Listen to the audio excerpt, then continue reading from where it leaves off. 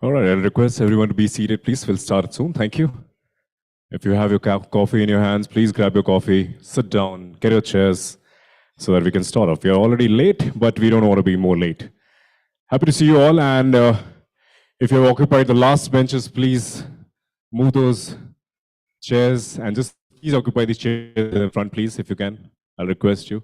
We have enough chairs in the front, and I'll request all the listeners to be in the front, please.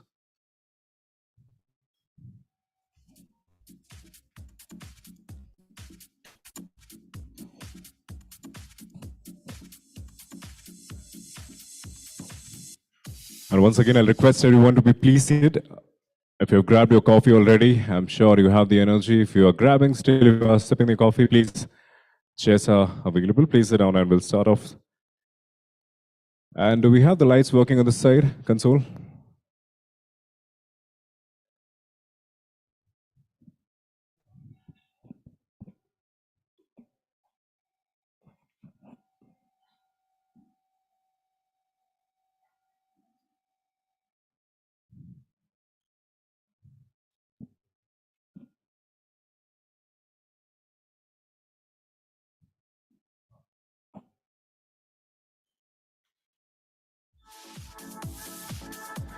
All right, thank you for coming together. Thank you so much. Please be seated, find your chairs.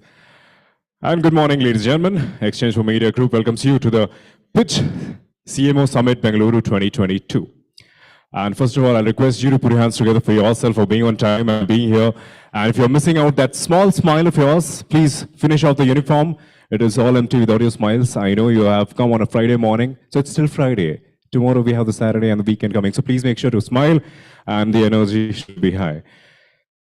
Pitch CMO Summit Bengaluru has been powered by The Hindu, Cleaner, Sharper, Bolder, co-gold partner Lakshya Media Group, India's leading integrated advertising conglomerate. Gold partner India Today Group, again co-gold partner Bobble AI, world's largest conversation media platform. My name is Anupam Anand, and unfortunately I'm a civil engineer, but I've been hosting shows 8 years. People have found my voice to be good enough, so I'm getting paid still. Fortunate to be here again this morning with all of you, and at least one story, my story made one person laugh. Thank you so much. You're an engineer by any chance? No, okay. Good to see you all. So yeah, I'm a MC and I'll be hosting the whole day for you. I hope you will be bearing my voice and enjoying the whole evening. Of course, you have your partner sitting around you and good smiles and good people as well. Please come inside a little bit. So yeah, a little bit inside. I can't see you. Yeah, thank you. Yeah, much better. All right, so the theme of this edition, Pitch CMO Summit, is building powerful brand.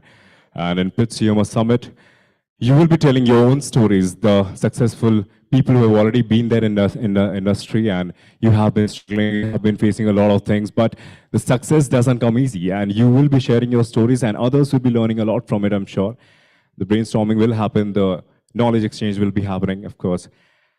And I'll not take a lot of time, but before going ahead, I'll thank you once again. Exchange for Media, please put your hands together for them, please. A big round of applause for putting this together today and calling you all, welcoming you all here. Thank you.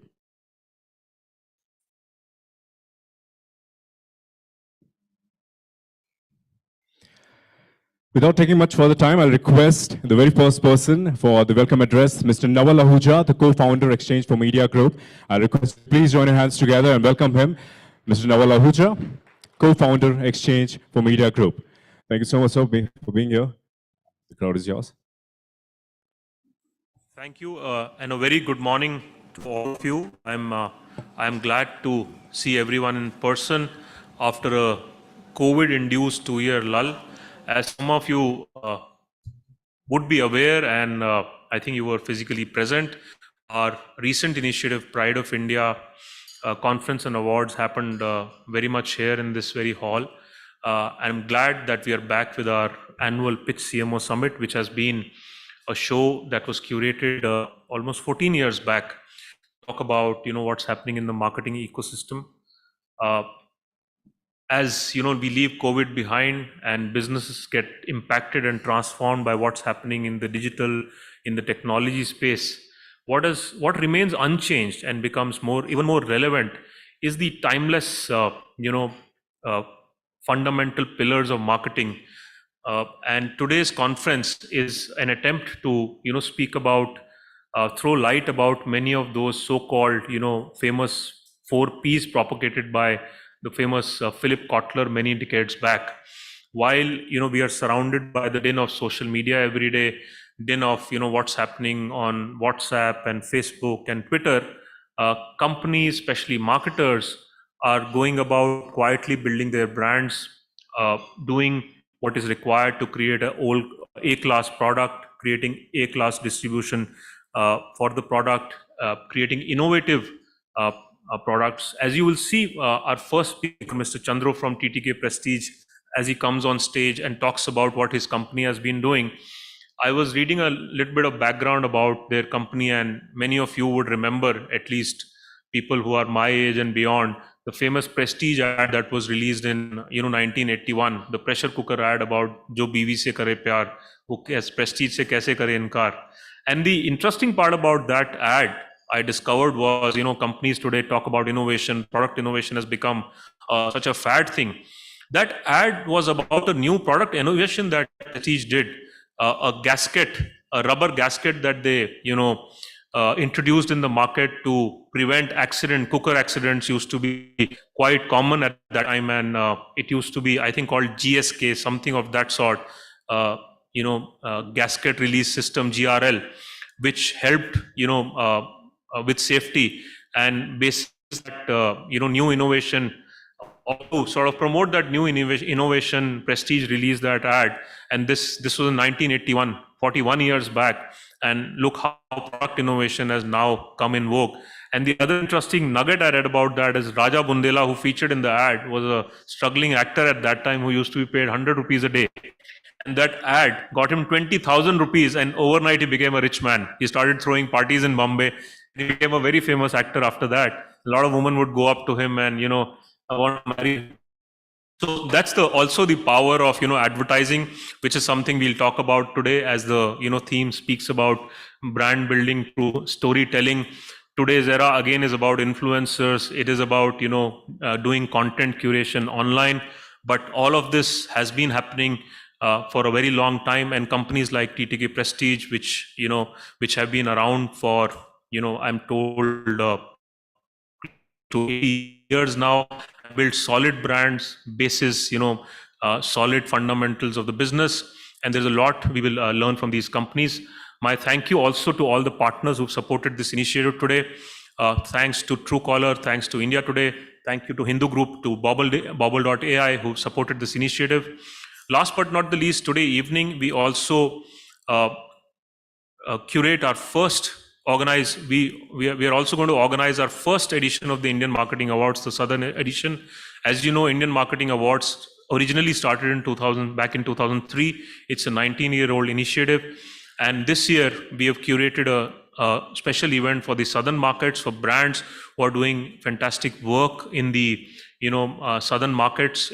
They are national brands or region-based brands who've launched products there, who've done campaigns that are focused on southern markets, which is all the 5-6 markets put together. The jury this year was comprising of a very good quality mix of CEOs and CMOs across many companies and industries. And I'm told we have some 120 award winners today. So congratulations to all of those award winners. I look forward to congratulating and celebrating with them. And with that, thank you again, and I welcome you everyone. I hope with me you will also learn a lot today. Thank you.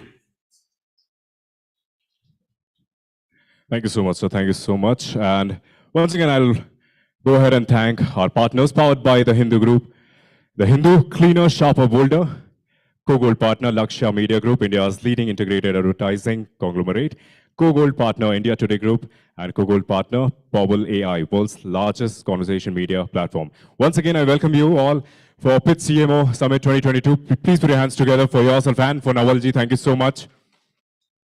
And can we please play the AV? Exchange for Media, a name synonymous with the latest news about the advertising industry in India. The Exchange for Media Group, set up in 2000, has the most credible media platforms covering the entire advertising, media and marketing domain with its highly acclaimed digital, print and on-ground assets. The group's flagship news portal, exchangeformedia.com, reaches over 6 lakh subscribers who are the first to receive breaking news in the industry. The buzzing website not only covers news but goes beyond it to bring in a fresh point of view. Impact, a weekly news magazine from the group, is the most widely read business magazine in the advertising trade, with in-depth analysis and news-based features providing perspective to key happenings in the industry. The monthly Pitch magazine provides an inside view of events unfolding in the marketing landscape, along with media and advertising. Another monthly magazine, Realty Plus, is a market leader in reportage on the real estate industry. Today, Exchange for Media is not only a leading publisher in domain, but owns IP of more than 50 events spread across Mumbai, Delhi and Bangalore, making it a powerhouse of information and knowledge sharing. Exchange for Media has curated and launched some of the most successful IPs across marketing, digital, TV, print, radio, mobile, OOH and PR. The Impact Person of the Year, Exchange for Media Conclave, Indian Digital Marketing Awards, Tech Munch, Pitch CMO Summit, Indian Marketing Awards, Primetime Awards, Indian Content Marketing Awards, Golden Mics, NBAR are some of the group's top-notch events, in addition to niche, bespoke events and roundtables curated especially for discerning clients. Exchange for Media events attract stalwarts as speakers, along with a loyal audience comprising of leaders, trendsetters and opinion makers. They are the perfect networking platform for the entire media and advertising industry. No wonder Exchange for Media Group publications and events have high credibility and reach and are the destination of choice for agency, brand and media professionals across the industry. Exchange for Media. BW Business World presents a rich legacy of curated events that enable conversations on policy issues in India. Because of the state of our cities, we have no option but to build smart and resilient cities. Digital India is more for the poor, underprivileged and the deprived. Covering a range of topics, BW Business World events look to create a strong narrative around smart cities, digital India, healthcare, Swachh Bharat, human resource issues, education, banking and finance, among others. The world is fast changing. Best practices are available now on the net. Vikas development पूरी राजनीति में ये focus बन गया है. BW Business World events provide a speaking platform to the voices that matter. Smart से चालू किया है कि हम जो बेसिक एमिनिटीज हैं उसको हम चुस्त दुरुस्त करें. You don't have to be a technologist. You need to understand how technology influences the world. Mahatma Gandhi was a great man. He was the leader of the freedom struggle. I believe that e-governance and IoT will play a very, very important role. BW Business World is an excellent exhibition platform that helps you showcase your services to the right audience. BW Business World's digital transformation went on the fast track in 2020, marrying its legacy of credibility and robust business journalism to a technology-first world. Hosting over 250 virtual summits and webinars across its 17 niche business communities, with millions engaging with the power-packed content like BW Dialogue Series, Festival of Life web series, and custom-created webinars and hosting 20 plus virtual summits.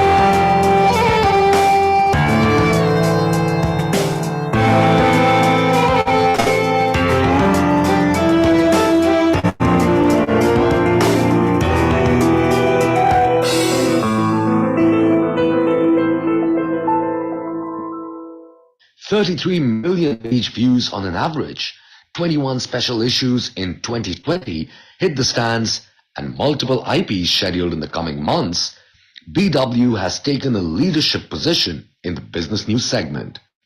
To become a part of our legacy, write to us at partner@businessworld.in.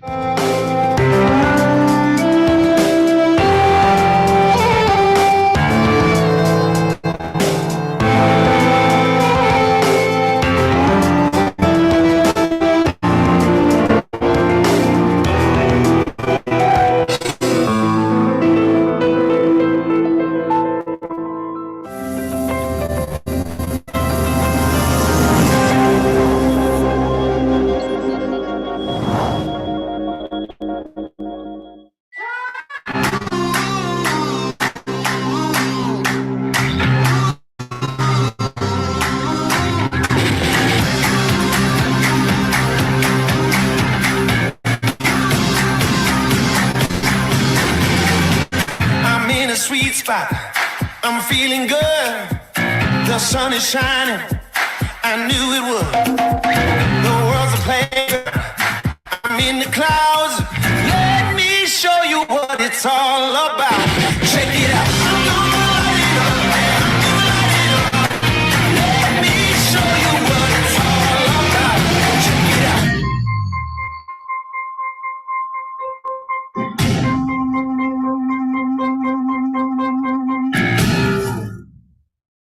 Bobble Keyboard, the highest rated keyboard app on the app stores. Let's find out.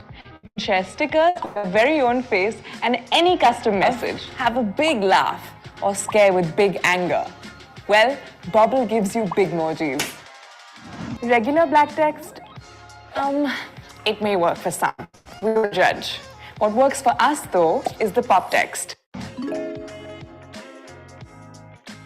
Bobble lets you use personalized branded stickers, GIFs, by strategically and contextually integrating brands and conversations happening on WhatsApp, Facebook, and other social or chat messaging platforms across the country. An average smartphone user spends 25 minutes of their daily 3-hour screen time on their keyboard. Since you spend so much time with us, we understand you and work towards only showing you content that interests you. And before you say it, no. Your privacy and security are not an issue. All your data is anonymized before being used, so you don't need to worry about a thing.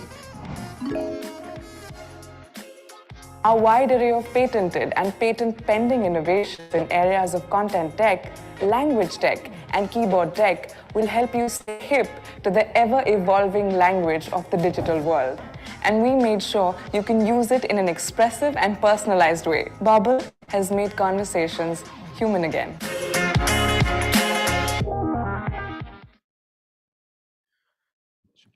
All right, thank you so much. And as well, you look really amazing, all of you. You look beautiful, handsome people. So make sure while you're taking the pictures, go ahead and take pictures. And while you're taking the pictures, please use the hashtag right there in the front. Can you see that? CMO. Please use that hashtag. And as well, share, let your friends know if they are looking forward for all the knowledge, everything should be there. So please make sure to share and let them know that this is happening. You are here and you are also learning a lot. Let me call upon the very first speaker, the keynote address given by Mr. Chandru. Please put your hands together. He represents a legacy brand that was established almost 7 decades ago and continues to be one of the leading players in the category. It's a strong market presence, and it's a testament to how brand Ttk has managed to build a relatable brand story over the years, rooted in innovation and consumer centricity. Please welcome Mr. Chandru Kalro, Managing Director, Ttk Prestige, on stage to share how Ttk Prestige brand story has evolved over the years, and more in this keynote session will be by him. So thank you so much for being here, please. The audience is yours. And let me also remind you, Ttk Prestige has also become a $1.8 billion company, and you should give a big round of applause for that, please. Thank you. Thank you for that, and good morning, everybody.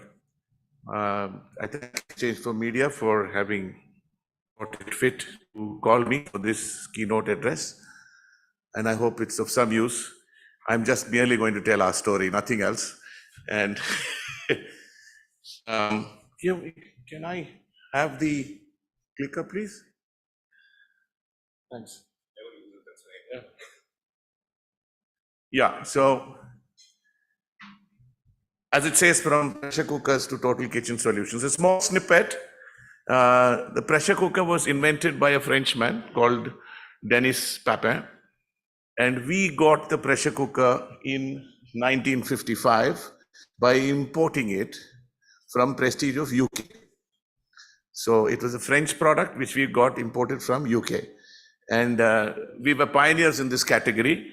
Pressure cookers didn't exist, but I think the need was maximum in India at that point in time because we were energy starved. We were a poor country by any standard.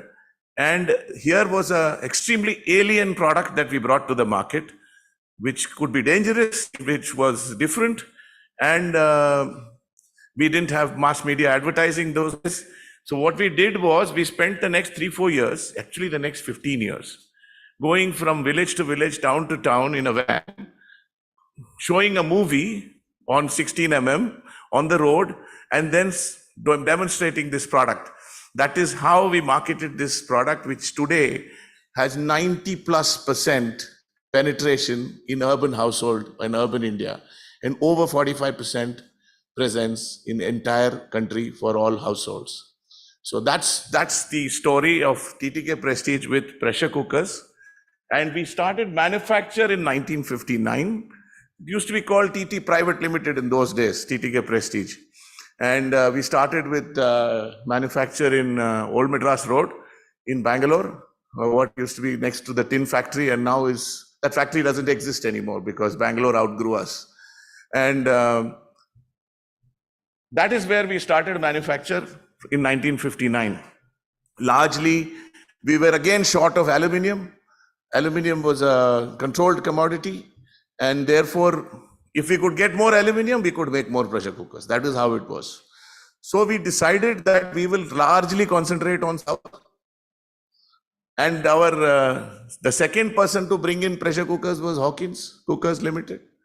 And they were largely concentrating on the non-South. So this is how the market got polarized, aside of the fact that food habits also dictated what kind of pressure cookers people used. So 1981, actually, I'm sorry, that's a typo, like Naval said, was the invention of the gasket release system, or GRS. That is when that innovation happened. And gasket release system was an invention which was outside of what Prestige UK had done. So UK was supposed to give us all the technology at that time and all that, but it was something that we did. And it actually made the cooker completely safe. That was the whole idea. And the articulation, as Naval said in his opening remarks, was "Jo biwi se karega, wo Prestige se kaise kare inkar," because it was also a time when the husband bought things for his wife, and therefore, in that context, because he was concerned about her safety, went and goes and the dealer recommends that you buy something that keeps your wife completely safe if you love her a lot. And that was the articulation. I would only like to point out that here, since lots of you are marketing professionals like myself, I think the agency's involvement is something I'd like to credit this with. Because the articulation of a safety feature, instead of just saying that this is a gasket release system, coming out the way it did, I think was the basis of the brand's strength today. And I would like to credit Sadika Pirboy, who came up with that idea and got the brand to where it is today. Jo Biwi Se Kare Pyar continued for a very long time. In 1993, that's when I joined the company, by the way. I was not existing in the company. It's 29 years since I joined the company. We launched non-stick cookware. We were not pioneers. We launched non-stick cookware 25 years after Nirlap. We are today leaders in non-stick as well as pressure cookers, but we were not the first. But the difference that we brought to the table here was we didn't bring a Me Too product. We did not copy the product to give the same attributes. We brought in a different kind of vessels. We were the first to bring in tawas in the system. We were having a technical tie-up with DuPont those days, and the three-cup system that we brought, which was metal spoon friendly, was a pioneering effort in making sure that non-stick cookware would last longer than what it did in those days. So that's how we launched non-stick cookware. And that year, we also launched stainless steel cookers. We were not pioneers of stainless steel pressure cookers. It's interesting that today we are leaders in stainless steel pressure cookers as well. Butterfly, which is a South-based, Chennai-based company, was the first to launch stainless steel pressure cookers. 2001, we got out of the pots and pans business. That was the turning point. We launched gas stoves and mixer grinders. Why is this important? Because there are very few companies which have made the transition from a non-electric to an electric system across the world in kitchen appliances. Somehow that transition doesn't work in people's minds. If you're a pots and pans company, you are known for pots and pans. To get into both was the biggest marketing challenge that we had. And again, we went through the same innovation quotient kind of system that we had. So we said we will bring in small but very important differences. Each one of these came from hard customer research, which we went and understood problems and brought this out. Now, when we launched gas stoves and mixer grinders, that was the time that we actually moved out of our agency after more than 25 years to the next agency, from MAA to Mudra. Now, the reason I'm stating this is because right through this, the agency has been an integral part of our business. And they then came up with this new tagline, which very few people know. Are you ready for a kitchen? So now we ran this line for more than 12 years. And at the end of the 10th year or 11th year, when we did a research, almost nobody knew it. It's not that we had advertised less, nobody knew it. So was it a failure of the agency, failure of the marketing team? I don't think both were true. Because what Are You Ready for a Smarter Kitchen did to Ttk Prestige was to ensure that we hard-coded innovation in the product development system. Because the line was coming from making smarter, better products, irrespective of whichever category we were getting in. So unless it passed that test, we wouldn't launch the product. Unless there was a differentiation, we wouldn't launch that product. And every time we ended up with, are you ready for a smarter kitchen? Because these products were smarter. So while the line wasn't something that people understood or remembered, we started getting noticed for being innovative, being different, being something else. There was a certain subliminal thing that prestige ka hoga to better hoga. So that, I think, helped us grow at that time from a simple marketing tagline. 2003, because we wanted to develop different products, we developed a pressure cooker, a new pressure cooker called Prestige Smart. This was a completely different user interface, very different from whatever was in the market. And then disaster struck. The product failed. So this was an innovation that functionally did not survive the test of the Indian cooking household. And we had the biggest recall in our history of this product. It was a complete disaster. We had the biggest marketing campaign. We had a fantastic launch campaign. The product didn't do well.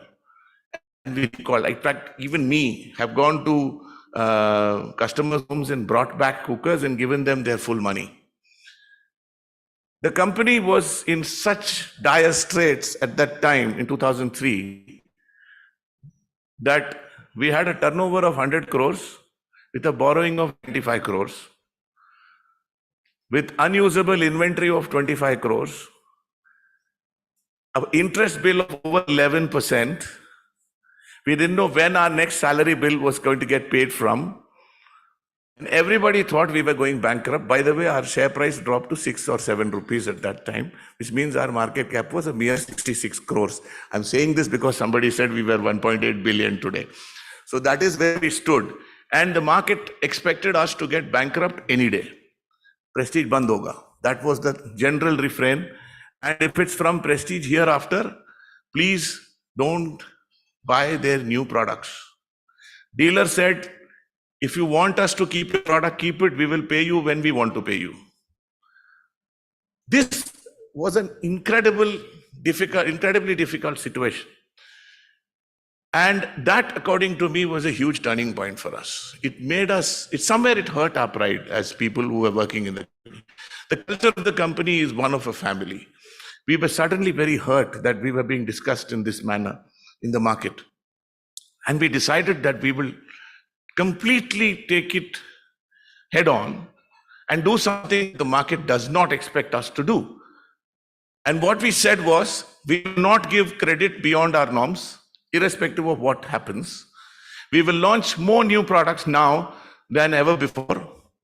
And we then said we will set ourselves an incredible growth objective of 30% year on year for the next 10 years. Now, when I joined the company in 93, we were 72 crores. In 2003, we were 116 crores. So it was almost no growth. And we said from there, from this disaster, that we are going to grow by 30% year on year.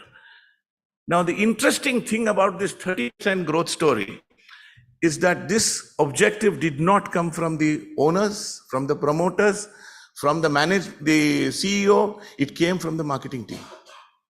The marketing team, which was used to being told that these are our products and let us make a budget for next year, now said, no, our budget is 30% plus. Now let's see how to do it. And I think I must give full credit to our then CEO, Mr. Ravichandran, who supported us fully to do whatever it takes to go after that objective. And we then, from that day till today, year on year, we have launched between 75 and 150 new products every year. It's never been at that pace before, and it is completely unprecedented in the industry. We launched exclusive franchise retail because people didn't want to give us distribution, remember? So we said we'll get our own stores there. People said you were making glorified stores, but it became a huge distribution drive for us. 2006, we launched inner lid pressure cookers, which is the pressure cookers. In a simple philosophy, why are we wanting to play only in half the category? Who are we to decide what the customer should get? They should get what they want, and we must give them what they want. We, of course, did a differentiated inner lid pressure cooker launch. So it is something that completely catapulted us from being a very South-focused company. 80% of our sales in those days used to come from the South. Today, less than 50% comes from the South. And it made us a first step towards becoming a national player. 2007, we launched imported appliances. We launched the huge, the Chinese-led appliances, which 2 years back last year we completely put a stop to.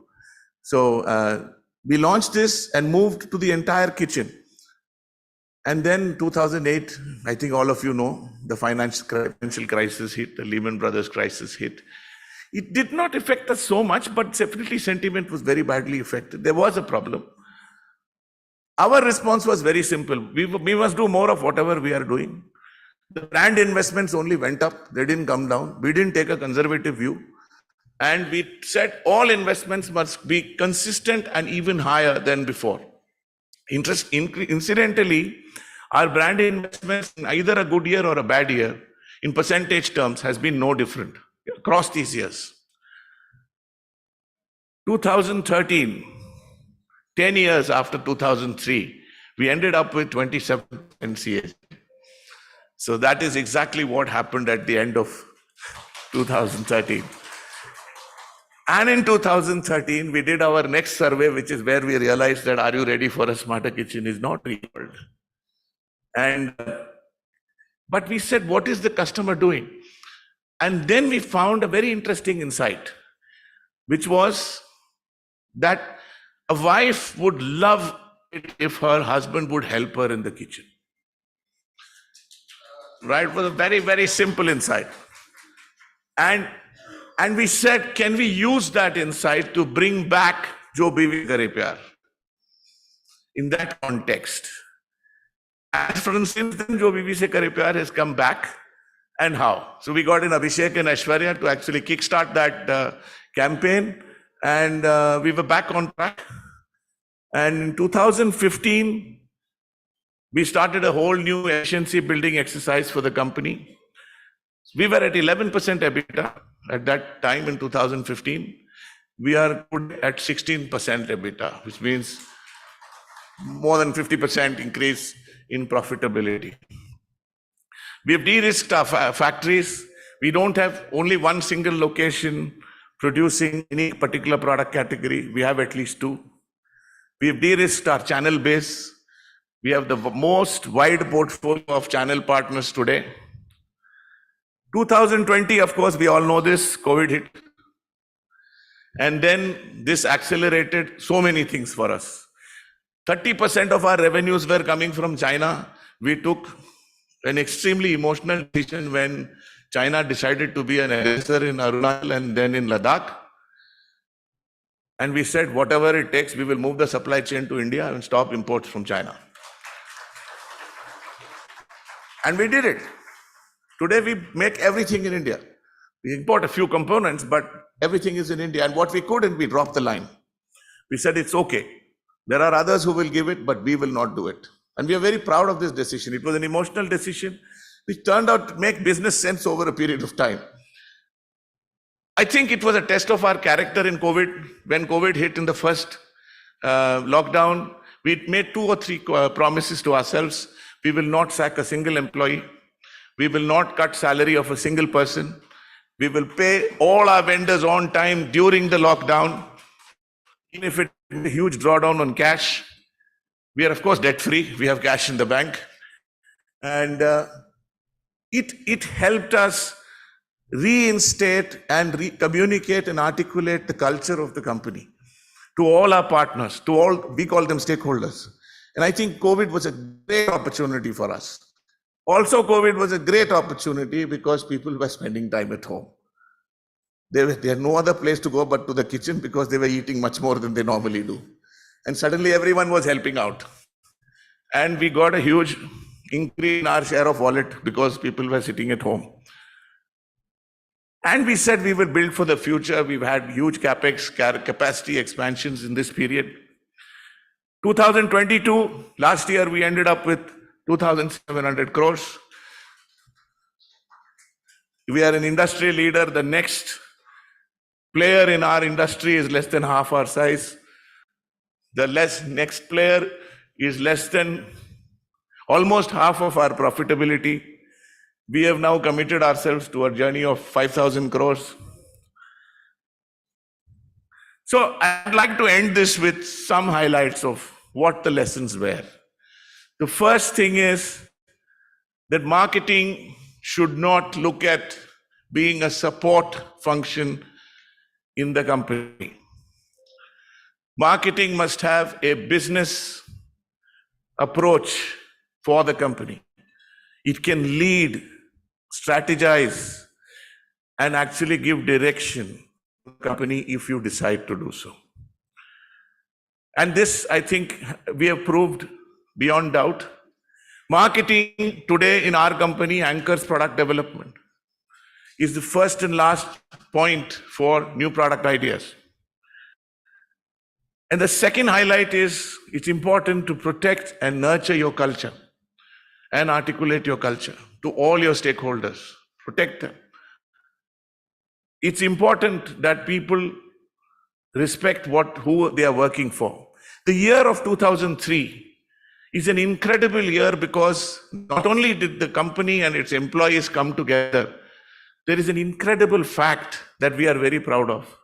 That was the only year in the history of our company where attrition was 0. Not a single person left the company. And I think that is because of the culture and values of the company. Third thing is the brand purpose. I think the direction that it is not the lady of the house alone who has to do the heavy lifting in the kitchen. In fact, I don't know whether you noticed, cooking has no gender is a very big thought that we want to actually promote. We want to say that everyone has a role to play in the house. And this is something that we want to communicate. So that is why you now see that line, jo बीवी से करे प्यार, morph into other things like जो अपनों से करे प्यार, वो Prestige से कैसे करे इनकार. So these are some of the things that we are doing. Last thing is, I think, the resilience of the company. I can't call our brand timeless. That would be arrogant. But I think it's important that resilience of the people who are there in the company, the commitment to make the company resilient and sustainable is critical. And a consistency of approach. Innovation, differentiation, and value creation have been consistently followed across the years that we are speaking of. And finally, all this for creating value for every single stakeholder, whether it's the customer, whether it's the channel partner, whether it's the vendor, whether it's the shareholder. I think the value creation has to be obvious to everybody and continues to happen. Thank you very much. That was our little story. Chandru sir, thank you so much. I'm sure they have questions and they would love to interact, but we'll take it later because of the time. I'll request you to stay back a little bit for a while, sir. Chandru sir, a while on stage, please. Thanks so much. I request Subra Sethi, Executive Vice President of Star Sports, please, to come on stage and hand him over the memento, please. Thank you. It can be a little more louder. The first session, the first speaker. Come on, thank you.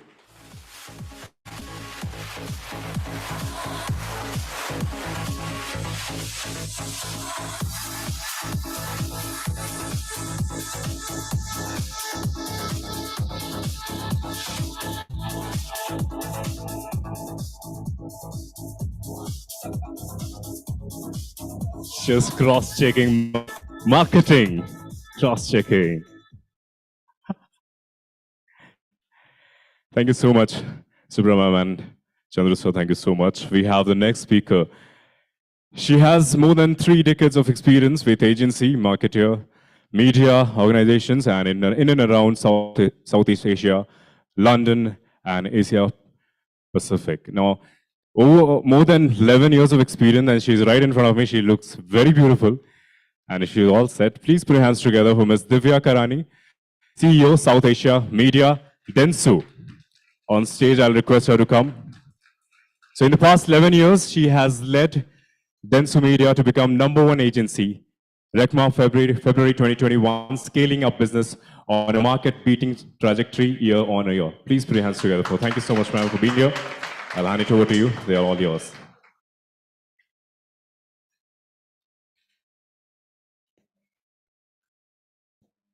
Where is Chandru?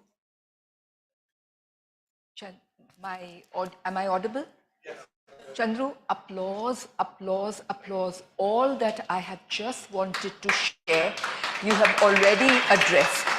And as a live example, so there it is, complete acknowledgement. Thank you. So, building powerful brand stories. I'll begin with saying thank you. All of you are here this morning. I'd like to share an actual anecdote of what happened a couple of years ago. Early in the morning, 8 a.m.-ish, I was in office and into my room stormed this colleague of mine. His name was Dave. I saw you coming into office. So I said, yes, I'm here. You were driving. So I said, yes, I do that. You were talking. So I said, yes, I do that as well. I am right now. But you were alone. So I said, yes, I do that as well. Now, what did I just do? I shared a true story which actually played itself out some years ago. And what did it tell you? It told you I'm an early morning person. It told you about the fact that I self-drive myself to office. It did perhaps tell you a little more than my name and my designation. It told you that I am a little idiosyncratic and I have the ability to laugh at myself. Right? Perhaps this, therefore, will stick a little more than just the name and the designation. Even after you've gone home, you may remember it and say, Tacko. But there it is. Brands are living beings. They do very much the same. And your conversation, where despite all the pressure, you stayed the course, is when I wanted to applaud and applaud.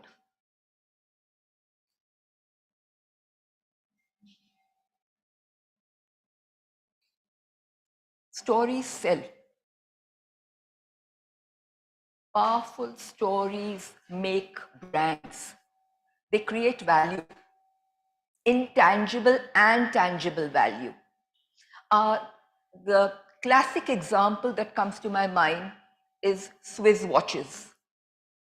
And look at it, despite the ubiquitous mobiles, they are what they are. The fact is, behind many, in fact, almost all successful brands are the stories that are attached to each one of them.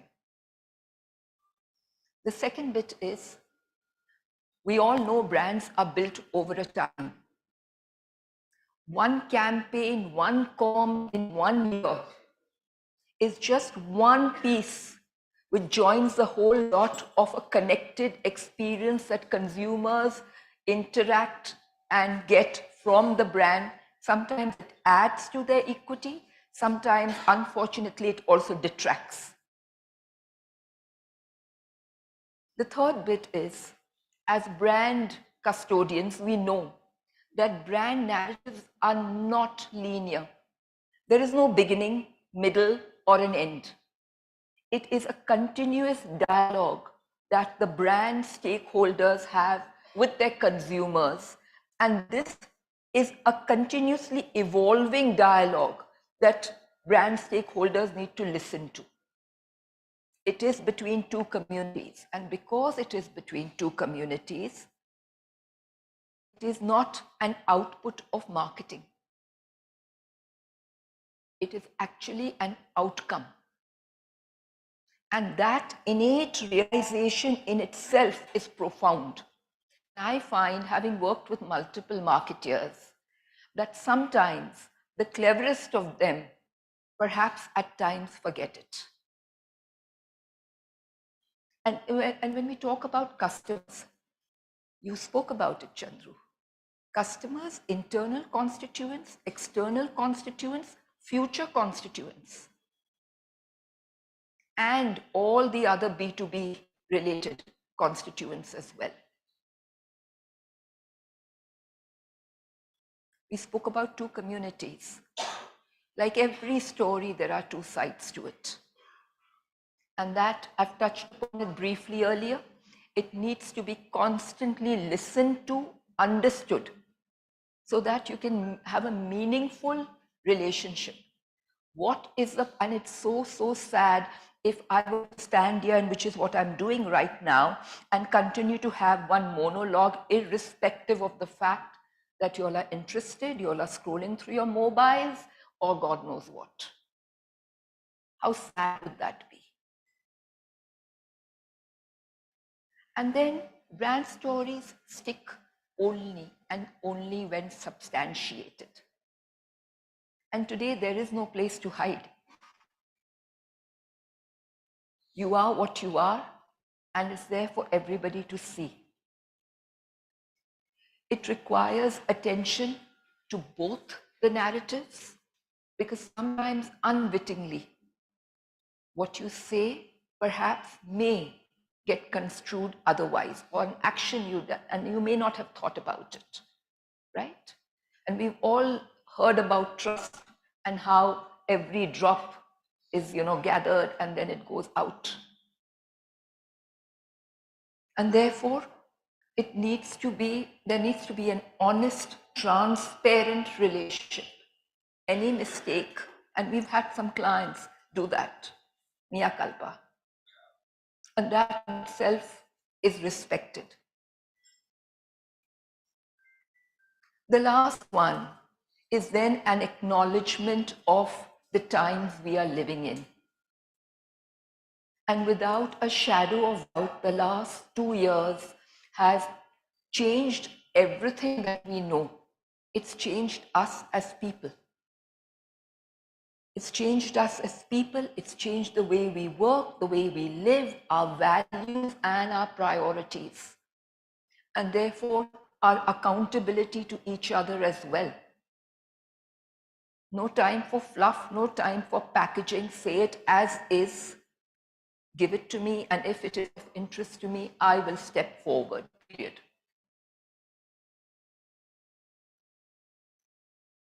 We today live in the age of an empowered consumer, and this should not come as a surprise. We all, as practitioners, do what we do with this in context.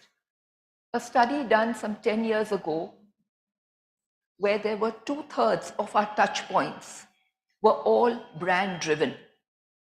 Advertising, direct marketing, promo, in-store, etc., etc. The same study done today has 2/3 of touch points which are consumer driven. And think about it.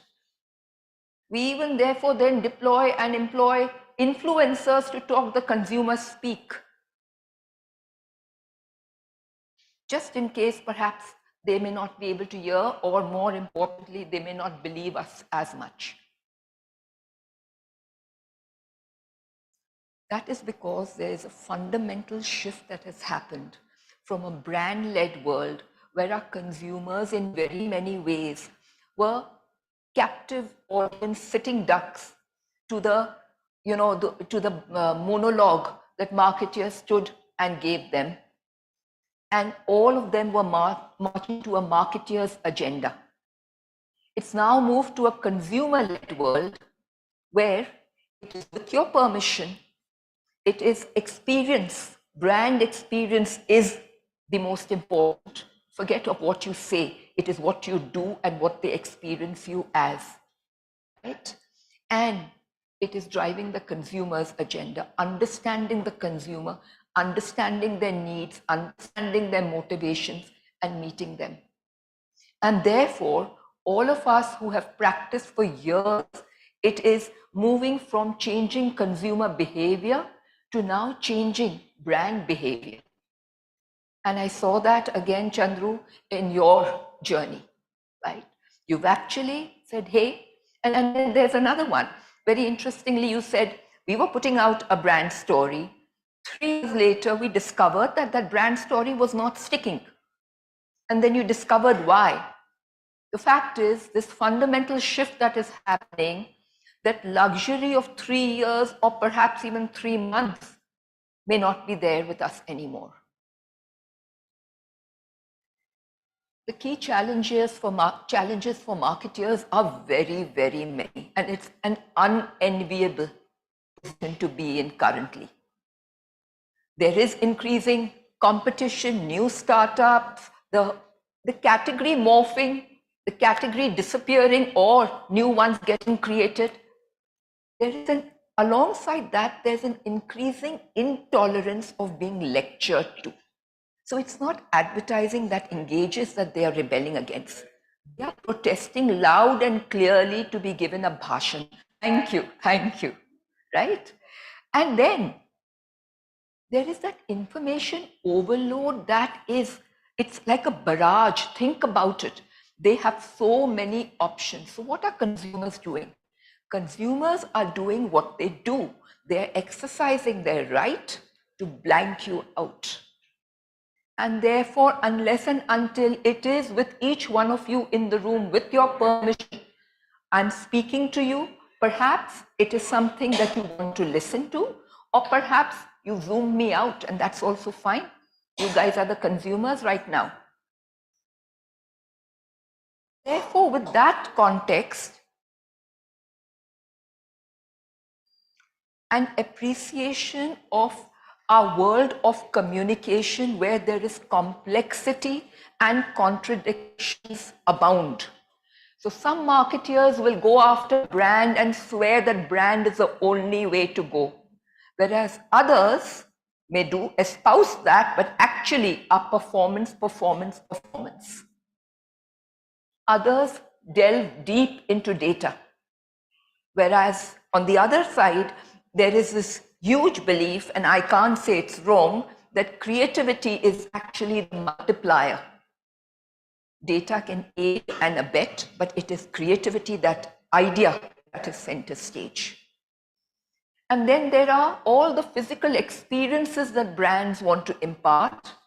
And some brands, you notice, have skipped that rung and straight away into virtual worlds, metaverses, and so on. And some of them are quite successful at that. And then some, uniquely, you will find, are very much there in the physical space and have stepped into the virtual. Or some who are in virtual, and this is where I laugh, who are in the virtual have now stepped into the physical space. Think about it, and I am challenging each and every one in this room. It is we practitioners who are guilty. We are guilty of actually putting our craft in silos. The consumer does not really distinguish between the physical and the virtual world anymore. They are very quick and they seamlessly glide from one to the other. It is we practitioners who've decided offline, online, somewhere, and I hate the word. Somebody says traditional media. Really? Really? Talk to me. What is traditional media? So the moment in any conference room I hear offline and online and traditional media, you earn brownie points from me, definitely. My team knows this. It is actually, we are as communicators need to be media agnostic, respect each media for what intrinsic value it brings to the table, and build that seamless experience. Some clients listen to us, some don't, but sooner or later they do. And then there are some who go for the long term, but as I said, the pressure is enormous. So you can only, if you survive today, can you live for tomorrow? So there is that very, very real pressure that they are under. And then there is, you aim for growth, and then sometimes you genuinely aim for good, or sometimes you try to straddle both, or sometimes only espouse good. But that is a very, very short-term strat. Huge implications of boomeranging. So there is huge contradiction that coexist.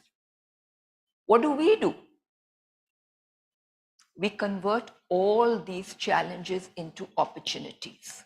And again, this is another war cry from me. As practitioners of this craft, there has never ever been a more exciting time than today. I have been in this for the past over 3 decades. And I will tell you, as much as what we did and thought through, and we did our craft and practiced it bloody well even 3 decades ago. But there were only those many avenues, and like it or not, it was a monologue.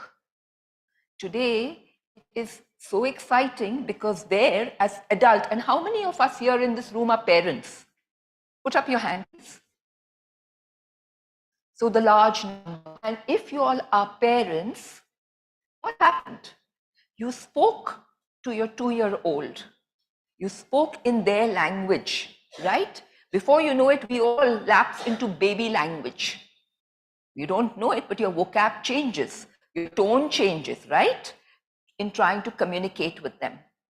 And then you speak to them, and then they grow, and then you speak with them. Right? That is what and where we are now. And how fruitful is it where you have a one-on-one conversation with your child? It's beautiful. So as much as you loved them when they were young, but now that they are talking to you, and I have a 25-year-old, at times I don't know who's the mother and who's the daughter, because I get lectured to as well. I can see smiles. Anyone with a teenage child will smile as well, because there it is.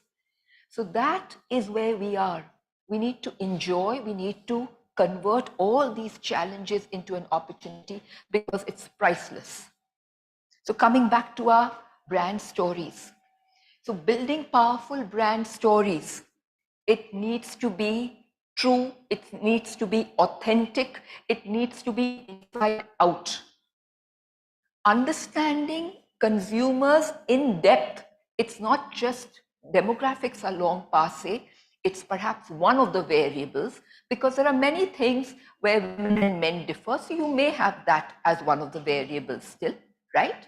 But it is understanding consumers' needs, their motivation, meeting their needs even sometimes before they feel the need. If I'm making sense to any one of you all, right? Or almost creating needs for them. How beautiful is that thought? Okay. And doing it with brand, content, commerce, all brought together in one cohesive experience. At Dentsu, what do? We pride ourselves, we are a network which actually, rather than just default, we design for what's next. So we address today and look at very simply put at the horizon on what's next. We don't 10 out of 10 get it right always, but with our marketeers, 9 out of 10, 8 out of 10 is a good enough thing. Because we are, because of this, getting better and better. We are getting better and braver. And this is another war cry to all of you all in the room. We all need to step forward. We can't hide. We can't just be followers. Step forward, get better at recognizing what is on the horizon. Be brave enough to commit yourself and believe in yourself, chances are you'll get it right. And when you don't, that in itself is a learning. And what do we do then with that learning? We convert that into yet another opportunity. How do we do this in a structured, coherent way? Because every brand story differs. We do this with full acknowledgement that brands are living beings which actually have to be experienced. And in that, with the consumer at the center, content, commerce, experience, and the brand have to be meshed together. And as an agency, communication agency, we are the multiplier for all our marketeers and our brands. We bring this together where every media encounter is a favorable experience. Needless to say, embedded in that statement is there is an engagement that we are effecting, right? With the most advanced technology, and I'll give you an example, understanding people which sit in the center, because if you do not have that innate understanding, all this comes to naught. And then you connect the brand with the content, with commerce, with culture, all together.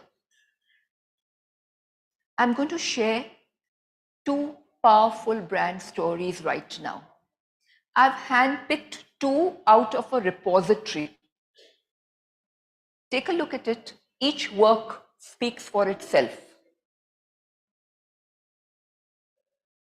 The first one actually meshes brand, content, commerce, and experience. And when you see the piece of work, you will see all this play out and come to life.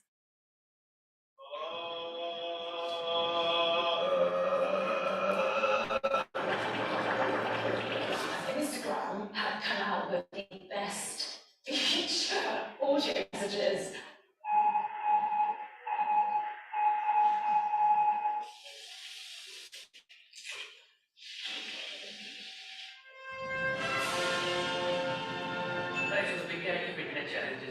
CB's Voice of Humble challenge.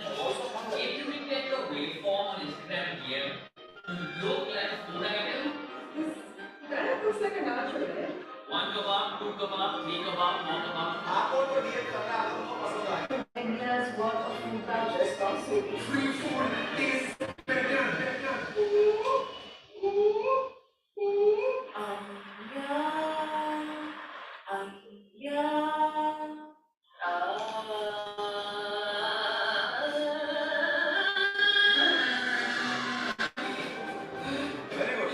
और यार आप लोगों ने देखा क्या hashtag Swiggy voice of hunger challenge खबर तोड़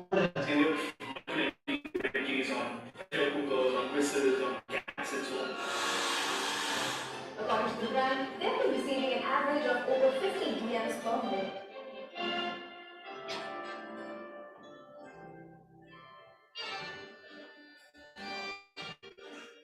So Swiggy every 10,000 entries on day one, and I think that's soon we get 20,000, 30,000, and 150,000.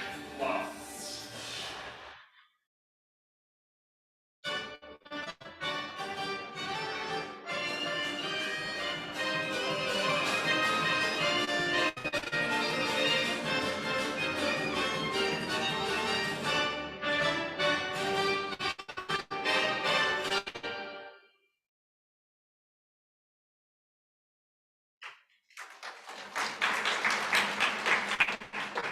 Think about it, consumers, you've got them to be part of the story.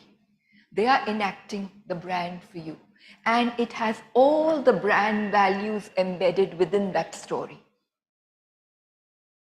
The next example is equally powerful. What it does is it brings together powerful storytelling, it harnesses tech, and it brings about societal change. Take a look. And some of you may have seen this, I don't know. How many have? Unfiltered history? Okay, a couple of hands are going up, and I can see some of my team members as well. So there it is. The British Museum is a public institution dedicated to human history, art and culture. Come discover over 80,000 works from around the world here in London. You are now viewing the Regal Shield. Captain James Cook was a British Air admiral. We are now looking at the Regal Shield, which was taken from my people.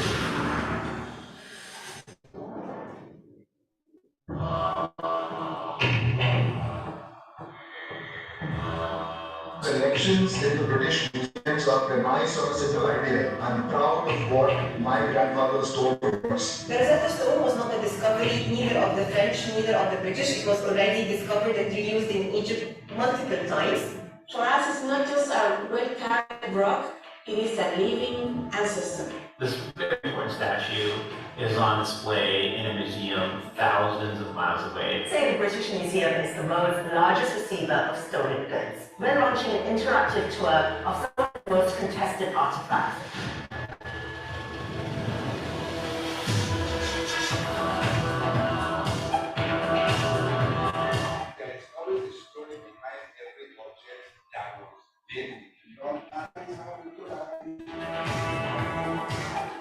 There were two foreign powers in rivalry over Egypt. One of them won over the other, and they took the war spoils of the other. I feel I've received a kind of snap. For many students, this may be the last time we could really stand up to people who were trying to bully us. We sort of went around the world and took what we wanted, and it makes me feel a deep level of shame. Museums around Europe are slowly realizing that exhibiting items taken by force hundreds of years ago from other countries is kind of gross. And it's about time. We can't change the past, but we can change how we engage with it in the present. This was a 2-minute clip in the day and age of 30 seconds, or forget 30 seconds, 3 seconds. You have a 2-minute clip. This won the gold spikes this year. It then went on to win the Cannes Lion this year. It then went on to accord Dentsu Creative the Agency of the Year for 2022. Not just that, there were very many awards that this piece of communication and story won. So when something is so clear, it cuts through jury after jury after jury. I was part of the Cannes jury this year. And let me tell you, when we come and we gather together and we are across geographies, the jurors, across networks, but cream, that, like they say, the old saying, always floats to this unequivocal communication, which is clear in its design and thought and articulation, always comes to the top. And when I say this piece won jury after jury, this doesn't even capture. I've just given the great finale, right? There is another piece that I haven't got here for paucity of time. That was actually a 7-minute video. It was Pooja Didi, and it was not this year, but last year. I don't know how many in this room have seen Pooja Didi. It was done for Facebook. Go back and take a look. 7 minutes. And you will, that in very many ways also encapsulates the power of stories. That powerful stories move. They move consumers, they move business, they move brands. And therefore we at Dentsu practice what we call horizontal creativity.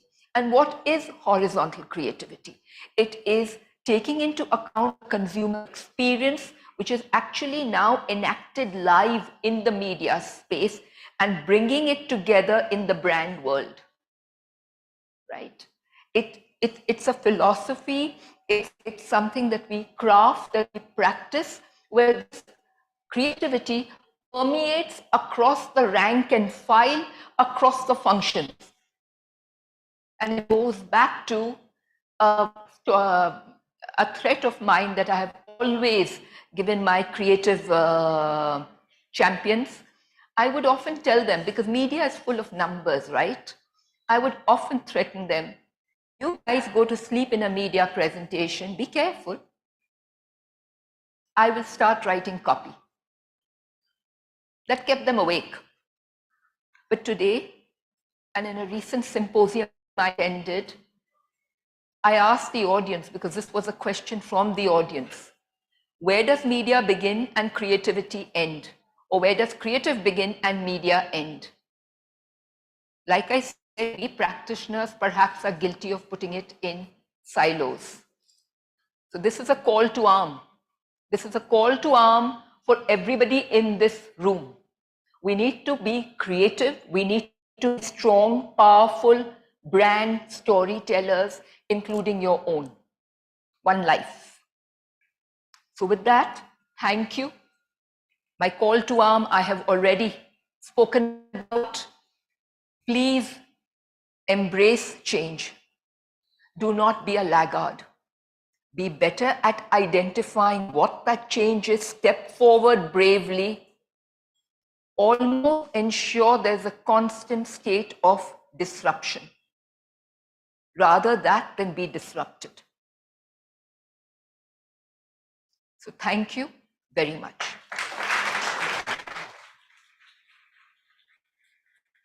Thank you so much, ma'am. And so gracefully you have decoded every mantra of marketing. I hope they've got it. They will get it. If not, at least my idiosyncrasies will, so there it is. please put your hands together for her. It was very insightful, and I'm still a story. A lovely storyteller you are, ma'am. Thank you so much. And I'll request your friend, your dear friend Chandru sir, to come up on stage and thank you. Please bring the memento. Thank you, sir.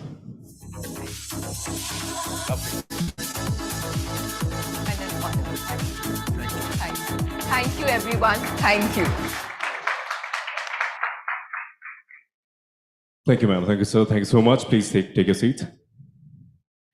All right, quickly we'll move on for the first panel discussion we have. Let me welcome on stage our session chair first, Yatin Balian, Managing Partner, National Head of Media Investment, Omnicom Media Group India, and our expert panel members are Avi Kumar, Chief Marketing Officer, IGP.com, Sneha John, Director of Brand and Social, Swiggy, Siddesh Joglekar, Vice President, Marketing, Byju's, Veer Khan, GM, Brand Marketing, Dunzo, and also we have Vineet Karnik, Head of Sports, Esports and Entertainment, Ground M, South Asia. Can you all please put your hands together for our panelists and session chair? We have Yatin Balian. I'll be handing over the mic to him. Thank you so much.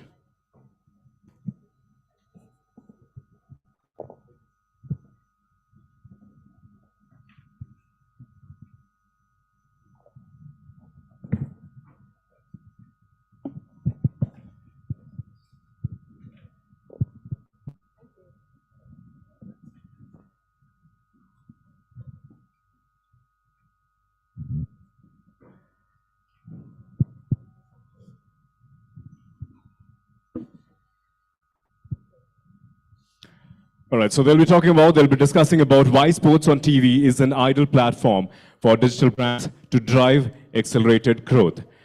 And I'll request Yatin, sir, please take it over from here. Thank you.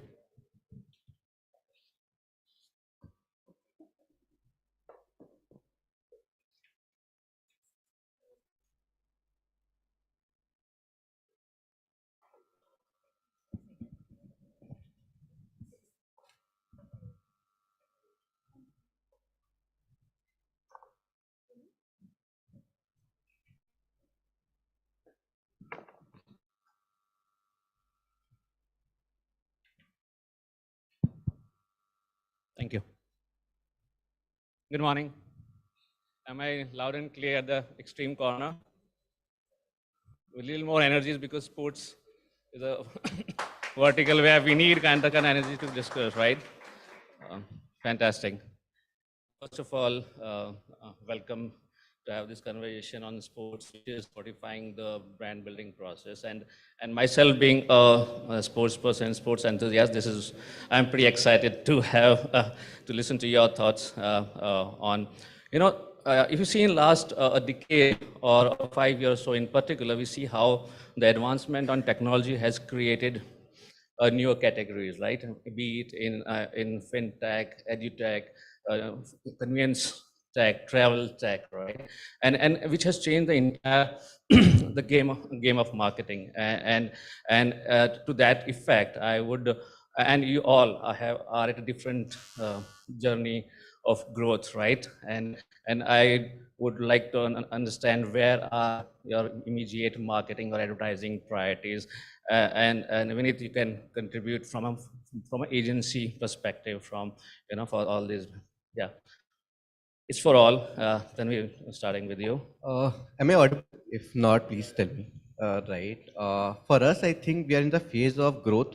And when I say growth, I think people in the room will also agree. We are looking for sustainable growth, a growth that can, last for long.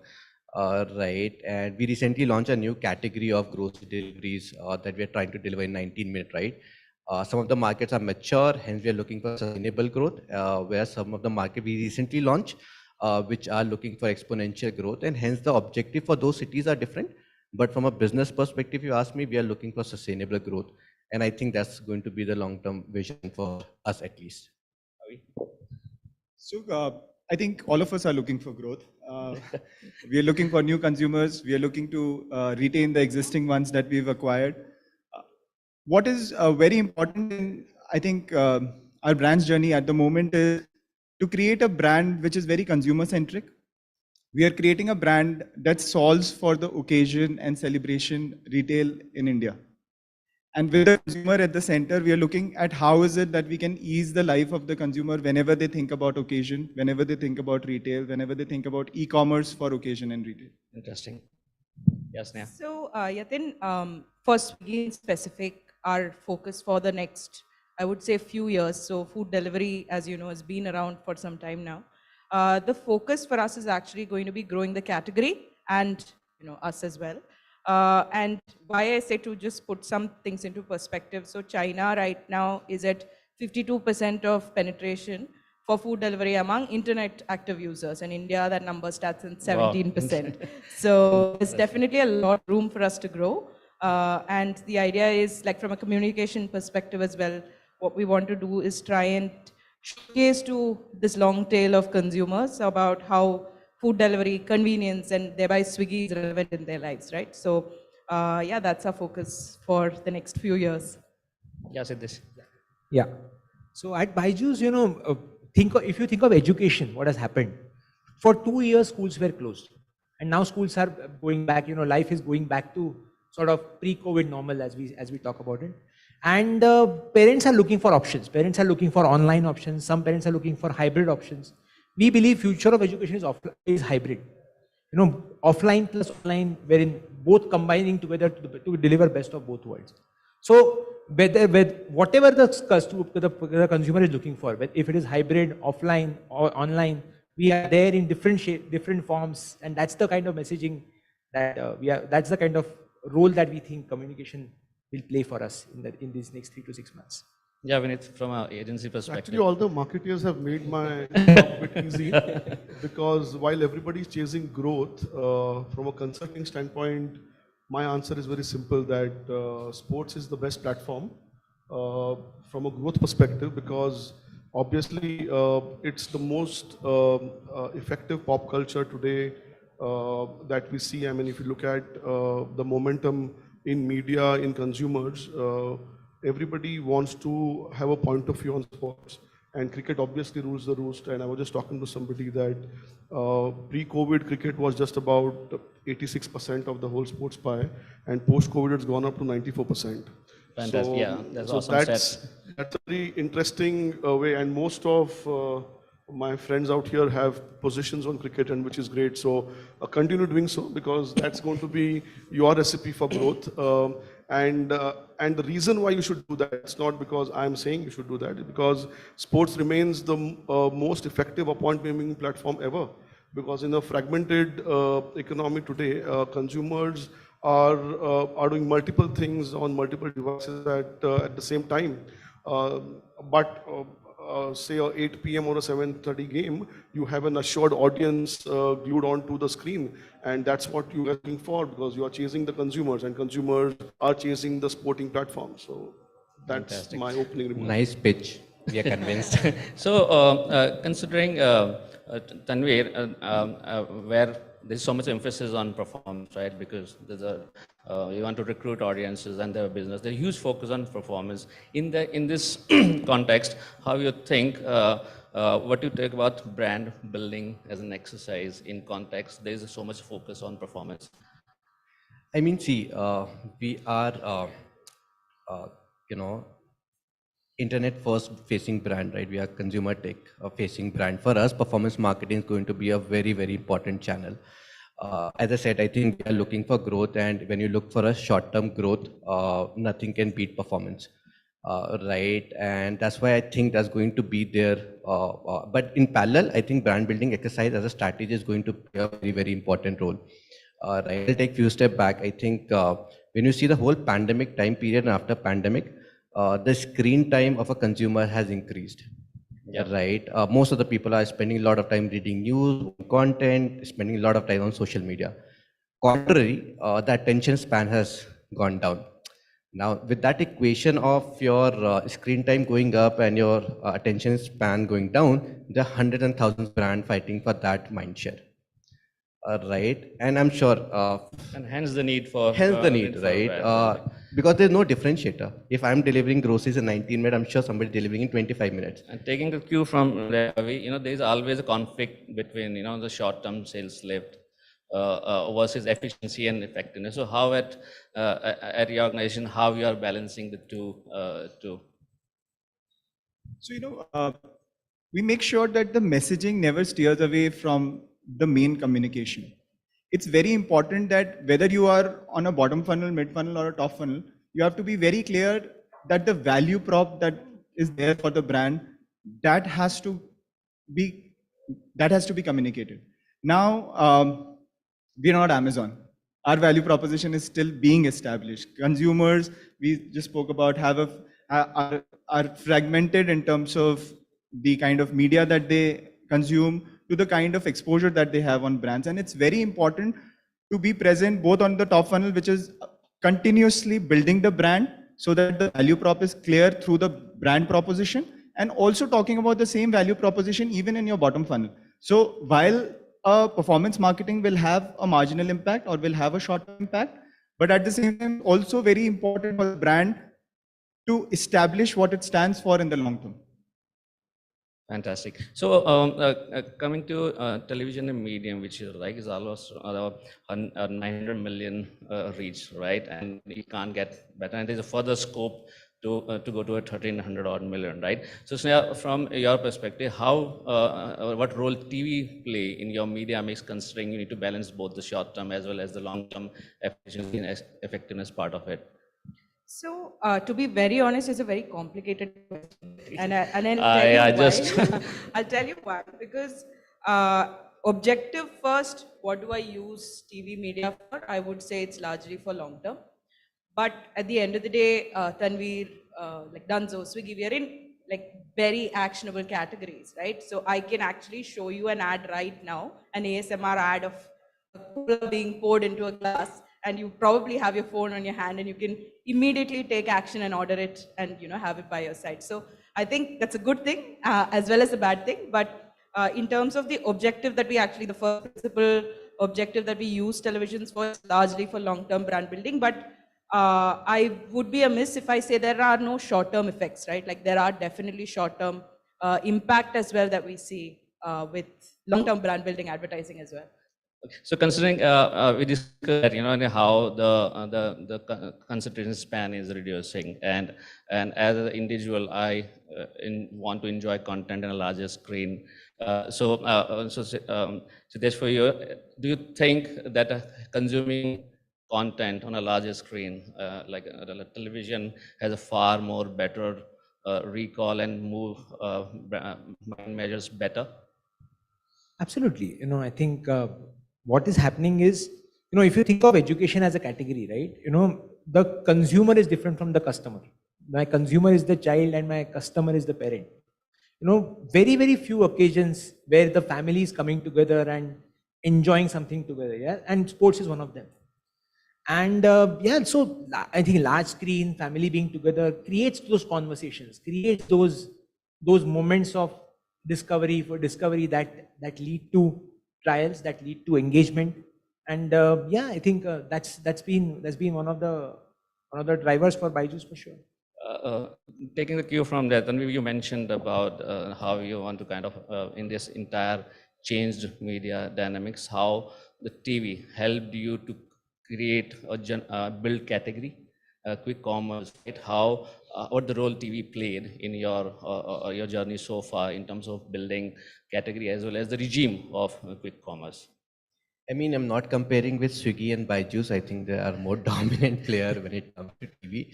But for us, I think for the first time we went national, and we chose IPL as one of the medium for advertising on the TV, right? But I'll take few seconds to explain why TV advertising really work, right? And I think he touched base on that, right?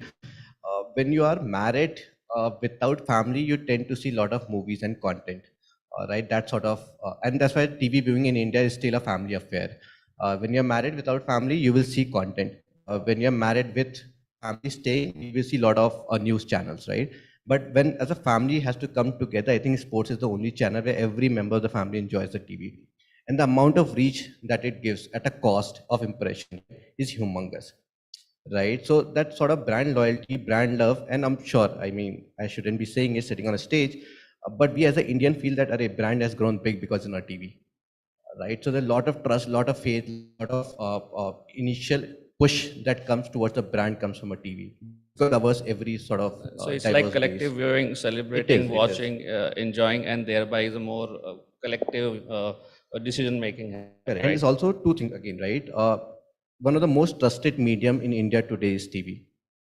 That's one part of it, right? Second, it also impacts your other campaign holistically.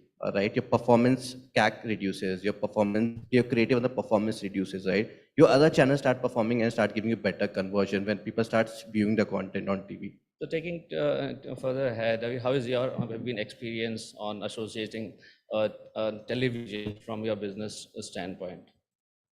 So we've been a regular in terms of spending on TV, and within TV specifically sports. So one, I feel it's more to do. It's not really about just sports or just it's. You have to choose the channel that works for you, and where your brand is in the journey will also decide how you want to spend and what channel will work for you. But so far, sports has really worked for us. What we've seen is that it's got a direct impact on both the brand recall, like Tanveer mentioned, that there is a trust that gets created when you're seen on a larger screen. When you're seen on serious sports, there is a brand recall as well as brand love that starts to get created. Consumers start to search more for your brand. We've seen 30% lift in terms of our search results for the brand whenever we've done a campaign on sports. And that kind of builds up the confidence on a regular basis that, there is a direct impact on what you're spending on. We are a digital first brand, right? And the fun of it is that you can almost, and I'm maybe exaggerating, but you can measure on a ball to ball basis. So there is an ad and I see a spike in traffic. So there is a direct correlation in terms of the ad playing on TV and the traffic on the website. And that's the proof of the pudding, right? If I may add, right, is also one of the medium which has the highest captive audience. Your attention is there on the TV, whereas on your YouTube, you can still skip it. On a social media, you can still scroll it. But on a TV, the audience is very captive. So your attention increases quite. And more importantly on sports, right? Because the games are high voltage and you don't want to miss any of the action, and thereby the attention span is fantastic. Vineet, the YouGo study which shows, that 83% of people want to consume or watch sports on a large screen in TV, right? I personally enjoy that on TV. What's your thought? And how advisors look to kind of capitalize on this particular aspect? Yeah, so it's a no-brainer, right? So the experience of sport or any large format like say a cinema is best on TV. And that's what everybody here from a brand marketing point of view are also saying. So I mean, and make no mistake, I mean, all of them are the digital first brands, and they are platforms themselves. So if their own internal data is saying that television is one of the mediums which you can't miss, and from a brand building standpoint, that's the best medium, there is no better endorsement than what we have right now. So absolutely, I mean, it's all about your experience. And I always wonder, because I know that India is a digital point of view, a mobile first market. So at least me personally, I can't relate seeing any large format content on a small screen. I obviously, personal preference, I would prefer a big screen. So coming to the sports and is the centerpiece, right? How across sports, not only cricket, we see how the engagement with the audience has emerged across sports.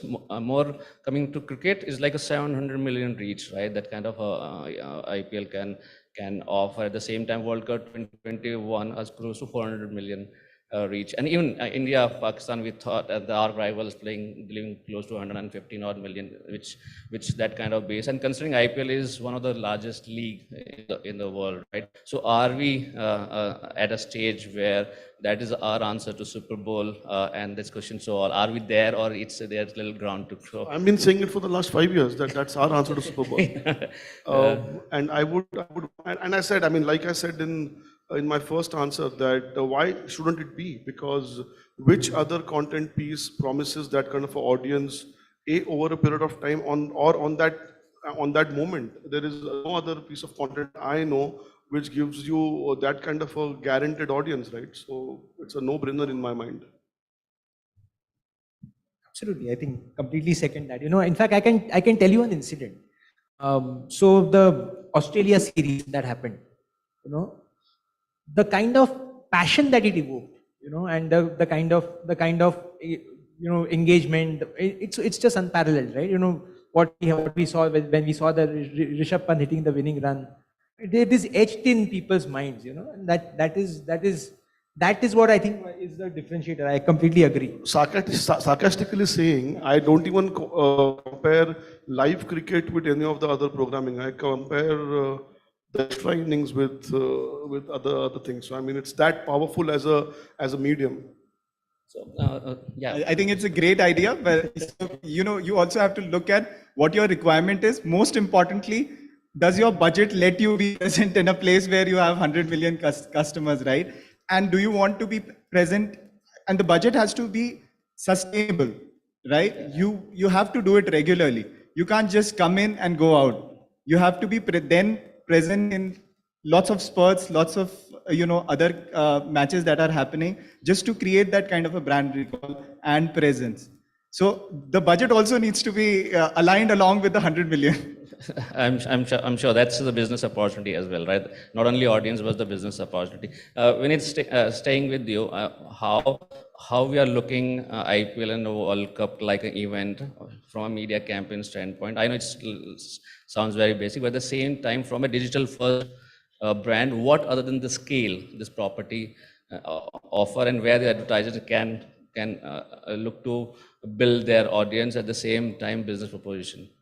Yeah, so that's quite interesting. So see, look, you need to have, so all depends upon what do you want to drive as an objective, what do you want to land as your marketing or a brand challenge, right? So that will determine your investments, that will determine your platform, the choice of your platform.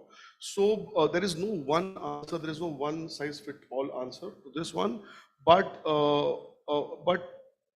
as you just said that the budgets have to also fit in. I mean, in my mind, the campaigns today or the objectives today are getting aligned to these kind of properties, right? Because eventually you're chasing a consumer, and if your consumers are going to be captive around a particular content piece, you have limited options but to figure out your life around that piece of content, right? And therefore, if you see over the last 15 plus years, most of the marketing dollars are being aligned to a summer campaign because IPL happens during summer. Most of the campaigns are aligned towards the World Cup campaigns because you know that if India delivers better results, I mean, you have a phenomenal audience base. Look at what happened to Asia Cup. Everybody was playing it safe to what I thought initially. And the moment Asia Cup started building up ratings, building up viewership, everybody wanted to join that bandwagon, right? So today, there are more than one reasons and examples where cricket has delivered, sport overall has delivered. So I think it's the other way around. I think the marketing dollars need to be aligned to the audience preferences rather than looking at budgets and marketing problems. Because if you are looking at scale, if you're looking at consumer mind measures, I think we have very little choice today but to look at these big ticket impact properties, especially in the sport domain. If I can second that, right? I think that wasn't I'm the case. loving this, Tanvir. Okay, so I mean, normally it's I know very you're other way selling this around. to If you're us. seconding it, it's fantastic. I think we all should be extremely happy about this because but that's what we are here for, right? I think huge round of applause, guys. No, we all are convinced we are participating in the IPL. Is that what you want? No, I second that, right? I think few years back, if I can say that, if I'm allowed to, that as much diverse we are, come from multi-cultured language sort of state, right? There are only two events in India that sort of led a brand to spend crore dollar. One is IPL and second is Diwali. There is no other event, right? And for us as a brand, I think I'm sure people will also agree to the fact that because it's one of the high decibel sort of medium, right, where you have so much of concurrent user viewing the content at the same time, you have to be present by the virtue of you want to be or by the FOMO of other brands, right? So it does drive because there is no other sort of event that in India can drive that much of volume for you. So that's one part of it. I think one question that you asked is that what else it has to offer, right? So beyond, I think, short-term sales that somebody mentioned, brand recall is always there, but I think more importantly, it also drives a lot of brand conversation. If you're able to use those properties that ICC has to offer or Hotta has to offer, that drives a lot of brand conversation. So if you're looking to spike up your brand conversation, you can, smartly choose those property and drive your brand conversation beyond your sales. So just one thought on that. So I have more than 50 case studies where a mix of categories, mix of brands have used sport and cricket as a medium and delivered. Okay, so just give you a quick latest one is, I mean, Paytm changed hands with MasterCard, and the first match happened 2 days back in Chandigarh. Okay, the kind of response we've got for the brand MasterCard in the social media and in the quick research that we did on digital over the last 48 hours is unreal. Okay, I can't divulge the numbers right now, but we will do very soon. It's unreal impact. The first match. And if we think, and we all thought that you need to be at least 5-match old, 10-match old, 1 season old, first match delivering exponential conversations in social media, exponential conversations in top of the mind. And that's the power of television, if I have to say. And this was not even IPL, this was not even World Cup match. This was a bilateral India-Australia. Fantastic, fantastic. So, Siddesh, coming to you in terms of, you are in a very interesting category, right? It's academics. In some way, it attached to seriousness in terms of how you learn. At the same time, we are talking about sports, which is fun element of it. So I would like to understand how you build synergy of the learning and the fun, which is sport aspect of it. Absolutely, I think that's a great question. They might look conflicting categories to us, but then they all chase the same goal. Excellence. Sports talks about excellence. Sports talks about achievement. And academics is also about excellence achievement. So that way, I mean, that way there is some congruence there.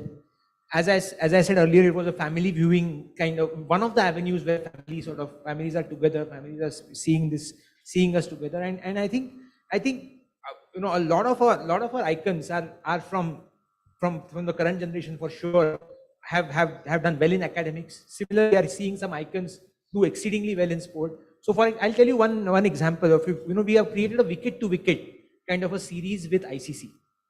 Yeah. And today it is the most viewed content, sports content, educational content on YouTube, on YouTube's, the Instagrams of the world. And this is because of association with absolutely. So it talks about every episode is about one concept. It talks about the Chinaman. It talks about the run up. It talks about how do you do the dusra. The physics of it, and the analytics part of absolutely, and it creates that it has the congruence of academics and sports somewhere has delivered. Okay, this is what Byju's can do for you. If you can visualize things in sport as well, why not in physics? Why not in chemistry? So I'll take that an argument from a business standpoint. In fact, but I am not taking this argument going back home. My kid will say, excellence, I want to watch sports and not be investing too much time on studies. But yeah, it's very relatable the way trying, and I see it in my own home. The kid is trying, like across, be it cricket or soccer, they're analyzing so much them on their own without being fed any information.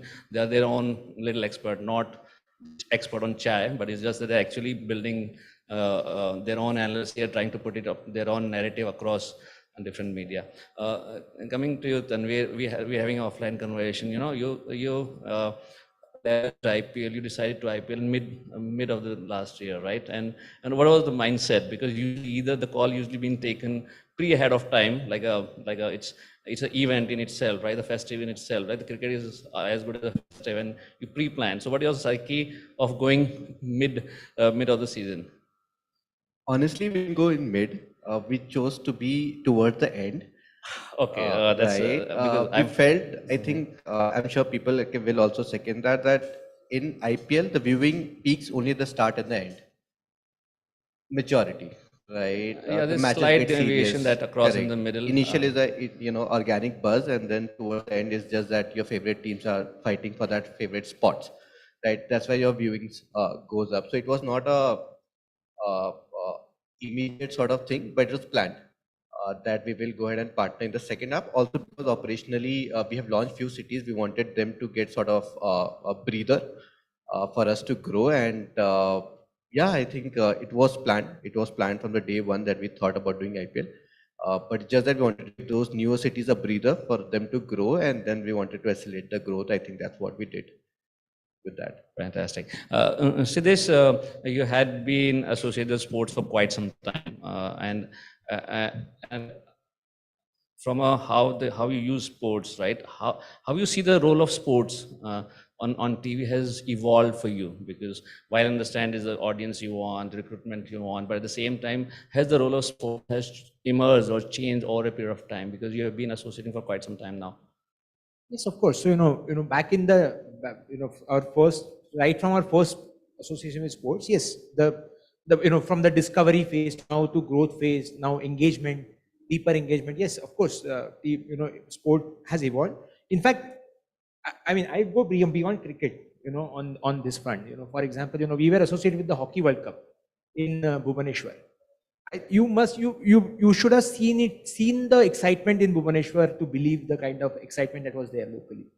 I think sport, India, of course, there would be, cricket is followed nationally, but there are enough number of other sports as well that are followed certainly in pockets. So, for example, we were associated with KBFC, Kerala Blasters. So, they made the finals this year, and the kind of energy, the kind of excitement that was generated among the fan base was phenomenal. So, I think in terms of the brand journey associating with sports over a period of time, different objectives were met. One was right back in maybe 2017, 2018, it was about establishing the category. Yeah. Now it's right now, for example, is deeper engagement across different channels, offline, online, hybrid. Yeah. So yeah, I think absolutely the role of TV role of sport has evolved, and yeah, I think obviously the reach, the denominator has been the reach. What you're talking about. So it's very interesting, how how education led, how being a front runner in terms of driving sports engagement, even at the grassroots level. While sitting at Metro, we usually don't get exposed, but this is a fantastic insight which you can take back.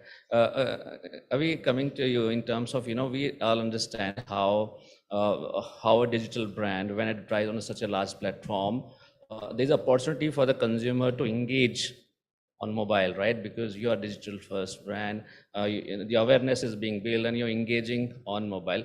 So does being present on sports enhances the efficacy of deployment outside television? It does. So the answer is yes. Whenever you're advertising on sports, TV, or any other medium, you would look at the impact that it is bringing on the native medium on which your brand is, which is digital. So there are conversations that get driven, and I think a very important part of this is also the creative. So one part of it is the channel that you're using, but also the creative that you have on the channel that is being put on air, because that then starts to drive conversations, that drives curiosity among consumers to sample the brand, go for the brand. And whenever there is if they come across the brand in the digital ecosystem, which may be on Instagram, on social media, or it may be on Google when they are searching for the products that they want to buy, that recall or engagement then becomes much more higher because they have been exposed to the brand and then they trust the brand more. So the efficacy becomes much higher. Taking this cue ahead, Tanvir, I remember the create one campaign you did on fridge and QR code. Does that impacted? Little details on that particular will be great. So I think the fridge ka chodo campaign was very strategic call. Okay. Right, and I'll just take 2 minutes to explain that also, right? Because we were entering IPL, and most of our competition was also there, right? And the market was, I think, cluttered with brands, right? And in one sort of ad break, you see at least 5-6 advertisements, right? So the idea was to create content which is clutter breaking and that should stand out, because we understand the attention span is very, very limited, right? And I think when you move towards your first job, the first appliance that you buy is fridge. So there's sort of relation that you build it on, right? And when you touch that sort of nostalgia, I think that grabs your attention. So the content that we thought about for the Fridge Chodo campaign was just that fridge is synonym of freshness, and we deliver freshness in 19 minutes, right? So we are able to touch that and correlate it. I think that's where the thing was. Well, on the QR code, I'm sure most of people have seen for the IPL final. The idea was that we were live for 20 odd days, and we realized that people would have seen our ad once, at least in the IPL season, right? And whatever creative juice, whatever brand recall that needs to be called out has already been done, right? So we have IPL final, which is the most premium property in the nation at that moment, right? So what else we can do to drive the brand conversation, right? So we just not did IPL final as the medium, but we went ahead and bought all the media in the India at the same time. So 8:30, if you were watching IPL and any channel in India, it was a media blackout. So whether you talk about general entertainment, whether you talk about news, whether you watching any OTT platform also, 8:30 it was a media blackout. Only QR code that you can see, irrespective of whichever channel that you go. That's why if you go on Instagram or Twitter or LinkedIn, the conversation is spiked certainly, right? And I think Kabir also posted after that ad that we saw 10x sort of growth in that specific car, right? So that was that was a disruption, got a lot of attention and talkability. Coming to you, Sneha, from a association standpoint, you have been associating with sports and cricket. How you look sports from an audience opportunity standpoint as well as a business opportunity, because your category is very, very different, and I've been seeing a lot of activity around. So your take on that, because that's where business angle comes pretty strong. Got it. So for us, actually, cricket was a serendipitous discovery. Way back in, I think, early 2017, late 2017, we started off with advertising on cricket, and it worked really well. Of course, like the stage of the brand was much, much smaller, and hence a lot easier to measure lips. So that's how we actually embarked on that journey, and like we were just like putting blocks together one by one, right? So when it came to 2018, and we've actually been associated with IPL right or advertising on IPL right from 2018. And the one thing that I can say is even from 2018, I think when we went in to pick up IPL, there was a razor sharp focus on what we wanted to achieve. At that time itself, like when we were present in 7 cities, the idea was anyway, we know during IPL, people are going to be sitting at home and watching it with family, with friends, with alone, possibly. How can Swiggy come in as like ubiquitous to the cricket watching or sport watching, or even like sitting at home and chilling and watching something experience, like how popcorn is to movies, right? So I think we were focused on the objective right from 2018.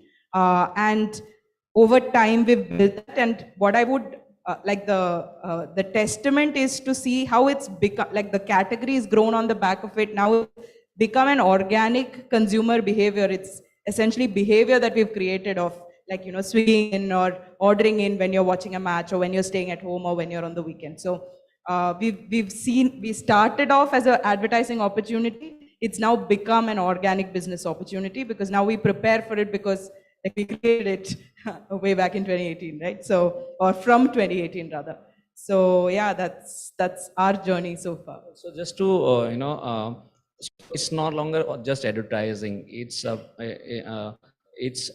about how the various elements of marketing at play. Little more details on that would be great, because it's no longer just straightforward brand building advertising. Absolutely not. I think, again, like I said, I think the two things that are very important for us to take a call on whether we should advertise at any point, IPL, non-IPL, etc., is the first thing is the consumer behavior. Like what is it that what is the business or brand objective that we're trying to drive? And two, like what is in it for the consumer, right? So because like we've seen this organic habit of people staying at home and ordering in, then we've realized, okay, we need to definitely have specific consumer propositions, and that can't be the same proposition every time. So I can't tell you each and every time there's 50% off, because that gets boring beyond a point, right? So I think, again, like trying to understand consumer psyche, what is it that they're looking for? How can we, again, try and influence behavior more so like I would think I would go back down into like consumer behavior and see how sports watching and food delivery can go hand in hand. So fantastic. I guess this has changed the entire the advertising being viewed on sports. Avi, you are into gifting and flowers. So do you also build certain kind of moment led advertising, because this is also gifting is to certain moments, be it Diwali or be it others. How does that that plays in your marketing scheme of things? So for us, see, the consumer is coming in either for a festival such as Diwali, Rakhi, or a special day such as a Valentine's Day, Mother's Day, Father's Day, or certain occasion in their life, which may be a birthday, anniversary, housewarming, or even, now we are getting into that space where a special day, which can be by the pat on the back by a boss, also is a special moment that you can celebrate. So these are some of the use cases why the consumer would be coming. Some of them are very, very time specific. If you are to shop for Diwali, if you are to shop for, Rakhi, send Rakhi to someone, then that communication has to be very topical and at the moment, right? And then there are others where you need to create the recall of the brand that yummiest cakes online are on igp.com. So that is a little bit more long term, but whenever you are in your search journey, in your discovery phase, you will remember the brand. And hence the reason for us, so when in our journey from 500 orders, we've moved to a peak of about 50,000 orders, right? And that journey, in those journey, whenever we had a spike, we decided what is the next phase of growth and how do we achieve it. That is where we thought that ATL, and within ATL, cricket could be a medium which could give us that kind of reach, which could give us that kind of awareness for the brand and help us to reach out to the next level of consumer, whether it is for a festival which has immediate short-term impact, or for the proposition of the brand which may not be an immediate requirement for the consumer, but a little bit more long-term. And we have as many cricketing days throughout the year to capture all the respective festivities, right? Yeah. So I guess we had a fantastic conversation, just from how we leverage sports. Just to summarize from each of you, what are your best 2 or 3 best practices from a digital first brand to leverage any sports event? You have in bits and pieces mentioned about, but just to summarize, what are the 2 or 3, or in best practice, how you can leverage sports, starting with you, Tanvir? Oh, I think, as I think we were talking about the same, right? That once you decide that you are going to be a part of it, what is going to make you stand out is the content, right? And if your content is not at par or beyond your competition, I don't think you will be able to grab user attention, right? So you have to create content which is clutter breaking. That is very, very important. It has to have category defining insight. That is very, very important. Second, third, you should be also able to create, I think we was talking about the same thing, right? The use cases. So these are 3 important elements, because when you decide, then you're decided. You have bought the property. It's very costly also, by the way, right? So when you decided, then these are effective though. And effective also, right? So these are 3 things, that your content has to be at par and bigger than your competition. It has to have category defining insight, and you should be able to solve a consumer problem with a use case. I think that's very, very important at the core.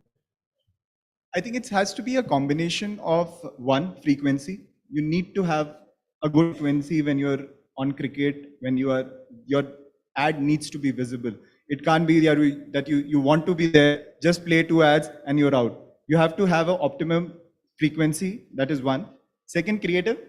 Creative will play a very big role. How do you say what you want to say as a brand in the 10-second or maximum 20 that you have? And third would be consistency. So while you may be present on one series, we've been doing this now for 3 years to build the growth that we've got. So you have to be consistent in terms of your visibility and your approach. So consistency, frequency, and the creative. Fantastic. The reach, continuity, and sustenance. Yeah. Yeah, if I have to take off from Avi, I think like the first and most important observation that I've had about how it's become a success for Swiggy is the consistency and the long-term vision, right? Like, I don't think you should go into IPL or any sporting for that one single shot. I think like you should have long-term vision to see it through successfully, and make sure that you also have like a plan of action on how you're going to keep at it, right? Because most of the brands that you do remember are brands that you've probably been seeing on IPL, on cricket, etc. for a really long time. So consistency is like the single most important point. The second, Creative, I think everyone's mentioned, no need to talk about that. The third part that has, again, is something that I've observed that we've done at Swiggy with specifically on sports is experimentation. I think we've experimented with like large format sponsorships. We've taken specific, smaller sponsorships. We've done regular advertising. We've actually played around very well with creative formats as well as the media available on cricket and on sports. And another experiment that we recently ran, we actually picked up sponsorship for a esports broadcast, which is very Gen Z focused. So I think experimentation is very, very key. And it'll also like help unlock a lot of insights and help shape your plan for the next year as well. So these are the three things that I've observed from Swiggy. Yes, it is. I think, yeah, I think most of the points have been covered. I think more than anything else, what problem you are trying to solve has to be clear. You have to be very clear about what problem are you trying to solve. For any brand that you are advertising. That's A. B. I think I agree with the consistency part, and consistency might vary by the phase of your campaign. You might have a different mix of creatives at the start and at the mid and at the maybe at the later parts. And I think frequency also plays a big role. Frequency, in terms of top of mind, just staying on top of mind recall, because there would be the need for any category, not only education, might come up at different points of time, so that moment marketing, which we talked about right now, will also play a role there. And when these would be the usual conversation with clients, right? The creative, the innovation, experiment, sustainability, creative, all in a way nicely summarized by the panelists. And it gives a lot of ammunition for discussing with with the clients when it comes to a sports like or IPL or World Cup or any other sports. Yeah, so I will talk about two things. One is one need to experiment a lot, and one need to also innovate and push the envelope beyond the point. Because see, if you want to play safe, cricket is an option. Okay, it's a no-brainer. I mean, just put all your money on cricket and you're very, very happy. But if you want to find your new customer, if you have to find a complete new audience base, complete new market, there is a life beyond cricket as well, which is multiple sports. And Sneha spoke about esports, which is a very, very mushrooming audience, very, very younger audience, very, very unpredictable audience. So it's worth experimenting with those kind of younger lots. Today, talking about television, I haven't seen any live sport, including Kho, which happened just less than a month back. Kho garnered a reach of about 60+ million people. You look at Kabaddi always averaged 150+ million people. ISL averaged obviously 200+ million people. Now, these are perhaps new audiences, right? They're not your cricket audience, because not everybody follows cricket. There are people who also follow football, people follow Kabaddi, people follow hockey, and esports. So experimenting with the newer formats, newer sports, newer audiences, possibly might give you a complete new strategy or new approach towards your marketing plan. So these are two things I would want to emphasize on, in addition to obviously whatever we have spoken till now. Thanks for summarizing. We couldn't have summarized it better than this, because it's very crystal clear what's to do and what's not to do. I'm not sure if we have time to open up for, yeah, we can take a couple of questions.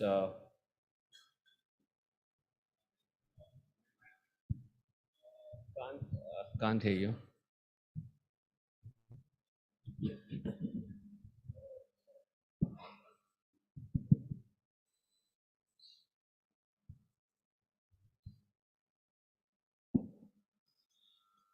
Thanks a lot. The conversation, of course, the brand conversation is mostly around cricket, right? And rightfully so. I mean, cricket is a religion out there. Yeah, so this question is around brand engagement around cricket. We all talked mostly about cricket, the whole panel, and rightfully so, because cricket is undoubtedly the religion here in the country, right? But with the evolution of other sports here in the country, I mean, we have some of the best boxers, some of the best wrestlers in the world. and not to talk about our badminton stars. Only recently we won the Thomas Cup in badminton, right? But now, with the evolution of other leagues like your badminton league and then ISL leagues, do you see a brand conversation that's going to be there around other sports as well? I mean, down the line, maybe 8 to 10 years from now? That's what I pitched right in my last remark. Yeah, he did Yes. mention about going beyond cricket because we see the emergence of all newer sport, even the domestic sports getting prominence, which is fantastic. In policy of time, we will take questions offline. We are here over a tea or coffee. We are all welcome to have conversation. Thank you. Honored to have you here and finding time for this lovely conversation. Thank you very much. All right. Thank you so much, panel members. And I request Sarabjit Singh, Executive Vice President, Business Bobble AI, to come up on stage and thank them, please. And a picture as well. Can you all step forward? Come forward a little bit. And please, yeah.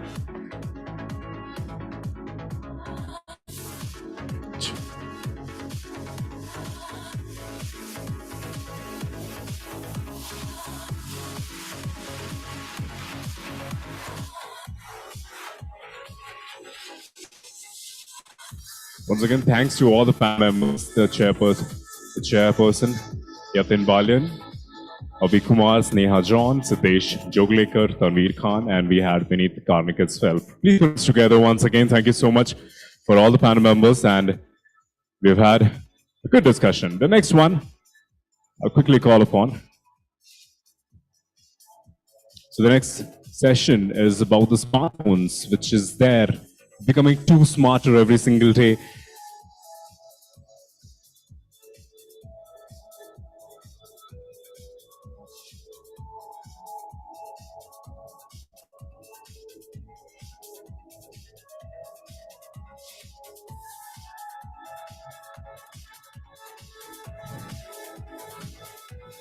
Thank you, gentlemen. Thank you so much. So thank you.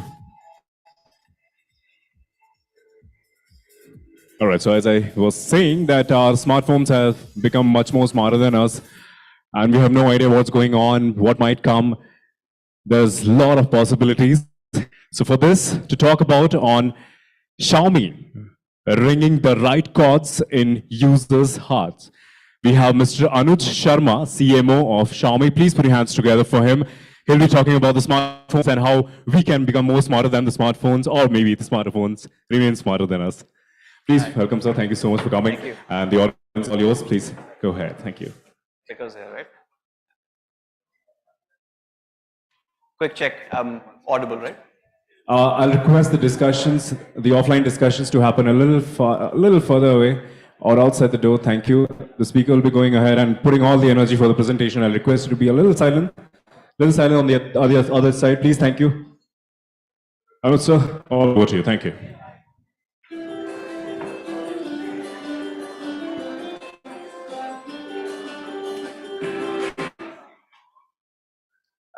Can I get the presentation?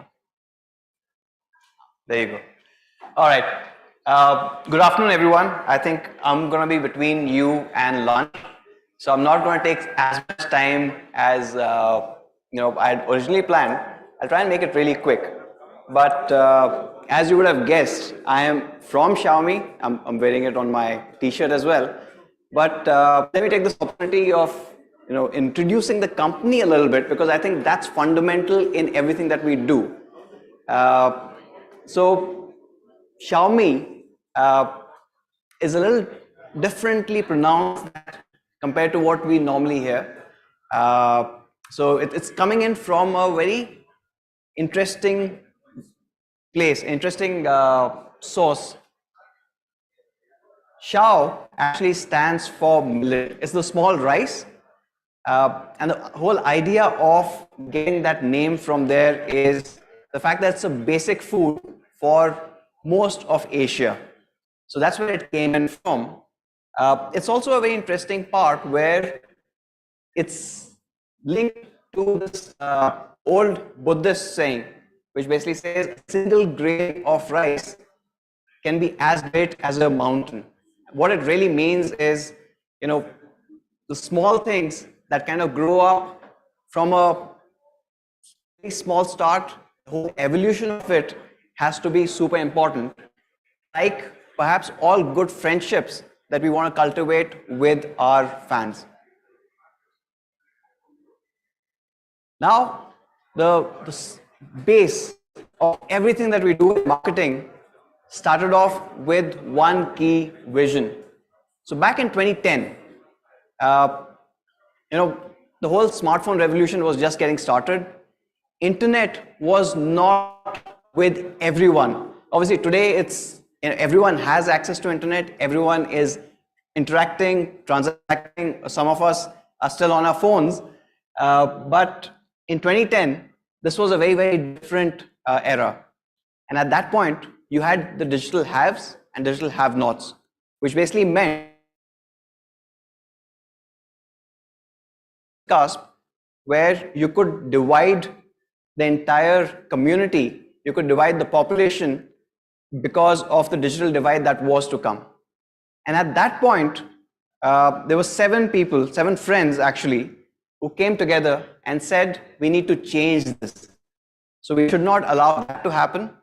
And this is where looking at the mobile side of internet was the company born. So Xiaomi as a company is just over 11 years old now. So back in 2010, when this idea came about, that has manifested into what the company is today. And the basic idea was to get innovation for everyone.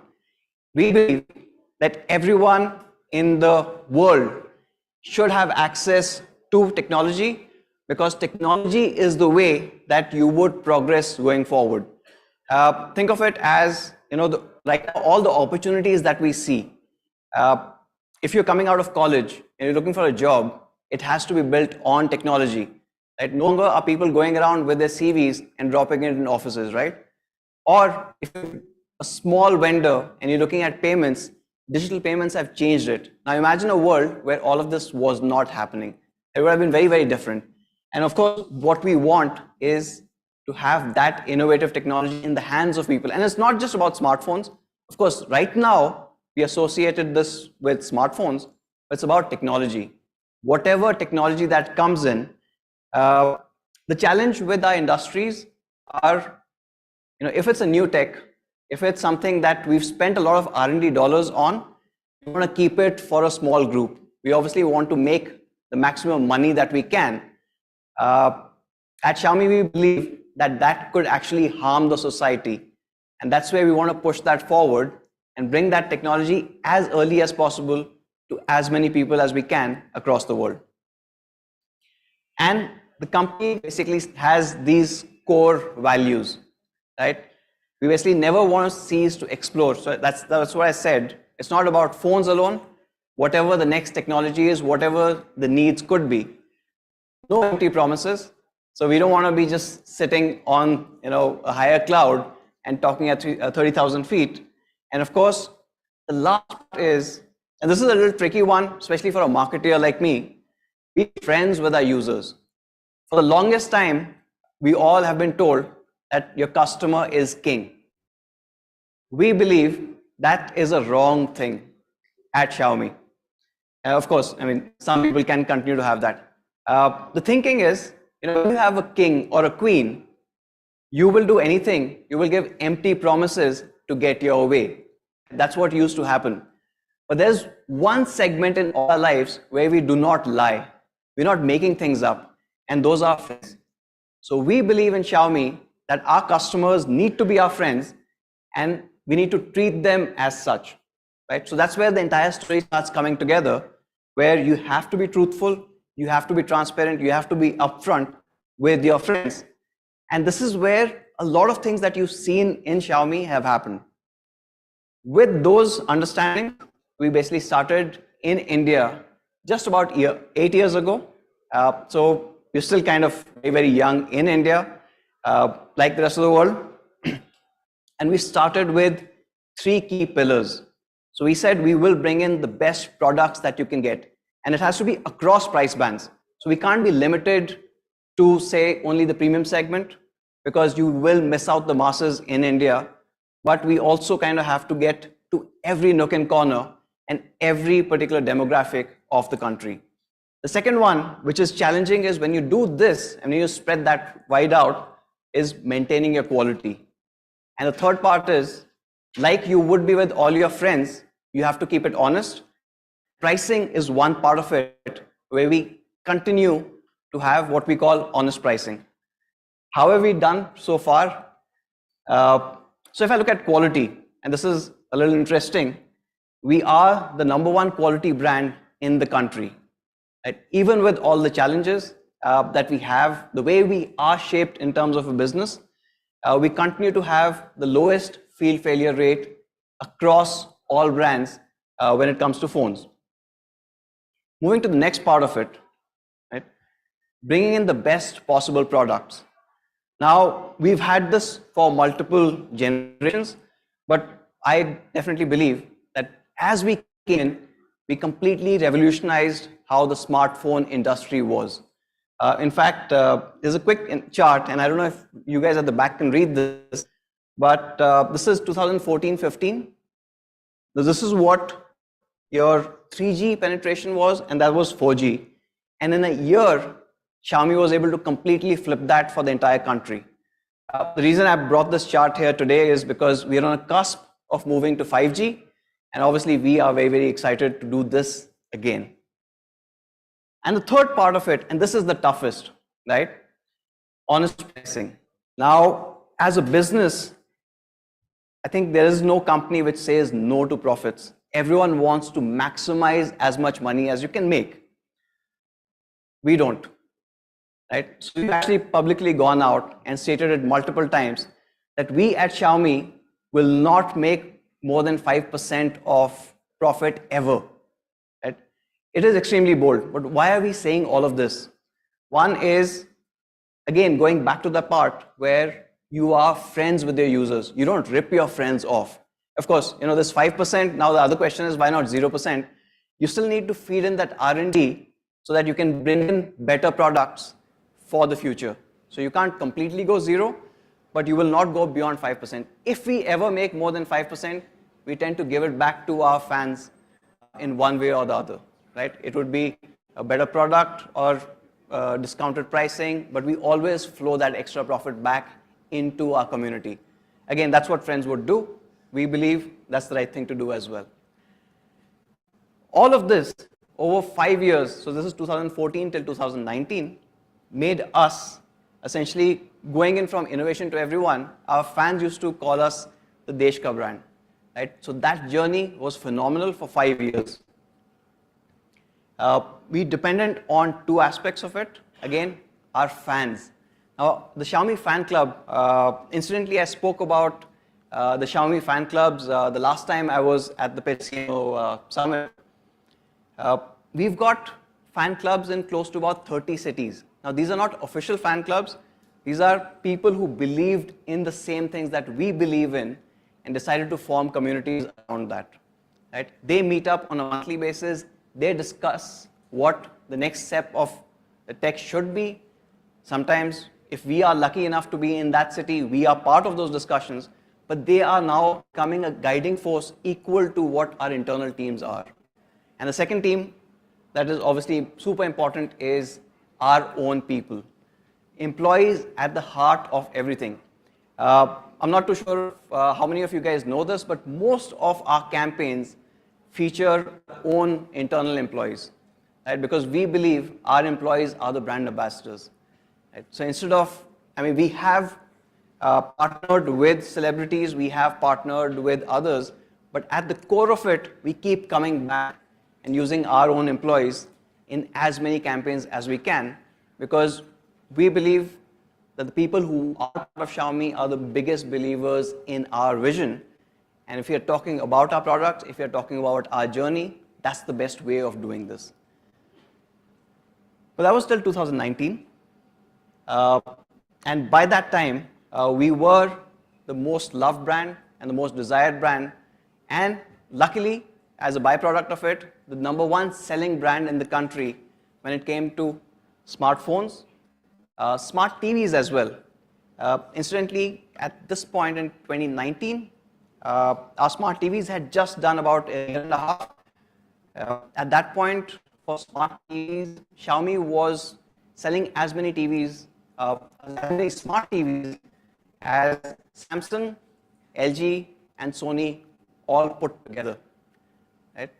So it was that much of a revolution. And of course, smaller things as well. So we saw security cameras, we saw power bank as a need in smaller parts of it. So we were the leading brand here. We are the leading brand here, sorry.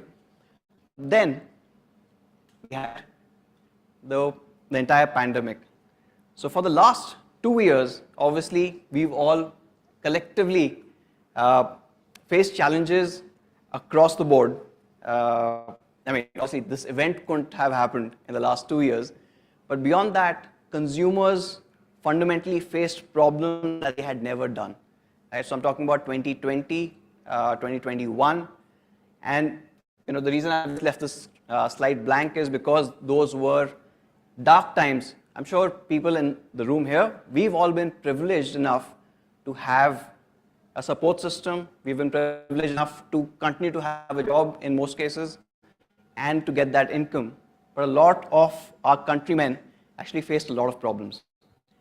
And then at Xiaomi, we were thinking about this part right from the beginning. What do you do, right? Considering these are your friends. So we kind of changed strategy a little bit. The first thing was we again believe that technology is connecting people together. Right? So we looked at our entire universe into 2 or 3 different groups. So one aspect was the people who really needed help.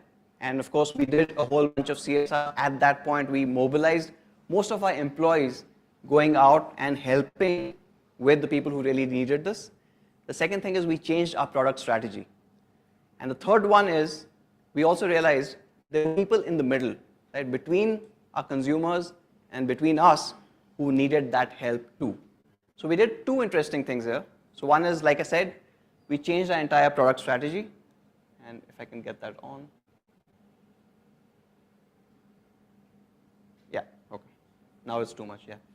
So because people were kind of working from home or learning from home, we launched laptops, we launched tablets. Again, they were not part of our portfolio till the lockdown happened, right? So the teams continued to work super hard to try and solve problems that our consumers were having. One interesting thing, which was, it's probably a first world problem, but ghar pe jhadu pocha kaun lagayega, right? So that was a big question. So we even launched robo vacuum cleaners during the lockdown. So our teams obviously worked really hard to get that in. Incidentally, Xiaomi is the largest seller for robo vacuum cleaners in the country today, in just the 2 years or so. But the other aspect that I was saying, right? Now, a lot of us would also not know this, but Xiaomi has the largest single brand retail network in the country. Right? We have more than 3,000 partners who only sell Xiaomi products and nothing else. And these are across the country. Right? So right from bigger towns to really small places where these guys obviously had that interest. They believed that Xiaomi products can change, for example, their small towns' fortunes or their villages' fortunes. And for all of these partners, when the lockdown hit, it was almost doomsday. Right? You had retailers who, obviously because of the lockdown, could not open their shops. Or even once the shops started opening up slowly, people were too scared to step out. So all of us remember, right? After the first lockdown or during the wave 2 part of it, we all didn't want to go out and expose ourselves. At that point, in just about 3 weeks' time, so about 21 to 22 days, our team completely worked on a platform which linked the consumers with every retailer in their locality. So we basically called it me-commerce or local commerce. And this was done in just flat 21 days. The idea was, you take care of your own. right? Whether it's consumers, whether it's your fans, or even your retailers, you have to ensure that this, the overall business goes on, they get their livelihood and stay part of your family. So this was quite interesting. And then toward the end of 2020, I think Diwali, because Diwali is a community festival, 2020 was the first time where a lot of people not able to connect back with their family or friends. So we did this small campaign, I would say, to kind of just put that message across that even if you are not with your parents or you're not with your family, you can still be with them. Thanks to our original vision, which was technology needs to be for everyone and technology can connect everyone. So with this little film during the lockdown, I think we can probably just play this. Hopefully the audio's up.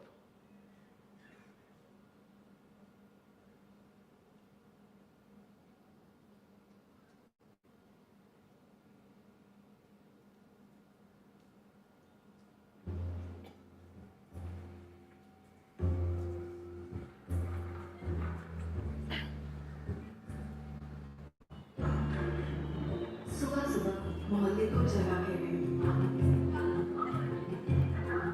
माँ के हाथ का लड्डू खाते रहेंगे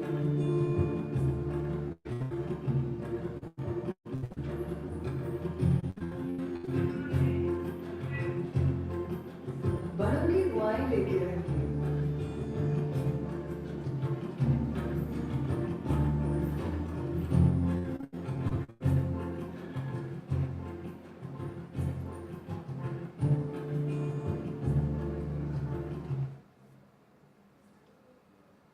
अपने दिल को रंगीन बना के रहेंगे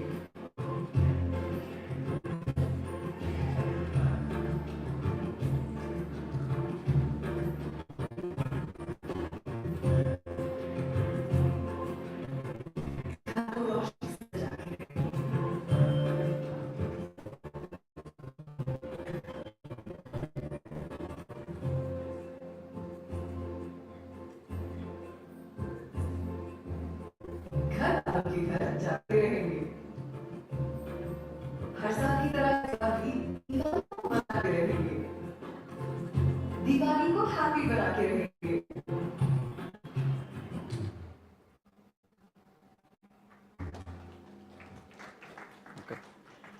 So that was obviously saying that, even though you are alone, you don't have to be. And that was the message that we were taking there. And, we continue to take that message forward even in the post-COVID world. Today, obviously, I'm hoping COVID's over, and that's why we are all here. But a lot of fundamental things have changed, and we want to stick with the basic core message that Xiaomi will be a friend of its consumers, Xiaomi will be a friend of its users, and treat them such.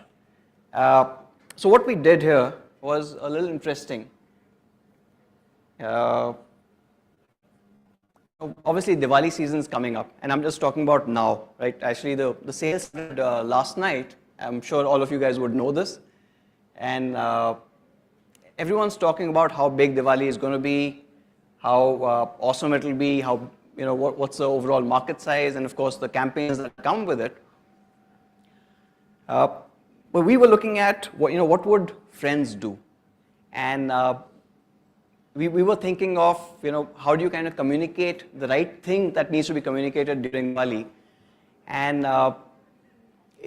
so I'll show you the Diwali campaign that we finally went ahead with, but how it got started is a very interesting story. So this happened around the Independence Day weekend. So Independence Day, luckily, was on a Monday this time, so which basically meant you had a long weekend. And I have this, my person, a colleague in my team called Sumit. So Sumit heads my product marketing, and Sumit has now got a 8-year-old lab, right? So he obviously loves that lab. He was scared, obviously, he's now getting old, and a lab has never seen the ocean. So his lab's name is Max. So he said, okay, on Friday evening, we were having this conversation, and he said, I'm going to take Max to the ocean. That's my weekend plan. So Saturday, Sunday, Monday, one day all the way to Goa, one day in Goa, and one day back. And so he decided to do that. On Friday evening, on his way back home, he stopped at the nearest petrol pump. And he knows the guy. It's close to his house, so he keeps going there often. And the guy asked, saying, sir, long drive? So Sumit says, yes. He said, sir, kab ja rahe ho? As in, what time are you leaving? So Sumit said, early tomorrow morning. The guy is like, sir, we are a 24-hour petrol pump. You can fill your petrol tomorrow also. If you don't mind, can you come tomorrow instead of right now? So obviously a very weird question, because you are there for business that time, right? And Sumit asked him, why is he saying this? And the guy turns around and says, sir, 12 ke baad, which is basically after midnight, the petrol prices will be dropping. Now this was so weird in the place that we are in today, that somebody actually told him that if you just wait for a couple of hours, you will actually get your petrol cheaper. And because you're filling in for a long haul or a long drive, you'll be able to save some money. So sure enough, he did that next morning. He probably saved like $1 or $2 per liter, so maybe $100. But it's that small thing that mattered, right? It was that trust that he had with him, and the guy considered him to be a close enough, I would say, like a friend, to tell him or give him that extra tip that don't buy it now, but just come after midnight and then fill up your gas. Things like this happen so rarely in our overall context, in the Indian business context, that Sumit came in on Tuesday morning after the long weekend and told us that this had happened. It's such a small story, but it happens so rarely that he remembered it and he told all of us. And we thought this was brilliant, because for a business to do that, one is rare, and second is, at least from a marketing perspective, it becomes a message of friendship and trust. So, what do friends do before Diwali shopping? And how many of you guys are looking at new electronics this Diwali season? Right? Any hands? Right? How many of you guys are really into tech? Right? So, okay, let me ask a question, right? If a friend asks you that should I buy a phone, probably 3 or 4 weeks before the Diwali sales start, you normally tell him that there'll be a better offer coming in, right? As a business, you're not supposed to do that, but as friends, you do. And we did exactly that. So let me just run this campaign, if we can get that video going.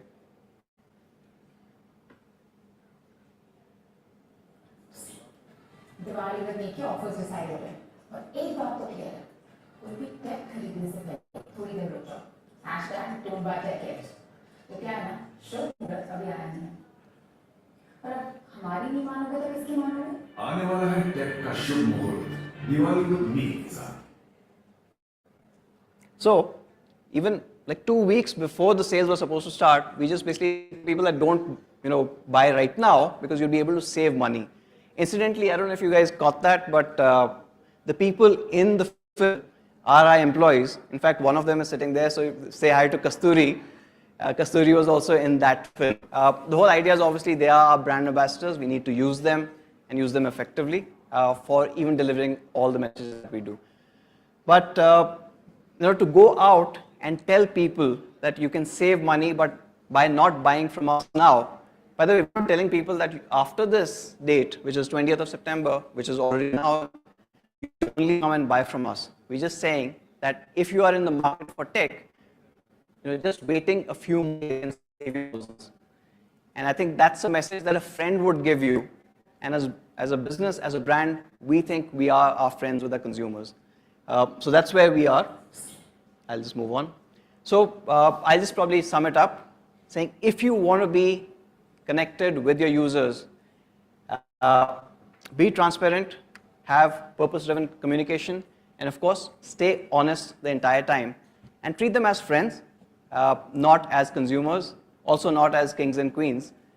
That over time will give you the results. Thank you so much. Thank you so much, Anuj. And it was really a good one. I just finished my time. And the best part is that COVID has, of course, affected a lot of us. But it's on you how positively you take things. It's nothing very, it was very big thing, not a usual thing for us. 2 years of lockdown and you have discovered so many devices. Ye bhi le lo, wo bhi le lo, sab le lo. Big round of applause for him, please. And doing a good job. Thank you so much. I'll call upon Mr. P. Sriram, Chief Product Officer, Hindu Group, to hand over the memento to him, please.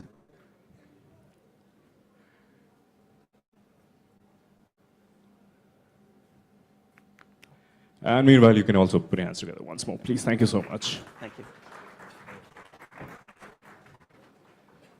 Your claps will keep you warm. It's very cold here. Thank you so much. All right, next panel discussion. We have a amazing panelists coming. And thank you so much, both of you gentlemen. Thank you so much. The topic for the next panel discussion will be creating meaningful consumer connections and delivering omni-channel experiences.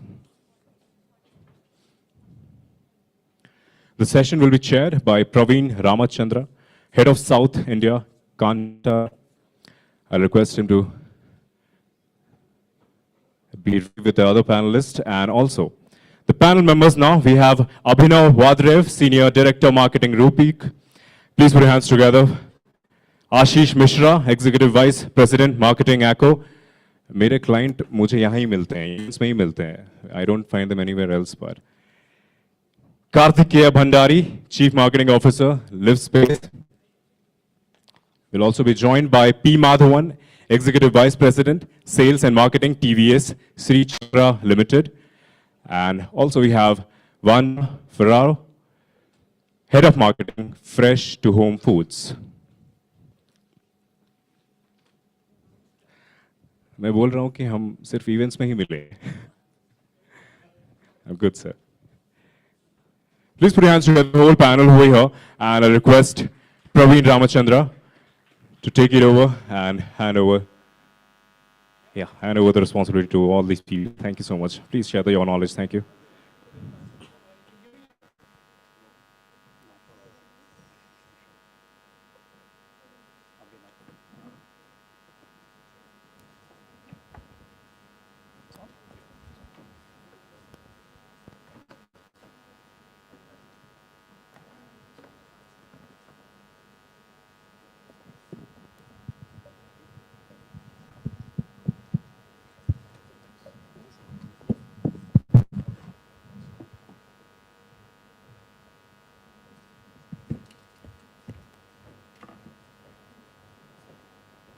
Okay, you can hear me all right at the back?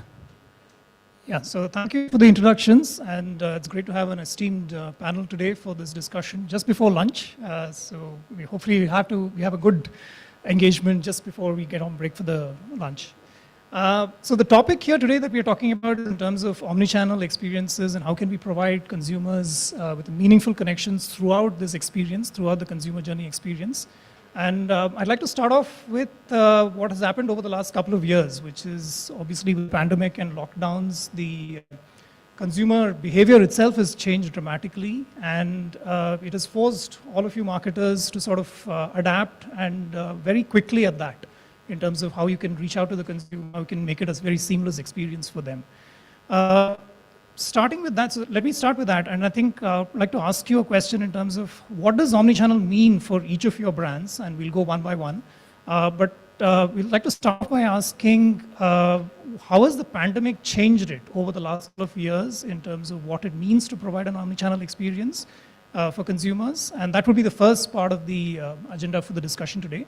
The second and third parts, what I'd like to get on is then focus on brand building and communication, specifically how do you build a brand with this omnichannel strategy. Then moving on to the role of technology and innovation and how it aids it. And finally, your views, we'll sign off with your views in terms of what it means for the future. So that's broken into 4 parts, and that's how I'd like to divide the agenda for today. Let me start off with maybe the fintech brands. Ashish, if you'd like to go first and try and answer that in terms of how the pandemic changed business for you over the last couple of years. What are the challenges in terms of sticking to an omnichannel strategy for your brand? Can you guys hear me? Yeah. Hi. Thank you so much for coming.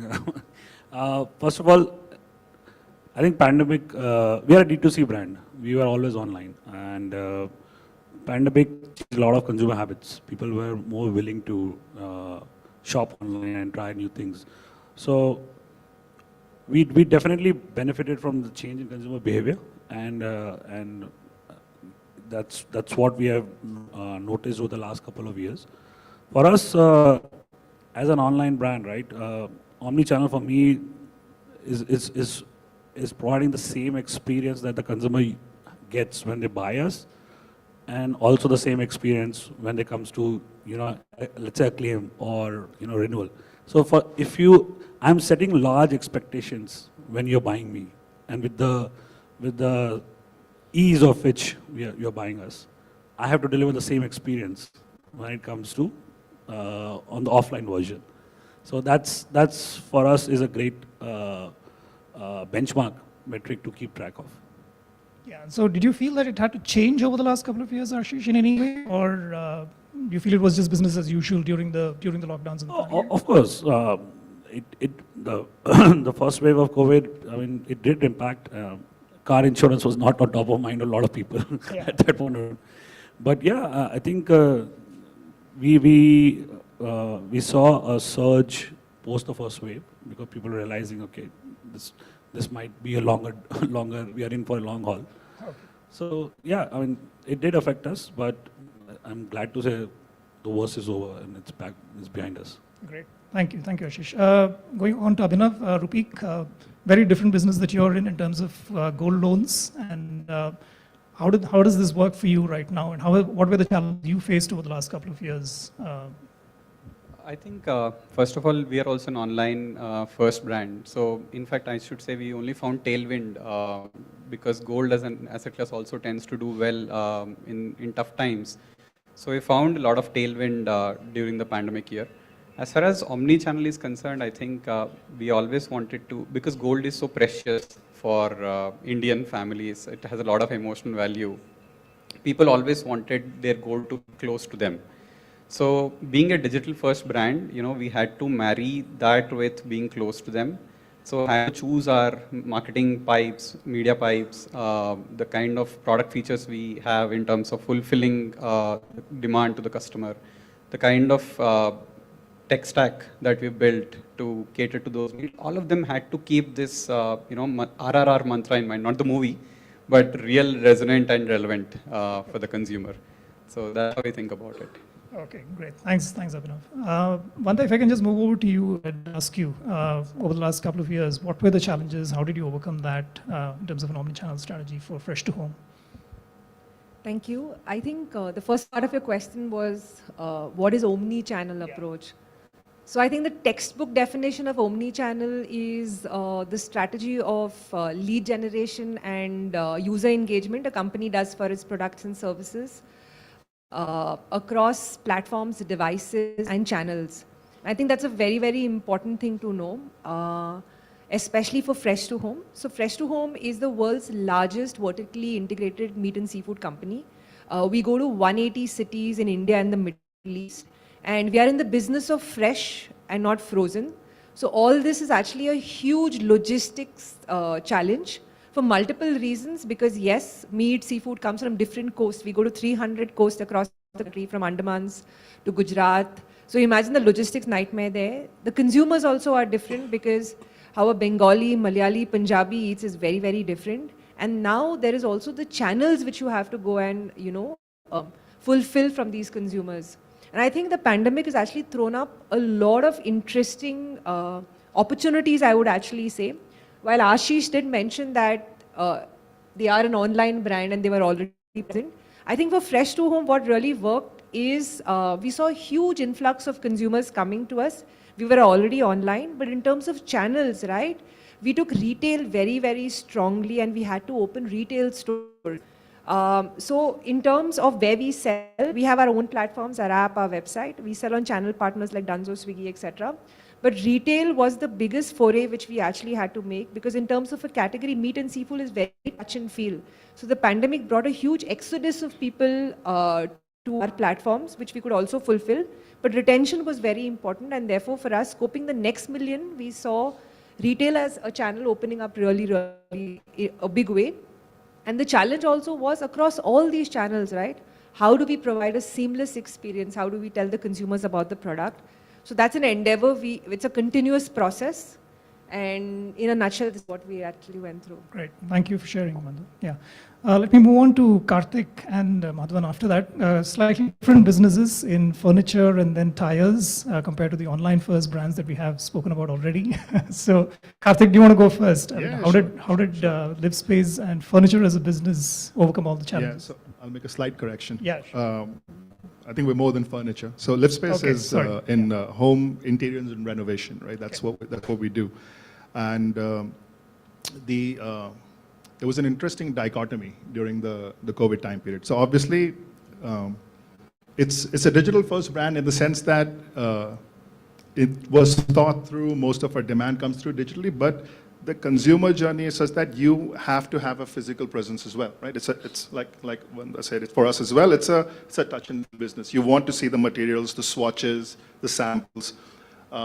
Without that, it's a reasonably high ticket size purchase. People are unwilling to just go out on a limb and make a decision without seeing certain things. What was interesting, this is the dichotomy. What was interesting for us was that obviously physical interaction was limited, at least in the initial phases. But because people were spending so much time at their homes, demand was also soaring because people felt the requirement that the homes need to be a lot more than what they were doing beyond that, right? They need to have multiplicity of roles, need to double up as either a gym or a workstation. They need to be your sort of, oasis of calm and quiet. So I think that realization really helped us from a perspective of people wanting to do more with their homes. And since that's the area we play in, it was very encouraging to see that. So it did help us once the restrictions and the limitations were removed. We saw quite a big spike in terms of people coming to us. In terms of the journey, I think, like I mentioned briefly, I think we're always an omni-channel player. There is no other option. You can start digitally through social media or Google or whatever, or you can walk into our centers. We work with partners. We have a huge referral program as well, where people who've worked with us in the past, they refer us to others. But all of them converge at some point of time at the experience centers. So I think that's the journey. So yeah, it's a very, very hugely important aspect of our business. And pre-pandemic we were in 8 to 10 cities. Now we're in about 34. So yeah, that's how it's operated. Yeah. Okay, thanks for sharing that. I think it's a great example of how to turn a challenge into an opportunity in terms of during the lockdowns, how you managed to do that. Madhavan, if I can move over to you and ask you to share your experiences in terms of how you overcame the challenges. Thanks, Praveen. Coming in last always is a problem, right? I mean, most of the points that you thought of have been spoken of. And I'll start with you next, yes. I'm happy my name started at the M because I was middle of the class, neither A nor Z. Right. I work with TVS Eurogrip, the holding company is Chakra. We are in the tires business. I take care of the global sales and marketing effort for them. It's a different category altogether, right? So most of my purchase happens, we call it grudge purchase. It's never a happy moment when you're buying a tire. In the middle of the road, you're stuck, you grind, heat, dust, and you're rushed, and that's when something fails. So for us, it's not an option. Going with one channel, from the physical channel point of view, one channel is not an option at all. So we have to be present. So that's the first problem. First challenge, problem is a bad word. Second is the diversity in the demographics that we deal with, right? The consumers between 18, 19 till about 60, 70, I mean, everybody who wants to be independent is riding a wheeler. Now, all of them consume media differently, and I can't take, I mean, millennials absolutely shun television. And print, I don't know whether they're also aware that there is something called print there. And outdoor is a reminder medium, it's not the mainstream brand building medium. So the challenges for us are enormous there. So we need to see who we are talking to, how do we reach them. The digital side, how do we reach the 18 to 30, 32-year-olds, how do we reach them? Then the 30 to 45, 50 or 60 differently. So for us, we have to be there everywhere, one. How did COVID impact the physical channels? Yes. The play changed dramatically. The salesmen weren't going into the shops, picking up orders. The retailers didn't know how to reach these orders and get it in time. So we had started work on introducing a retail application for retailer to download in their mobile and then start placing order. We thought this is not an evolved category, therefore they may not accept easily. Lo and behold, in about 3 months' time, about 20,000 retailers downloaded, allowed us to push it in. They downloaded, started placing order. At the peak of COVID, 20% of my business came from the application there. So they were willing to accept the channel there. And also, India Inc. at that time was also not jumping and buying new vehicles. So the older one had to be refurbished, repaired. So we were one of those who benefited when that happened. In every misery, there's an opportunity also. Sadly, but truthfully, yes, that's what is. I believe we took advantage. We saw a 20-30% increase in business during that period there. Thank you. Great. Thank you for sharing that. And I think I'll start the next round with you, Madhavan, in terms of the question. So you did you had a great task in terms of building the Eurogrip brand and differentiating that from TVS over the last couple of years. And that's a journey you started. We were just speaking about a couple of years back, 2-3 years back. One of the things that we have seen at Kantar is how it's important to build a very meaningful and different brand in order for your brand to grow equity in the long term. So given this current situation where consumers are having journeys which are completely omni-channel, I'd like to start with you and ask you, what are your thoughts in terms of building a very meaningful and different brand in this omni-channel world? That's part one. And the second part of the question is on the communication that goes along with it, in terms of having a very clear and consistent communication across very different touch points that you have to reach the consumer with during this particular time. So love to get your thoughts. Start with you, and then I'll ask all the others as well in terms of how you managed to do that. What are the challenges? Go ahead first. Yeah. Foot in the mouth, they see, so I'll go. Right. Brand is about 2.5 years old now. Just as we launched Eurogrip, COVID came down. Under 6 months, COVID happened. So we just put in a lot of money. Then as we were about to reap the benefits, we saw markets going down, business going down, shut completely, right? But what the tenets were very clear, what we were going to work on, what we believed were very clear. So we continued on that part.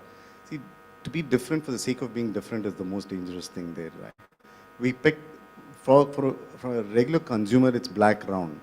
But what all it does, how does it, I mean, it's the only thing that keeps them safe between the road and where he's sitting. Now, we have to educate him, saying, if these are the kinds of roads that you travel on, this is the kind of tires that you need. And the purpose needs to be clear. You can't sell an off-roader to a person who's living in the cities, and likewise somebody who's a mixed road user cannot have a sporty tire there. So the purpose will not be served, and he's going to be in the end unhappy with the product and not on the decision that was taken. So one thing that we did is performance, and second, educate the customer. Tell him what does he want. Even our website, if you go, we ask him quite a few questions before we recommend, saying, this is what is right for you. Where do you ride? Is it a monsoon heavy region? The kind of roads, the terrains that you traverse, these are very important. So what we did with Eurogrip was that build a meaningful journey for the customer also alongside, and in the process build the brand. Now, the other thing that we did was we opened our own R&D center in Milan in Italy. So we had people, experienced people joining in. Now the designs are made in Europe, keeping in conditions. Rest of we export to about 85 countries, keeping in mind requirements elsewhere. Design happens there, manufacturing happens in India, tested, sent back to Italy and Japan for testing in different conditions, and then it, of course, tested in India, and then sold all over the globe. So this is another change that we bring in. That also goes to say that, look, this is a truly international brand with all the goodness of what the rest of the world is saying built into it. Just have told you how post-pandemic, how we managed to push this long, and we've seen a massive traction. We are market leaders in the OE space and not very far away from that position in the replacement market there. Yeah, thank you for sharing. Ashish, do you want to take it? I've done a great brand building exercise over the last couple of years with some very clutter-breaking communication as well. So, after Thank you for that. I'll take it as a compliment. I think, so this is a very interesting category, right? I think in the hierarchy of insurance, people are least interested in car and bike insurance, right? You're probably interested in life and medical and then. So no matter how much I think I want my consumer to really think about car insurance, वो होने नहीं वाला है. वो सुबह उठ के they don't think about car insurance, right? So I have to, and it is a category, like thankfully the status quo was so bad, it was easy for us to come in and completely disrupt it, right? The way you buy, and because we are a D2C company, right? So everything that we say, we pass on to the consumer, right? So that's why the prices are low. But no matter how, one learning is no matter how much you stand on the rooftop and try and tell people that please pay attention to this, they are not going to pay attention. More interested in the car than the insurance. And then when it came to communication, right? So we also had this hypothesis saying a car insurance customer will never be happy because if he pays premium, then nothing happens. So and if he gets a claim, then he's also upset. So दोनों तरीके में फंसने ही फंसने हैं. So we had to make sure that your experiences with ACCO when you're buying, or if you, unfortunately if you have an accident, has to be so far superior that you'll stick to the brand forever. And we are happy to share that 75% of customers renew with us. And the one that the 3 out of 4 renew, one goes is probably going to go buy a new car, and that's a whole new story. Udhar to we don't want to go there. So yeah, and when it came to communication, we tried telling people zero commission, zero commission, zero commission. Now, unfortunately, like you go rent a house, you pay the landlord and you pay the broker. So in your head, it is very clear that I'm paying 2 people. Whereas when it came to car insurance, your insurance was bundled, the commission is bundled into the insurance. So consumers never realize, कौन सा commission की बात कर रहा हूँ? I don't pay any commission, right? So then we had to pivot to saying, how much do you save actually, right? And that was interesting. And I'll be honest, our agencies really helped us to create clutter-breaking communication because it's a boring category. If I do not entertain you, right, then you're not going to pay attention. Well, thank you for sharing that story, Ashish. Yeah. Let me move on to Vanda and Karthik, I think, because your categories that you operate in, there's a significant unorganized market, as we were speaking before this discussion. So would you like to share your thoughts in terms of how difficult it is to build a brand in this context of an unorganized sector? And how do you make it very different and meaningful for the consumer in the process? Vanda, you want to go first? I'll keep it short. Else it's my entire marketing strategy of like 200 slides. But yes, the meat and seafood, the meat and seafood category actually is a vast category. It's really huge because obviously meat and seafood cost much more than tomatoes and potatoes. So it's a huge category, a lot of investor interest, and 95% is unorganized. And we've been buying chicken or fish from the neighborhood chicken store or from the wet market for forever. So what we're trying to do is effect a habit change. And I think the hallmark of every strong brand is to find the role in the life of the consumer, and every strong brand actually is very clear. So I think we started this journey well, where we understood, build on the proposition, what we stood for, and also the identity. In today's time and age, how expensive media is, right? So having Me Too communication or the look and feel, which is very similar to competition, really results in a lot of wastage, misattribution, etc. And every dollar is so precious. So, and this is not a sure shot, once done exercise. You get better at this over time. So we did this start, we worked on the proposition, we realized what are the key challenges, what are the barriers to this category, worked on that, came up with very strong proposition, and the look and feel also of Fresh to home is very different from competition. There is purple, there is green. It's all about freshness. So the number one, attribute which consumers want to buy meat and seafood is freshness. And thankfully that was in our name. And we realized that we own source also because we have the largest logistic network of trucks, of boats, of getting the entire thing to consumers. So we worked on that. And so our different communications of what we did, campaigns over time, is we are fresh or we are free to instill credibility. Getting a national celebrity like Ranveer Singh, where he actually says, that Fresh to Home doesn't take any shortcuts. So without putting anyone down, they said there are temptations galore of doing all the bad things, putting formalin, ammonia, hormones, antibiotics, right? So did a flip and think that there's a lot of temptation out there, but we do the right thing. If you actually just spoke about saying that, this meat and seafood has no antibiotics, hormones, that is table stakes, right? Everybody actually says that. But the way the communication came out, the celebrity which actually drove the communication, I think that worked really, really well for the brand.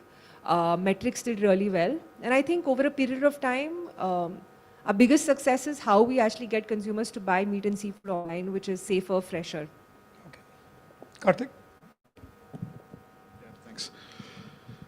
So, very similar to what Manda said. We the largest chunk of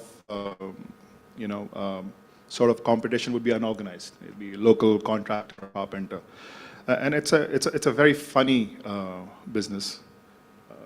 For instance, it's highly involved. It's a high ticket price, but it's non-standardized, and it's non-transparent. Like, what's the price of this? Nobody knows. It could be 1 lakh, it could be 10,000, right? So obviously, I mean, the place to start in anything is, is there a customer need that you can solve? And can you solve it better than what's the contemporary solution out there? So, I mean, there's a clear requirement for convenience, end-to-end solution, transparency, good design, good quality, all those things that are extremely important, especially for a purchase that you would do maybe twice in your life, thrice in your life, depending. I mean, average cycles of renovation about 8 to 12 years. Yeah. I mean, it's a very thought through thing, and it's a very, very highly considered set. So I think so there was a huge element of first understanding the category, and then like was mentioned earlier, I think we also had a huge role in education. Like, why should you even do this? What's the big deal? And it was challenging. A lot of people initially think lift space is furniture. But it's actually a full home solution provider, right? It's end-to-end, modular kitchen, everything. The whole, you get a bare shell home and we convert it for, for you to live in. So I think once that understanding was there, I think the next thing was trying to understand, how do you find an insight which is, it's relevant, and build on that, and then make the communication as engaging and entertaining as possible, especially if it's up funnel, right? Because frankly, nobody's interested in what brands have to say, right? There's just so much going on in their lives. They want something which brings a smile, something that makes them, just relate to, oh, this could have been with somebody else and stuff like that, and just trying to make it more memorable. I think Akko's done a great job at that. So I think that's why, I mean, you would remember that, right? I think the intent was to get there. Early days for us, we're still a young brand. So I think it's working fairly well, and we'll continue to invest in that perspective. I think the only change from an omni-channel perspective is because you have to make sure that your messaging is full funnel.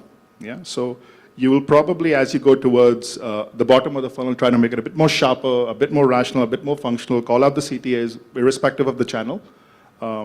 But to do that with the messaging that is consistent, irrespective of which funnel you're at, right? So the lever, the sort of the proposition that you're pitching doesn't change. It just gets more specific and detailed as you go down funnel. So yeah, I think that's there. And if I can just ask you, how difficult is that? How difficult it is to keep that as a consistent message throughout? I think for a young, which is, I think it's maybe you can speak more about that. It's like how many nodes do you have, right? The more nodes you have, the more complex it gets. The lesser nodes you have, it's a little bit easier. For a brand which is us, which is fairly young, I think it's manageable. But I do see it becoming challenge as you grow larger, where there are more layers, there are more people, there are more vendors, more agencies, more decentralization. So it gets a little challenging. So it's good to have a marketing playbook or a defined template to the best extent that you have. Also, in our case, there is an element of technology and people. So technology can be codified, but people have to be trained and SOP driven. So it's a bit of Ashish, you want to come? No, just to add, right? For a young brand, I think you should just try what works. We don't have the playbook, and I know most people will kill me, but don't worry about your brand purpose for the first 2-3 years, right?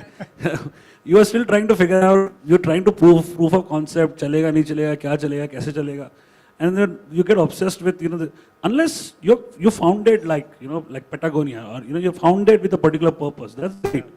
Otherwise, this is the 6th year of ACO, and we have now just arrived at a brand positioning. And that was done only because we said, okay, now is the time that we are branching out into other things. Yeah, that's all I want. Absolutely. No, I think it throws the usual 70-20-10 rule out of the window, and you got to try a lot more than just the 10%. No, thank you.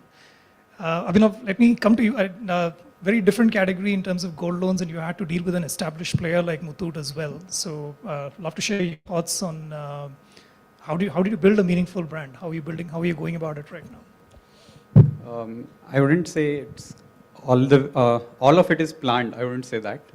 As he said, a lot of it is trial and error.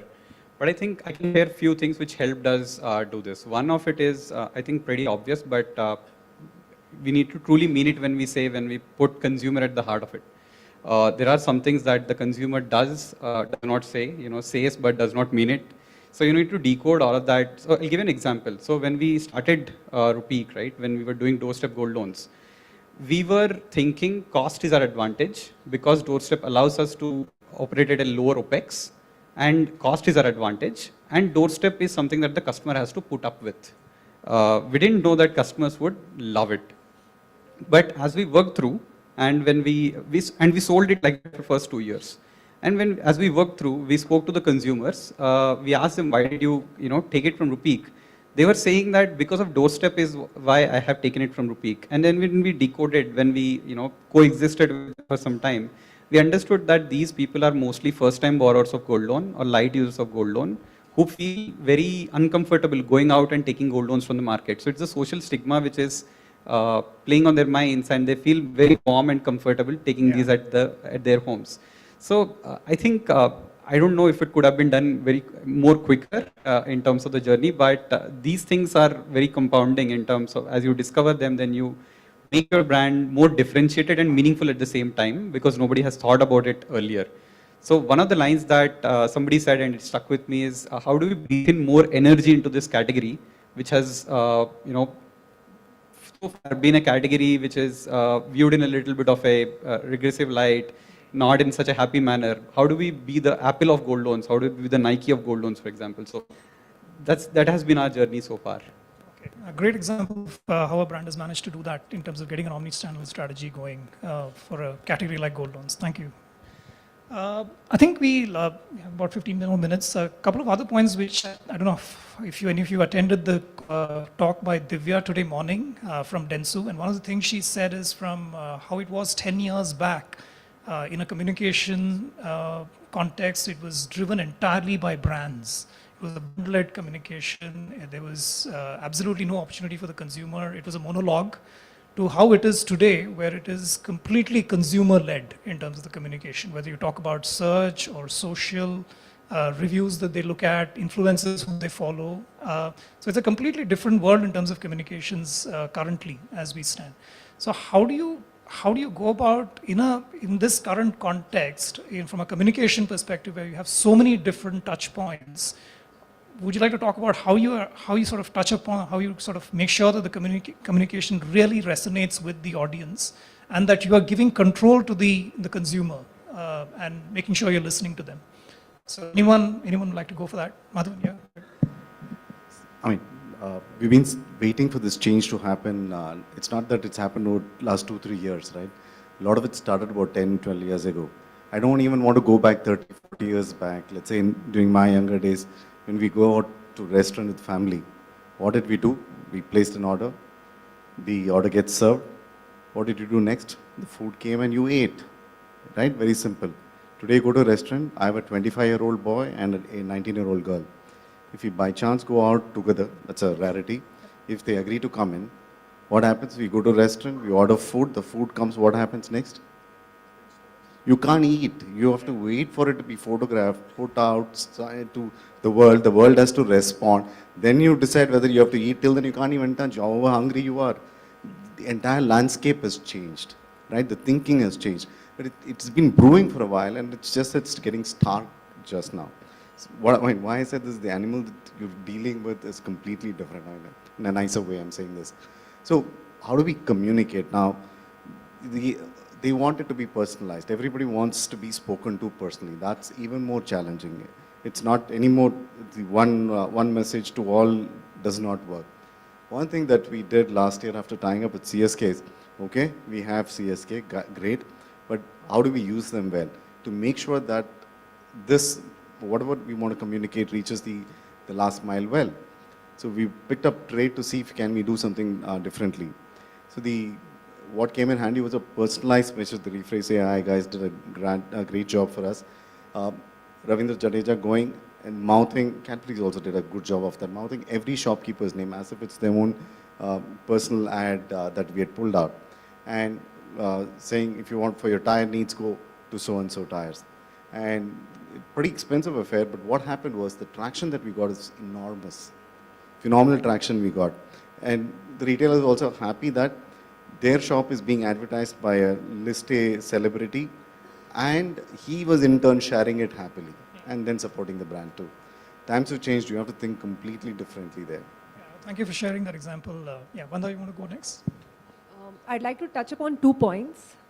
The first one is there are numerous channels out there, and we as marketers, right, we have to be out there on different channels, but what do you say?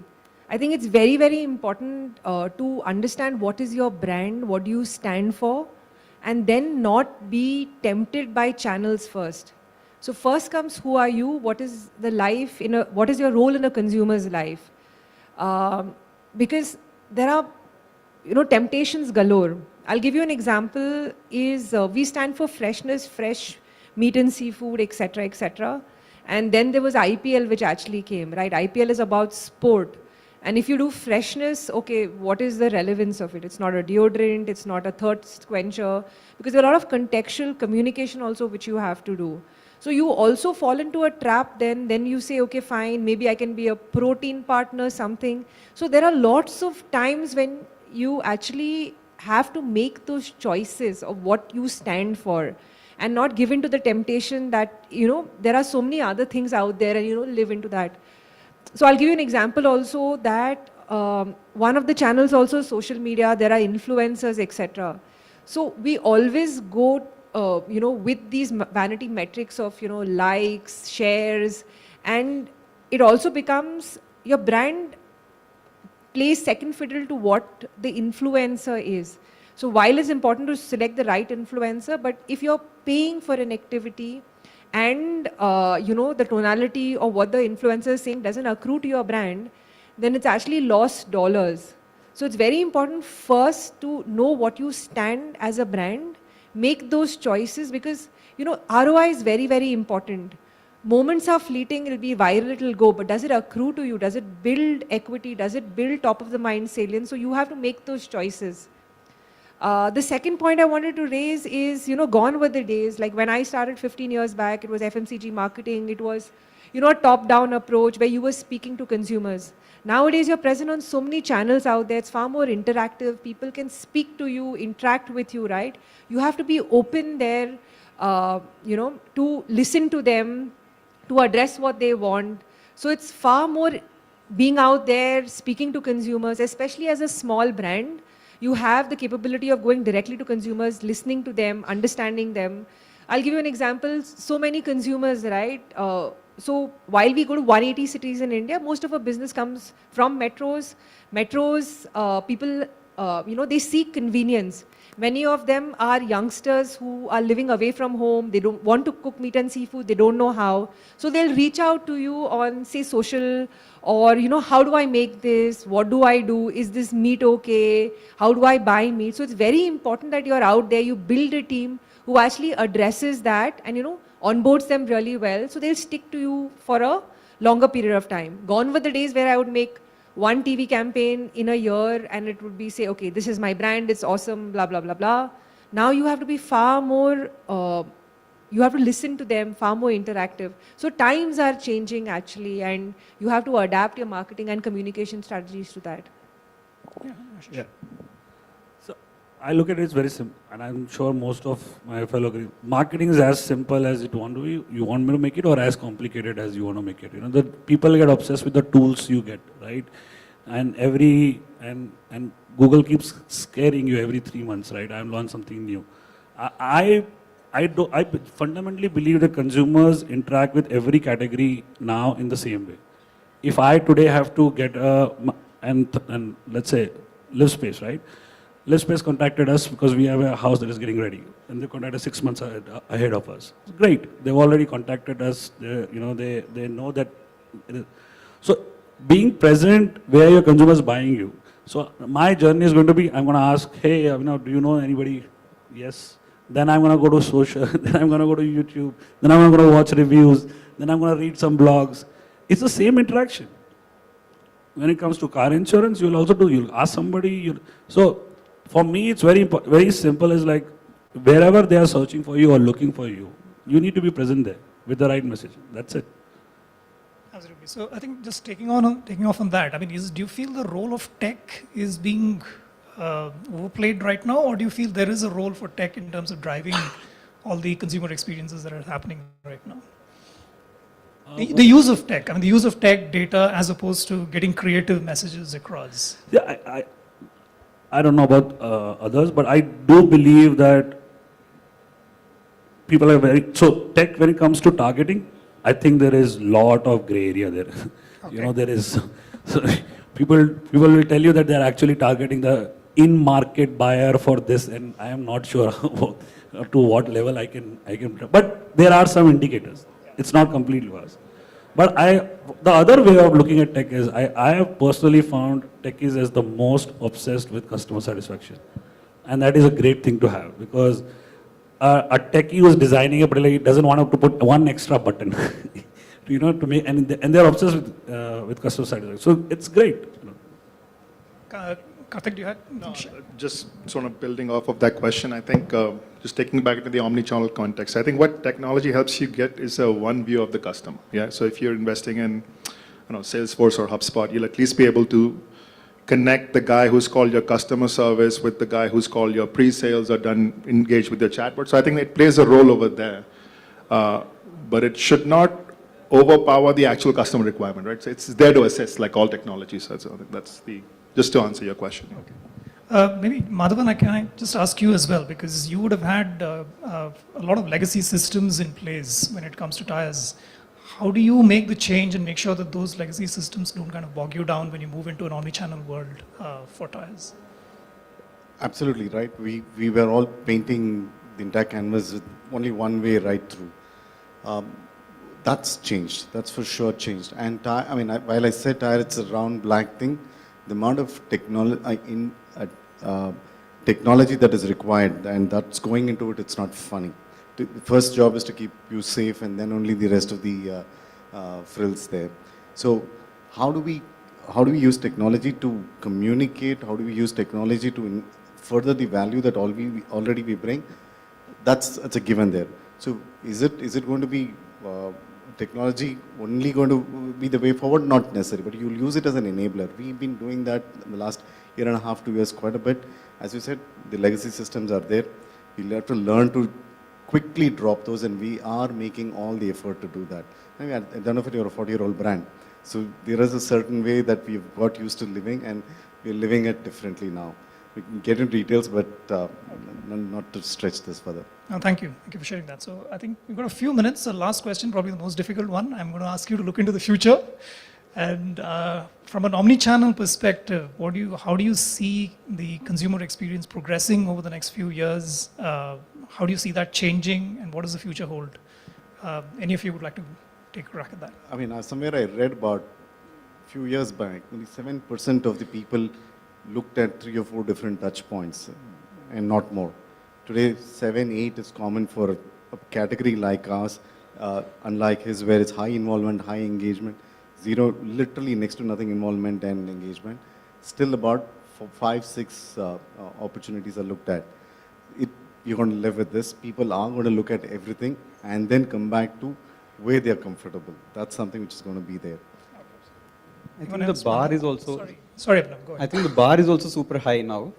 Earlier, kahi dekhna hai, you have to research about a brand.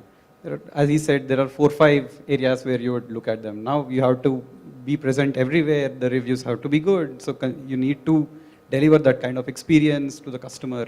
So the bar for somebody to judge that you are the brand to go ahead with has become super high.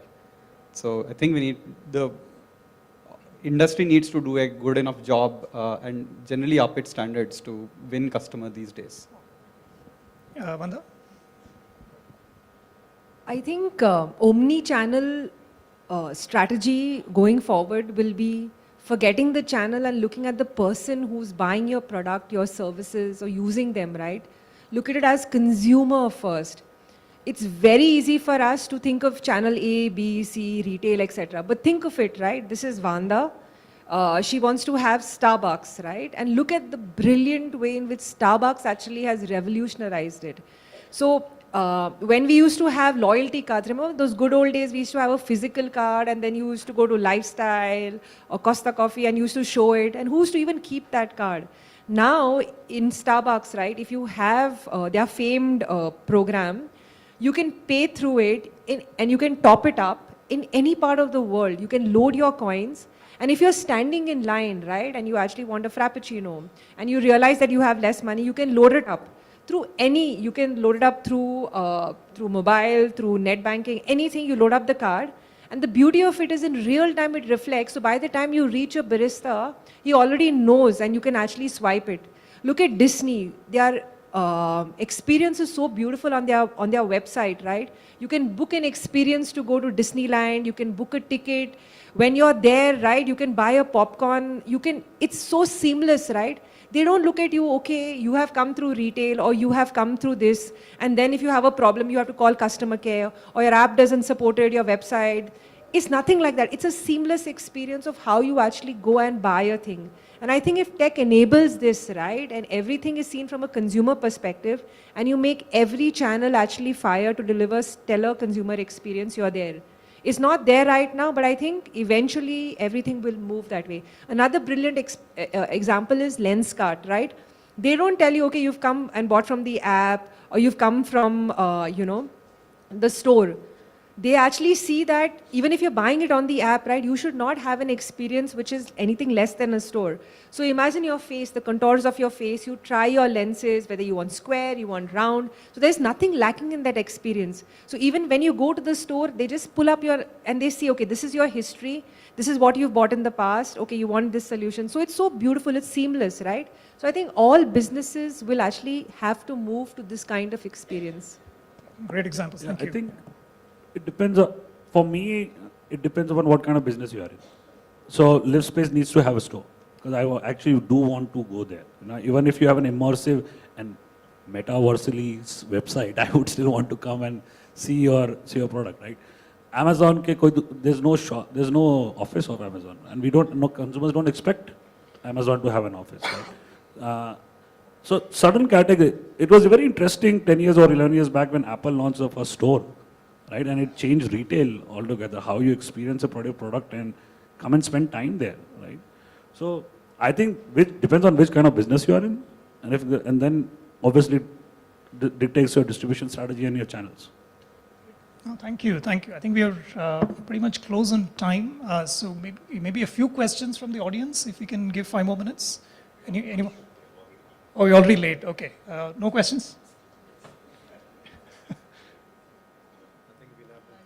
I think you'll have to do it during the lunch break. Yeah, but thank you everyone. Thank you, gentlemen. Appreciate this. Thank you, Vanda.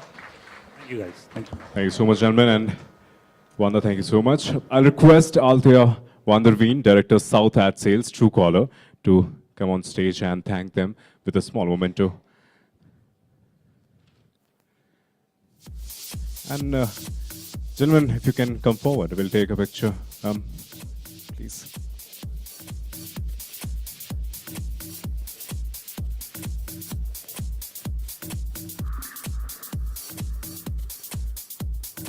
I'll once again request Althea Vanderveen, Director South Ad Sales, Truecaller, to please come up on stage.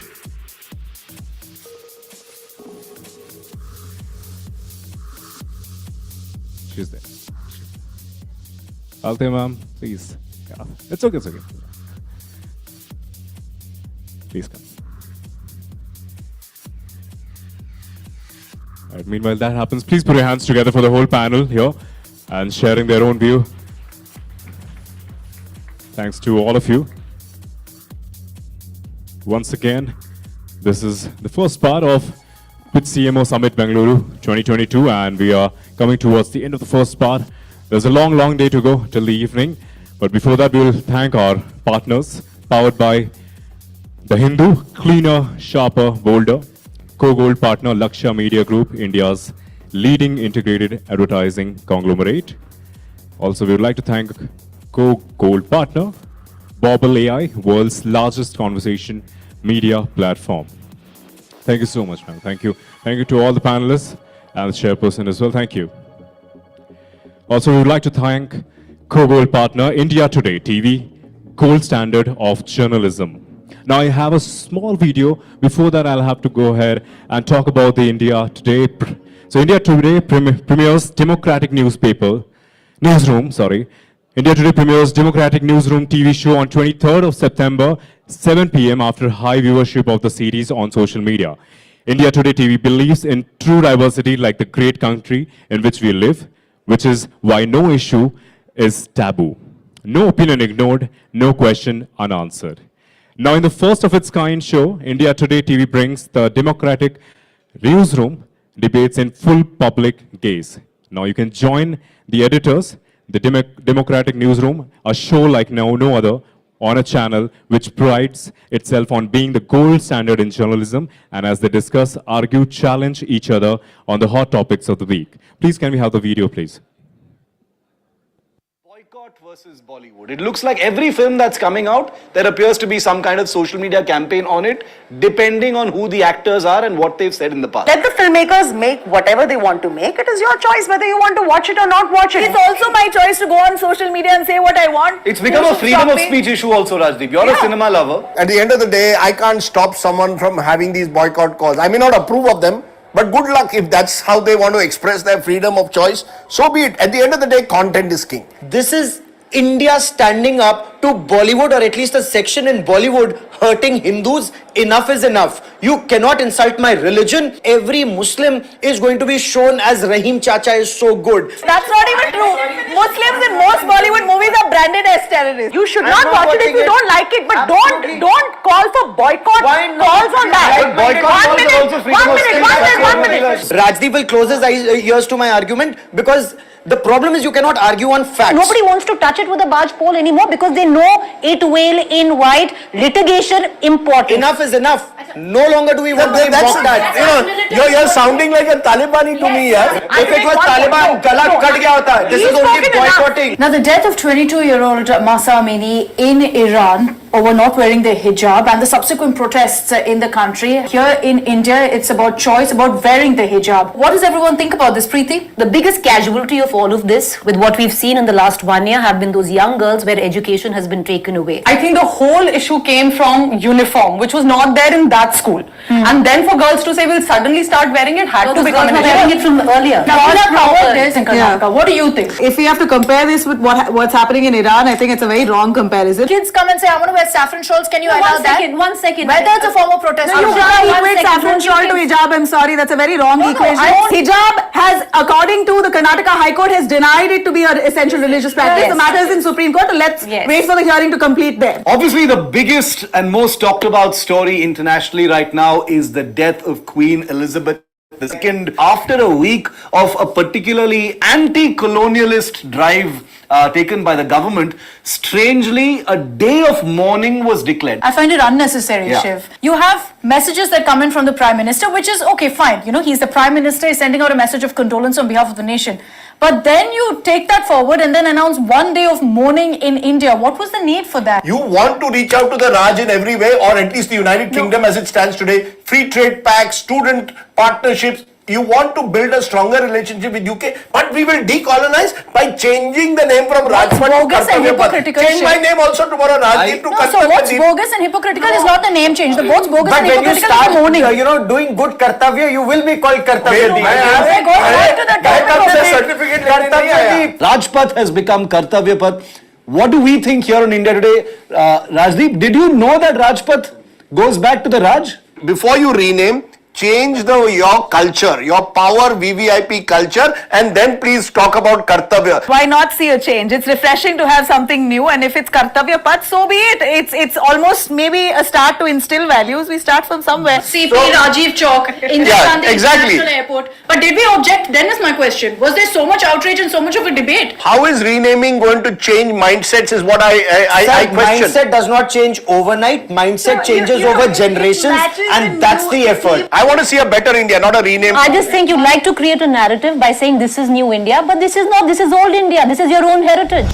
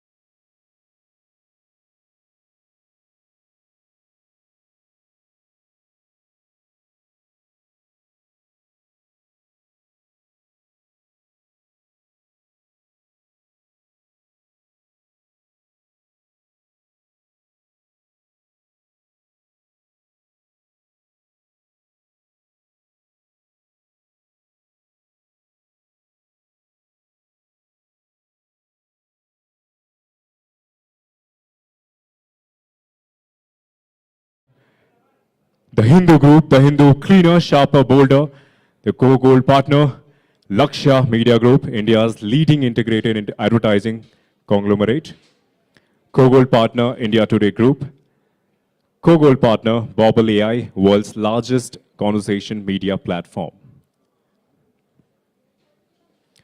I'll once again request if you have your desserts in your hand, you can sit down. We'll be starting. And if you're already done, and if you're outside, please, I request you to occupy the seats. And with that, I'll call upon the first speaker for this session after lunch. Now, bringing the laurels home is something our next speaker is talented at, and his idea, the Unfiltered History Tour for Vice World News, led India's tally in what is now the country's most successful year at Cannes Lions. The campaign brought home 3 grand prizes, a Titanium Lion, and for the first time, the Coveted Agency of the Year title. He had also been recognized as APAC's #1 CCO by the One Show earlier this year. Not resting on laurels and bitten by the entrepreneurial bug, he went on to start an independent creative agency. The now 7-month-old talented, put your hands together and welcome Mr. PG Aditya, co-founder and CCO, Talented. His session topic is Sneak Peek into the Talented Employee Handbook, and I'll request Mr. PG Aditya, wherever you are, please put your hands together for him, co-founder and CEO, Talented. His session will be about a sneak peek into the Talented Employee Handbook. All over to you. Thank you.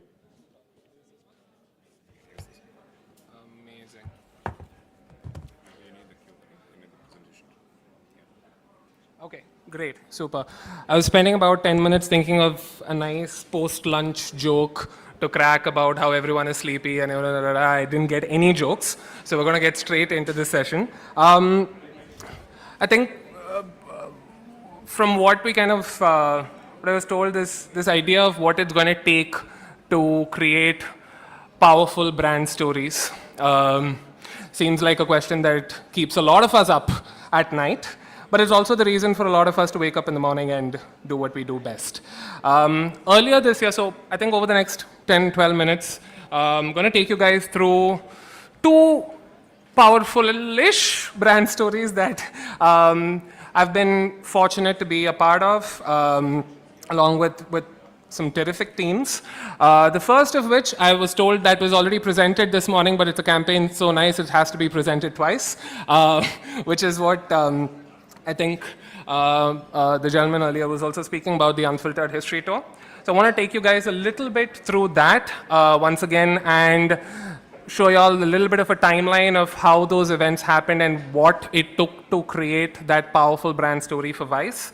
And then want to talk to you guys about yet another powerful brand story that just went live this morning on today's TOI. So if any of y'all have that around y'all, do take a look. I'm going to be playing what that is as well, and that one is for ClearTrip.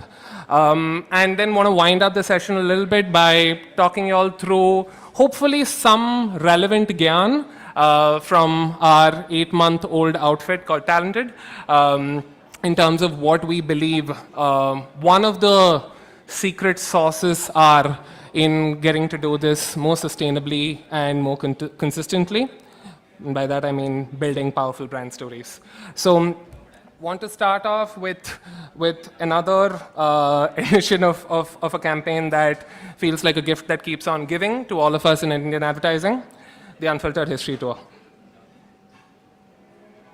The British Museum is a public institution dedicated to human history, art and culture. Come discover over 80,000 works from around the world, here in London. You are now viewing the Regal Shield. Captain James Cook was a British inventor. We're now looking at the Regal Shield, which was taken from my people.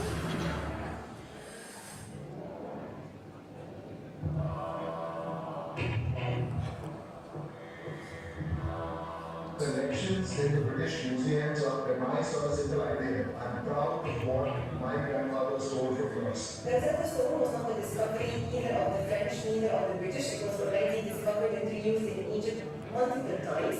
For us, it's not when carved rock, This very important statue is on display in a museum thousands of miles away. Say the British Museum is the world's largest receiver of stolen goods. We're launching an interactive tour of some of its most contested artifacts, plus a podcast series featuring voices from the countries they were taken from. There is always a story behind every object that was made in Iran, and that is how we do our history. There were two foreign powers in rivalry over Egypt. One of them won over the other, and they took the war spoils of the other. I feel I've received a kind of narrative. For many series, it's maybe the last time we could really stand up for people who are trying to bully us. We sort of went around the world and sort of what we wanted, and it makes me feel a deep level of shame. Museums around Europe are slowly realizing that exhibiting items taken by force hundreds of years ago from other countries is kind of gross. And it's about time. We can't change the past, but we can change how we engage with it in the present.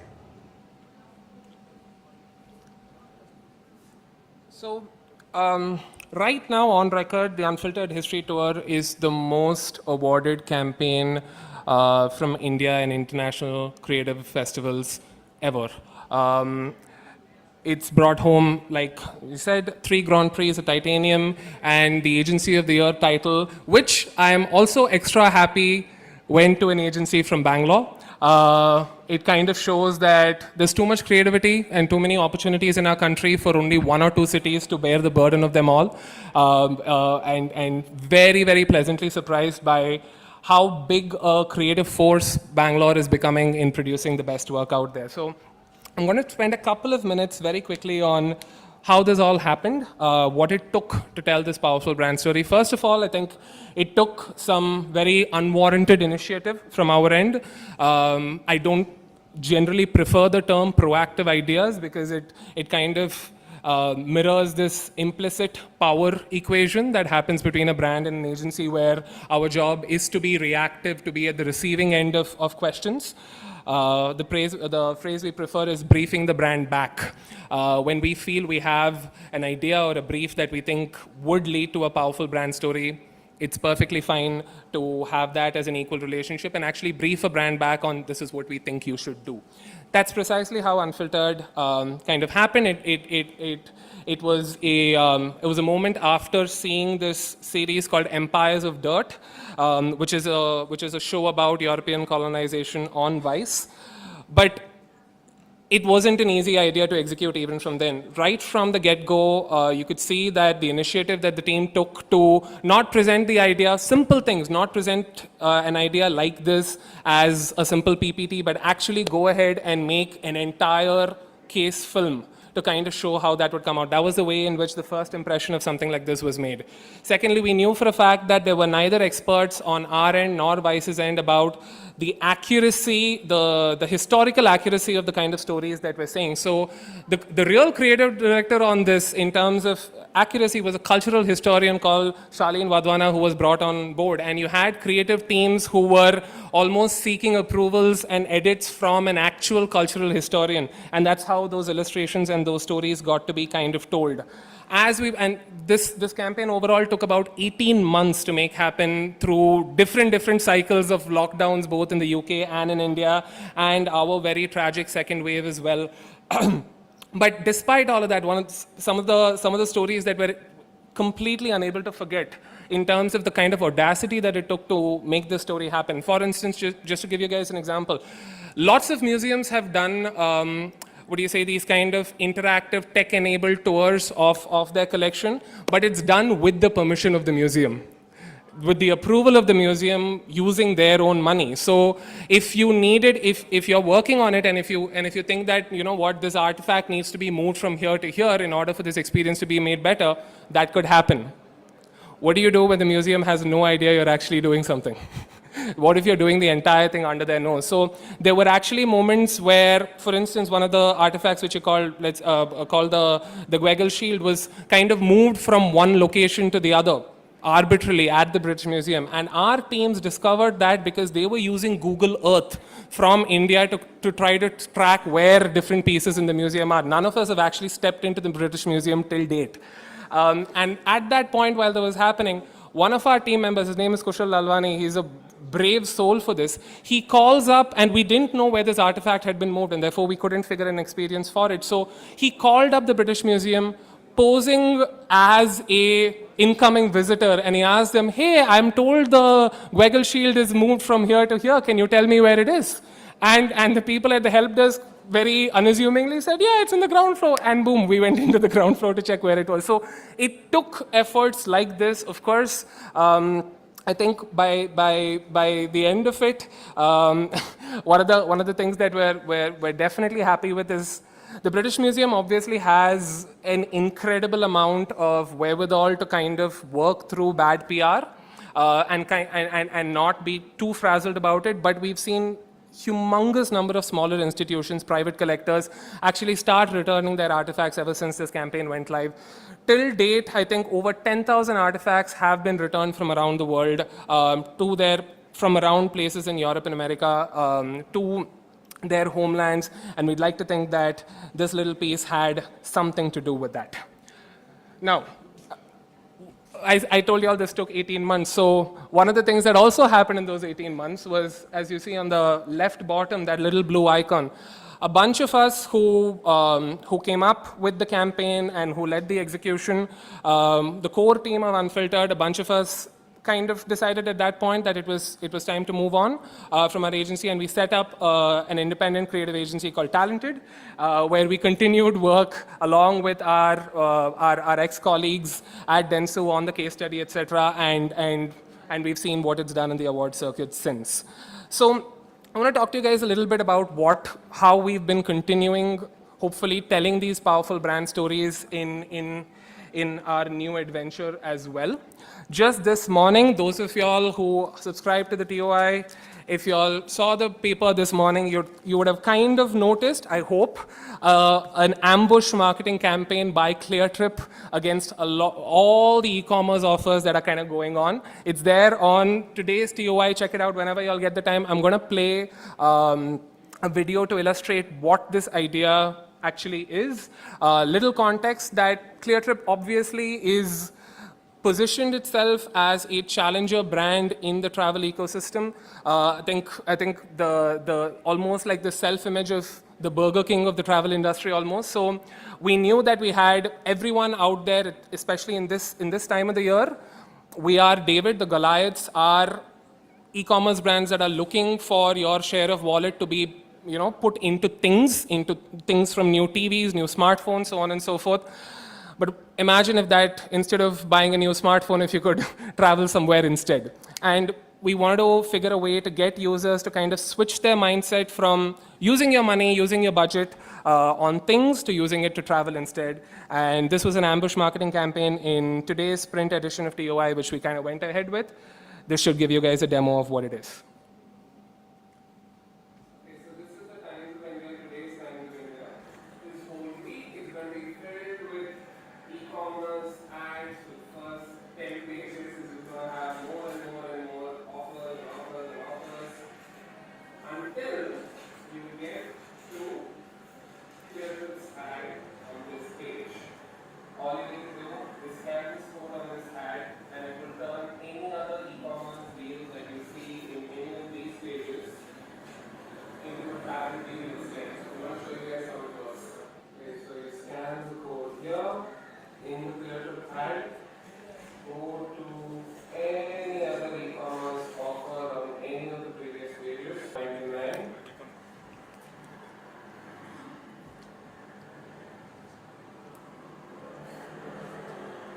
And instead I'll get a travel deal, butterfly mixer grinder offer.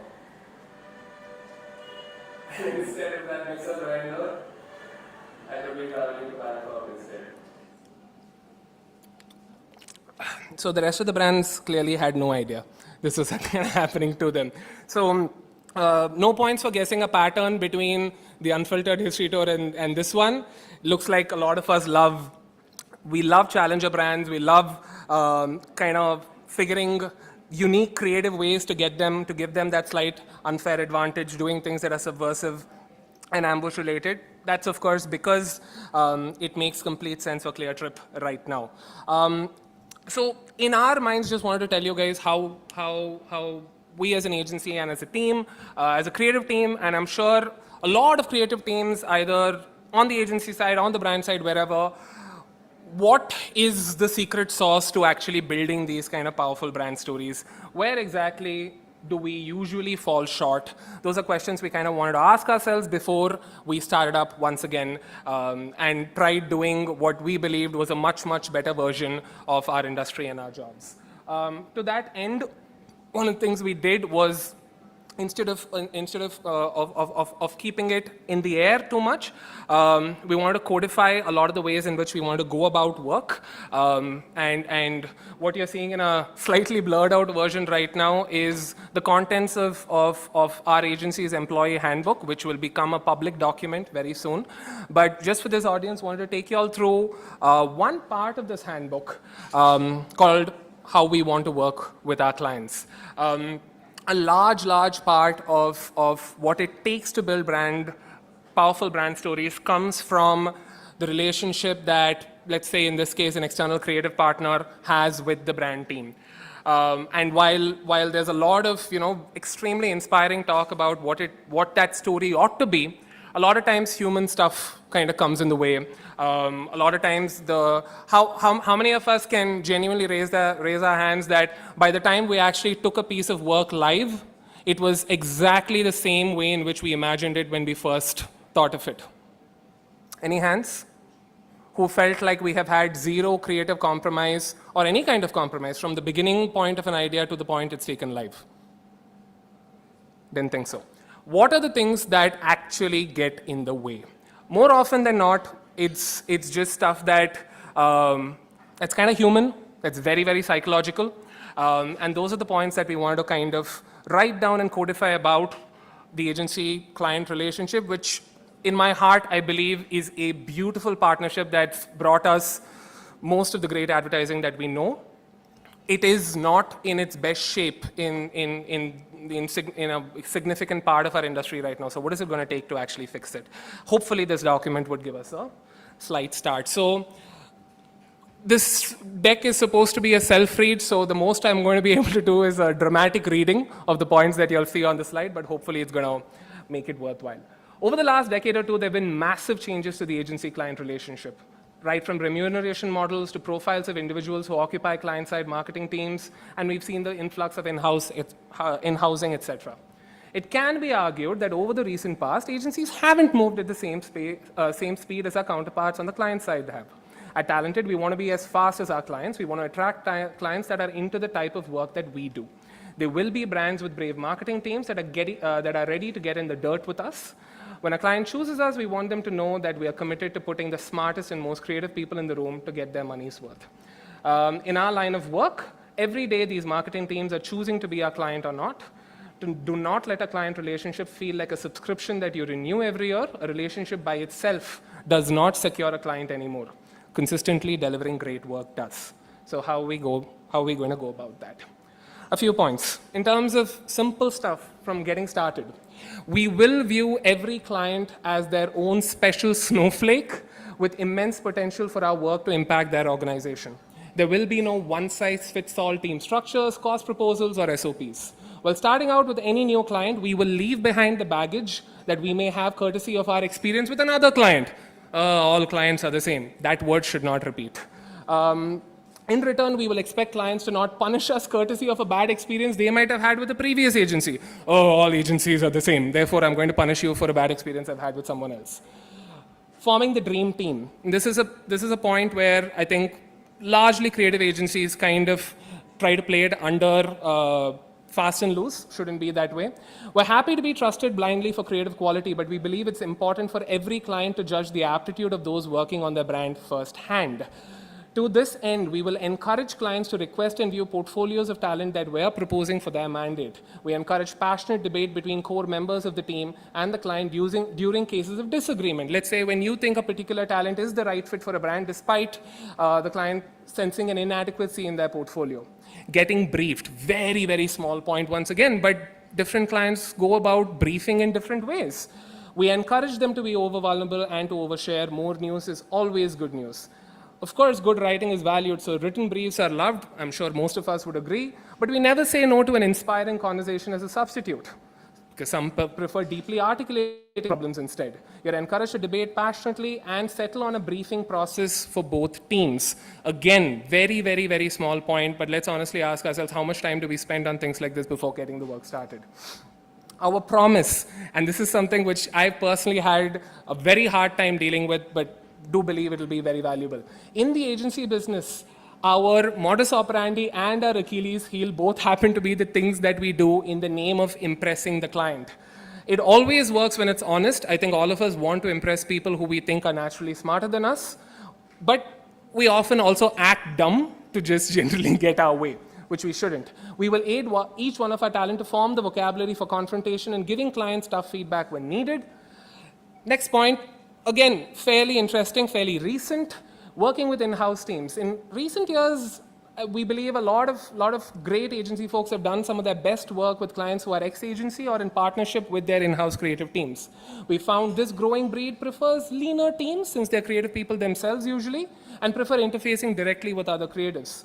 Our team structures need to become more flexible to what serves the best outcome, and your place in a team will only be decided based on the value that you add, not legacy structures. We've also seen this breed of relationships working directly with in-house teams littered, however, with creative insecurities, duplication of work, confusion in credit culture. As ground rules, it's important to always understand why are we as an external partner in the room, and what specific skills as an external partner are we meant to add. Creative bandwidth alone will no longer be good enough. Poaching from our clients, sensitive topic, but important still. If we believe that a member of our client's team can be a good fit for a role that we're hiring for, we discourage our employees from speaking with them directly or asking our HR team to get in touch. We all kind of work in high-trust environments. Most of us in media and marketing work in high-trust environments, and backdoor poaching can leave a bitter aftertaste. This is a psychological thing. Instead, we're encouraged to write a JD, give our client context, and request them to simply pass their JD on to the member in their team instead. Our bet is that we will be respected for being upfront, and that team member can, this is the most important point, that team member can be sure about not burning a bridge internally if they decide to pursue the role. We encourage our clients also to pursue the same modus operandi if a similar scenario happens from their end. And finally, the last 3 points, valuing our own time. This is specifically important to companies that are younger. Taking client building seriously. This is one point where we personally feel is what agencies need to do way, way more of in order to create powerful brand stories. Most of us in our founding team right now have a track record of making our clients shine within their organizations and across the industry. Ever so often, we've helped them overcome internal organizational obstacles, strategize how to sell work that we believe in, or de-sell work that we don't believe in to their bosses, celebrated them in the press, partied together when they got promoted, and sulked together when they didn't. We even helped set up interviews for their next job. This is how real a good relationship can be. So while we talk about brand building and brand stories so much, we don't talk enough about client building, which is actually what I think external partners are really, really good at. Client building happens and it can't be faked. It happens after you believe in your client's potential as rare marketing talent and root for them to do well in the real world. We believe great marketers make great brands, not the other way around. So we will always want to work with great marketing talent, even if they're not in swanky offices or with the most popular brand. Our ambition is to eventually extend the talent density that we believe our organization internally should have as a staffing metric to our client teams as well. I want to end this session with a little shout out to the CMO of ClearTrip, Kunal Dubey, who I believe is one of these rare marketing talents, and he's the one who made this ClearTrip ambush hack happen this morning. There are lots of people like Kunal, there are lots of CMOs, brand managers who are brave, who are rare marketing talent. And if creative partners, external creative partners especially, look at them and building them as much a part of the charter as building their brands, I think telling powerful brand stories is going to be a cakewalk for all of us put together over the coming years. Thank you so much.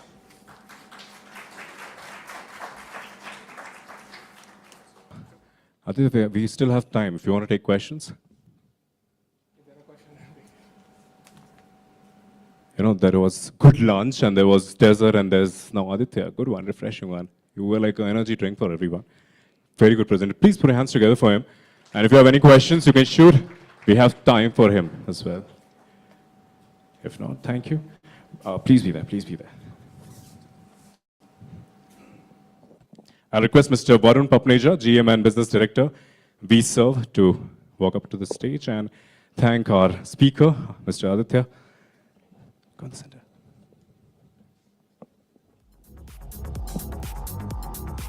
Mr. Varun, thank you so much. And can you all put your hands together, please?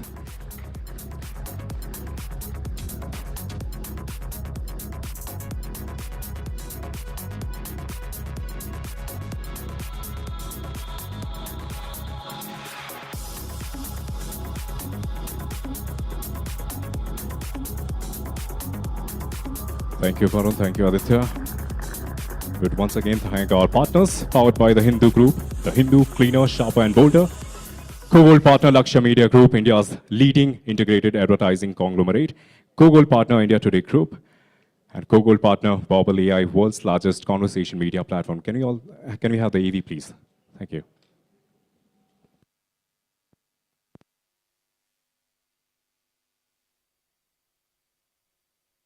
Exchange for Media, a name synonymous with the latest news about the advertising industry in India. The Exchange for Media Group, set up in 2000, has the most credible media platforms covering the entire advertising, media and marketing domain with its highly acclaimed digital, print and on-ground assets. The group's flagship news portal, exchangeformedia.com, reaches over 6 lakh subscribers who are the first to receive breaking news in the industry. The buzzing website not only covers the news but goes beyond the obvious to bring in a fresh point of view. Impact, the weekly news magazine from the group, is the most widely read business magazine in the advertising trade, with in-depth analysis and news-based features providing perspective to key happenings in the industry. The monthly Pitch magazine provides a ringside view of events unfolding in the marketing landscape, along with media and advertising. Another monthly magazine, Realty Plus, is a market leader in reportage on the real estate industry. Today, Exchange for Media is not only a leading publisher in the domain, but owns the IP of more than 50 events spread across Mumbai, Delhi and Bangalore, making it a powerhouse of information and knowledge sharing. Exchange for Media has curated and launched some of the most successful IPs across marketing, digital, TV, print, radio, mobile, OOH and PR.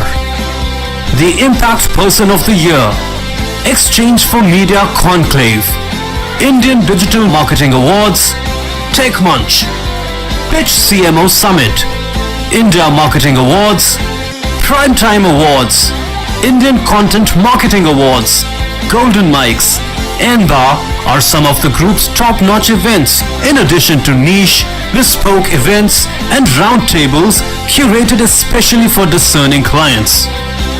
Exchange for Media events attract stalwarts as speakers, along with a loyal audience comprising of leaders, trendsetters and opinion makers. They are the perfect networking platform for the entire media and advertising industry. No wonder Exchange for Media Group publications and events have high credibility and reach and are the destination of choice for agency, brand and media professionals across the industry. Exchange for Media. BW Business World presents a rich legacy of curated events that enable conversations on policy issues in India. Because of the state of our cities, we have no option but to build smart and resilient cities. Digital India is more for the poor, underprivileged and the deprived. Covering a range of topics, BW Business World events look to create a strong narrative around smart cities, digital India, healthcare, Swachh Bharat, human resource issues, education, banking and finance, among others. The world is fast changing. Best practices are available now on the net. Vikas development पूरी राजनीति में ये focus बन गया है. BW Business World events provide a speaking platform to the voices that matter. Smart से ताल्लुक यह है कि हम जो बेसिक एमिनिटीज हैं उसको हम चुस्त दुरुस्त करें. You don't have to be a technologist. You need to understand how technology influences the world. Mahatma Gandhi was a great man. He was the leader of the freedom struggle. We believe that e-governance and IoT will play a very, very important role. BW Business World is an excellent exhibition platform that helps you showcase your services to the right audience. BW Business World's digital transformation went on the fast track in 2020, marrying its legacy of credibility and robust business journalism to a technology-first world. Hosting over 250 virtual summits and webinars across its 17 niche business communities, with millions engaging with the power-packed content like BW Dialogue Series, Festival of Life web series, and custom-created webinars and hosting 20+ virtual summits.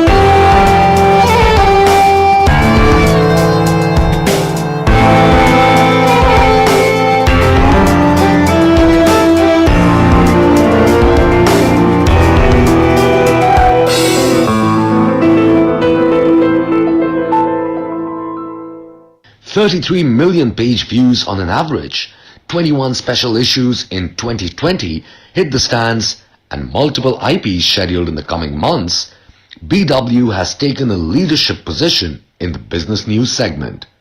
To become a part of our legacy, write to us at partner@businessworld.in.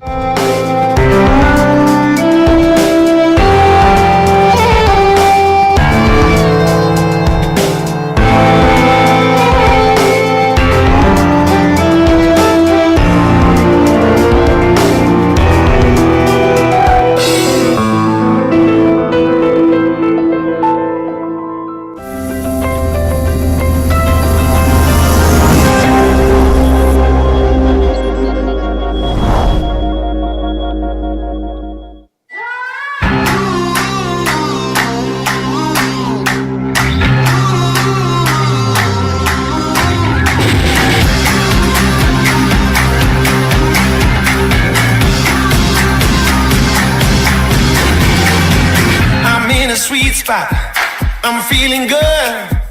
The sun is shining, I knew it would. The world's a playground, I'm in the clouds. Let me show you what it's all about. Check it out, I'm gonna light it up, man, I'm gonna light it up. Let me show you what it's all about. Check it out.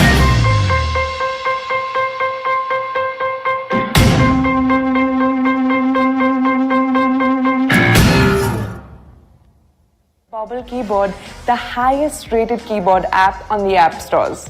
Let's find out. You can share stickers with your very own face and any custom message. Have a big laugh or scare with big anger. Well, Bobble gives you big emojis. Regular black text, It may work for some. We don't judge. What works for us though is the pop text. Bobble lets you use personalized branded stickers, GIFs, by strategically and contextually integrating brands and conversations happening on WhatsApp, Facebook, and other social or chat messaging platforms across the country. An average smartphone user spends 25 minutes of their daily 3-hour screen time on their keyboard. Since you spend so much time with us, we understand you and work towards only showing you content that interests you. And before you say it, no, your privacy and security are not an issue. All your data is anonymized before being used, so you don't need to worry about a thing. Our wide array of patented and patent-pending innovations in areas of content tech, language tech, and keyboard tech will help you stay hip to the ever-evolving language of the digital world. And we made sure you can use it in an expressive and personalized way. Bobble has made conversations human again.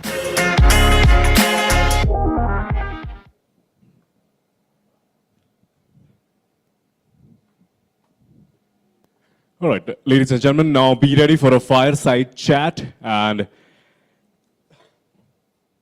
now this fireside chat, this sounds interesting and the session will be really amazing.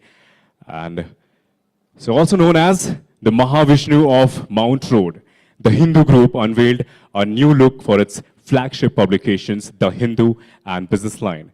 The Hindu is now cleaner, sharper, bolder, while Business Line embodies the bold, vibrant, young spirit. Turn your attention to the screen as we go and have a quick look at the journey of this newspaper giant from the south.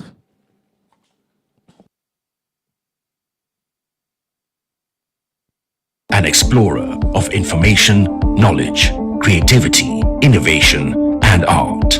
We at The Hindu have always made sure that the journey of the explorer is an extraordinary experience. So we heard what you want and we are delivering it. Introducing a smarter and cleaner news reading experience with an enhanced visual design upgrade and reader-friendly features. Our authentic and credible journalism remains intact. Now, our redesign matches it. With hard-hitting headlines, bold typefaces, and bigger pictures. The Hindu is now designed to be cleaner, sharper, and bolder. You know our designs are not just placements of texts and images. They tell a story.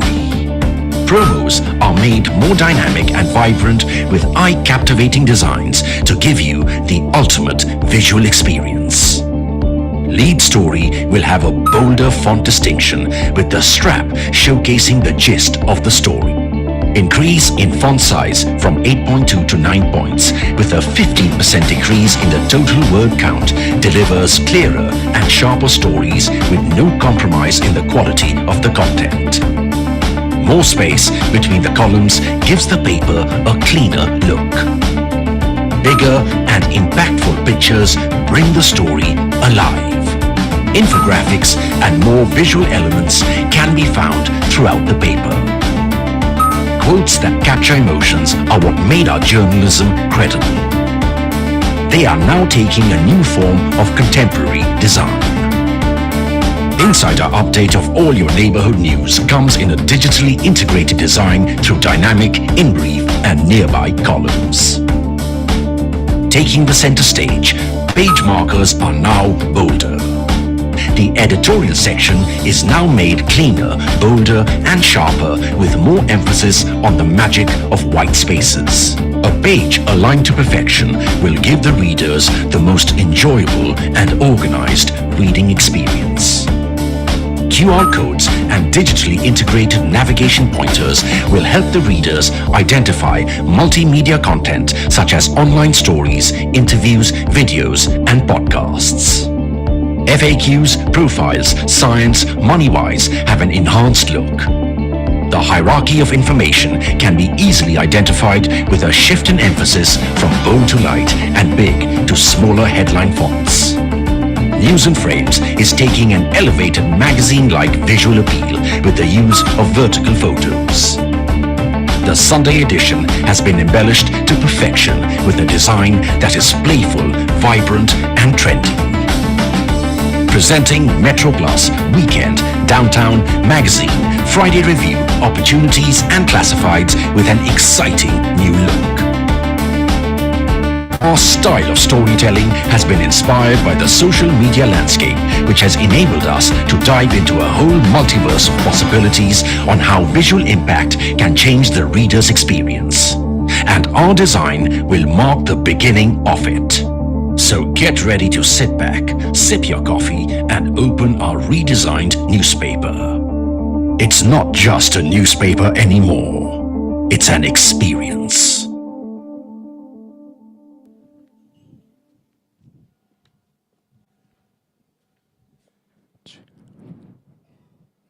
Thank you so much for the AV. Now, how does a 144-year-old institution continue to remain relevant? Now, let me welcome Mr. Pundi S. Sriram. Please put your hands together for him. Chief Product Officer at the Hindu Group. He will be disclosing all the secrets. Please, sir. And among the whole storm and all Andhi Tufan since the morning, I've seen one person who is just calm, still calm. I'd like to welcome Sneha Walke, National Director, Growth and Strategy, Exchange for Media Group. Please put your hands together for her. She'll be accompanying Mr. Pundi Sriram for the session. Thank you, sir. Sneha, thank you so much. And thank you. Please give her a round of applause for her. She is the one backbone behind this. And thank you, ma'am. Please take it over. Thank you. Thanks, Anupam. You called me calm. I don't think my team agrees with you, but thank you for the compliment. Namaskara. Can everybody hear me at the back? Yes? Okay. Actually, I wasn't checking the mic. I was checking whether the bisi bele bhat and the chicken biryani have worked, but it doesn't seem like they have. So thank you so much. Good afternoon, Mr. Sriram. How are we today? Good afternoon. Thank you. Thank you for this wonderful event, and thank you for having us be a part of it. Most welcome. Ladies and gentlemen, not very often do we get to hear from somebody who's managing or who's the chief product officer of a 144-year-old brand. I don't think many of you have missed this, but the Hindu celebrated its 144th birthday, 144th birthday earlier this week, and they did some very cool stuff, in that birthday celebration, like dropping newspapers through drones and all of that. First of all, a big round of applause for the 144.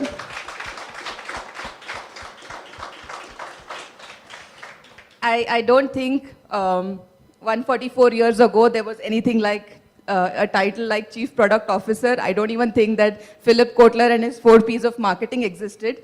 And today, Sriram, you have this huge responsibility of carrying this legendary brand on your shoulders. So let me rephrase and ask you this question again. How are we today after the launch? After the launch, actually quite relaxed. It's been a very, I would say, very successful launch. I don't have to bear this burden alone. I have like a team of wonderful people. There's Yes, 2,500 of us who all carry that the load together.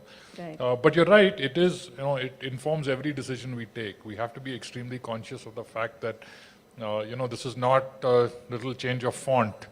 It's a change of a legacy of 144 years, and it's got to have a very good reason for why we're doing it. Every one of our decisions has to be informed by the heritage and the legacy of the brand, because it means a lot to our readers and our consumers and people who have been with us for all these years. So this launch has been good. It's actually gone off. Don't hold your breath for drone delivery of newspapers anytime soon, but I think that was a very cool little thing we did. But feedback went viral, right? Yeah, people have been sharing this, and maybe sometime in the future you could get drone delivery, but it's a little easier to read it on your mobile, or so we won't go there yet. Right. Since you mentioned, reading on mobile, and so I'd like to, perhaps I've not done this, and I'd like to do this, formally introduce Mr. Sriram. So he's the Chief Product Officer at the Hindu, and is also, as the business head of a division called STEP. And I believe you are entrusted with the responsibility of creating high impact products across the Hindu group. Mr. Sriram has been an entrepreneur himself. He's also consulted, been consulting with a lot of Fortune 500 companies on corporate strategy. So lucky to have you here, Mr. Sriram. We are very excited about this. Few questions, some of them perhaps difficult, but let me start with the most, I think, fundamental question. Newspaper relaunches. There's a lot that goes into it, monetarily, energy-wise, bringing lots of different sets of stakeholders together. What prompted or what motivated this relaunch now? Yeah, interesting question. See, fundamentally, a lot has changed. The last time, the Hindu has been redesigned about, I think this is our 9th redesign in those 144 years. So it's not something that happens often. In fact, I don't remember the last major redesign of any paper other than the Hindu in India might have been around 10 to 12 years ago. So this isn't something that we do often, and it's actually a fairly complex thing to do. We don't think about this every day, but the newspaper is a new product every day. Like every day we have to put out a product that has no resemblance to the product of yesterday. Right, and this is true for other media as well, of course. But in the newspaper business, it's complicated to do that because you have to create and design a structure that will work for every one of those situations. That's what takes this kind of effort. So newspaper redesign is a pretty complex affair, and we don't get into it unless we absolutely want to.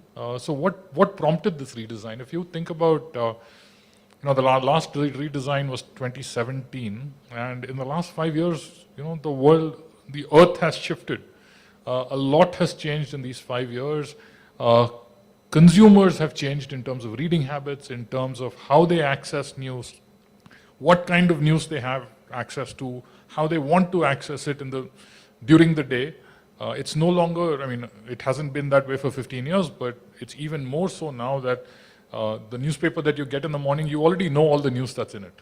Right, because you got it on WhatsApp from your grandfather, and you got it on Telegram from your son, and you got it on late night news with Arnab Goswami. Family groups, yes. Yeah, with Arnab Goswami screaming his head off. You had all of this, right? So you already know what news is going to come. So what can we do to make that news special? Right. So that's a big part of what we had to think about. We said the world has shifted in these last 5 years, consumer preferences have shifted, and it's important for us to meet our consumers where they are and bring to them something that they've gotten accustomed to in the digital world. Right? So some of the principles that we had going in were, how do you make this more, a more colorful experience?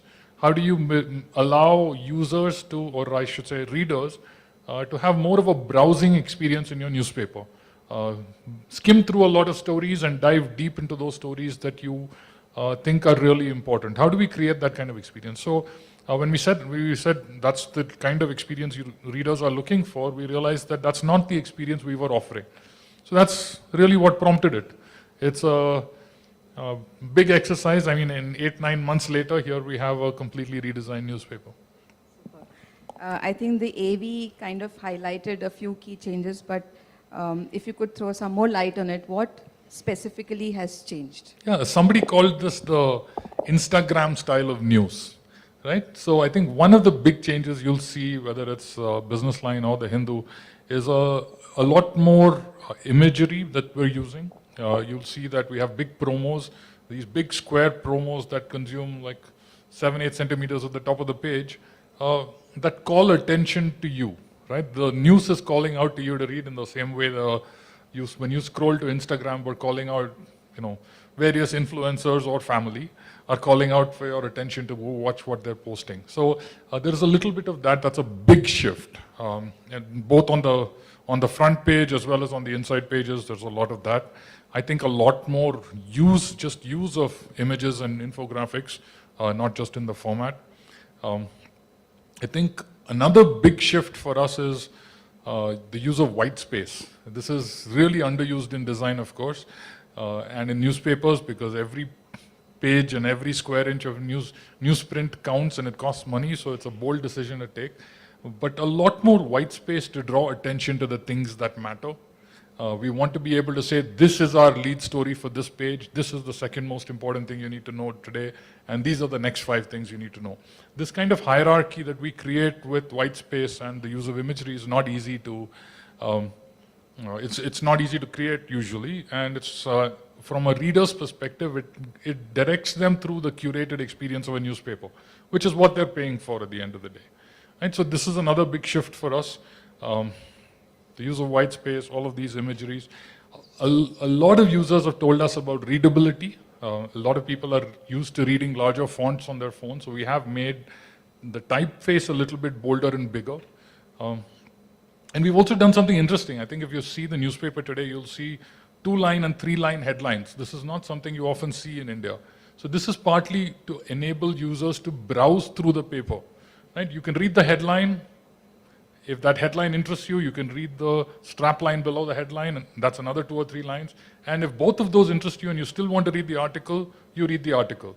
You don't have to read the article to get the full gist of what it is we're saying. Right? So this is a completely different type of storytelling that we've now embarked upon this direction. Not without resistance from our editorial colleagues, but we've had to go in this direction precisely because this is what our readers and learners want. So I think it's also prompting a lot of rethink. I think after if you look at, I think it was there in Bangalore's paper as well this morning, but if you look at today's paper, you'll see something interesting. We did the top is a L, right, an inverted L shape, and probably for the first time in my memory, there is a cinema story on the front page of the Hindu at the bottom, at the top left. It's still a very Hindu cinema story. It's about the French director Godard, who recently passed away, and his impact on cinema. But it's a cinema story on the front page of the Hindu, where it would be news and politics and almost nothing else. Maybe India winning the World Cup, right? That's about it. So we're also learning to play with content in a different way to be able to fit all of these new formats in and work with the new formats allow this kind of different presentation, right? And that's a big part of what you'll see in this new paper. Business line, of course, is another big shift. I think if those of you who are used to reading Business Line, you'll notice that the new design is a much more younger, much more vibrant, energetic newspaper. A lot more color. It's not just grays and blues or grays and pastel blues, which is what we used to use before. And I think that reflects the. I mean, we're 144 years old, but we want to be young. If you look at the Indian economy today and the stories that the Business Line tells, it's telling stories about a young, energetic, vibrant economy. Business Line needs to reflect that energy and vibrance of the economy, and that's part of the spirit of that redesign. That's the other part of why we did these redesigns. And I think you will see in the next few months, we'll also do something similar around 2 of our magazine publications, and I think people are going to ask, really, are magazines needing to be redesigned today? And I think they are. Sportstar and Frontline will go through another redesign over the next 4 to 6 months, and you'll see there as well some very fresh ideas and new things that we'll do for the younger digital age reader, but also for our traditional reader who likes what we've been putting out. Nothing changes from that in terms of quality or content, but how they consume it will change over the next few months. Nice. I think you gave us a piece of breaking news here saying that there are some more, so my editorial colleagues here will perhaps pick it up. Since morning we've been listening to a lot of marketers, a lot of brands talk about customer experience across this whole, the omni-channel way, right? So across multiple platforms.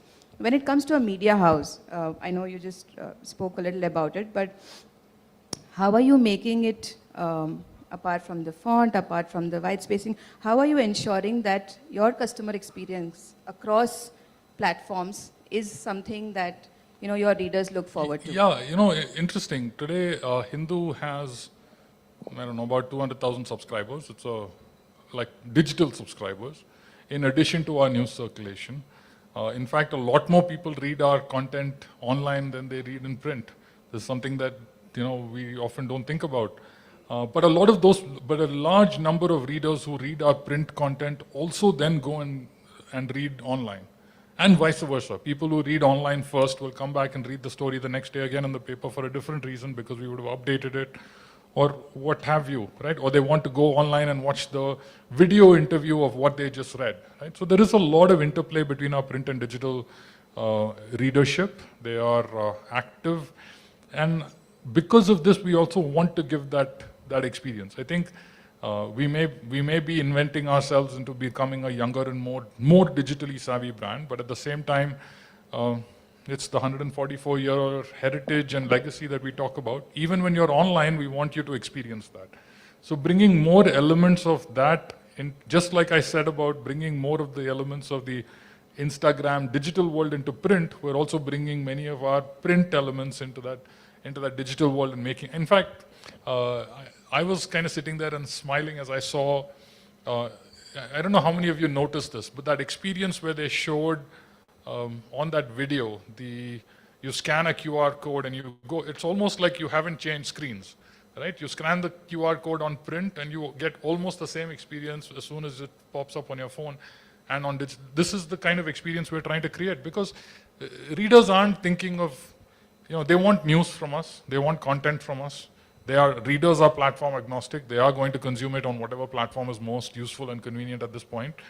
And we should create that same brand consistency, product consistency, and consistency of experience for users across all of these platforms. So that's a big part of this effort and redesign. Everything from that Instagram style of storytelling to the opposite, which is using some of these traditional print elements, which we have a digital redesign as well that we will be doing. And you'll see things like drop caps, which even newspapers have dropped. We're going to bring that back into digital so they get a little bit more of that experience of, I'm not just reading an article, I'm reading an article from an established authoritative source that is a newspaper, right? And that's part of all of that connection that we're building across platforms and across media. Wonderful. You mentioned about some concerns that came up perhaps from the editorial side of, and you have a very strong editorial, ethos. So on this entire revamp, you worked with Dr. Mario Garcia, and for those of you who perhaps already have heard about him, and those of you who haven't, Dr. Garcia has worked on about 700 odd publications, which include newspapers, websites, magazines, and help them revamp themselves. These include the Wall Street Journal, the Washington Post. So working with somebody like that is like working with a legend. And how was it working with him? Yeah, it's exciting. It's helpful to, Dr. Garcia is 78 years old, right? He's dynamic, enterprising, and he moves faster than any one of us in this room.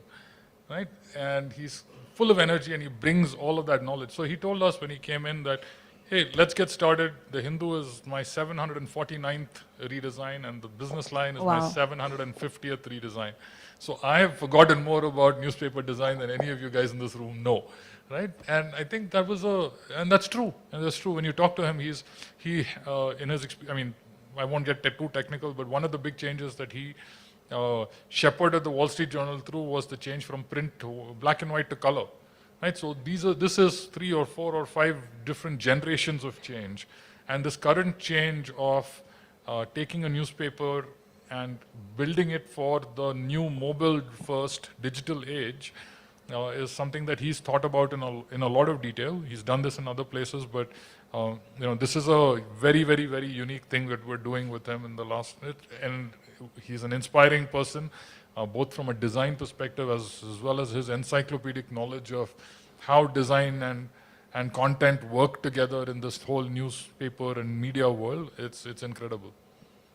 Was there some referencing to some international publications, or was some part of that conversation also around that? Yeah, of course. I think we look around the world, we see papers like The Guardian, the papers like the New York Times that have very well navigated this change, right? Their print publications are still as good as they ever were, and they're continuing to grow, and their digital publications are also reflecting everything that that print publication was famous for, right? So those are papers we looked at. A lot of other designs that have that he's done over the years, like Wall Street Journal and all that, of course inspired these. But these were two that are particularly important for us. In terms of feedback, I know that I'm sure there must be some kind of feedback that you would have arrived at from focus groups, from readers. Could you share a little about how you bring together this feedback, or how do you collate this feedback, both for deciding about the revamp, and I know it's too early to ask, but what has been like the kind of feedback in the last few days? So the interesting thing I'll tell you is, if you look at the paper today, you'll see all our readers' feedback. We're just publishing everyone, whether there's good or bad, without really any editorial thought on whether we should publish this reader's letter to the editor or not. And surprisingly, I mean, not surprising, it's been good. It's been excellent. People, a lot of people welcome change in any number of ways. They welcome change in this as well. A lot of people have said really good things about the increased add of color, more white space. They find that the 1,300 word editorial is not as intimidating in this new presentation, and they are moving to read it more. So a lot of positive feedback from that front. How we got here, I mean, usual slew of things that you would do as a product person. You've done surveys, we've talked to customers about collecting feedback. We have a reader's editor who gets feedback continuously, and our inboxes are always open, so we hear a lot of feedback. I mean, some companies struggle to do surveys, but when we ask our readers for feedback, I have to turn the survey off before I can turn it on, literally, because that's how much volume of feedback we get from our users. Super. On the day of your launch, I'm sure that you would have got feedback from a lot of, because there was a lot of mention about making the Hindu more youth-oriented, and you met with, I think, the most youthful personality of South India, then, actor Rajnikant himself. So you met actors, politicians, celebrities that day. Any first thoughts, any feedback there? Yeah, see, many of these people, interestingly, have grown up with the Hindu. Right. Right, and I almost want to say that feedback isn't honest because it's a very emotional feedback. It's not a feedback on the product, it's feedback on the brand which they connect with at a very deep and emotional level. Right. So they had great things to say across the board, whether it's politicians who've grown up reading this, or Rajnikant and Kamal Haasan. The other thing that we hear a lot about is, I learned English through reading the Hindu. This was an important part of my life, and it's where I am in my career because of this. Or when we talk to people in the civil services, IAS, senior government officials, they'll say, I'm in this job because I used to read the Hindu every day. That's how I prepared for my civil services exam. So there's a lot of different types of feedback that we constantly hear. It's humbling, actually, as somebody that collects all this feedback and collates it. Yesterday I had this one note from this gentleman who says, I've been reading the Hindu for 77 years. Wow. Right? And he had this beautiful, beautiful note, and he said at the end of this note, his last line was, and then my grandson came up to me and said, Tata, where are your glasses? And that's when I realized that I'm reading the Hindu without my glasses for the first time in 20 years. So I thought that was a very, very cute and smart note from somebody who's been reading this paper for 70 plus years. It's great to be able to do something for some of those readers. Nice, very nice. Revamps are usually targeted towards two groups. One is the readers that you mentioned, but a major focus these days is also advertisers, brands who come to you, who want to use your platform. So what has been their feedback? What is it that you're doing through your publications for them? Yeah, actually, we didn't forget about advertisers, as you can imagine, through this redesign. No, a number of things. Of course, one of the things that advertisers value about the Hindu is the reader connect that we have, right? This is fundamental to who we are. And everything we've done is around building a better, tighter relationship with that reader. So that's definitely a part of what we have to offer for our advertisers. But there are also some very practical things. You will notice in today's paper, for example, there is a big sky bus on the top. And we've actually given more space for the sky bus. You can build a bigger, bolder ad right under our masthead. that a lot of advertisers will find very valuable because it catches the attention of the user. I think that's one example of a change. I think the other big shift is all the white space. It's not just the content is not just the articles, the content is also the advertising, right? So the white space also brings advertising to the fore just in the same way as it brings content to the fore. So we think these are things that advertisers will appreciate over the next several months. We'll see the impact of some of these things playing out. Very nice. Sriram, I won't let you go without maybe 2 to 3 personal questions. This is the Pitch CMO Summit South, so I have to ask this question to you. I come from a place called Belgaum, and it's a town on the border, the Karnataka-Maharashtra border, and it's known for something called Kunda. You come from a place called Pundi. What is Pundi famous for? So Pundi is a small village about halfway between Bangalore and Chennai. So what it's famous for, I mean, the one thing I can think of is the sweet we call Manoharam. I don't know how to describe it. It's like a chakli, or a murukku, but dipped in good, right? So it has a.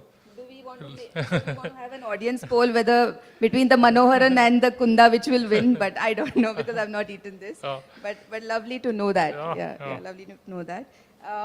A book that has stayed with you, Sriram, because you're the Chief Product Officer. You would be reading a lot about innovation, about product, about strategy.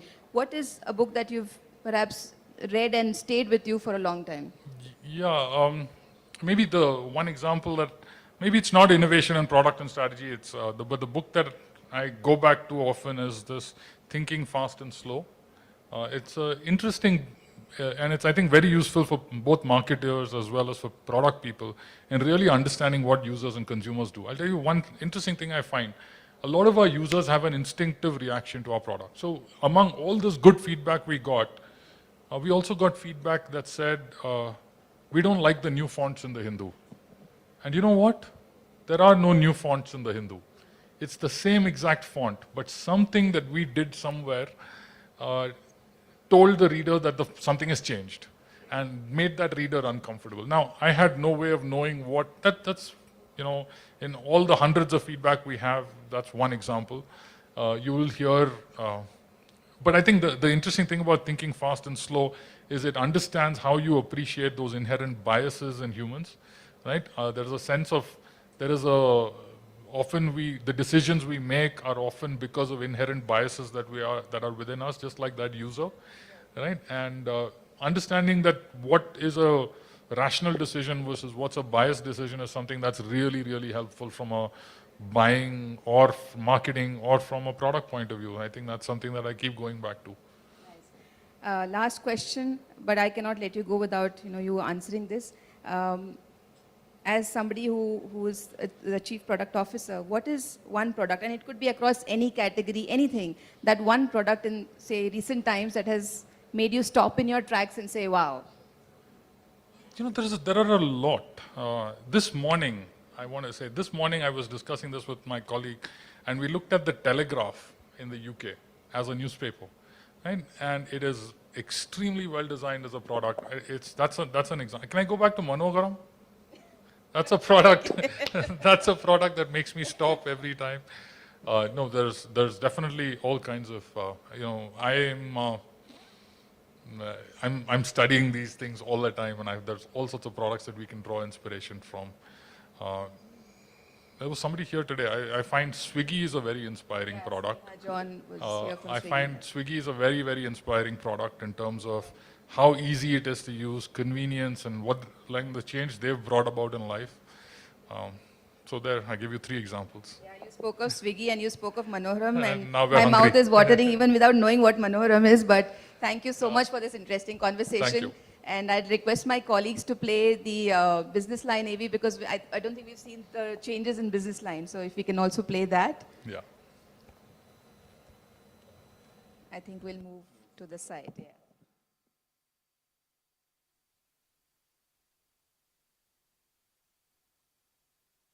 Change is constant. We are living in a fast-paced world where business is constantly evolving. embracing the one constant in business, change. Introducing the Hindu Business Line's new look, a redesign that draws parallel to the new age of business. Say hello to a premium news reading experience with an enhanced visual design upgrade and reader-friendly features. A design that will make analytical and explanatory journalism an indispensable must-read. Our brand new masthead reflects the spirit of a young and vibrant nation. Lesser, sharper edges reflect a soft and relaxed tone, a reminiscence of the past and a mark of change. The new logo is a contemporary design that gives the best of both worlds. The concentric circles show how BL has the last word on business reportage. The grey background, red pointers and a large image at the center highlight the best stories of the day. Giving the attention they deserve, headers are now in a distinct red color. Big impactful pictures and more visual elements. Clearer content hierarchy and demarcation. Shift to a more digital-friendly brand identity from Business Line to BL.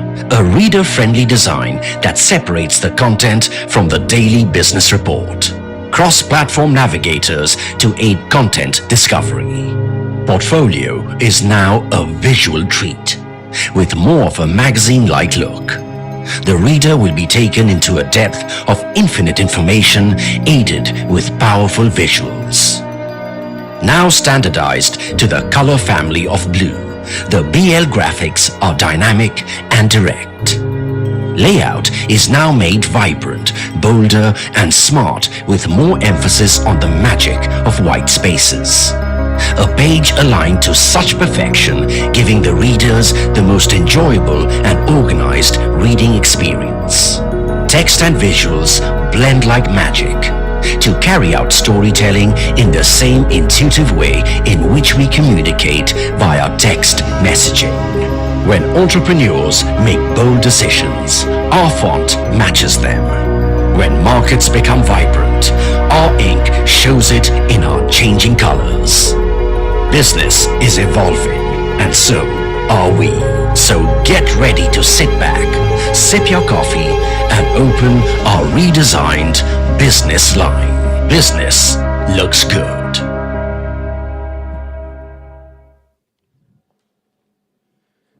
All right, thank you so much, Sneha ma'am and Sriram. So please step on dais, and Sneha ma'am, if you can thank him with a small token of appreciation. Thank you.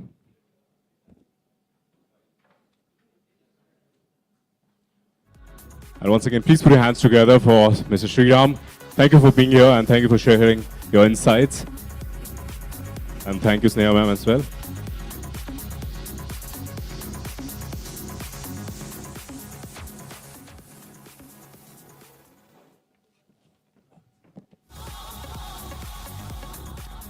All right, next we have a panel discussion about the festive season which is coming up. Now, everyone is excited and you have questions, you have ideas, they have ideas.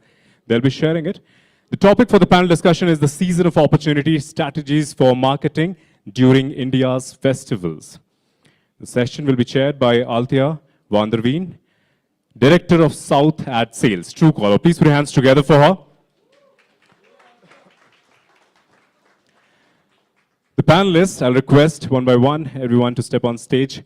Gunidhi Singh Sareen, VP Marketing, Head Digital Works. Jiten Mahendra, VP Marketing, BTC, Byju's Tuition Center. Saibal Biswas, Head of Marketing Partnerships and PR, MediBuddy. Nikhil Maine, Principal Partner, Content Plus, Mindshare.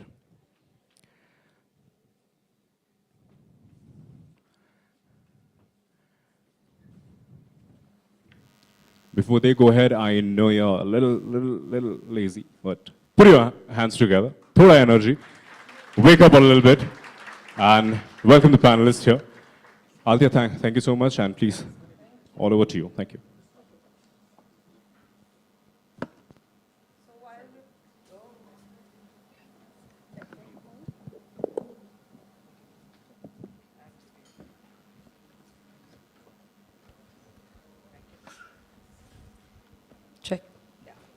So while we were putting names to faces, you kind of missed that boat now, but yeah, thank you everyone for joining us today. It's a pleasure being here for a physical event after really, really long.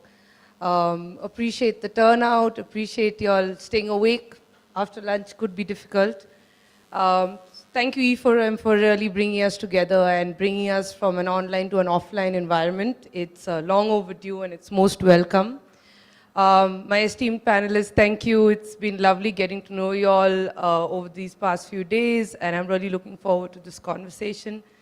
And yeah, let's get down to business.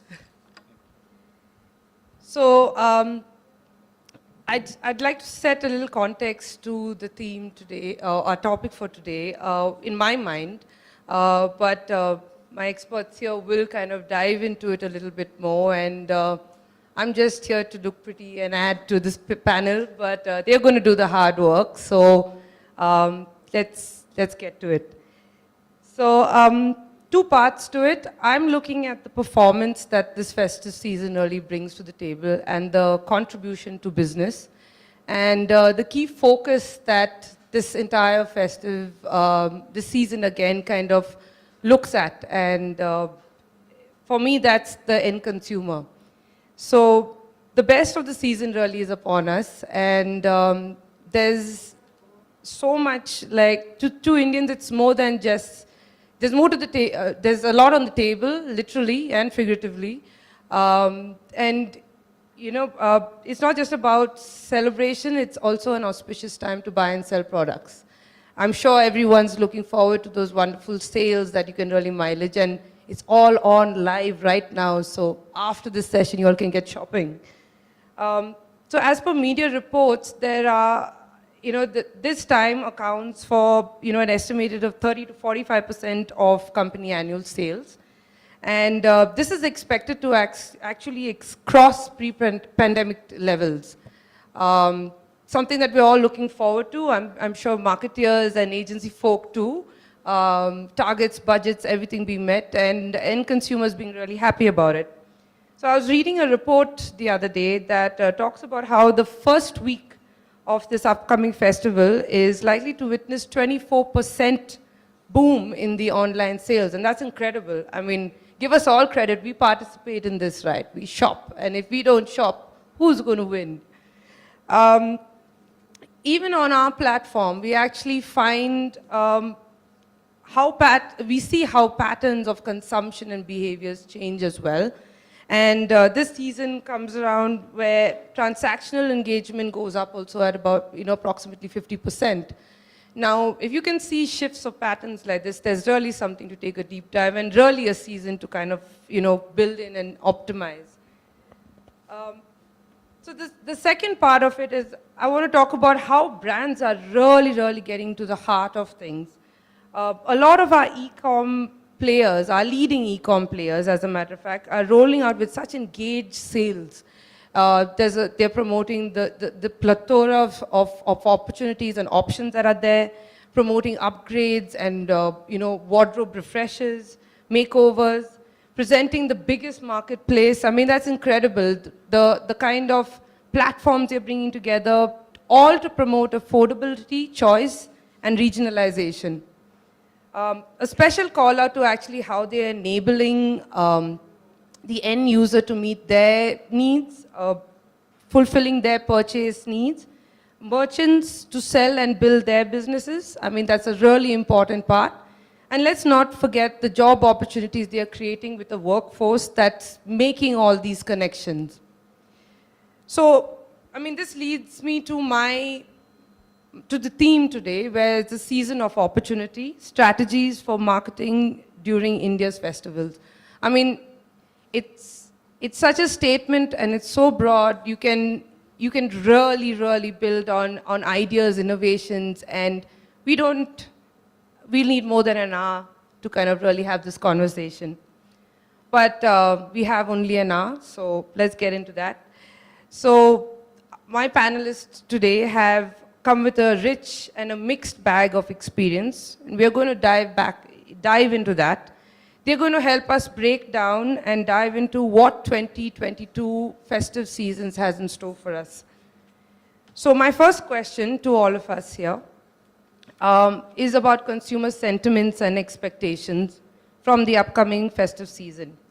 Post a COVID scenario and versus an inflationary environment, how are you as marketers or media persons seeing current sentiments and working with it? Hi, thank you for having me over. My name is Guniti Sareen and I belong to a company called Head Digital Works. You would have heard of the brand A3. I hope you have. Great, I see some hands there. Yeah. So as far as this festive season is concerned, I don't think there could be a better time for marketers as well as sales guys, right? After a gap of about 2 years or so, where people are going to actually, we are going to actually witness a festive season where people will not be restricted as far as their movements are concerned. They'll not be paranoid also, right? It was still there last year, but yeah, this year is like completely free of all that. There will be a lot of avenues for the consumers to spend money. We accord a lot of respect to our festivals, to our traditions, and whether it's expression of self-love during festivals, or it's about gifting somebody, some gift to your near and dear ones, or it could be for your home as well, right? So people are going to spend money this time, and it's considered to be good. It's considered to be auspicious as well. We will kind of see like a revenge spending, right? I was reading a lot of surveys. Some surveys said 50% of people will spend more, 28%. I think it was by the Red Sea or something like that. But bottom line is, as people will spend more. So yeah. And like I was talking about, a lot of avenues for people to spend on. We've already started seeing a whole lot of sales, offers. Today I was reading Times of India here in the Bangalore edition. There were two or three jackets of offers and stuff like that, right? So customers are like kind of spoiled for choice. Having said that, they'll obviously not just dive into the first offer that they get. The one who gives the better value to them, as well as pre and after sales service support. I think that would be the key to kind of fetch that kind of share from the customers. If I were to talk about gaming per se, which is the sector that I belong to, online gaming, it doesn't really fit naturally in the customer scheme of things when it comes to festivals. Of course, they meet offline and they want to basically create some fun moments together. But still, I think it's a great opportunity for us to kind of see how do we blend in, alter that behavior, because at the end of the day, marketing is not just about meeting the needs and demands of the customers. It's about altering the customer behavior as well. Yeah. So I'm very, very optimistic, upbeat about this upcoming festive season. We will be looking at, from as far as A23 is concerned, we will be looking at a variety of offers and product features for our customers to kind of come in and play with their extended family of about 4 crore people that we have on our platform. Yeah. Fantastic. I mean, that's a positive note to kind of kick this off. We've set the bar. Everyone's looking forward to a really, really good season. Over to you, Mr. Saibal. Hey, hi. I am Saibal Biswas. I sort of represent Medibuddy. We are the largest online healthcare platform in India. For us, I think if I go by my colleague's sentiment here, I also completely echo his thoughts. Like last 2 years had been those years where people had concerns on the back of their mind. They were not sure or they were uncertain about the future. I think what I see when I read the different research reports, or even when I look at some of the online sales which is already happening and it started to happen, and especially the build up to it, I see a lot of positivity this time, and I would probably relate it to that uncertainty going off and people really now shopping back with a vengeance. They want to spend, pamper themselves, and I do see that resulting in both the purchases of discretionary items as well as non-discretionary items all going up. A few interesting things which probably happens is, and if I were to really split the consumer into a male and a female audience, I do see basis also the past experiences that mostly the men audiences here have already pre-decided what big item or what are the items they want to buy this festive season. Women are more impulsive. They can be influenced by ads more at the end of the day to sort of shop on impulse basis purchase. And I see that already happening in some of the platforms which have already gone on sales. Coming specifically to the industry where I work and Medibody as a company, I'm currently in the healthcare, so we currently operate in the healthcare sector. So while directly we don't see a peak on the overall sales going up during festive season, because end of the day, healthcare is a need-based service, at least most part of it, where, and this is something which no one willingly wants to consult a doctor or order medicine or take a surgery in the worst case, God forbid. Only when they have a need, they do it. But interestingly, when we look at the data, and we end of the day are a data-based company, consumer-centric data-based company, I see very interesting trends which I may share with you. As a build-up to the festive season, I'm sure, and you will relate to it, most people want to look at their very best. So what do we see on the platform? We see the online consultation for Dharma, which is skincare related queries or requests of consultations or consultations really going up. Similarly, for weight management, people may want to look more fit or they may want to sort of look their very best during festive seasons. So these are two interesting observations I thought I would like to share. Having said that, I think festive season also provides an opportunity for us who are in the online healthcare space to create that visibility or top of the mind awareness that there is an option to sort of use online healthcare because they are also shopping and their digital footprint increases. For brands like us, we also use it as an opportunity to sort of create top of the mind recall for those consumers who are shopping online. And given the positive sentiments, while healthcare is not something which consumers will intuitively want to consult, but as some of the disciplines like dermatology, weight management, and even for that matter, diabetes related queries, we see peaking, and those are opportunities. And also it is also opportunity for us to use the digital presence of that consumers to also build top of the mind share for this, so that when they need it, they know that we are there 24/7 to support in all their healthcare needs. Fantastic. So that it's amazing what data can tell you, right? I would never have thought this, but it makes complete sense. I mean, I want to look good, I want to lose weight, and I've had too many sweets, so how do I cure that quicker? Thank you for that. Over to you, Jitin. So hi everyone. So I think adding to the point which my fellow colleagues have made, see, I think festive, it brings in a buoyancy, not only in the environment, but also in the mind of the consumer. And the energy which it generates, that what would seem like an impulsive decision becomes a normal scenario.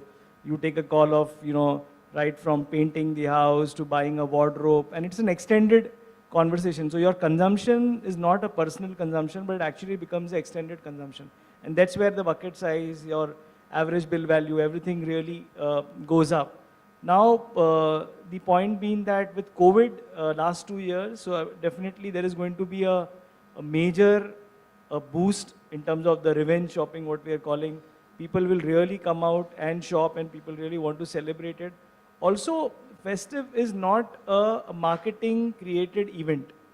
It is it's already there. It's a life event. So we remember the Diwali which we celebrated 5 years back, or a puja 4 years back. So this is an event and it's a core memory. So it's not something where the marketeer. So when I look at the festive, I think marketers have two opportunities. One, to build the brand, because there is a lot of emotional conversation which can happen in the festive, because the consumer is tuned to it.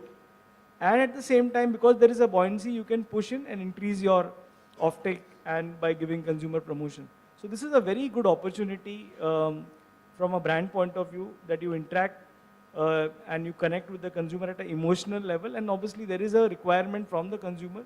So you play, and each category will have a different rule or a sign to play. The other thing is that tier 2, tier 3 will play a very, very important role, because that's where there is a fixed buying pattern. So if you see over the years, just before the COVID, you know that a certain market spikes up during a Pujo, it gets spiked up during Dashera, Diwali. So people want to buy during that time. Unlike metro, where buying becomes a normal scenario. But this time, because of COVID, I think even in metro, people will be looking forward and eagerly trying to consume more. So I am pretty sure that this festive, it will be extremely bullish, and brands will really encash on this whole opportunity. Yeah, thanks. So yeah, just playing on that point, I think tier 2, tier 3 have really brought in game this year. And the affordability that brands are kind of extending is what's making it also possible. Okay, as the agency, I am cautiously optimistic. Yeah, because either way, I can be wrong. Yeah, so okay, so we help brands sell biscuits to very expensive cars, right? And we're seeing, we're cautiously optimistic for a reason. I think across the strata, we're seeing different kinds of intent. Yeah, it's interesting what I'm hearing everybody say. Beauty is not for everybody, yeah, because I can't afford it. Yeah, so you know, and that therefore we are cautiously optimistic. I think I agree with Jiten specifically. We are looking at tier 2, tier 3. We think that's going to explode. Yeah, I think I also like what he said. Right, this is not a marketing created event. Right, it's a core memory, and therefore we can capitalize on it, and we should capitalize on it. But we are cautiously optimistic. Yeah. I'll speak for sales as well. But yeah, I think the users are really communicating to brands and telling everyone what they want. After 2 years of a lockdown and restriction, people have realized so many things. So there's really innovation, and there's really opportunity that's out there. So let's talk about the most pending question, really, about ad spends, right? So 2022 was set to be and looked forward to be quite a revival year. We are talking about vengeance return, and it's going across categories. Like everyone's really coming out of those little holes that they were in and kind of going after it. So how are your advertising budgets trending for this year, and what has been the thought backing it? Yeah, so one interesting insight that I picked up was, listen to customers. So customers are saying that I want to look good. There's weight management, or I want to look my best during festive season. Listening to customers and hence paying attention to what's happening around you, right? What we've been witnessing as far as gaming industry is concerned is basically we've seen a solid growth over the last couple of years, and it's not really coming down because we thought that after lockdown, etc., it'll come down. No, that's not happening. Yeah, and hence gaming is actually now becoming a very popular form of entertainment and stress buster. So we were looking at these growths and we said, we definitely need to build a brand, right? And this year we actually roped in Shah Rukh Khan as our brand ambassador. We ran a very high decibel campaign with him.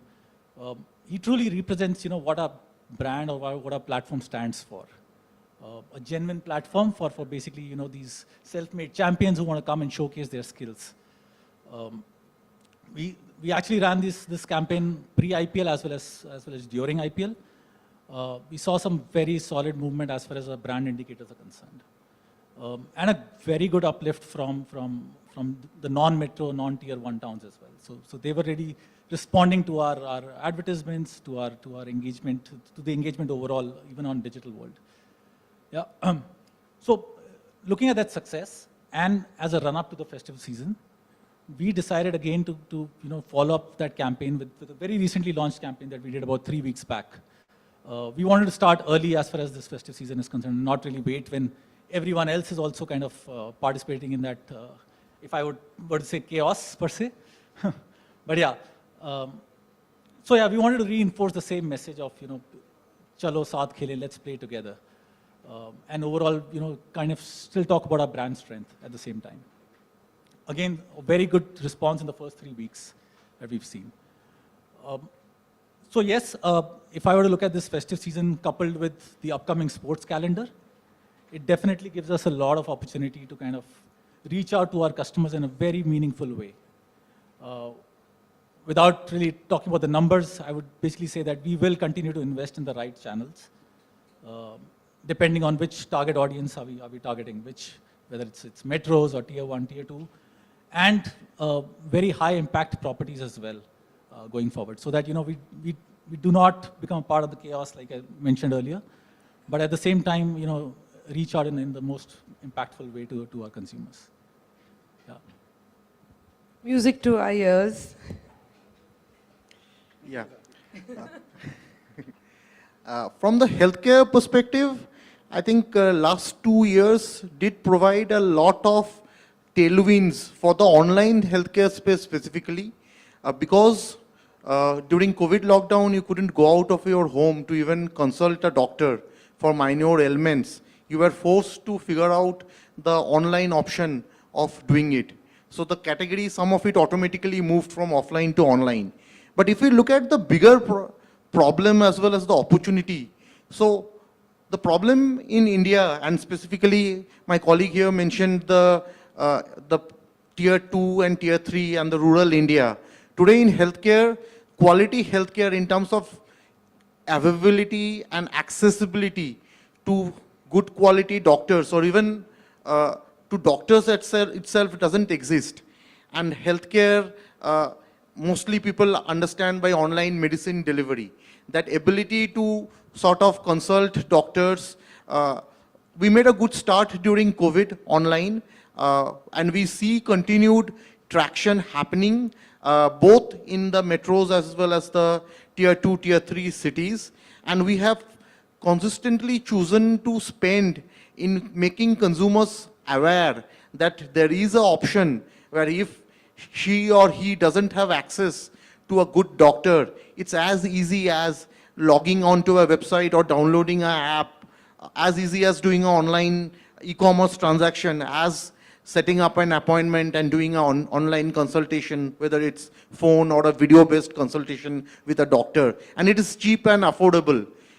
So on both these points, creating awareness for the large masses of India that such a service is available, it is much cheaper, much convenient, building on to the overall objective of the government of India, which is Ayushman Bharat, healthcare for all, making quality healthcare accessible to 1 billion Indian lives, is the mission vision which we have as a company, and we have been continue to invest in creating the basic awareness that such a service today is accessible, available to you. And for that, in the beginning of the year, we roped in who else than Amitabh Bachchan as a celebrity endorser for Medibody as a brand. Because there are, of course, apprehensions, other than few people who are really very early adopters, who are conversant on doing online doctor consultation or online health check or medicine delivery, which is still relatively easy. Most of the people are apprehensive. They don't know if they will get a good doctor, what will be the quality of the consultation and all. So we also sort of wanted to build some trust and authority for us as a brand. We roped in a celebrity like Amitabh Bachchan, who already has this mass following on the hinterland and who is someone who people look up to, and did a high decibel campaign. In fact, 2 campaigns we did. And the tailwinds of COVID have also helped for our brand as well as the industry. And we see continuously that people who have shifted from offline to online, by the way, offline still is 99%. Most of the people sitting in the room would still probably prefer, if God forbid they fall sick, meet a doctor offline or go to a diagnostic center offline or walk to a hospital. So that is still not the common behavior. So there are certain barriers like lack of trust, lack of belief that the doctor sitting online, it can also give you the best consultation. So it's not an easy job for a marketer. It requires a ongoing reassurance to generate trials, to create top of the mind, and through each service which you do, build the consumer trust. So while we continue to keep investing, I think festive season, as I sort of also look at it, there are certain categories within healthcare where people are more open to doing what I would say discretionary healthcare spends, which are sort of either making them look good, look better, or even for that matter, some kind of preventive consultations, which is including preventive annual health checkups, etc., because they know they will be enjoying with their loved ones during the festive season, and some kind of proactive health check gives them the assurance they can probably binge on the food, alcohol, or whatever they will do during the festive seasons. So we continue to invest also into the festive season with specific focus on targeted digital spends also, which is absolutely essential for a category like us, because ours is a need-based category. We normally don't want anyone of our consumers or lives which we touch to fall sick, but if they fall sick, we have to be available 24/7. And we have to communicate the accessibility, the convenience which we offer. And that's why during the festive season, we do more targeted digital spends, basis the demands which we see in the subcategories which I mentioned, like diabetes-related consultation, dermatology, weight management, and a few other preventive health check-related things which consumers are interested in. But overall, I do see a strong demand also going into the festive season. And I think it is also good to see most people, not only from the metro cities, but also from the tier 1, tier 2, also taking on this online consultation, where they realize it's much, much cheaper also than doing it offline in lots of situations. So it provides value also. Fantastic. I'm getting a sense of always on and really understanding what that need base is coming and requirements are coming in from your users, and accordingly talking to them. Jitin, are you spending lots of money? So I think, I think brands will be conscious, as the media agency said, and I agree with him that I think the Pujo, the Onam is where, people will start getting warm up in terms of what is happening. I think the larger challenge from a brand point of view is that there's a lot of convergence across media. So today, the OTT, the TV has almost become a sort of a single channel. So it's no more a digital plan versus a TV plan versus a conventional print plan. So today everything is becoming seamless, and we can put attribution to it. I think from a brand point of view, content is extremely important, and then where the media piece will come in. Because as I told previously, that there is a buoyancy. So it's not that you are going to launch a brand in festive and people are going to buy you. So what you are trying to be is, you are trying to be topical, you are trying to build a connect, you're trying to take an emotional high ground so that the consumer keeps you in the consideration set. So for all this, the content plays a very important role. And there is a community, because you are an existing brand, there is a community which you are catering to. Now how do you, so a lot of brands try actually to reinforce to the same TG who's consuming them, because you generally don't acquire new customers during festive, but actually you increase their basket size during festive. So your media plan goes in a very different direction, vis-a-vis trying to acquire new users through this particular thing. So I feel brands are conscious. Media will be seamless in terms of, and it will not be a medium-based planning. It will be a convergence piece which will take on. And then obviously the content is very, very critical. I think one thing which we need to keep in mind is that if you are spending X amount on the content, and if you're not spending 4X or 3X on the media, that content doesn't reaches the right audience, and vice versa, that you have really cut on the content cost and put only the amount on the media, that also doesn't work, because finally the content has to connect with the audience. So I think the balance of both is very, very critical when you're doing the media planning. Yeah, thanks. So Nikhil, you'll have a different take on this. You're looking forward to those budgets. I agree with everything Jiten said. No, but I think festive has been, it's been pretty decent for us. nobody has gone home in the office for 2 weeks, so I'm very happy. So again, optimistically cautious. Yeah, I think spends have been higher than they've been for a long time. Like Jiten said, we're going cross-media this time. It's not TV pe impact khareedne, right? I don't think people are looking at one avenue today. And like Jiten said, my purchase funnel is just all over the place. It's not, the 3 buckets, and I'm going to go after one. Awareness turns into trial immediately today. So it's all connected. So it is kind of omnichannel. If brands are not omnichannel, we're losing out. I think more and more of my brands are realizing that. Everybody has a call to action where I can go to a D2C website and I will deliver it to your house. And therefore, the role media plays kind of also changes. Like Jiten said, if I'm not talking to you through what influences you, I'm going to get lost.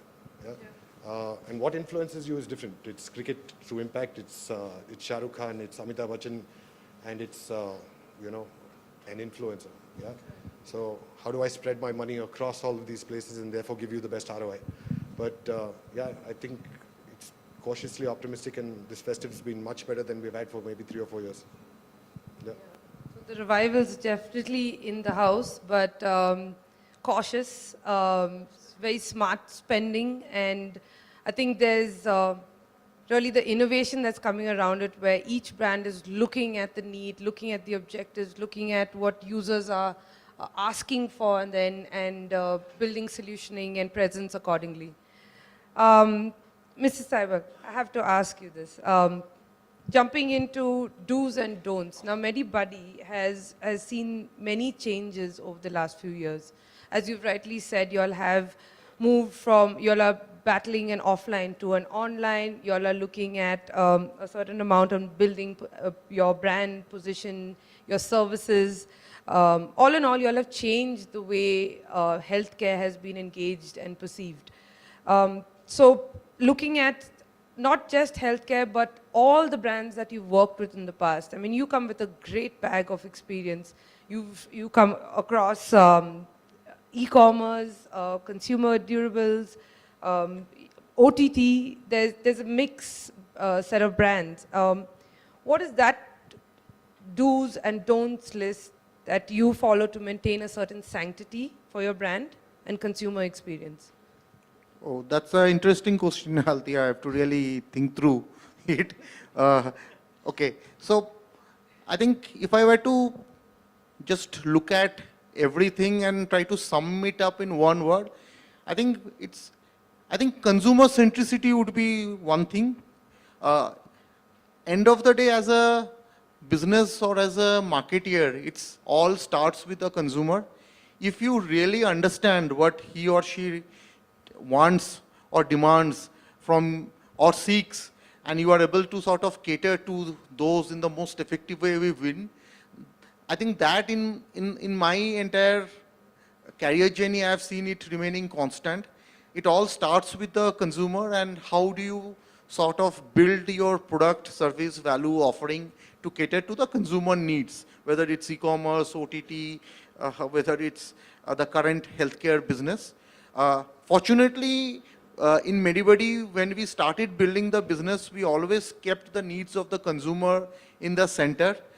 So we had built in processes where we listen to each and every consumer feedback. We measure each and every consumer metrics which we have built in.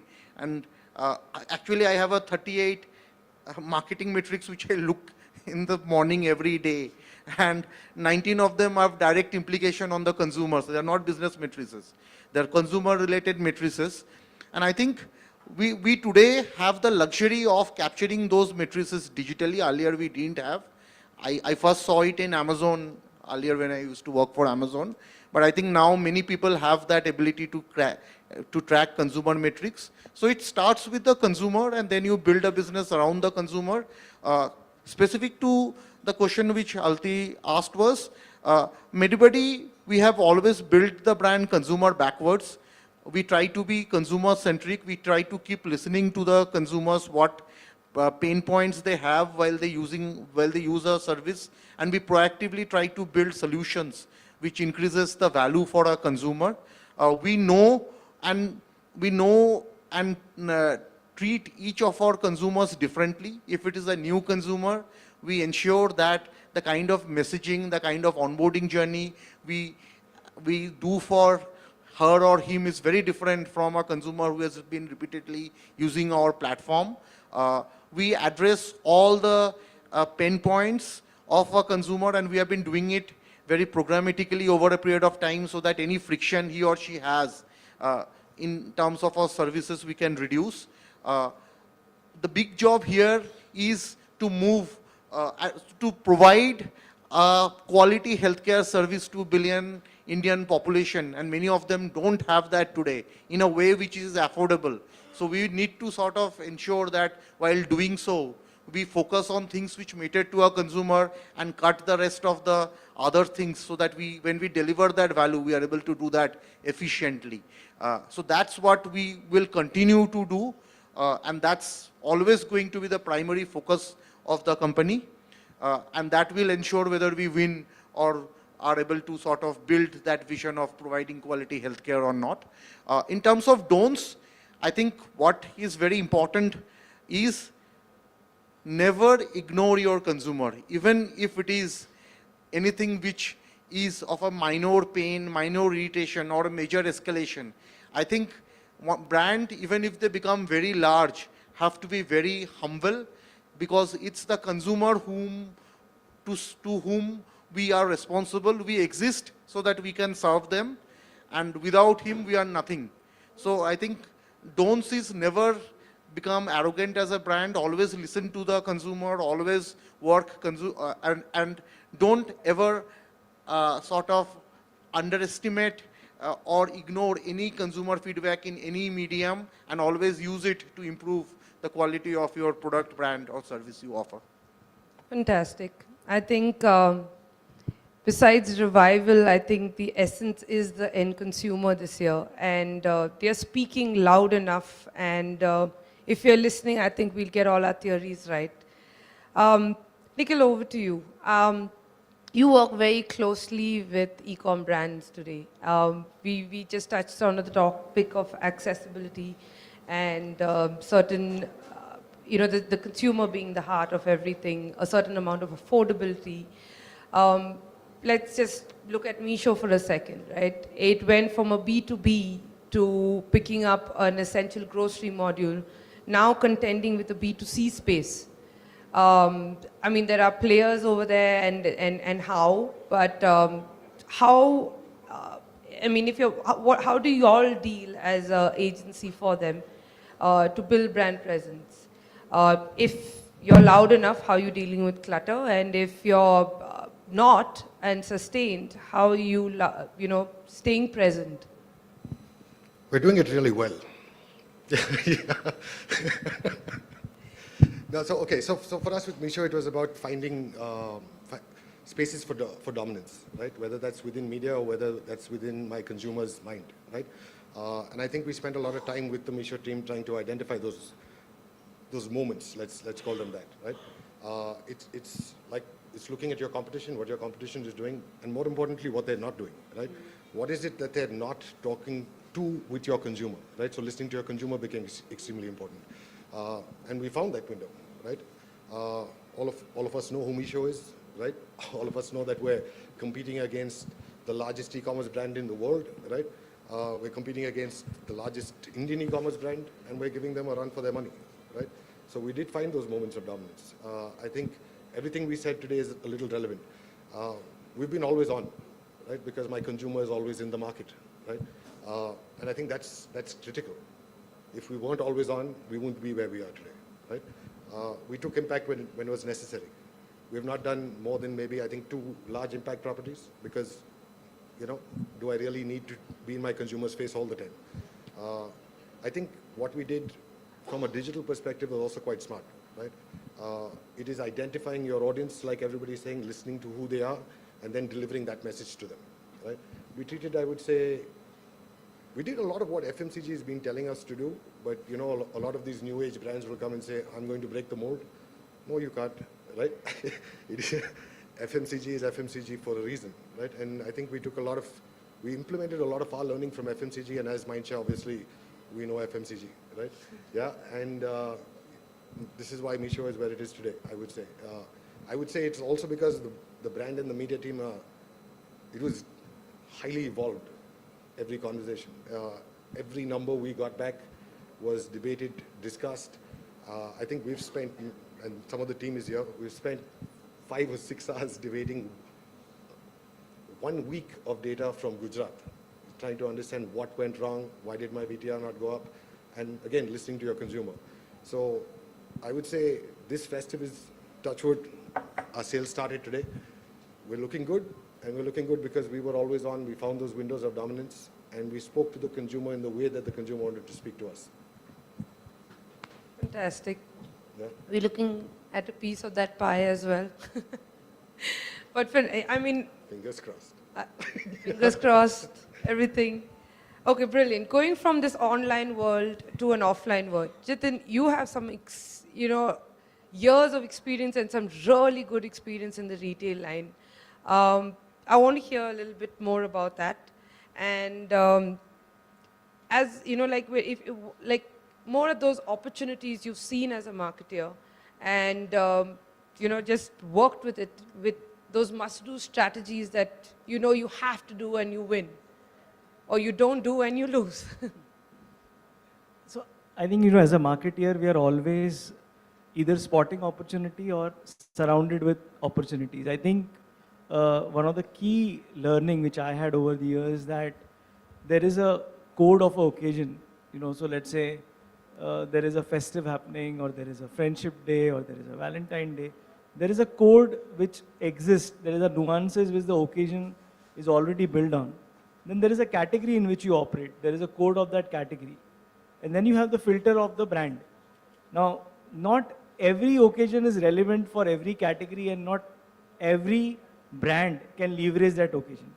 Now, that's very important. Sometimes in this whole haste of being everywhere, there's a lot of, I would say, dissonance which gets created with the brand, because as Nikhil rightly said, it's not about being on the face every time. I think saliency is a past. I think this whole conversation that I reached, it doesn't mean anything. It's equivalent to an impression. It doesn't mean anything, unless you are able to convert it back and lead it to your brand or the product. So I think very critical for the marketer is not to try to, just do anything and everything which is available.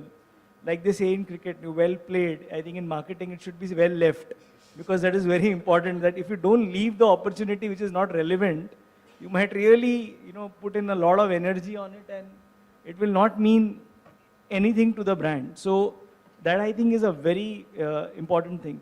The other thing is that it is never about putting in more money or less money. It's about whether it is making sense to the brand. Is it reinforcing what you stand for? Just because it's easily available. So I came across this proverb yesterday that overnight success lasts for fortnight. So it's a very important thing that it's not about just being viral or just being topical and getting shared, but for the right reason. And if you're able to sustain that, that's very critical, because brand is like a individual or a journey of an individual. It needs a sustenance part of it. There is an impact, there is a hero movement, and there is sustenance. A lot of people get carried away with the hero movement without understanding what next. And that's where brands really tumble down, and you see a lot of big brands not existing around us. I think that's where the challenge is, that you just thought about that movement, went all out, and it doesn't make sense to you right now. So I would say that's my learning. Yeah, thanks. Fantastic. So remember to let go those few opportunities that don't work. You get better ROI and returns. Playing a new card here, or a gaming card here. So traditionally the festives have brought people together to celebrate, to feast, to play the most famous Ttk. I personally was put around a table and I enjoyed it. I won little money, but I won. How is this category dealing with it this year, post pandemic? So yeah, I belong to North, so I know how Teen Patti is really part of Diwali festival or celebrations. Pretty much we all used to get together and play offline per se, right? So that's why initially I said, online gaming per se doesn't fit naturally, right? Rummy, which is our core product also, it's very predominantly big in South and Western part of the country. While it's there during Diwali and all, but it really picks up during Sankranti really. Yeah. Having said that, of course, yes, it's like in the beginning I had said, we need to alter that behavior and we're working towards that. How do I start being part of those celebrations as an online gaming platform? And hence, I gotta be where customers are, which is basically the digital world. Yeah, I was part of the industry when the proliferation of smartphones happened and the data became very, very affordable. And hence there was democratization of data and with that content explosion, I think pretty much everyone is right now glued onto their smart screens, which I can see in the audience as well. Pay attention, everyone. Yeah, but that's understandable, right? So good thing is I think, it's easier now to target very, very sharply.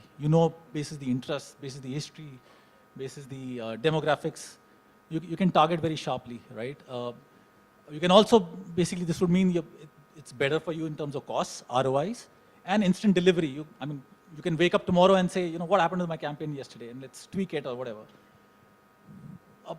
But this is something which everyone knows, right? Here, it's nothing new that I'm talking about. But I think what's the downside here is, because since there is this fear of missing out, and which Jiten also pointed out, you need to leave out sometimes certain things, which marketers don't. Yeah, we all want to be part of that really cool property, and how do we become a part of that, and make our brand be, make it visible. It's leading to a lot of clutter on the smart screens, yeah, and in the minds of the consumers. You look at the smart screen today, you're reading some news, and suddenly you click on an ad because you thought that was a side arrow towards the next page or whatever, but you actually clicked on the ad. And hence, coming back to that point of what Sebel was talking about, be very consumer centric, and hence even as a publisher, I would say that you should look at how do you become more consumer centric, because consumers should not get annoyed at the end of the day. I'm spending money as an advertiser. Consumers should feel good about that ad and not get annoyed by it. Yeah.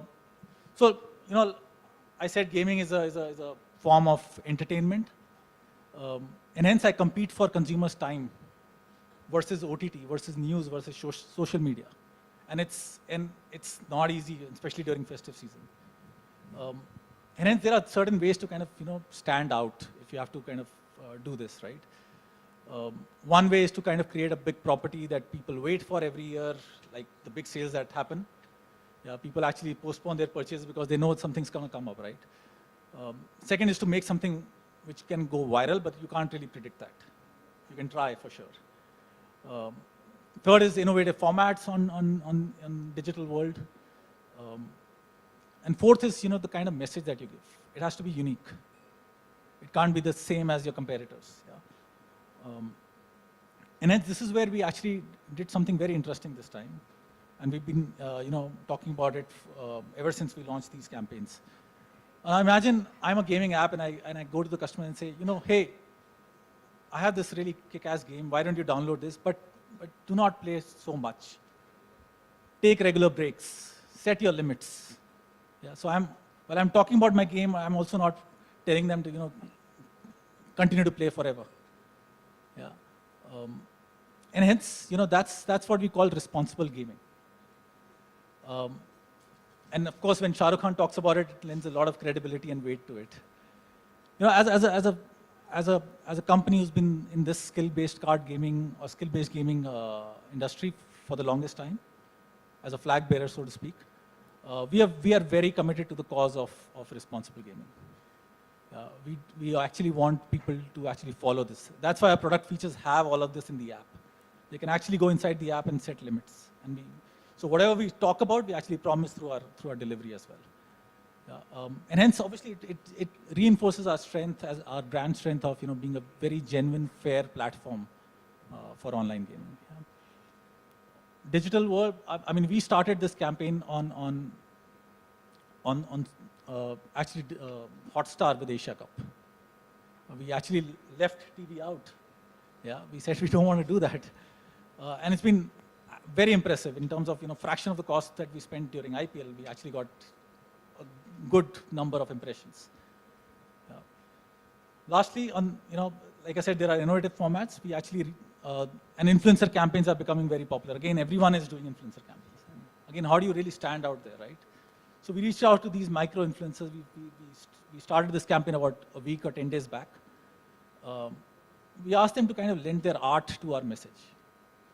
So this rap artist in Karnataka, he actually sang for us and communicated the same message. Yeah, we got a pretty good response there. Likewise, some comedian who was giving a comic twist to the overall message, and talking in their own language, vernacular language, and reaching out to much larger audience.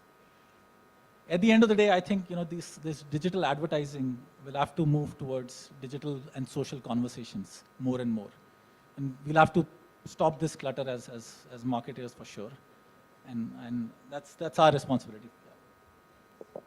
Thank you.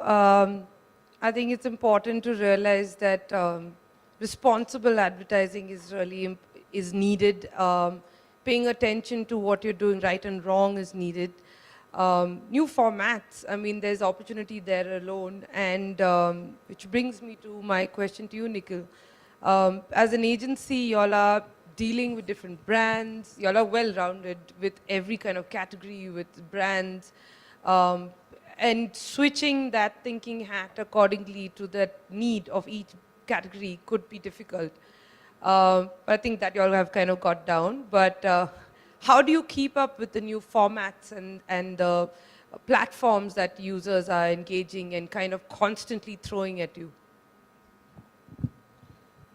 Stuff. No, okay. So if you look at our IMA report, right, which is this year, next year, we're looking at digital actually being, or the digital spends in the market outweighing television, right? And with that, it simply means that there are more avenues on digital to spend. Yeah. And digital is not one medium, right? We keep saying, let's do digital. Time's up? No, you can. Hello? Okay. Do I need to start again? You're missing on your valuable words, sir. I said we do it well. Yeah. No, okay, so I'm saying with our report, TYNY, the Group M report, right, we're seeing that digital is actually going to outspend television for the first time in Indian media history. And if you look at the digital universe itself, it's super fragmented. Yeah, it is not one thing for one person, right? It is many things for one person, right? And therefore, if you look at the day in the life of, and we've all seen this in marketing presentations, it is super cluttered, right? It is not, so there is brand clutter and then there is platform clutter. The way we approach it, to be honest, is with a little bit of, we want to experiment, yeah? And it has to be a learning investment.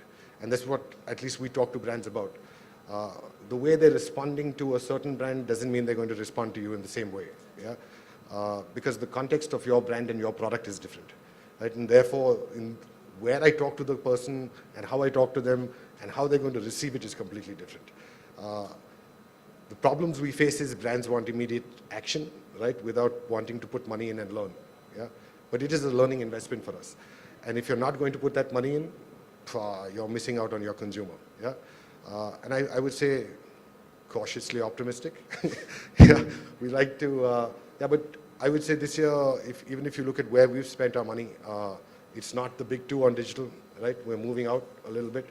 Nobody got fired investing in Google, yeah, from a media perspective. But if you're looking to learn more about your consumer, I would say, please experiment, right? There are a lot of platforms that are giving us great ROI, both in terms of, I would say, brand lift, click-throughs, Truecaller, one of them. Yeah, but yeah, I would say, look at it as a learning investment. Fantastic. Yeah. So we're running out of time, so I'm going to do a quick rapid one here. So looking at this year's season, what is that one word that comes to mind? Alive. 24/7. Oh, lots of work. I think engage and reinforce your brand. Thank you for spending the money. I was just going to say, no one said money. Yes, thank you too. Okay, and what is that one piece of advice you'd give? I would say don't chase your competition when it comes to doing something as far as advertising or marketing is concerned. Chase your goals. And I keep telling this, if competition does something, there's definitely another way to do it. Just because they're doing it, don't think that that's the right way or the best way. Of course, respect it, but you will find another way. Yeah. I would reinforce, keep consumer at the center. Think through the moments where he's likely to think about your service. And when you spend on advertising, try to own those moments. I completely agree with Guninder on don't chase your competition because it's an endless, journey. But I personally feel that if you are in a position where you can influence the category, try to grow the category, because the moment the category grows and if you are the trigger to it, you will definitely benefit out of it. Instead of just looking inert and trying to take some share from the competition, it doesn't help in the long run. Yeah. Talk to your consumer more often. Yeah, and have a conversation, listen to what they're saying. If you talk to them once a year, nothing's going to happen. Yeah. Always on, lots of money, and thank you. So very quickly, can we open to questions? No? Yeah. Or drinks? Yeah. But thank you very much, my panelists. It's been a pleasure, an absolute pleasure. Like I said from the start, getting to know y'all, getting to know what y'all are up to, how y'all are thinking. It helps us as, at the other sides of the tables as publishers, really make the effort to kind of work alongside y'all and be an extension of what y'all are. Thank you, audience. It's been a pleasure, and yeah, y'all paid attention. So, Okay, thank you so much. And thank you, panelists. Thank you so much. Can we have a photograph you, in the everyone. front? And meanwhile, I'll also ask Mr. Vidhu Shankar, Assistant Vice President at Sales, The Hindu Group, to step on the dais and thank them, thank all the panelists and Chip.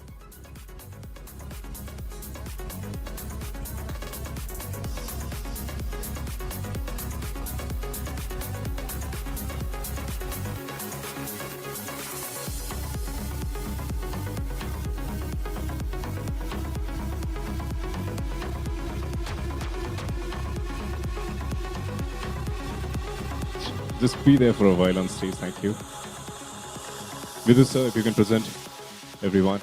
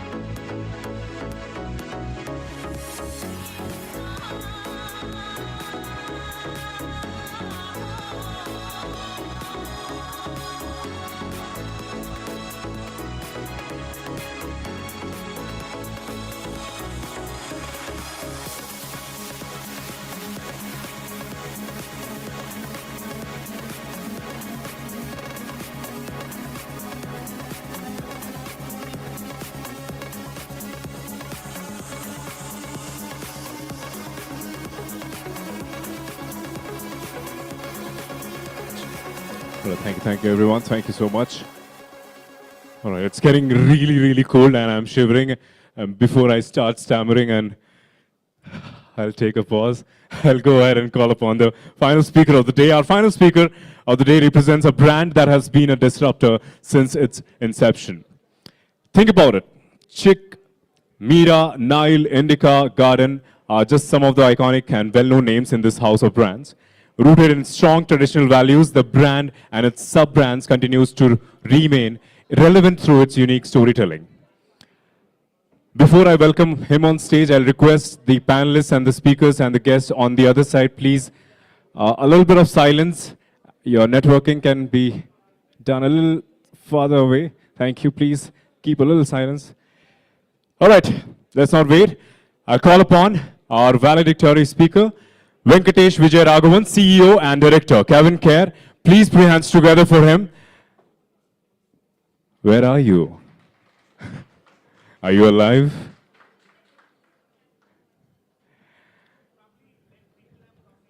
You know, they're there. They just want to, grab all the knowledge from all the speakers and panelists. They've just gone, though. That's okay. Meanwhile, we have you, so that's totally fine. It's been a long, long day, of course, and the awards are going to be a long one. But, sir, thank you so much for having patience. All right. Now I'll request all the guests to be seated, please. We have the speaker on stage, the final speaker of the day. So please have patience. And I know your networking will go on. I'll request you to give your time, and he will put the stage on fire, I'm sure. So you look.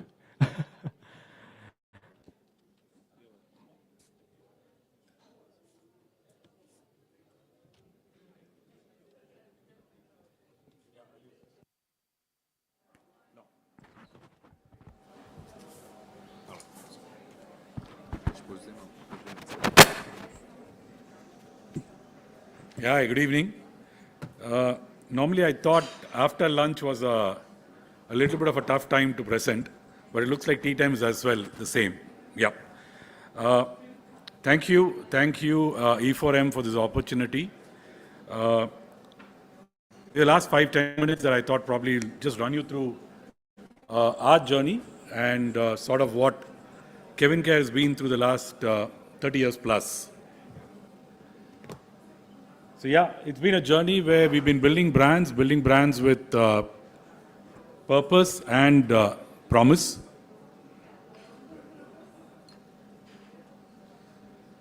Just a glimpse, I don't know how many of you guys know, I'm sure you should be knowing about this, but it's a company that's been on for the last 30 plus years.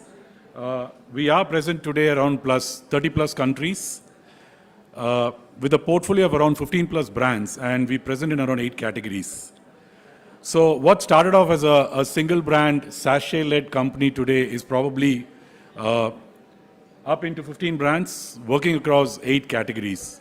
And I think this is what excites us, and probably I just wanted to spend a couple of minutes just explaining about what we do to drive some of these brands and possibly share some of our success stories with you.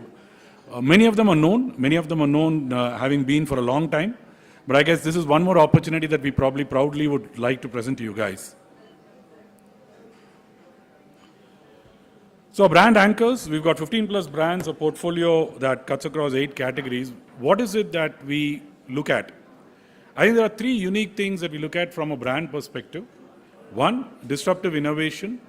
2, a unique value proposition that the brand needs to bring to the table. And 3, of course, staying relevant and meaningful. And I think these are 3 anchor points that's always driven our thought processes around brands and the way we want to actually build our brands. And some of them have really stood out in these anchor points that we've used over the last 30 plus years.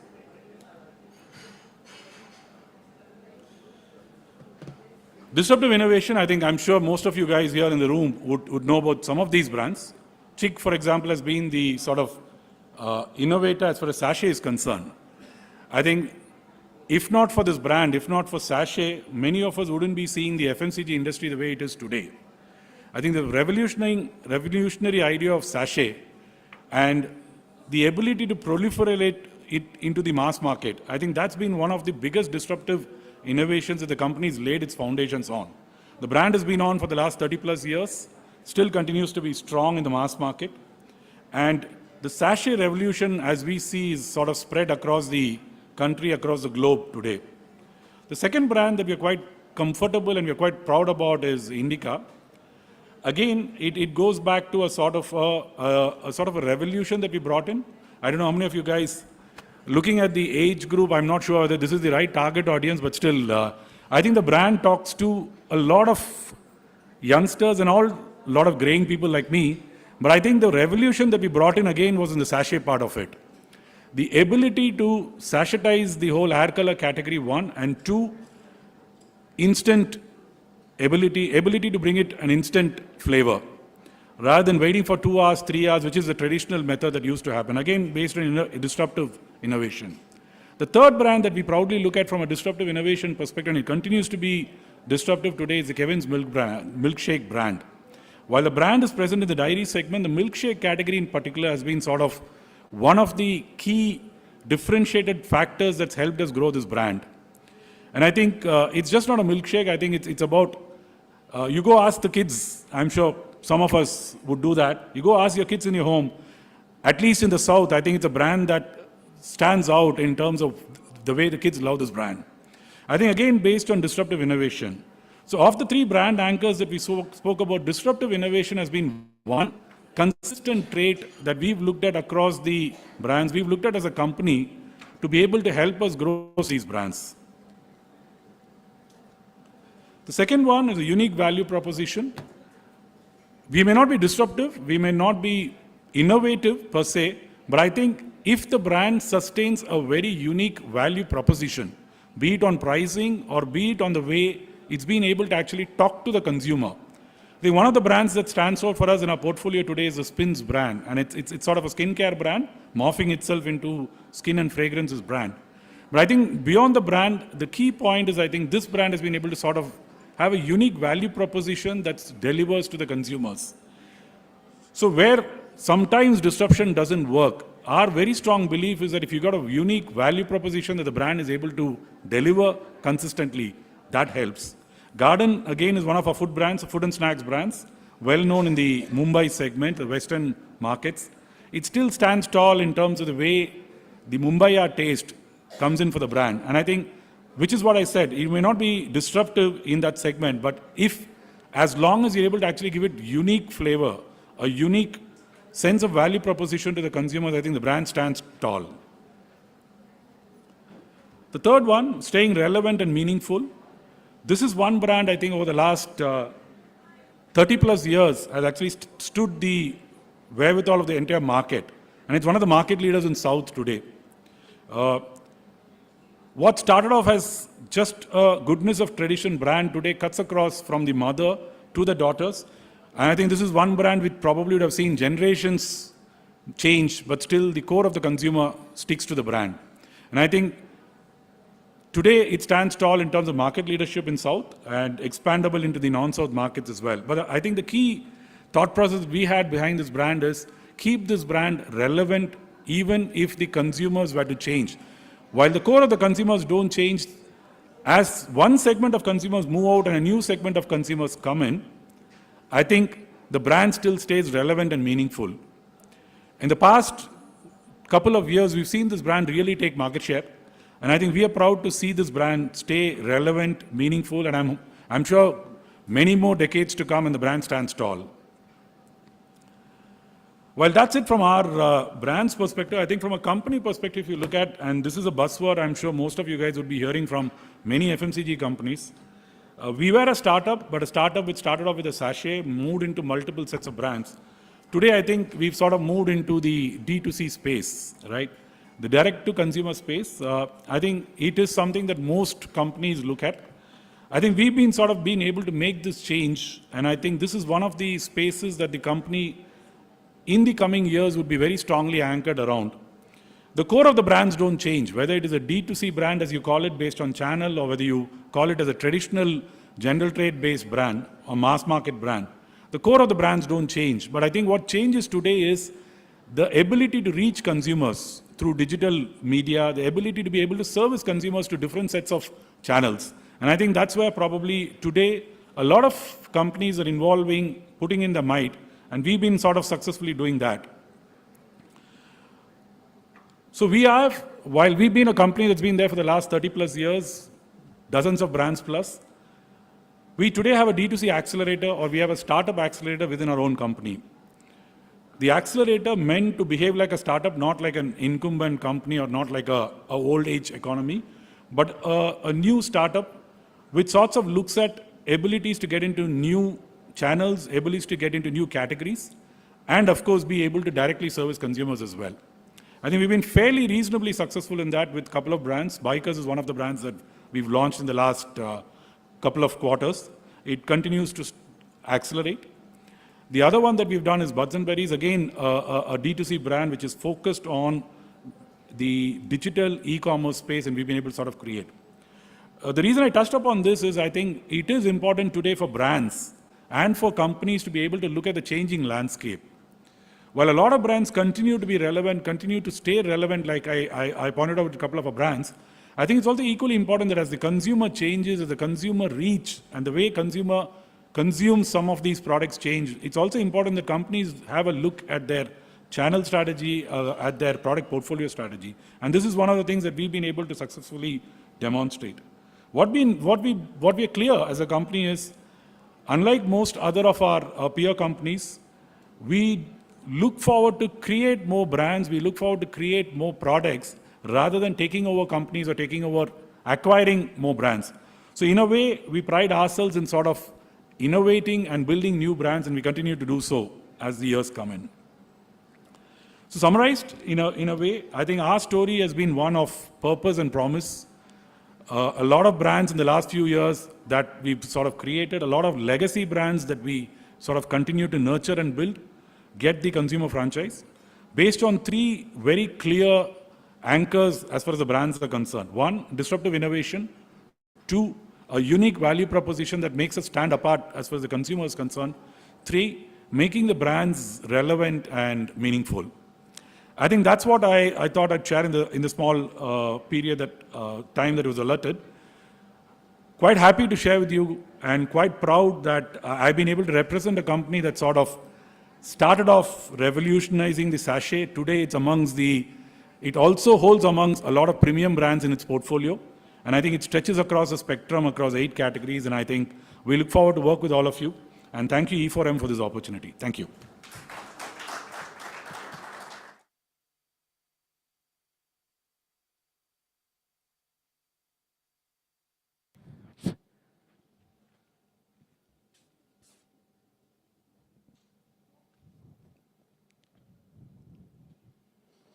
I really thought that you'll be applauding a little more after you had your coffee. Please put your hands together for Venkatesh, sir. Thank you so much, sir. And I'll request you to come back on stage. You missed your memento. Sneha ma'am, please. Thank you for sharing your insights, and I'm sure towards the end, they've got a lot, everything. And please put your hands together once again for Venkatesh Vijay Raghavan.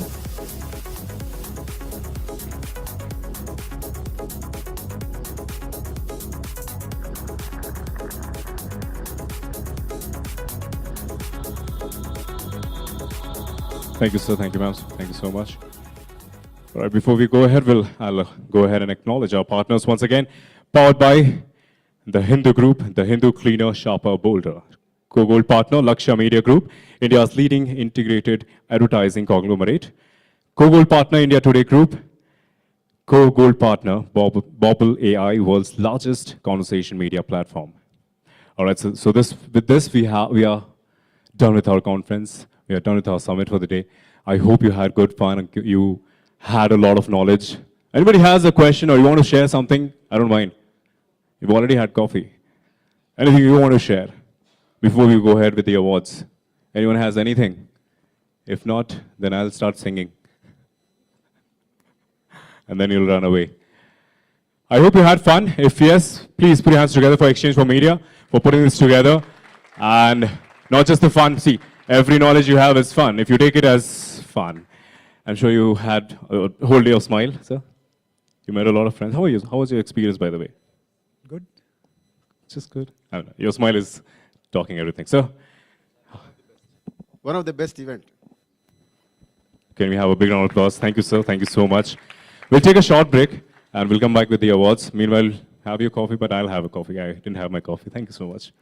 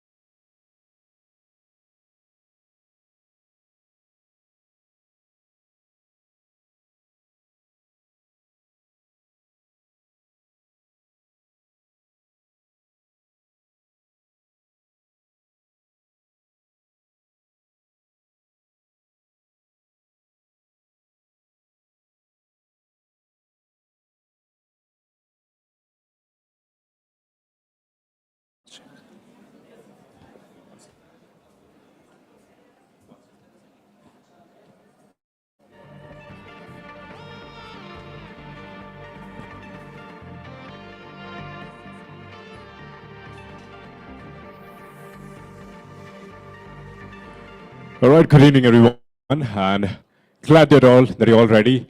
Thank you for coming on time. Now, on behalf of Exchange for Media, I would like to extend a very warm welcome to you all. We appreciate you taking time off from your busy schedules and joining us today. We hope you'll find the program we have lined up for you to be fruitful and engaging.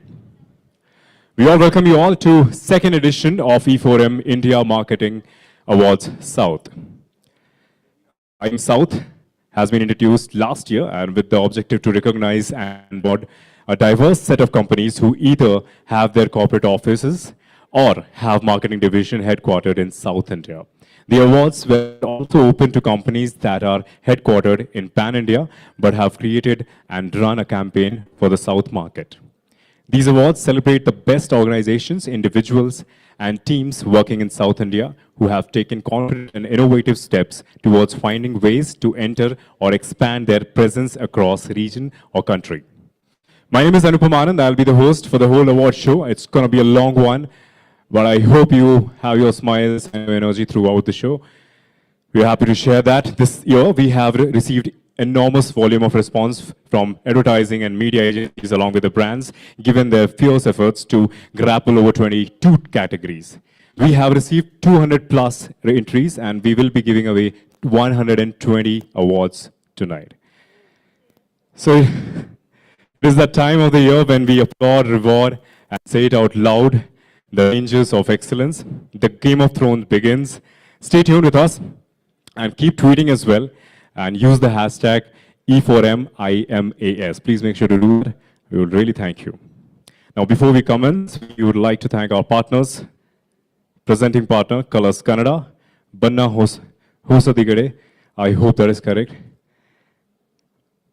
We have co-powered partner, Laksh Media Group, India's leading integrated advertising conglomerate. Co-gold partner, The Hindu, cleaner, sharper, bolder. And also we have India Today, India TV, gold standard of journalism. Can we please have the video on screen? Thank you. Colors Kannada currently offers a wide variety of fictions. Genres from history and fantasy to family dramas and crime. Colors Kannada is home to several electrifying reality shows like Nannamma Superstar, Dancing Champion, Gichi Giligili, and of course, Big Boss. With initiatives like Serial Sunday and Anubandha Awards, Colors Kannada has endeared itself to millions of Kannadiyas. GEC that brought people together to watch television invites you and your family to switch on your television sets and lose yourself in the magic we call entertainment.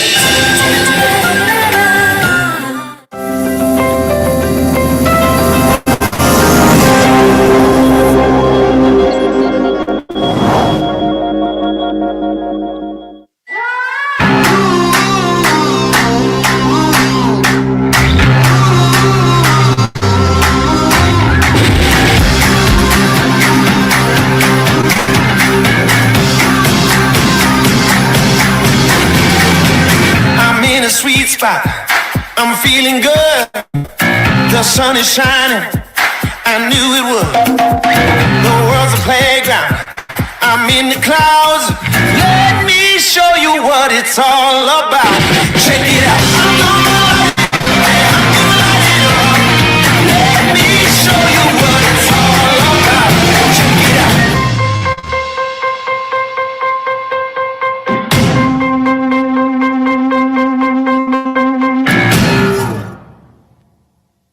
Every reader is an explorer of information, knowledge, creativity, innovation, and art. We at The Hindu have always made sure that the journey of the explorer is an extraordinary experience. So we heard what you want and we are delivering it. Introducing a smarter and cleaner news reading experience with an enhanced visual design upgrade and reader-friendly features. Our authentic and credible journalism remains intact. Now, our design matches it. With hard-hitting headlines, bold typefaces, and bigger pictures. The Hindu is now designed to be cleaner, sharper and bolder. You know our designs are not just placements of texts and images. They tell a story. Promos are made more dynamic and vibrant with eye-captivating designs to give you the ultimate visual experience. Lead story will have a bolder font distinction with the strap showcasing the gist of the story. Increase in font size from 8.2 to 9 points with a 15% decrease in the total word count delivers clearer and sharper stories with no compromise in the quality of the content. More space between the columns gives the paper a cleaner look. Bigger and impactful pictures bring the story alive. Infographics and more visual elements can be found throughout the paper. Quotes that capture emotions are what made our journalism credible. They are now taking a new form of contemporary design. Insider update of all your neighborhood news comes in a digitally integrated design through dynamic, in-brief and nearby columns. In the center stage, page markers are now bolder.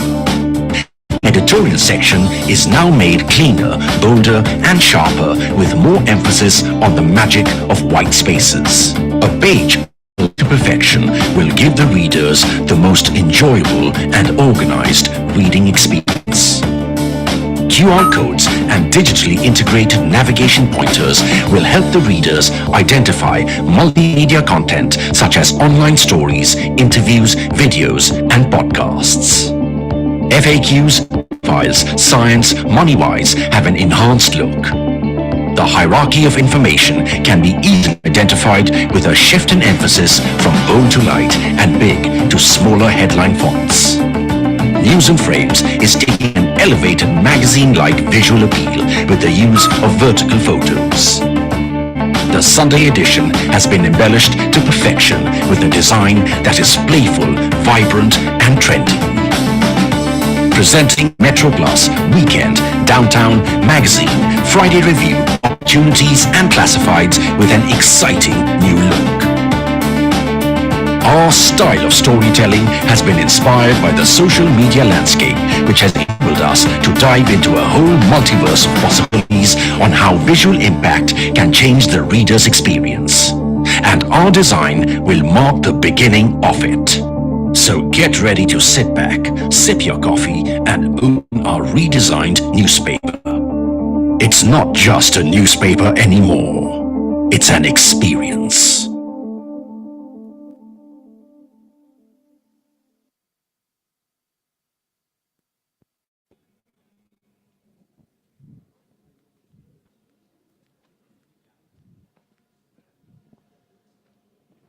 Thank you so much. I'll quickly go ahead and invite Mr. Nawal Ahuja, co-founder Exchange for Media Group, to say a few words and welcome everyone. Please, sir. Thank you. Can you all put your hands together? Thank you. And all the backbenchers out there, please put your hands together. Be alive a little bit. Thank you.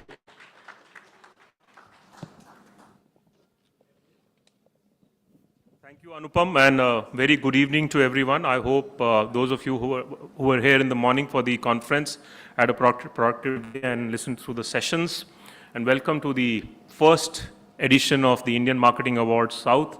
I'm very happy to be here for two reasons. One, COVID is behind us, so we are able to all meet face to face. The second reason is I want to tell you IMA, Indian Marketing Awards, was started in 2003.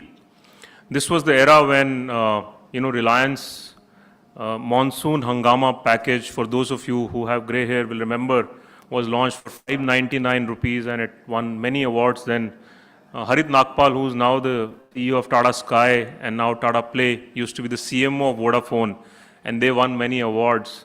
Opel Astra used to still be driven on the roads in India, and they did a very famous campaign called Akstung Baby, which won a lot of awards. That's the legacy of Indian Marketing Awards, 2003 that was, and here we are in 2022. Indian Marketing Awards as a program has been running for the last 19 years with some sort of intervening years being missed, but this is the first edition of the Indian Marketing Awards South, and I welcome you all. The idea of Indian Marketing Awards, as you can imagine, is to recognize the good work that's happening in the marketing ecosystem, the so-called 4 Ps of marketing that Philip Kotler so famously defined for all of us many decades back, and all of those 4 Ps remain so relevant today, even in this din of the digital world that we live in the din of social media that we live in every day. Today, more than ever before, it has become important for marketers to follow the fundamentals of the practice, to ignore the din and the noise outside, and follow, what you need to do about your product, how to reach your consumers. I remember in the morning, Chandru had a presentation about Ttk Prestige, talking about how product innovation drives the ethos of their company. And product innovation has become such a big buzzword these days. In 1981, for those of you again with a bit of gray hair will remember, Ttk Prestige had done a very famous ad, with Raja Bundela, जो बीवी से करे प्यार वो Prestige से कैसे करे इनकार. That made Raja Bundela a very, very rich man. I was told he used to get 100 rupees a day for shoots before the ad. The ad paid him 20,000 rupees. But the idea of that ad was Prestige cooker launched a new innovation in the market, which was a gasket, which reduced the chances of accidents, because cooker accidents used to be a big deal back in those days, 40 years back. And the gasket, which was, quick release gasket or something like that it was called, it was a very interesting and popular, famous product innovation that happened back then. And this ad introduced that innovation to that market. So product innovation goes all the way back. It's not the invention of the digital era. Similarly, all the storytelling, today's entire conference was about building brands through storytelling. Storytelling again goes a long way back. Today we have influencer, we have, people who are doing lots of stuff on social media, digital marketing, but even in the era of print and television, influencers, use of celebrities, creating stories has been fundamental to getting brand messaging across. And IMA in many ways, seeks to kind of capture the entire essence of what's happening on ground in the market. Just to define it a little, more sharply, the South edition of the Indian Marketing Awards seek to reward, recognize work that is happening relevant to the southern market. So there could be national brands that you might see on stage, the likes of Pepsi's and Cokes. There will obviously be many southern brands. Any brand present in India who's focused on southern markets and doing campaigns with regards to southern markets is a potential winner. My congratulations to all the winners tonight, and I look forward to celebrating the winners. Last but not the least, thank you for all the partners who have supported us today. Colors Kannada, Lakshya Media, Alok Jalan, you're not here, but thank you so much. India Today, the Hindu Group, thank you for being part of this first initiative, and I hope you enjoy and celebrate. And do not forget to applaud, because many of you will be here on stage. And the last I knew, the government hasn't started taxing, applause yet. So enjoy it while it lasts. Thank you.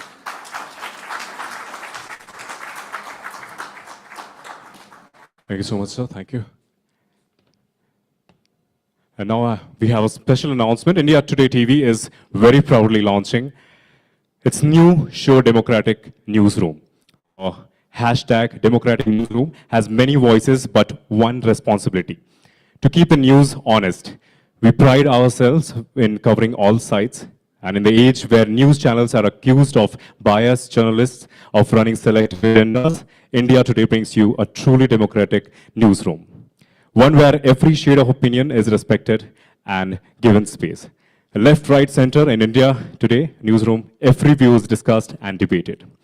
We believe in true diversity, like the great country in which we are living in, and which is why no issue is taboo, no opinion is ignored, and no question is unanswered. Now, in a first of its own kind of a show, we bring the Democratic Newsroom debates in full public gaze. Join our editors as they discuss, argue, challenge each other on the hot topics of the week. The Democratic Newsroom, a show like no other on a channel which prides itself on being the gold standard in journalism. Can you please play the AV? Thank you. Boycott versus Bollywood. It looks like every film that's coming out, there appears to be some kind of social media campaign on it, depending on who the actors are and what they've said in the past. Let the filmmakers make whatever they want to make. It is your choice whether you want to watch it or not watch it. It's also my choice to go on social media and say what I want. It's become a freedom of speech issue also, Rajdeep. You're a cinema lover. At the end of the day, I can't stop someone from having these boycott calls. I may not approve of them, but good luck if that's how they want to express their freedom of choice. So be it. At the end of the day, content is king. This is India standing up to Bollywood, or at least a section in Bollywood hurting Hindus. Enough is enough. You cannot insult my religion. Every Muslim is going to be shown as Rahim Chacha is so good. That's not even true. Muslims in most Bollywood movies are branded as terrorists. You should not watch it if you don't like it. Don't call for boycott calls on that. One minute. Rajdeep will close his ears to my argument, because the problem is you cannot argue on facts. Nobody wants to touch it with a barge pole anymore because they know it will invite litigation important. Enough is enough. No longer do we want to mock that. You're sounding like a Talibani to me, yeah. If it was Taliban, gala kat gaya hota. This is only boycotting. Now, the death of 22-year-old Mahsa Amini in Iran over not wearing the hijab and the subsequent protests in the country. Here in India, it's about choice, about wearing the hijab. What does everyone think about this?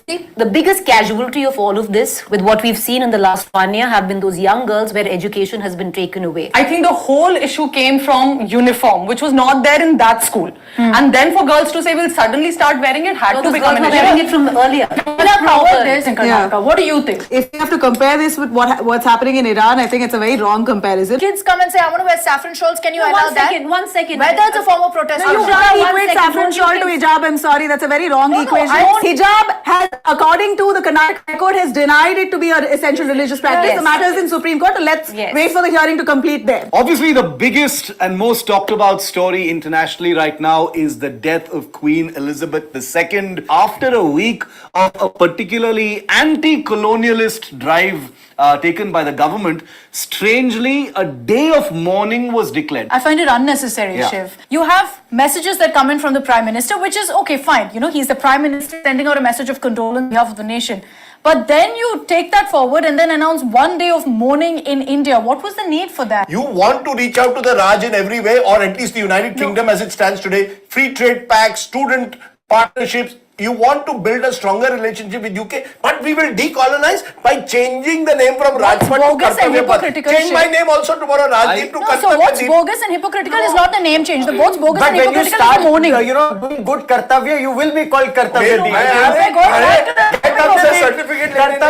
Rajpath has become Kartavya Path. What do we think here in India today? Rajdeep, did you know that Rajpath goes back to the Raj?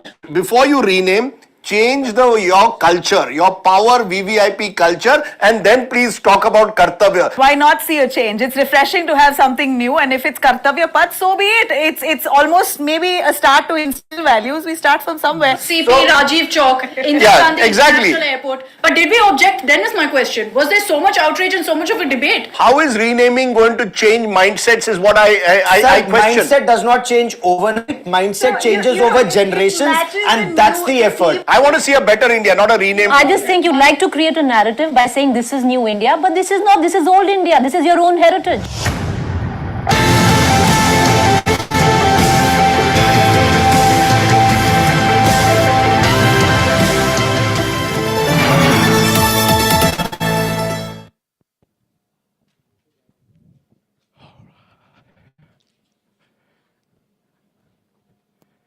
All right, before we start our award ceremony, we will now take you through a short journey of the awards, the Indian Marketing Awards South 2022.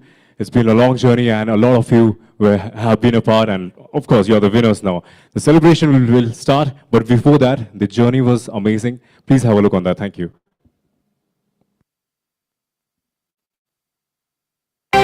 Welcome to the second edition of Exchange for Media Indian Marketing Awards South 2022.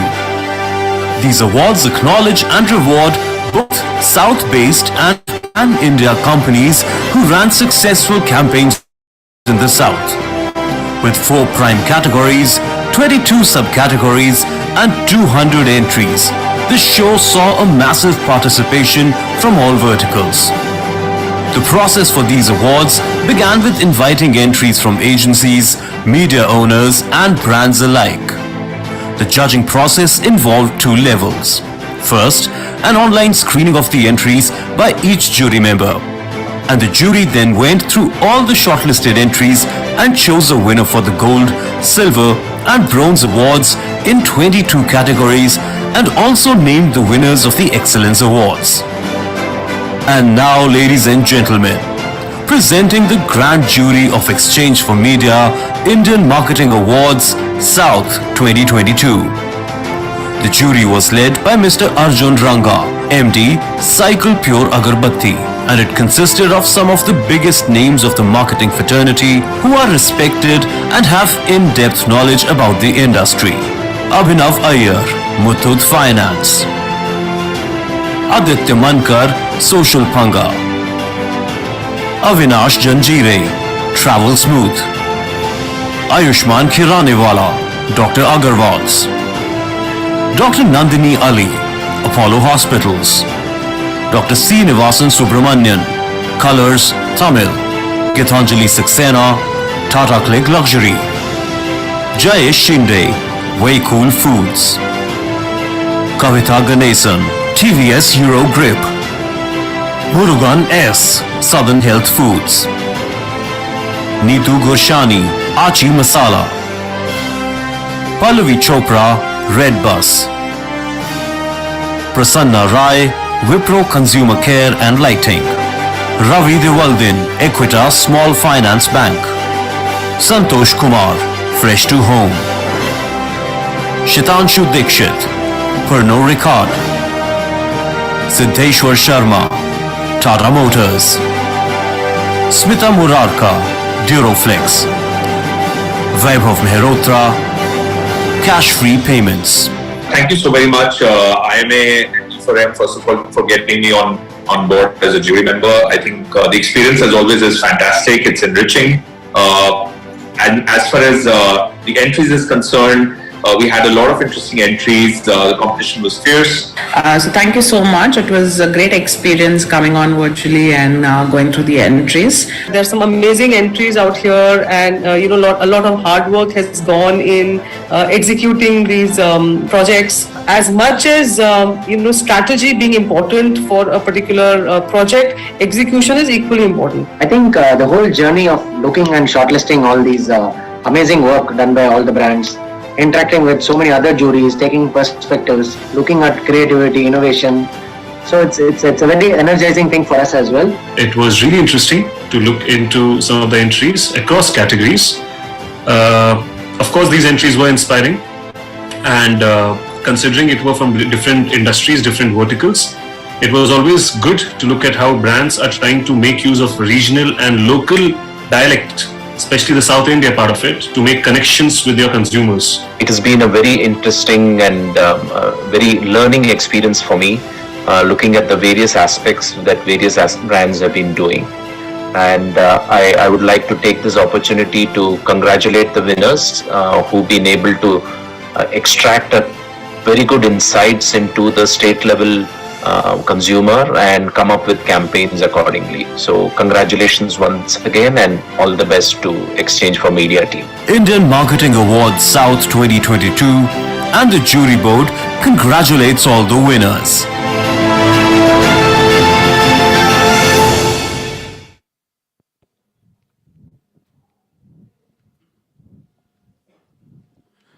All right, the journey is not over yet, and you have had a lot of patience. Still have the patience and smile on your face. Thank you so much. For the first set of awards, I'll call upon Naval Ahuja, co-founder, Exchange for Media.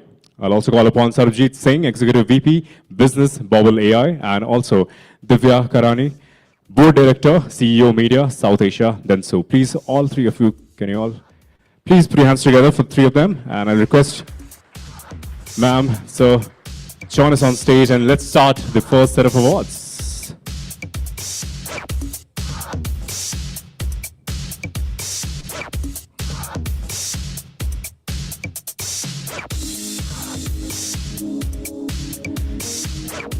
The first set of awards in the category South Awards for Stages of Brand Building. The first subcategory in this award is New Product Launch BFSI. To announce the winner, can we have a look on the screen? The first subcategory under South Awards for stages of brand building is New Product Launch BFSI. There are 2 bronze awards under this category. The first bronze award goes to Congratulations to Ttk Small Finance Bank, Agency Customer Business Solutions. Please walk up to the stage and receive your award if you're there. A big round of applause for them. Thank you. And yes, now, to make it easy, we have the hooters on your table. Be a child, it's okay. You might just enjoy the evening with these noise sounds. Thank you so much.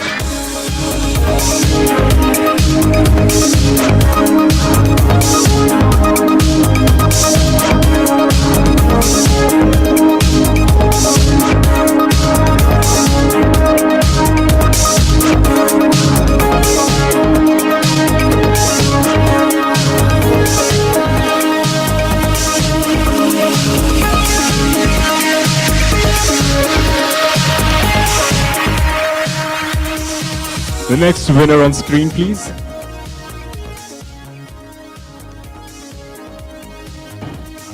the second bronze award goes to City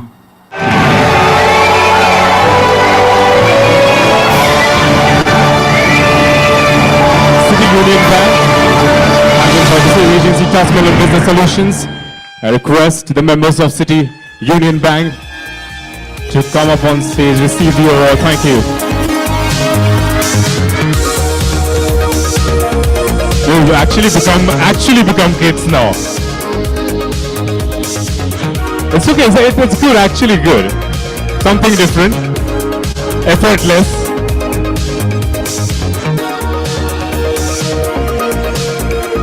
But let me remind you, we have 120 awards. So keep it going, all the best. All right, the next award on the screen, please. Thank you. the silver award goes to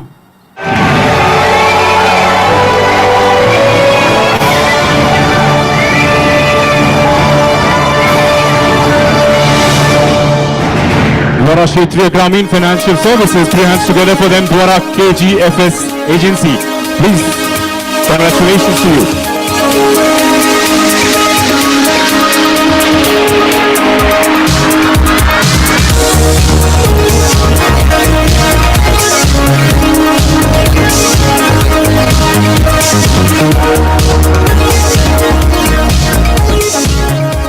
Thank you so much. Now, I request a small thing. I know we have a lot of awards to be given and it will take a lot of time. If you want to start your weekend early, we have our drinks ready. If you want to start early, we have to finish early. So if you listen to your name there, quickly come up on stage, quickly grab your pictures and quickly step back. Thank you so much. Next subcategory is New Product Launch FMCG. To announce the winner, can we have the AV now? the next subcategory is New Product Launch FMCG.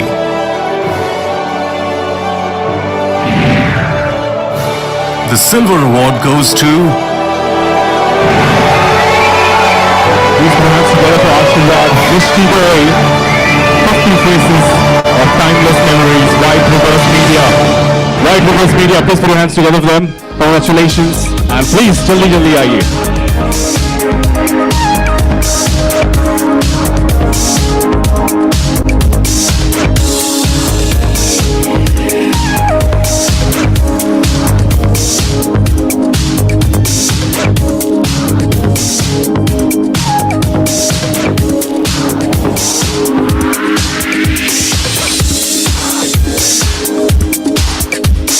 Congratulations for the silver.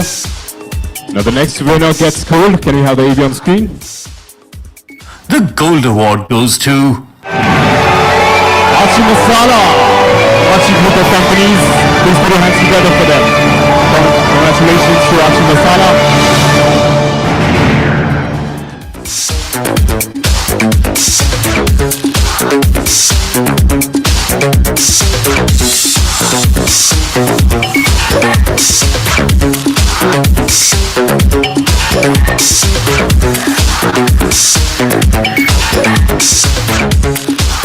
next subcategory is new product launch media, and the first winner in this category is The next subcategory is new product launch media. There are 2 silver awards under this category. The first silver award goes to Tamil. We'll all put your hands together for them. We got the award for Survivor reality show launch.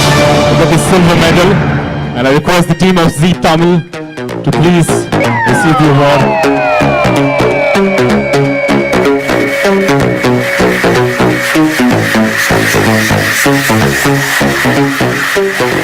Moving on to the next winner on screen. It goes again the silver. second. Z Tamil up! Please put your hands together for the latecomers. But they're happy.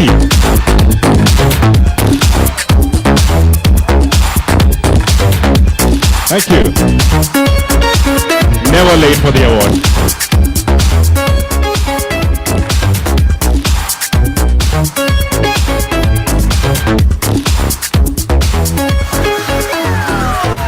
Also, hoops for Z Tamil as well. Thank you.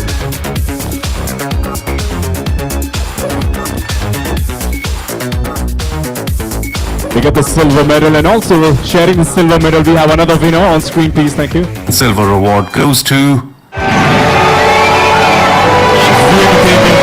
Enterprises Canada. Please put your hands together for them.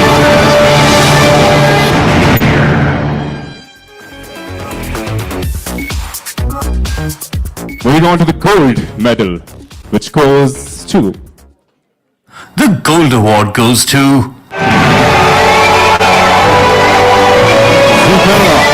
I think Z Tamil can take the awards for them.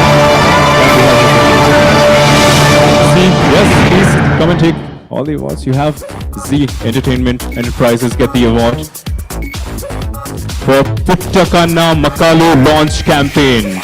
Please, hoots and claps as well. Z guys, please come and take the award on behalf of your team members.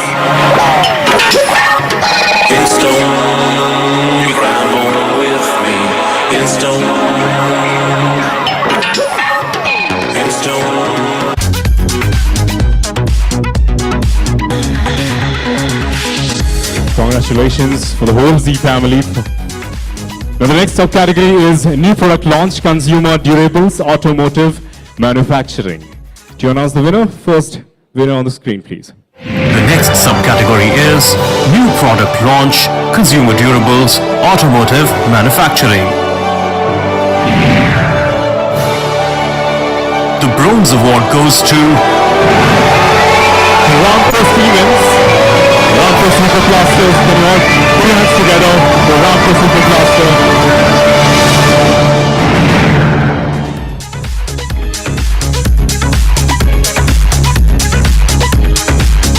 They are the only winners in this category.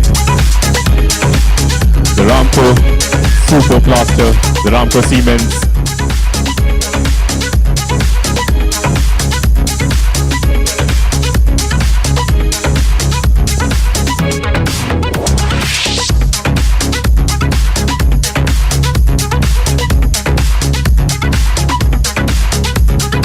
Meanwhile, I'll also announce the next subcategory, brand extension, food and beverages. The winner on screen, please. The next subcategory is brand extension, food and beverages. The gold goes to. The gold award goes to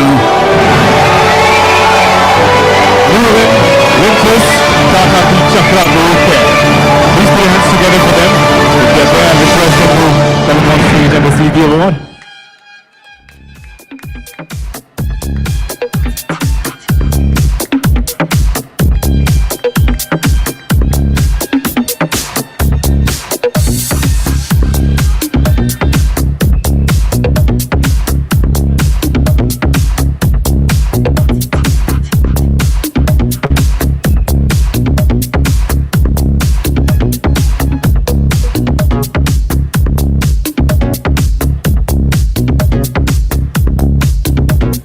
Congratulations, you will learn to team. Thank you so much. The next category is brand extension media. And can we have the name on the screen, please? The next subcategory is brand extension media. There are 2 silver awards under this category. The first silver award goes to News 18 Camera, TV 18 Broadcast. Can you all put your hands together for the News 18 Camera team? Please get there.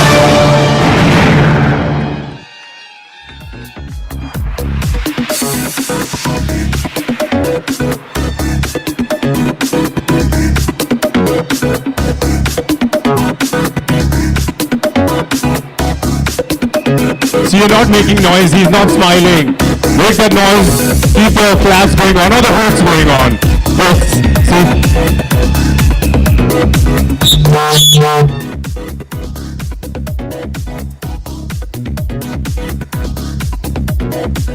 The next winner on screen, please. Congratulations. The second silver award goes to OBP Naru Launch, OBP Network. Please put your hands together for them.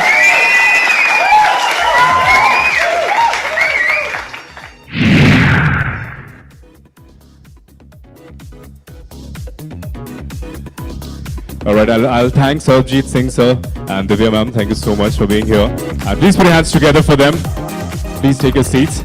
I'll request Mr. Raju Menon, Managing Director, Maitri Advertising, and also Vanita Rathore, Director of Ad Sales, West and International Truecaller. Please put your hands together for them. I'll request both of you to join Mr. Nawal on stage, please. Thank you.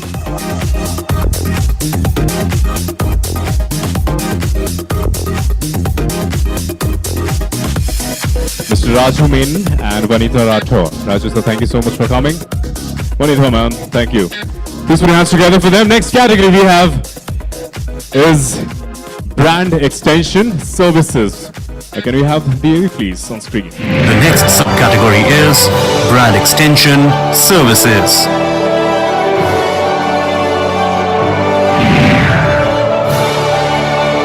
The silver award goes to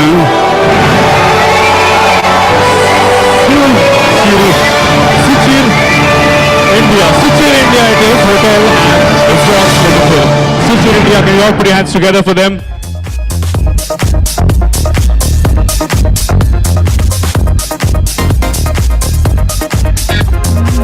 Suchir India Group, Suchir India Hotels and Resort. They get the silver medal. Congratulations.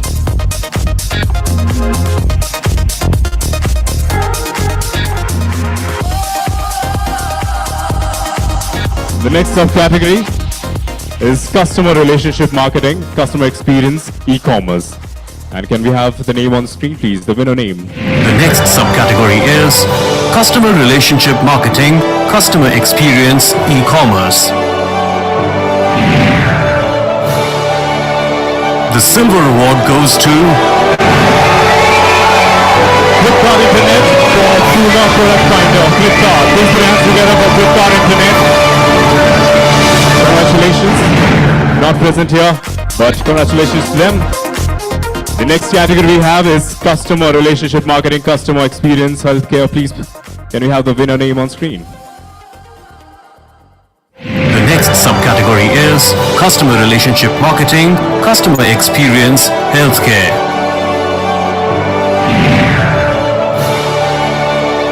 The bronze award goes to Flipkart Internet. Please put your hands together for them. Your hoops will surely travel to them. Thank you so much. They're not here, but yes, they're here. Oh, thank you so much. Thank you for coming. Finally. Now you can hoop a little louder for them. Come on. Flipkart Internet getting 2 awards.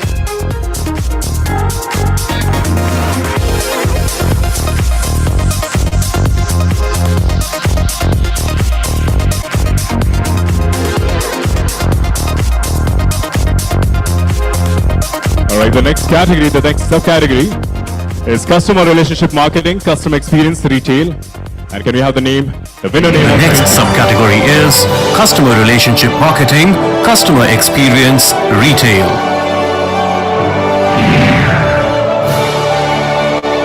The bronze award goes to Flipkart Internet again. Please put your hands together for the campaign name Puma. Yeah, both of you come back again. Take this one again. Thank you.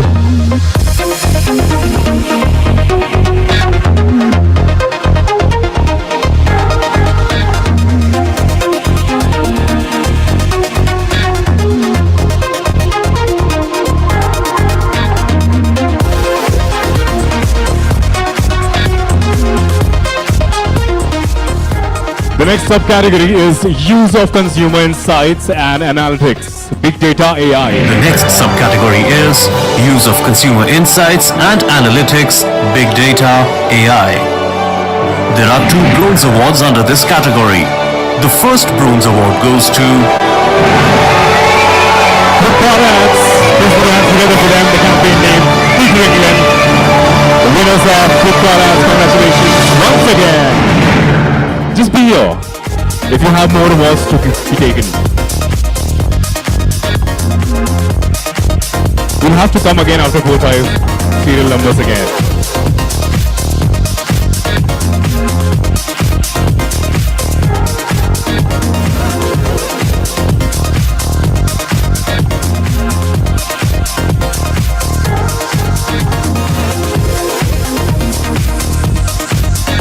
The name of the next set of winners, please. the second bronze award goes to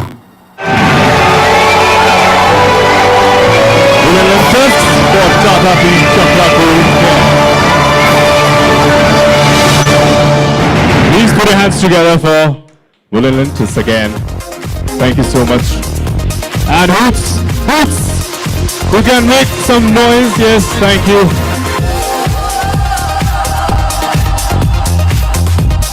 Congratulations again to the winners.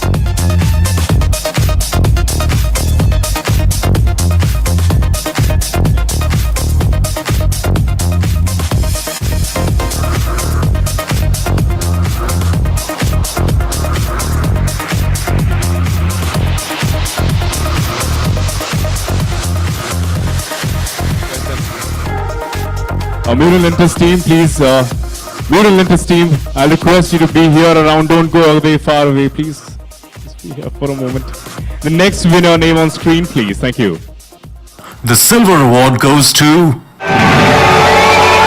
Titan Company for Ganesh Kutumai Friend Campaign. Please put your hands together for Titan Company. Getting the silver award, congratulations. They're not here, but I'll request again the next winner. The name on the screen, please. They actually went and sat the away. gold award goes to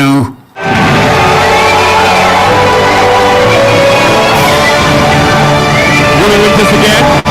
That's why I said you shouldn't be going back. Willenlentus, congratulations. They get this award for Ttk Chakra Gold. The campaign was Ghanam Tea for Ghanam Tel Guides. Willenlentus team, you have got the gold medal as well. Please. Willenlentus, please. I beg your pardon. If you're there.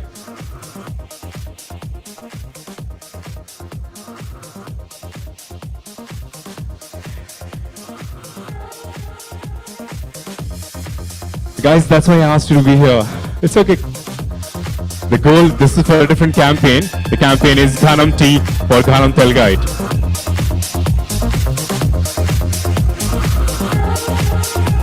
Willenlentus, thank you so much.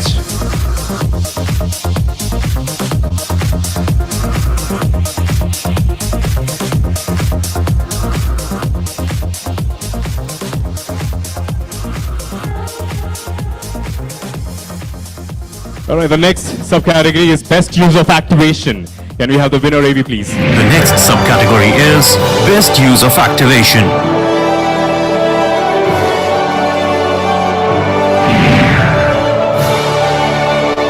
The bronze award goes to Flipkart Ads for Puma Fitness Team. Flipkart. Please put your hands together for Flipkart Ads. Congratulations to them once again.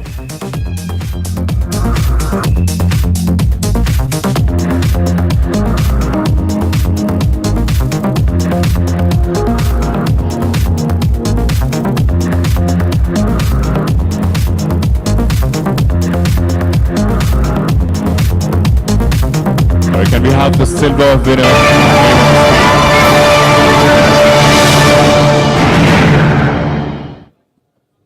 The silver award goes to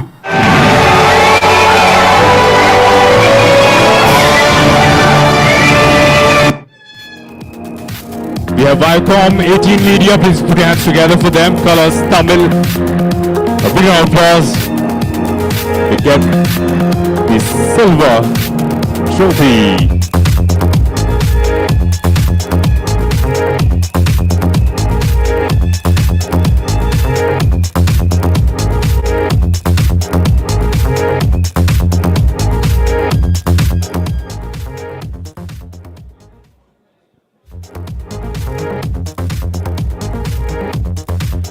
I'll thank Mr. Raju Menon and Vanitha Rathore. Thank you for being here, sir, for giving the awards. Next, I request Mr. P. Surendra, COO, Director, Red FM Network. Please put your hands together for him. And Althea Wandaveen, please, both of you can join us to give away the awards. Please join Nawal Ahuja, sir. Thank you so much.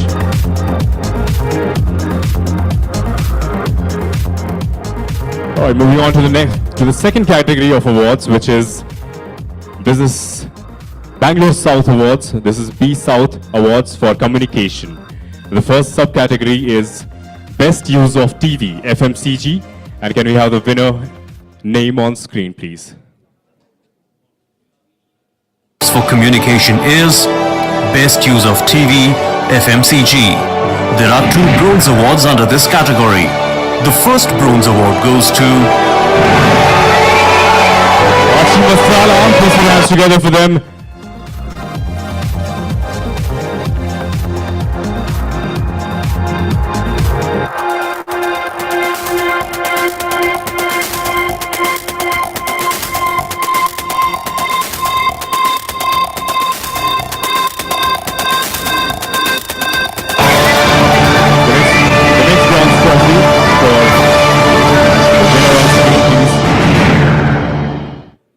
The second bronze award goes to Tata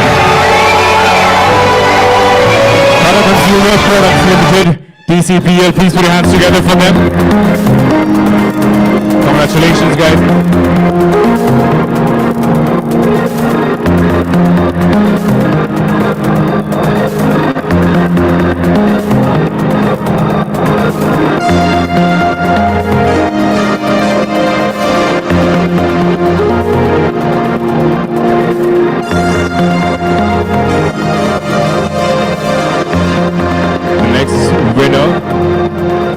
Name on screen, please. the silver award goes to Congratulations to Dabur India. Please put your hands together for them. Dabur India, as pure as 24 karat gold. Congratulations to Dabur India family for getting this silver.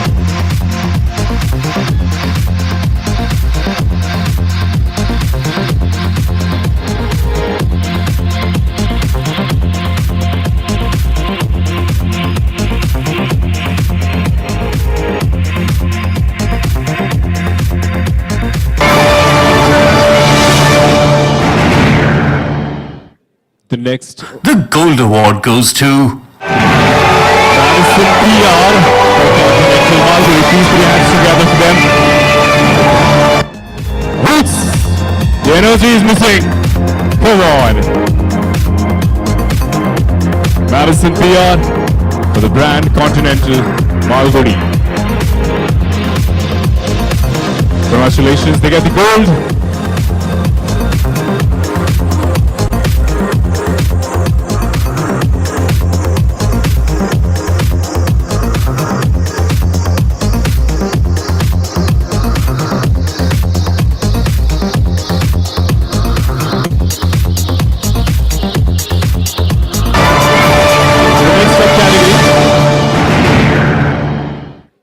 Is best use of TV education. And can we have the winner name on screen, please? The next subcategory is Best Use of TV Education. The gold award goes to News 18 Tamil Nadu, News 18 Network, please put your hands together for them. A big round of applause.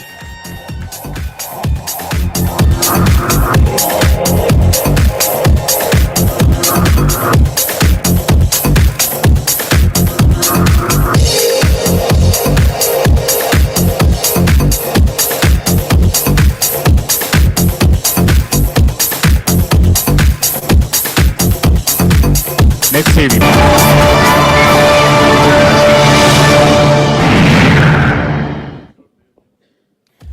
The next subcategory is Best Use of TV, Food and Beverages. Please, the winner on screen. Next subcategory is Best Use of TV, Food and Beverages. The silver award goes to Robin Winters for the campaign coverage Way of Care. Please put your hands together for them. Robin Winters. And again, I request you to be here because I know the gold winners also. So I'll be clear this time again. Please be here. Congratulations once again.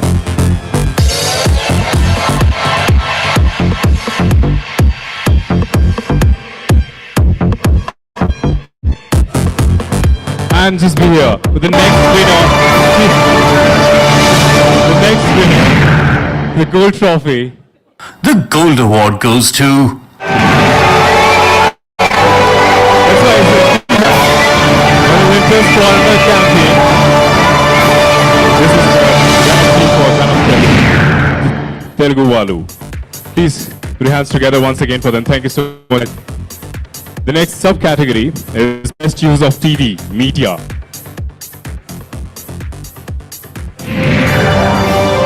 the next subcategory is Best Use of TV, Media.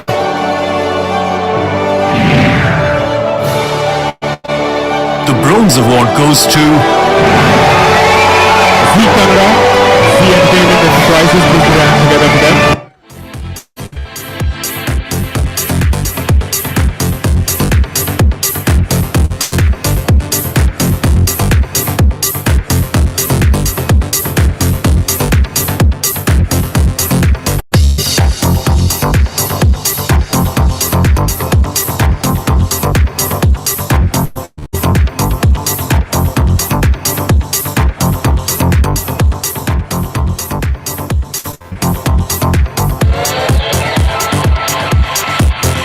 Next silver winner.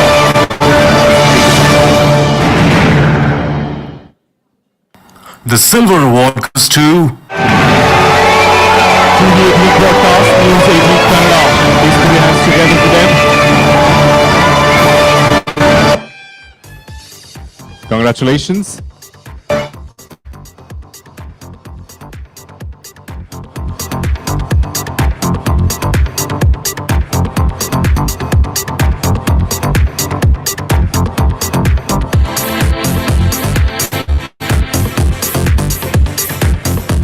The next award on screen, please. under this category. The first gold award goes to My three advertising works, Big Boss Malayalam Season 4. Put your hands together for them. My three advertising works, congratulations to them. For getting the gold.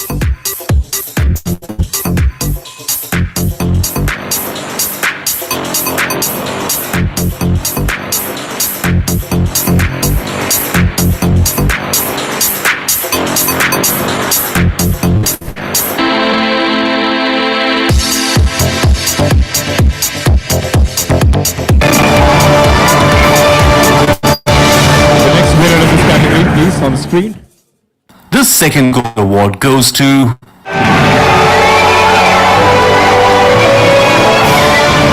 Zee Telugu, Zee Entertainment Enterprises. Please put your hands together to them for getting the gold.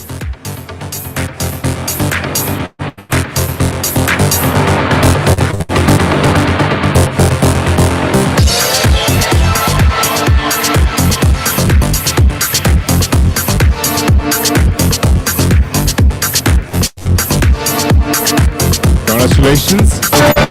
Next subcategory Best Use of TV Healthcare. Can we have the AV, please, for the winner? The next subcategory is Best Use of TV Healthcare. There are 2 silver awards under this category. The first silver award goes to Social Beat for Kaveri Hospitals. Please put together for Social Beat. The campaign was Our Heroes Kala Film. The next winner on screen, please.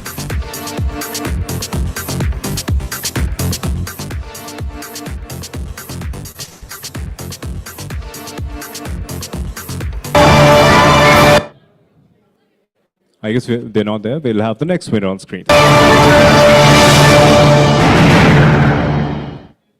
the second silver award goes to Dr. Lawrence Eye Hospital. Please put your hands together for them. Campaign the golden years.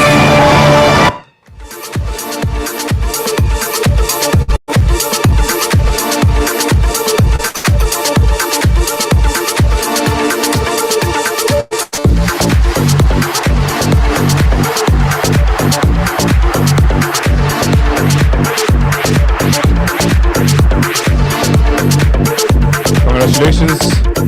And now I request thank you so much, ma'am. Thank you, sir. I request Niyati Shah, Enterprise Marketing Head, Spotify India, please.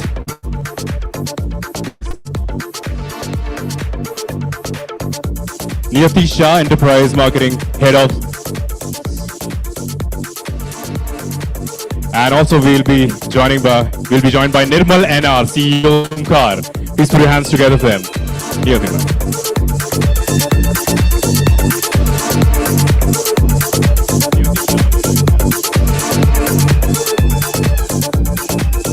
The next category we have is Best Use of Print Real Estate. And the winner name on screen, please. the next subcategory is Best Use of Print Real Estate. The silver award goes to Columbia Pacific Communities. Please put your hands together for them. Their campaign was Dear Appa. Congratulations.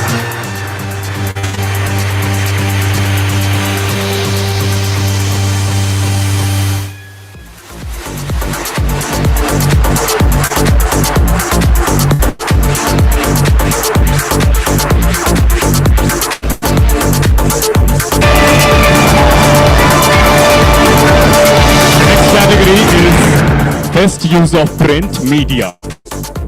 Can we have the name of the winner? the next subcategory is Best Use of Print Media. The silver award goes to AVP Network. Please put your hands together for them. AVP Network, congratulations.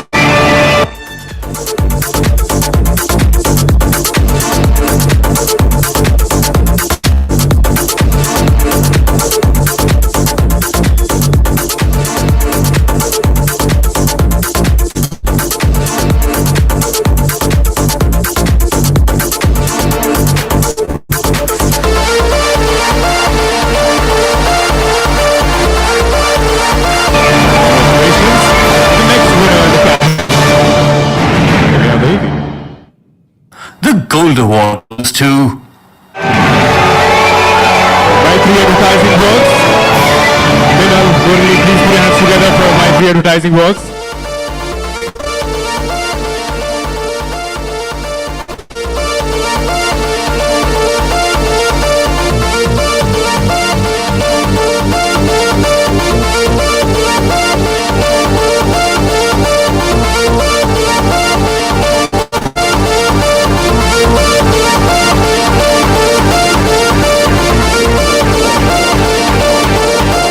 Congratulations, team of My3 Advertising.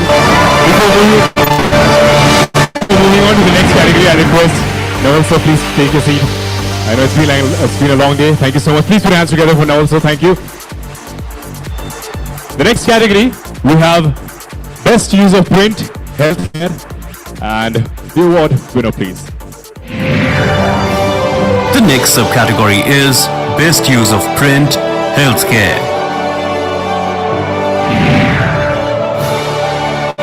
The Gold Award goes to Social Panga, Manipal Hospitals.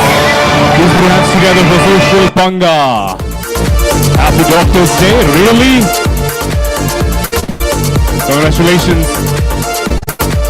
to the team.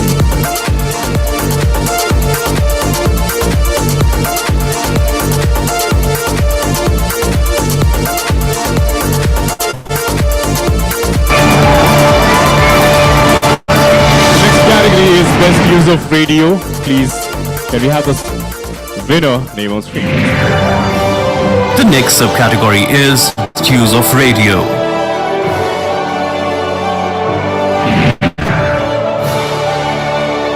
The Silver Award goes to ABP Network. Please put your hands together for them. ABP Desam launch, the campaign name.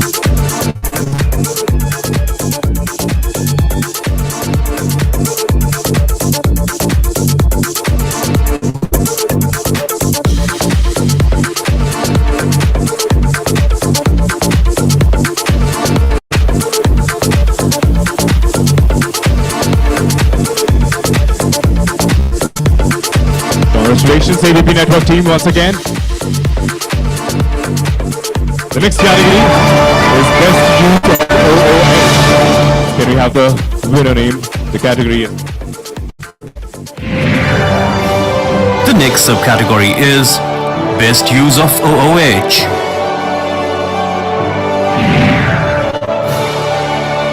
The Silver Award goes to once again Matthew Advertising Box from Meenal Murli. Please put your hands together for them.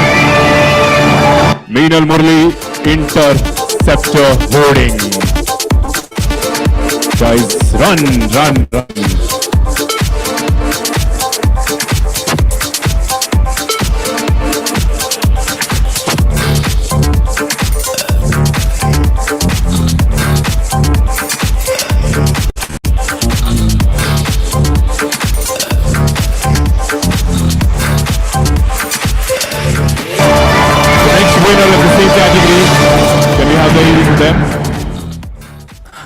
The award goes to Red Bus India. Please put your hands together for them. Red Bus India. Okay, your roots are going low. Come on. Be alive. I promise alcohol will be served.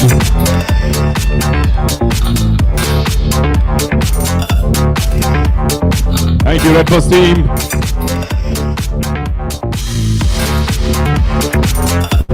Congratulations as well.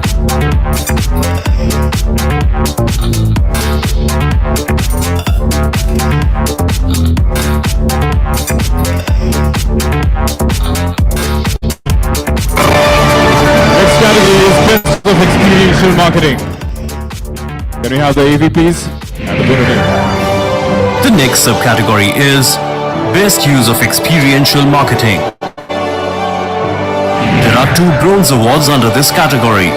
The first bronze award goes to Zee Telugu, Zee Entertainment Enterprises. Please walk up to the stage quickly. Congratulations once again for getting the bronze trophy. Zee Telugu, Zee Entertainment Enterprises. Vakil Sahab World Television Premiere, the campaign name.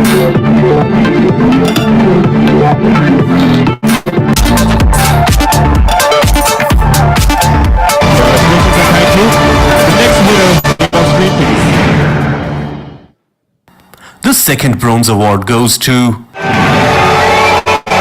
Lulu Mall Kochi, Lulu On Sale 2022 campaign. Please put your hands together for Lulu Mall Kochi.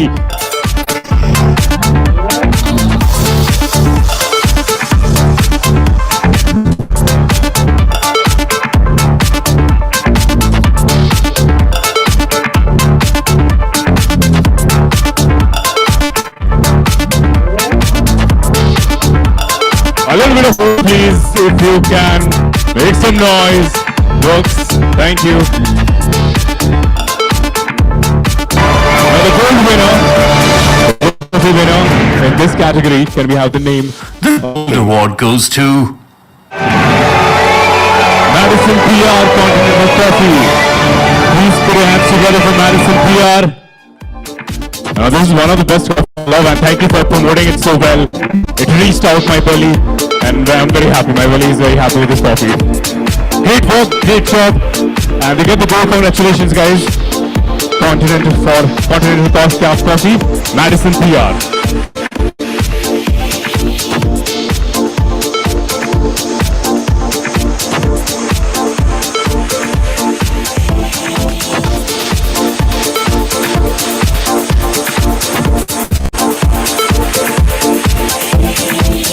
Before going for the next category, I want to thank thank you so much for being here, and thank you for giving me the awards. Please take your seats.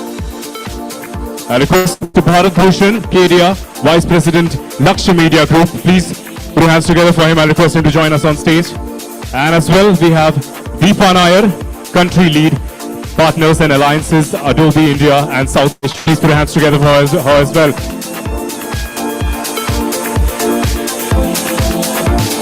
The next category is Best Use of Digital Marketing, Social Media, Real Estate.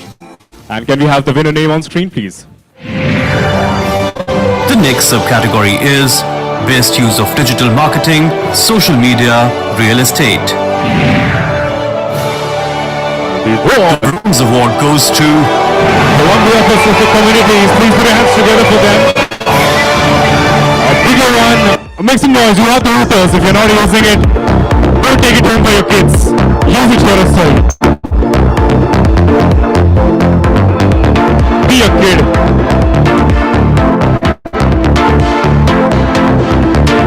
Congratulations to Columbia Pacific Communities team.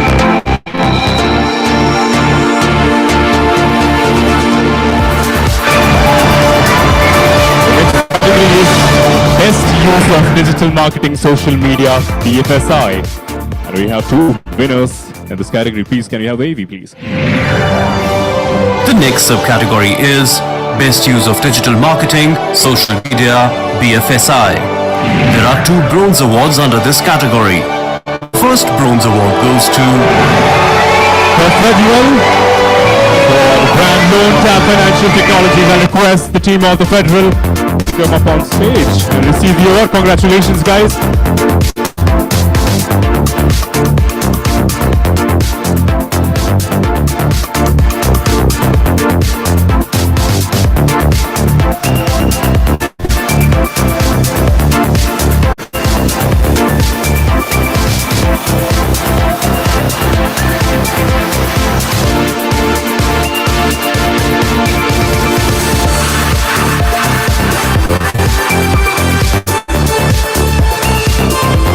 Congratulations once again. A little bit of smile. Thank you.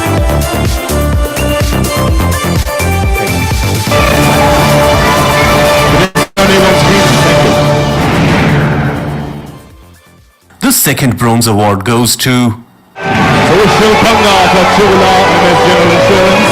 Please put your hands together for Social Panga once again. Another award this evening. Congratulations.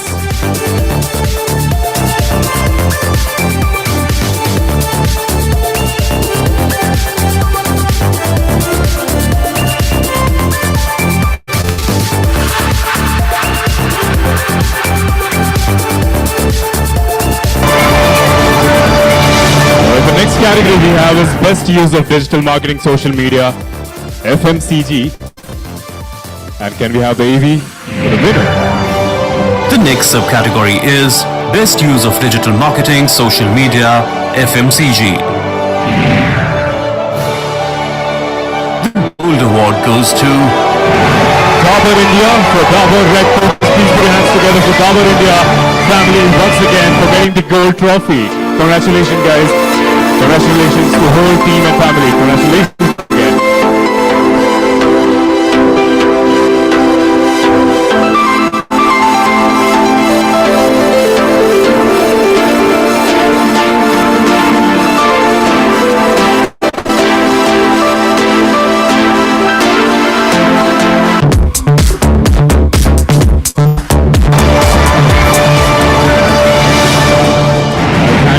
Bhushan, sir. Thank you so much. And Deepa and Ivan, thank you so much. Please take your seats and enjoy the rest of the evening. I request Neetu Goshani, Head of Marketing and PR, Archie Masala, to join us on stage, and along with Sandeep Chaudhary, co-founder of Nicholson. Please put your hands together for them. Or hands as well, it works, please. Make some noise. Sandeep Chaudhary as well, thank you. Alright, the next category is best use of digital media, social media, e-commerce. And the first winner name on screen. The subcategory is best use of digital marketing, social media, e-commerce. The bronze award goes to Superdales.com. Please put your hands together for them. Superdales team, congratulations to you. Superdales.com gets the bronze in the category.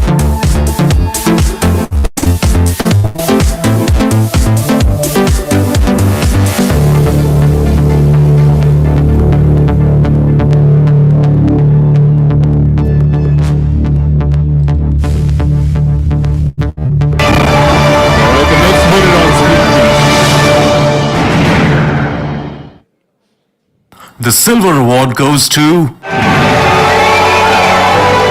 Flipkart Internet. Flipkart ads, please put your hands together. Flipkart Internet getting the silver trophy, the silver award.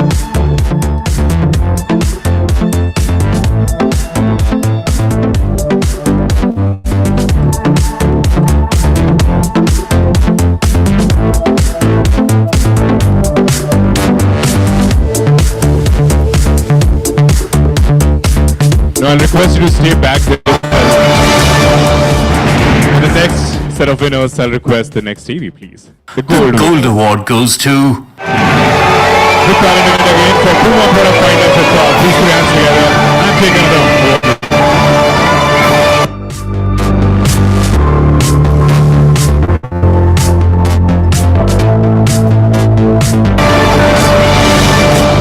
Alright, moving on to the next category, the AV, please.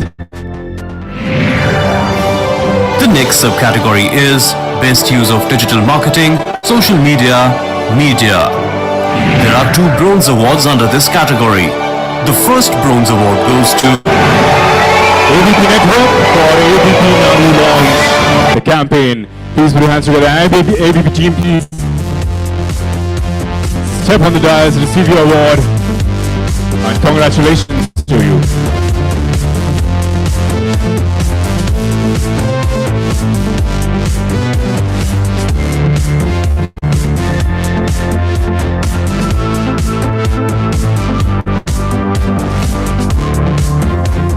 The next AV, please let them be on the stage.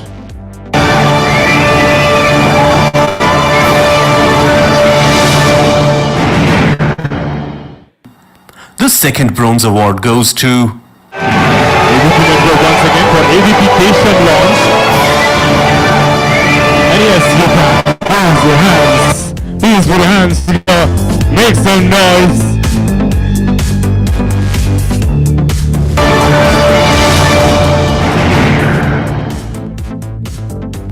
the silver award goes to Bhumi for Club FM. Please put your hands together for them. Bhumi for the brand Club FM. Club FM Minal Run.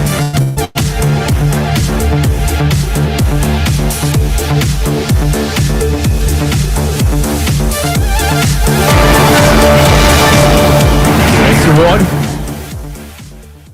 the gold award goes to Viacom 18 Colors Canada, please put your hands together for Viacom 18 once again for the brand colors. Congratulations Viacom 18 once again and for getting this cool award in this category as well.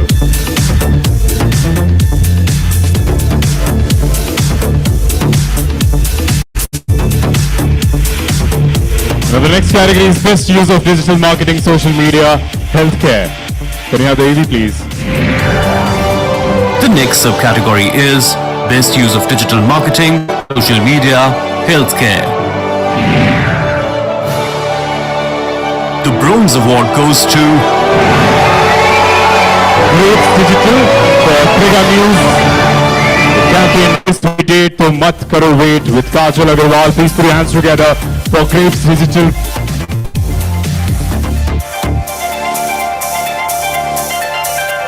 They're not here. All right, moving on to the next winners. The next AV, please.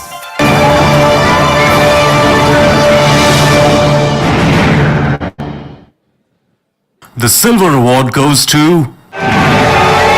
Apollo Proton Cancer Center. Please put your hands together for them. Apollo Proton Cancer Center. They get the Silver Award, and congratulations to them.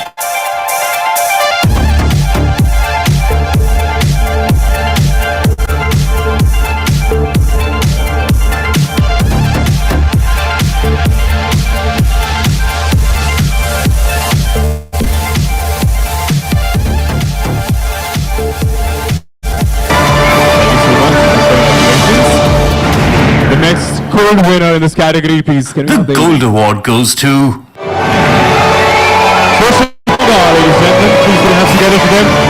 The campaign Manipal Hospitals. Oh, it's a big team. And a lot of youngsters. I'm also young.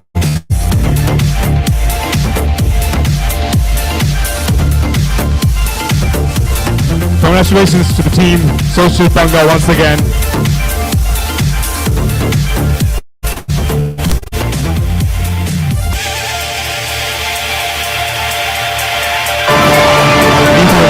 you so much for being here. Please take your seats, enjoy the rest of the evening.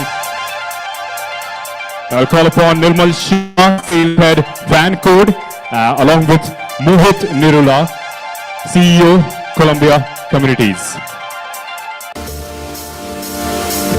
If both of you are there, please join us on stage for the award giving ceremony for the next year's award. Thank you, sir. The next category, please. The next subcategory is Best Use of Digital Marketing, Social Media, Retail. The Bronze Award goes to Flipkart Internet. The campaign Puma Product Finder Flipkart. Please put your hands together. Flipkart Internet, please walk up fast, get your awards, and congratulations to you.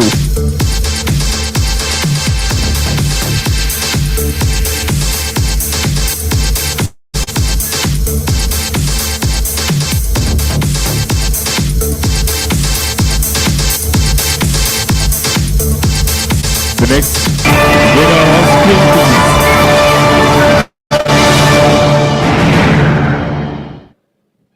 The Silver Award goes to Mall Kochi for campaign Lulu NCA 2022.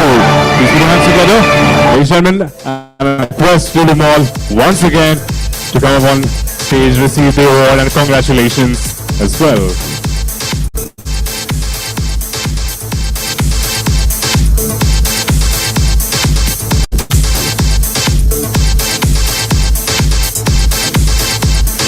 Now if you want a little louder, they might give you some really amazing discounts on them all. Make some noise!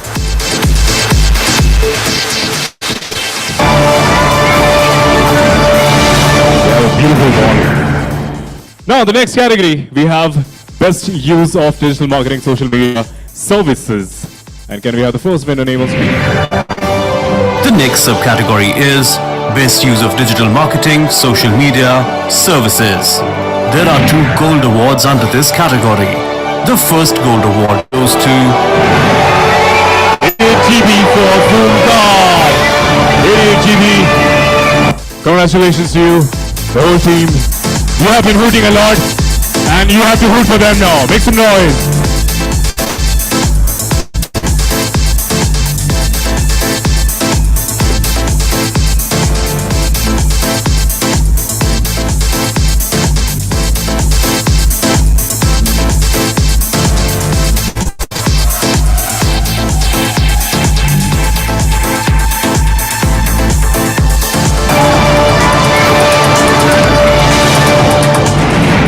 next winner in the same category. This second gold award goes to Healthy Advertising Works for the brand Department of Women and Child Development, Government of Kerala.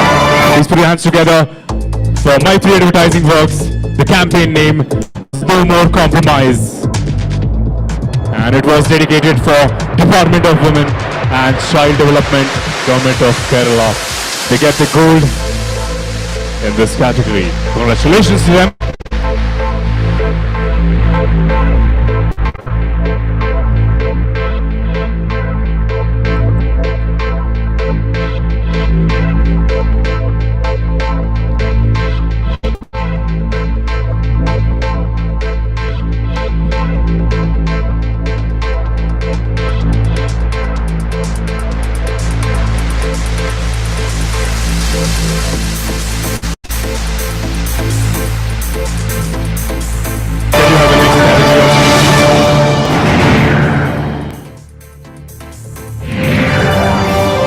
the next subcategory is Best Use of Omnichannel Marketing. The silver award goes to the Entertainment Enterprises. And the campaign name was Hitler Kalyana Launch Campaign Z Kannada. Z Entertainment Enterprises, please. I request Z team.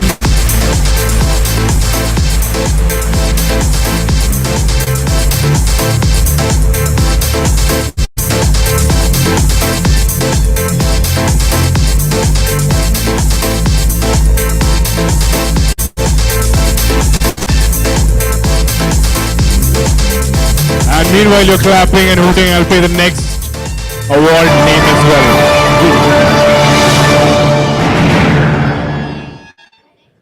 the gold award goes to the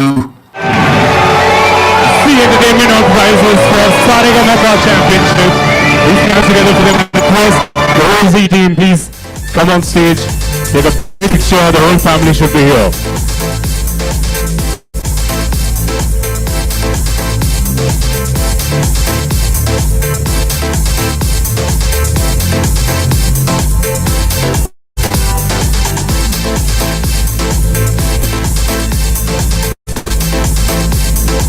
Thank you and congratulations to the team of the Entertainment Enterprises. The next category we have is Best Use of Integrated Marketing FMCG.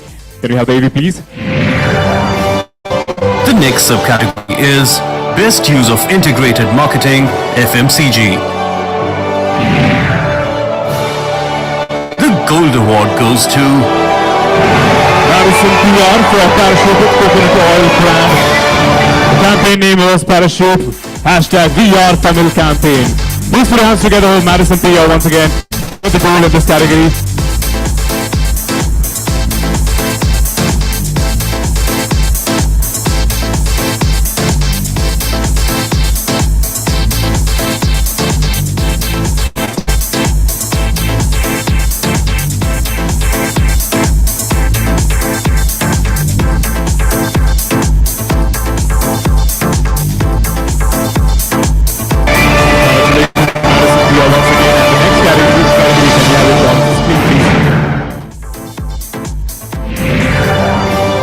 The next subcategory is Best Use of Integrated Marketing E-Commerce. The gold award goes to Flipkart Internet or Adidas. Adidas Flipkart ads. Please put your hands together for the winners of gold. This category is Flipkart Internet. Congratulations guys.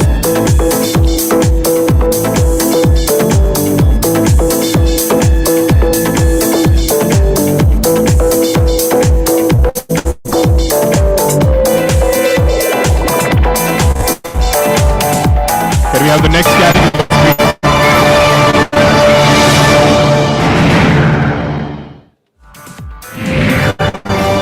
The next subcategory is Best Use of Integrated Marketing Education. Award goes to News 18 Tamil Nadu. News 18 Network. Please put your hands together for them. News 18 Tamil Nadu. News 18 Network.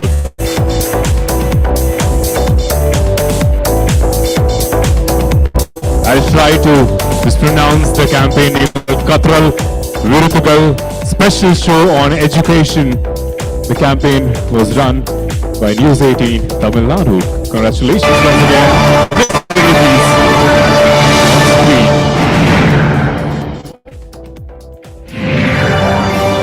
The next category is Best Use of Integrated Marketing, Food and Beverages.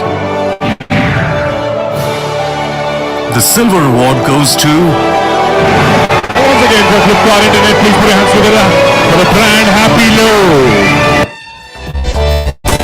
Happy Low.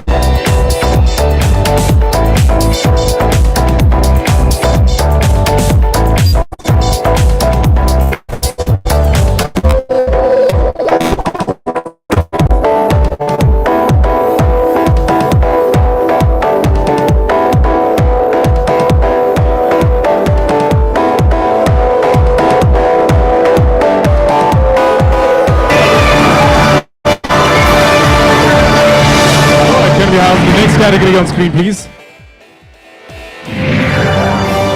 The next subcategory is Best Use of Integrated Marketing, Media. The silver award goes to... Entertainment Enterprises for Z Canada. The campaign name was Golden Gang Digital Campaign. Please put your hands together once again for the Z Entertainment Enterprises team.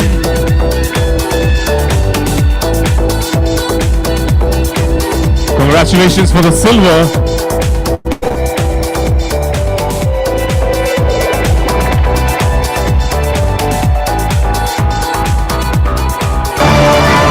The next winner in the category. The gold winner. The gold award goes to... Tamil for the campaign Survivor reality show launch. Can you all put your hands together for Z Tamil once again? The campaign name Survivor reality show launch. They get the gold and congratulations team.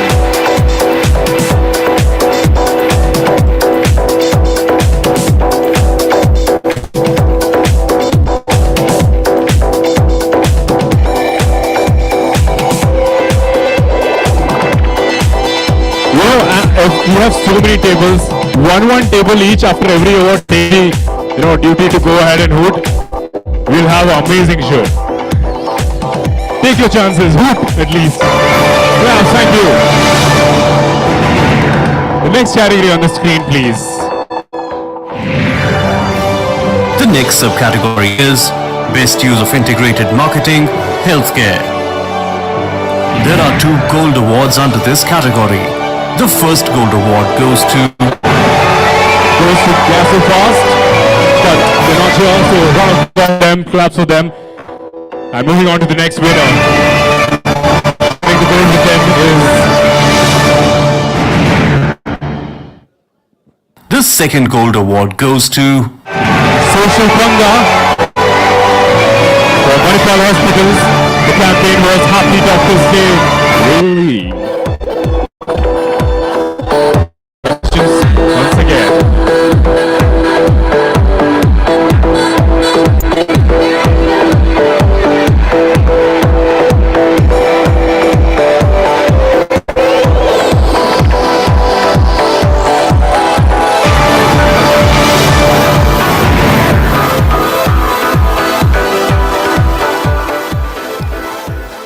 The next category screen, please. Thank you. The next subcategory is Best Use of Integrated Marketing, Retail. The Bronze Award goes to Flipkart Internet for the campaign People England Flipkart Ads. Please put your hands together for Flipkart Internet once again. They get the bronze.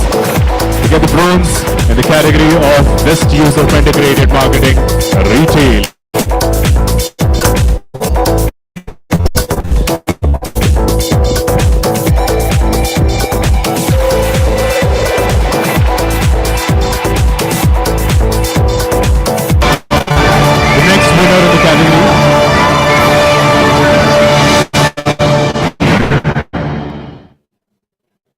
Silver Award goes to White & Company for branded. The campaign name was Kukumai Pen. Please put your hands together for Titan Company. And congratulations to them for getting the silver award. If they're there, if you're there. All right, moving on to the next category. Can you please play the video?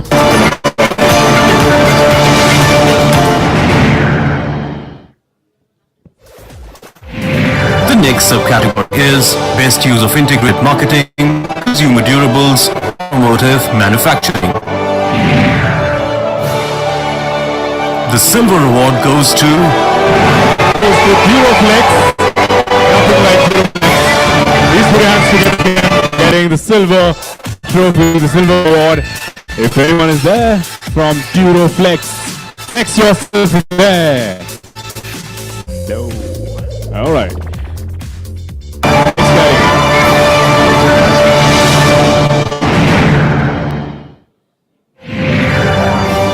The next subcategory is Branded Content, BFSI. The Gold Award goes to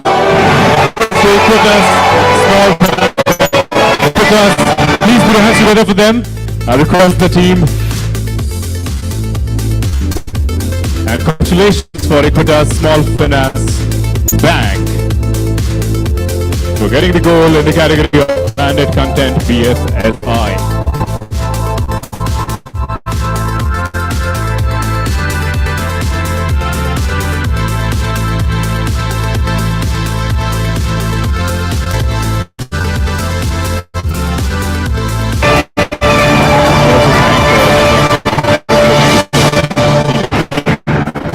Before the next category goes up, I request Vidhu Shankar, AVP at Sales, the Hindu Group, to join us on stage. Also along with Puneet Das, President Packaged Beverages India and South Asia, Tata Consumer Products. I request both of you.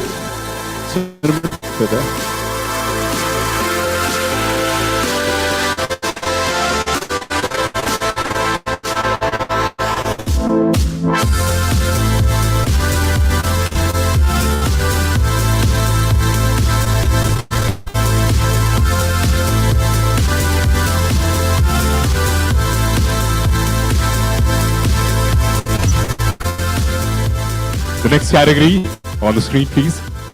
The next subcategory is Branded Content, FMCG. The silver award goes to Green Room for Dr. Meswak. The campaign name was the Meswak Song. Please put us together for Green Room as they walk for their award, the silver, in the category of branded content, FMCG.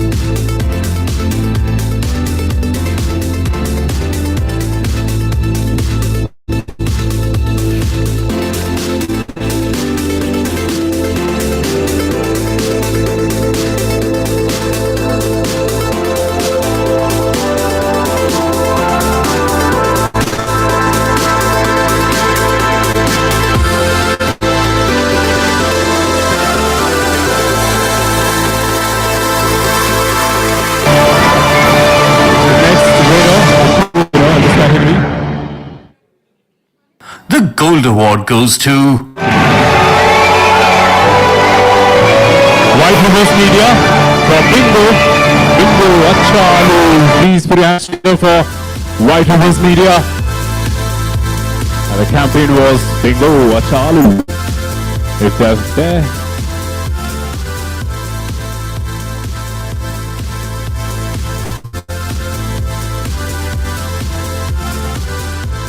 The next category on screen, please.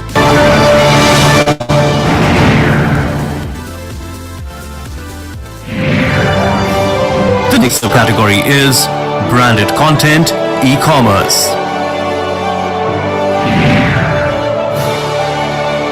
The Gold Award goes to Pivot Roots. For the Snapdeal South campaign, congratulations to Pivot Roots. Please put your hands together for them. They're getting the gold trophy. Pivot Roots.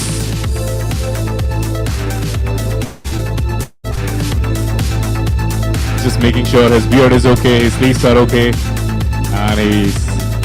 Thank you.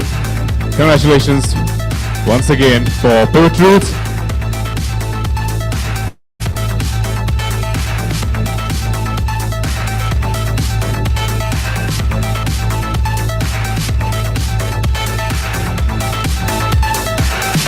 I told you there are 120 awards. By the time we reach 50, you will be half dead. No, not dead. Thank you so much. चलो फिर हमें मेरी आवाज दो. Next, more on screen, please. The next subcategory is branded content media.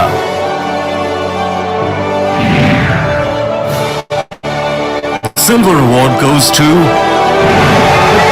Viacom Tamil. The campaign was Independence Day. Please put your hands together for Viacom 18 once again.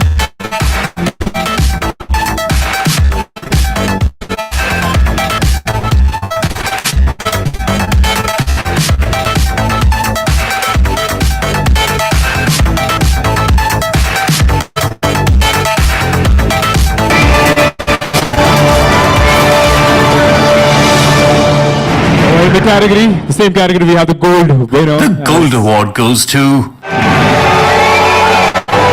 My 3 advertising works for Mathrubhumi Daily, Mathrubhumi 100 Years Anthology Brand Film.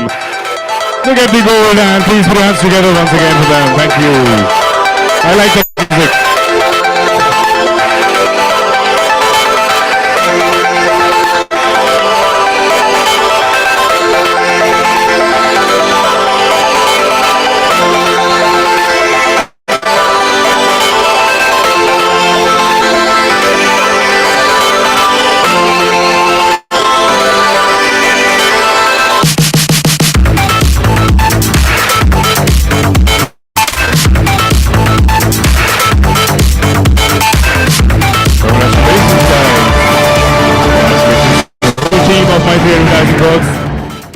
The next category on screen, please.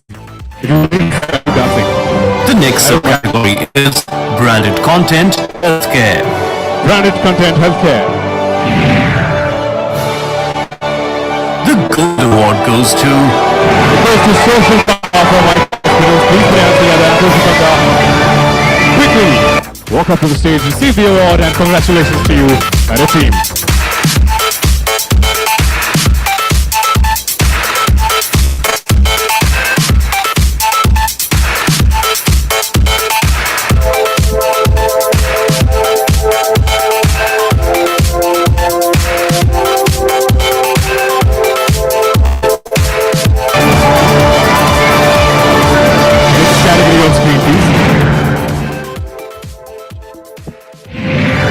The next subcategory is branded content, consumer durables, automotive, manufacturing. The silver award goes to Duroflex. You get the silver. They will practice India here. Oh, thank you so much for joining us. The campaign was Duroflex Sounds of Sleep Season 2. Congratulations, Duroflex, and yeah, make some noise. All you have to DJ, some noise.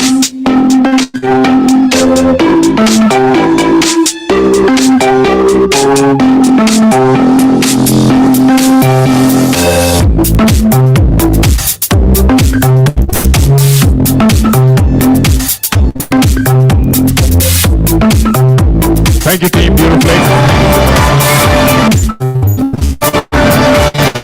Alright, the next award in this category, the gold winners. The gold award goes to Nippon Paint India. Nippon Paint for the campaign of colors of Karnataka. They get the gold, and please put your hands together for them. Nippon Paint India. Congratulations to Nippon Paint and team.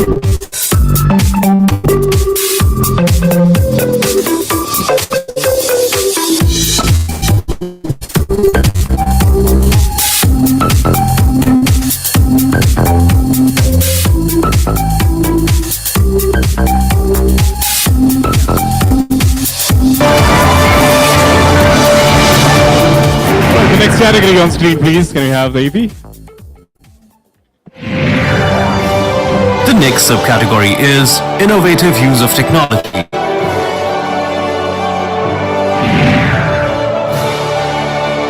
The Gold Award goes to Equitas, Small Finance Bank, Equitas, please put up for them. They get the gold in the category. And please.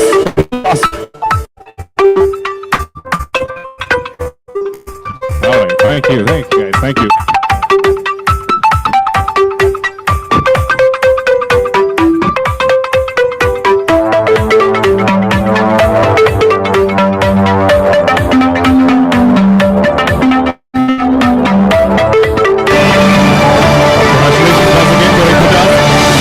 Can we have the next category on screen, please? The next subcategory is marketing on small budget.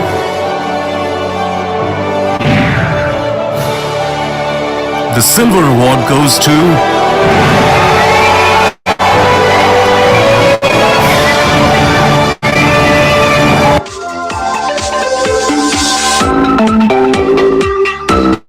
इसका battery जा रहा, मेरा नहीं जा रहा है. Here it goes to Performix India. Please put it together for them. The campaign was doing Sunrise Pune Pure in the must-have category. Sunrise Pure. Performix India to get the silver in this category. Please put your hands together and make some noise for them.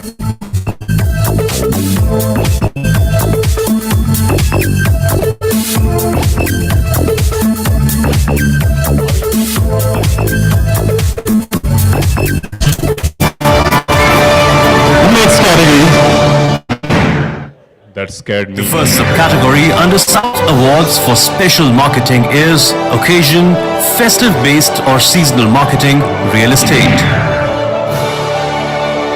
The Gold Award goes to Columbia Pacific Communities. The campaign Columbia Pacific Communities hashtag Miss Santa. We get the gold for the campaign and please put your hands together for Columbia Pacific Communities.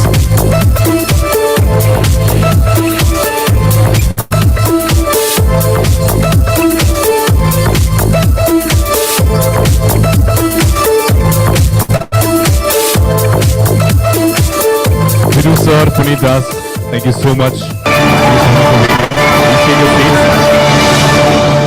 And now I'll call upon Mr. Santosh Kumar, Chief Business Officer, Fresh to Home, and also Abhinav Srivastava, CEO of Madison PR. Please, both of you can join us on stage and give away the awards. Few more awards. There are many awards.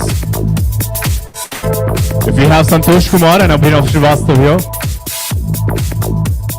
let's start with you.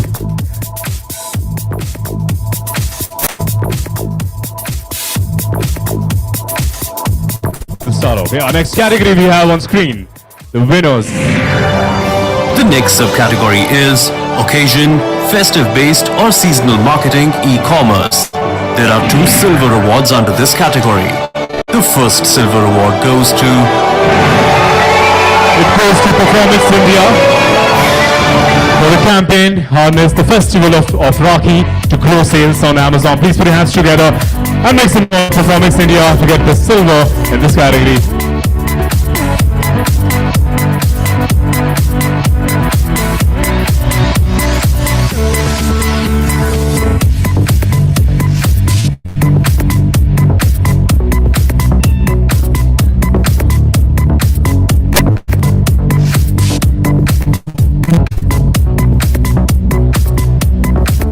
Winner in the same category we have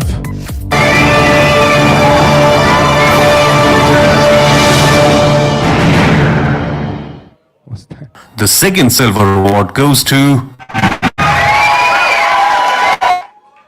Flipkart Internet. We get another silver award. This team Flipkart, the campaign was done by Flipkart Internet. The team gets silver award for this category. The category was occasion based or seasonal marketing e-commerce.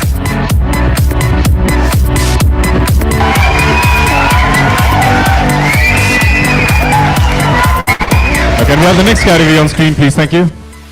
The next category is occasion, festive-based or seasonal marketing, food and beverages.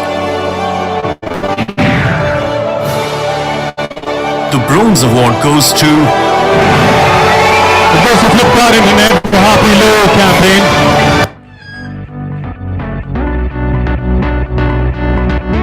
Please put your hands together and happy Low, please. Flipkart Internet.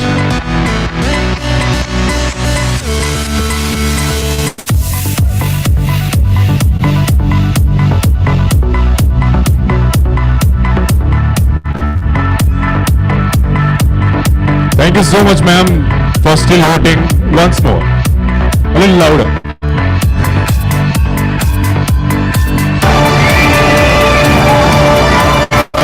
And congratulations once again to Happy Low. Flipkart Internet team has been getting a lot of awards and they're very happy, excited, all smiles on their faces. Now we have the next category on screen, please. the next category is occasion, festive-based or seasonal marketing, media. The silver award goes to Z Entertainment Enterprise for the campaign Z Picture second year anniversary campaign. Please put your hands together for the winners of silver award, Z Entertainment Enterprises.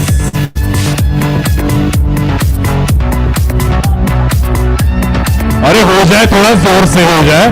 You should shout. ಸ್ವಲ್ಪ ಜೋರಾಗಿ ಚಪ್ಪಾಳಿ. थोड़ा जोर से. Thank you.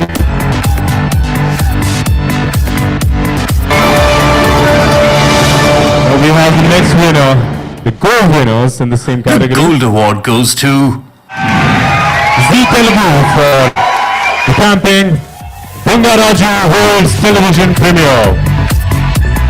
And I request and congratulate them. Congratulations, team. We have.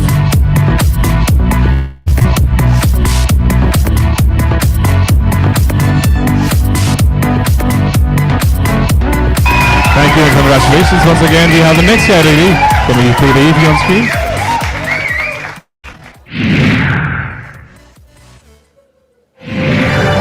the next subcategory is occasion, festive-based or seasonal marketing, healthcare.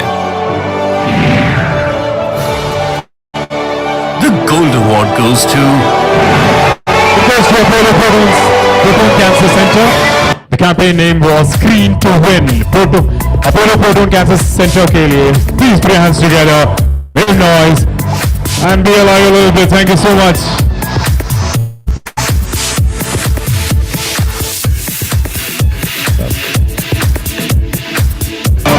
The next category and the next winner on screen, please. the next subcategory is occasion, festive-based or seasonal marketing, healthcare. The silver award goes to Tasmilan Business Solutions for the campaign Summer Season Sale.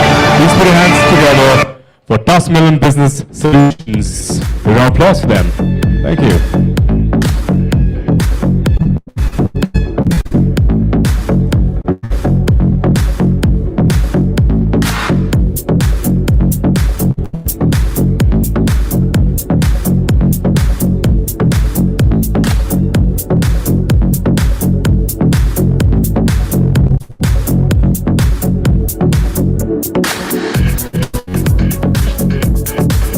Congratulations, team. Thank you so much. And the next category on screen, please. the next subcategory is occasion, festive-based or seasonal marketing, services. The gold award goes to It goes to Cars 24 Services for the campaign Ayuda Puja campaign. Cars 24 Services, if you're there, run. Get your car, come here, receive your awards if you're there.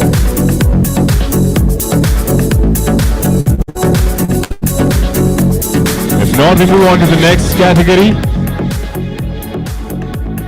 The AV please for the next category.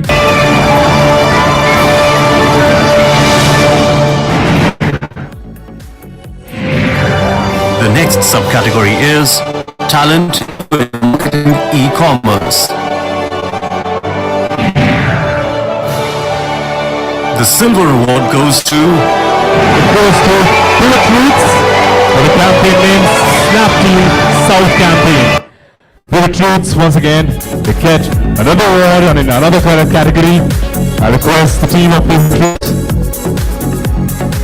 to receive the award on stage quickly. Thank you.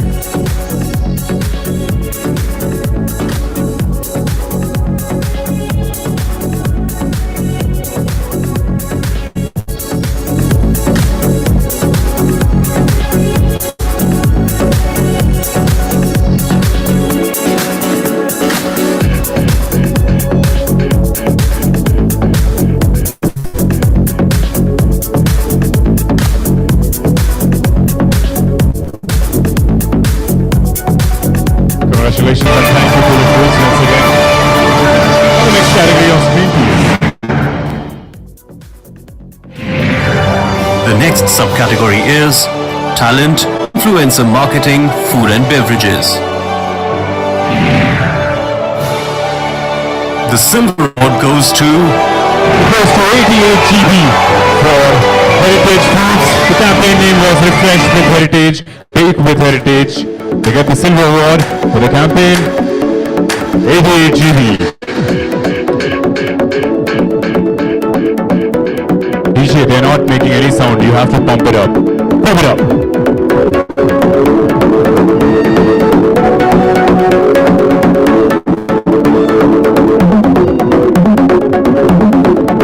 Congratulations once again for 88 GB. Thank you.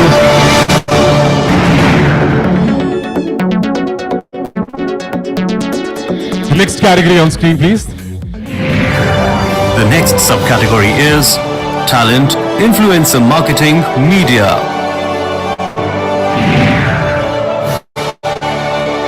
The bronze award goes to the campaign Golden Gang Digital Campaign. Congratulations, team of Z Canada. Once again.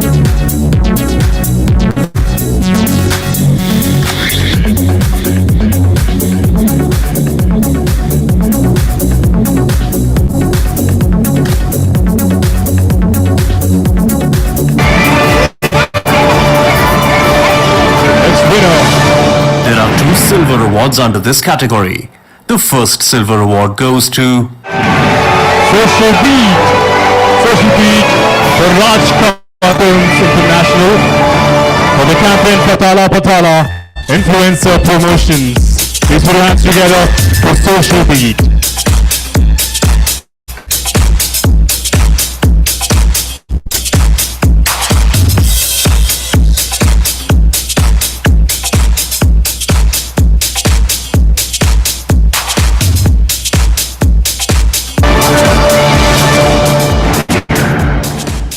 The next winner. The second silver award goes to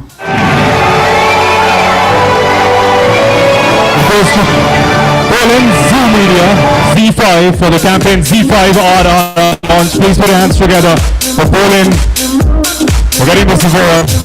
Congratulations, guys.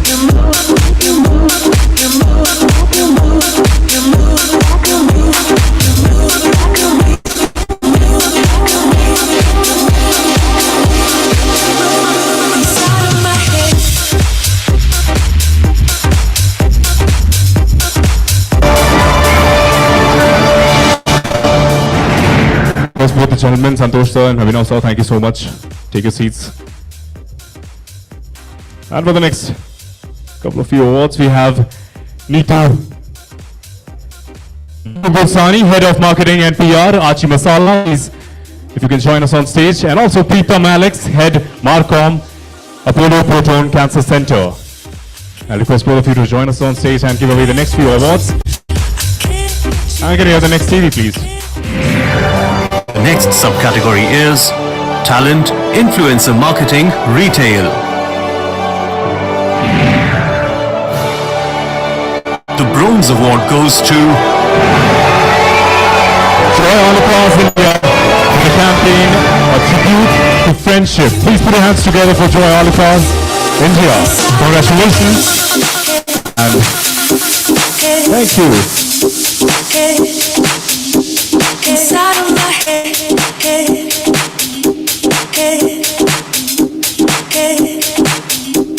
inside of my head,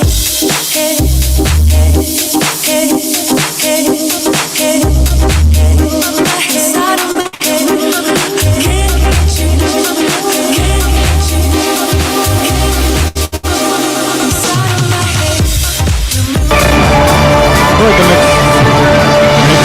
Category, can we have it on screen, please?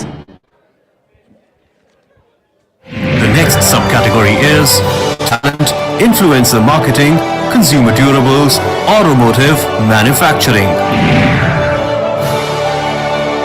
The silver award goes to the Ramco Siemens, Ramco Superplaster, higher coverage, crack-free finish. Please put your hands together for the Ramco Siemens, getting the silver award, receiving the silver award right here on stage, and congratulations to them. Thank you.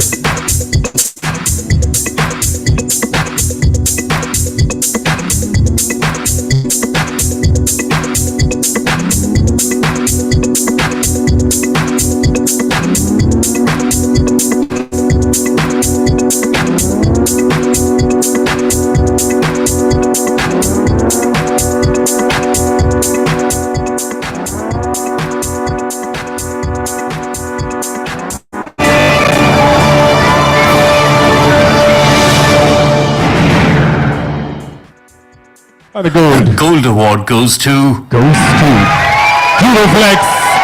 the campaign Duroflex Sounds of Sleep Season 2.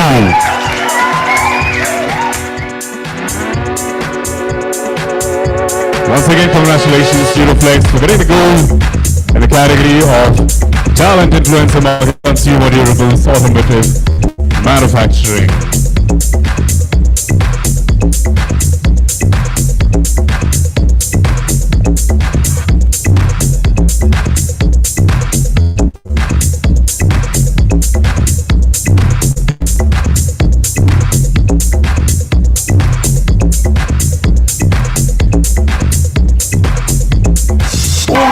Can we have the next video on screen, please?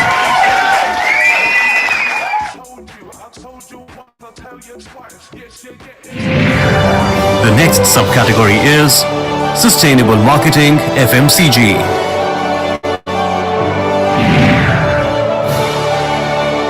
The gold award goes to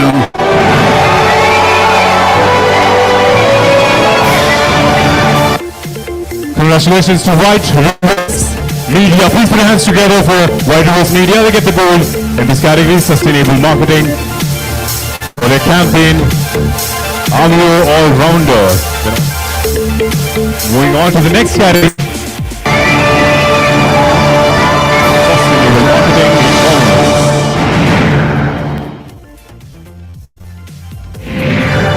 the next subcategory is sustainable marketing, e-commerce.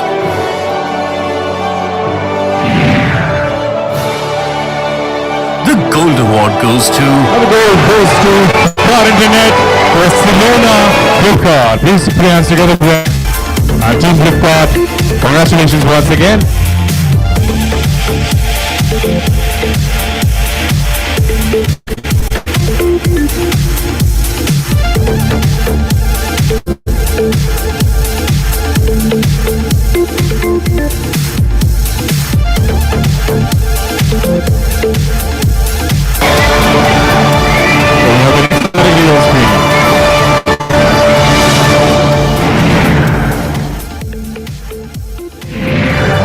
The next subcategory is sustainable marketing, media.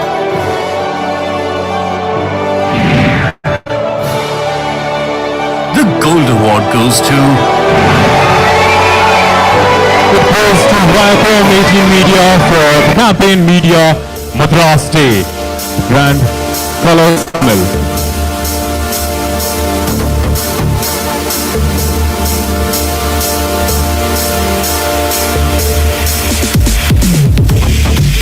Please put your hands together for Viacom 18 Media. We're getting this award in the category of sustainable marketing media. The campaign name, Media Madras Stay. I request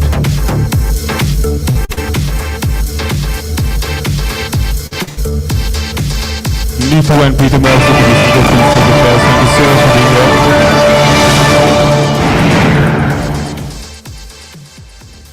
Right, for the next few categories, we have Nitsa from Spotify. We have Venugopal Nair, Director, Ideation, Maitri Advertising. We have Satyabrata Das, Head of Strategic Appliances and Corporate Communications, Lakshya Media.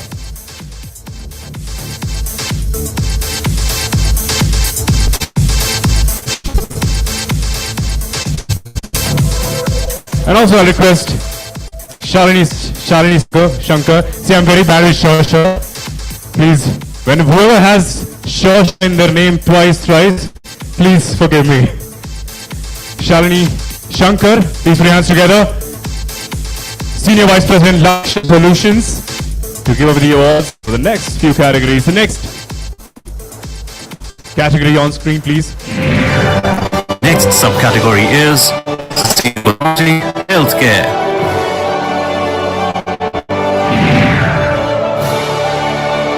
The Gold Award goes to... Well, it goes to Flipkart Internet once again for the campaign Sirona. Please walk up, receive, happy, your happiest. Thank you and congratulations.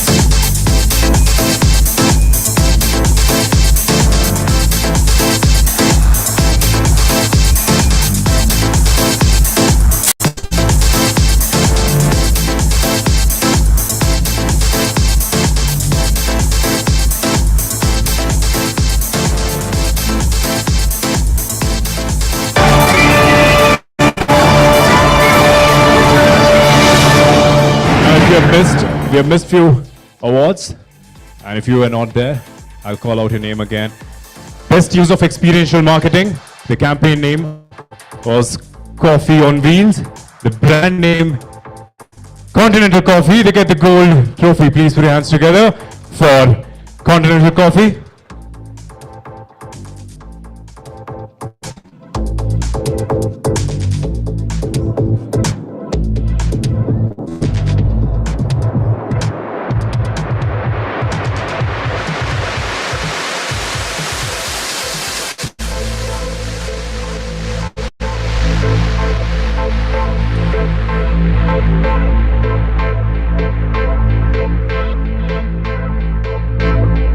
Congratulations for the gold.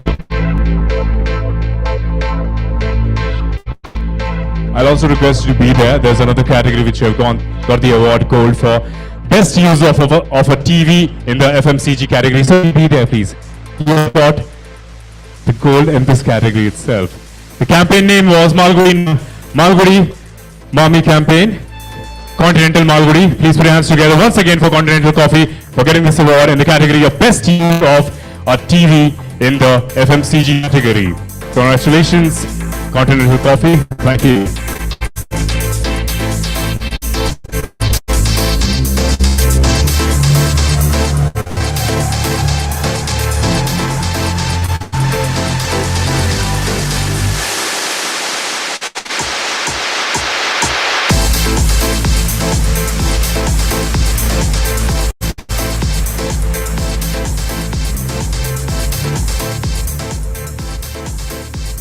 Thank you so much, and thank you to all the people here. Shalini ma'am, thank you so much. Niyati ma'am, thank you so much. Venugopal sir, thank you so much, and Satyabrata sir, thank you so much for being here. Please take your seats, and we'll continue.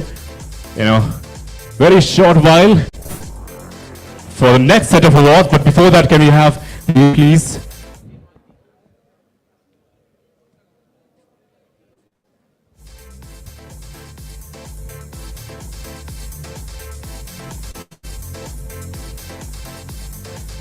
The partner areas, please. Our presenting partner, Colors Canada.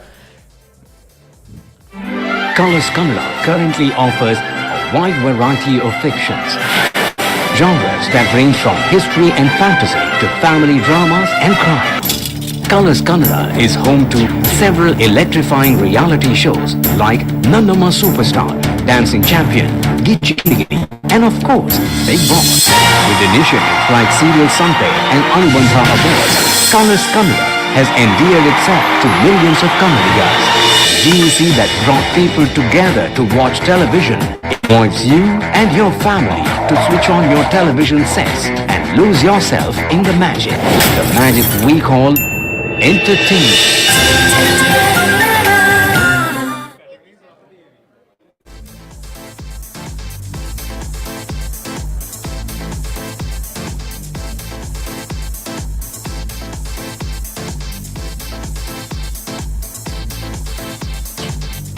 Ready, please.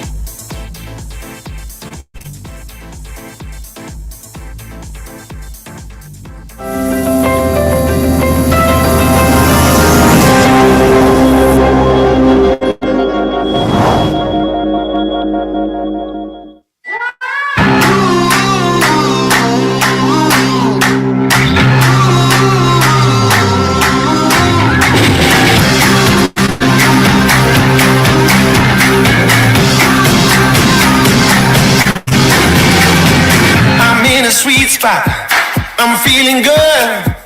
The sun is shining. I knew it would. The world's a playground. I'm in the clouds. Let me show you what it's all about. Check it out. I'm gonna light it up. I'm gonna light it up. Let me show you what it's all about. Check it out.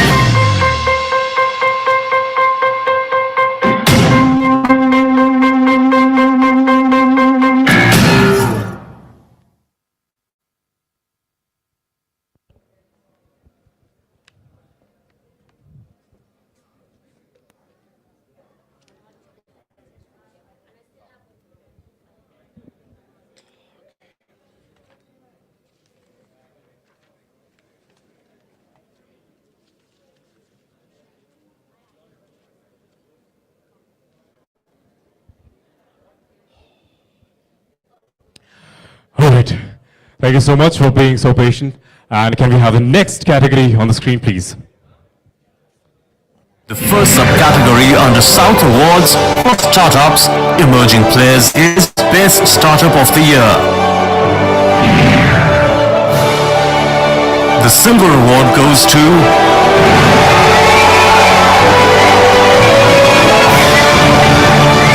It goes to Mirai Girls, but before I'll request quickly Naval Ahuja sir and Sneha ma'am to join us on stage for this award. Mirai Girls, please put your hands together for them. The campaign name was Lemmy B. Please put your hands together for them as they walk on stage.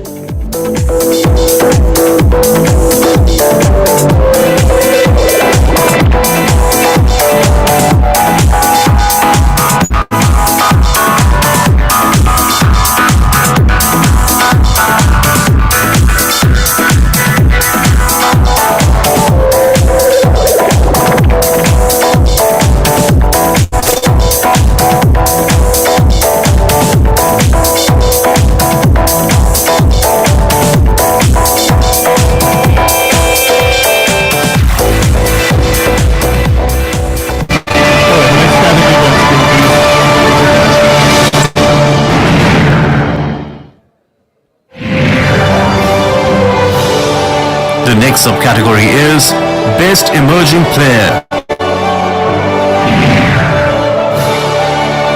The silver award goes to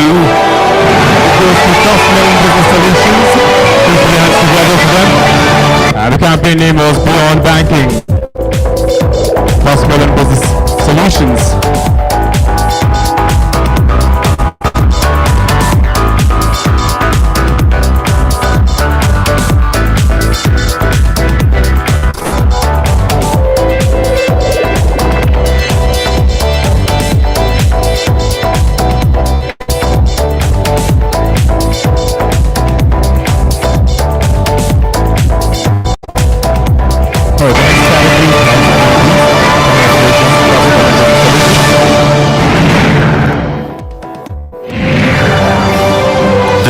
category is Best Marketing Campaign of the Year.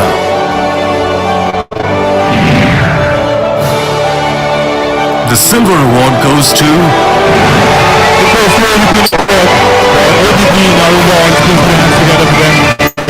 ABPG 4 o'clock to receive the award.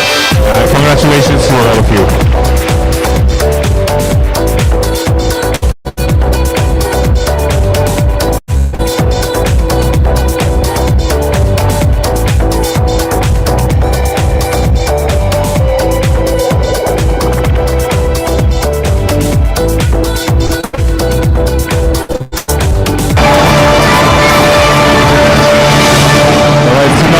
Last two very important categories.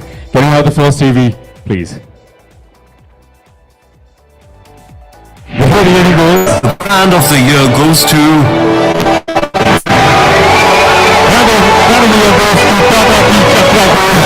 Please put your hands together again. I request them to come on stage. So this award is given on the basis of total merits.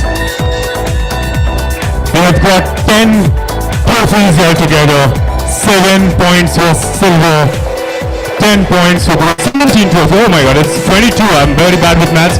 10 gold, 7 silver, and 5 bronze. Can you all put your hands together for the first winner, Ttk Gold.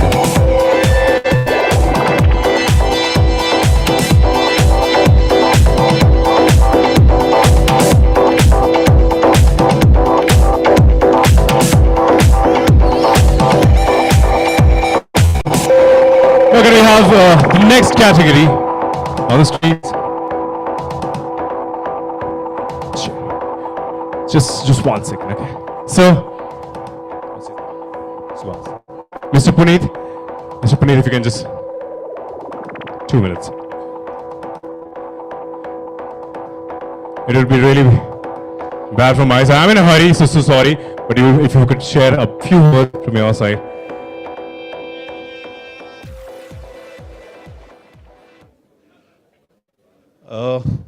First of all, thank you for honoring us with this award and so many awards. I think the hard work of all who are in this room and many people who are not in this room, I mean, they are the ones responsible for this while I'm just getting to speak on their behalf.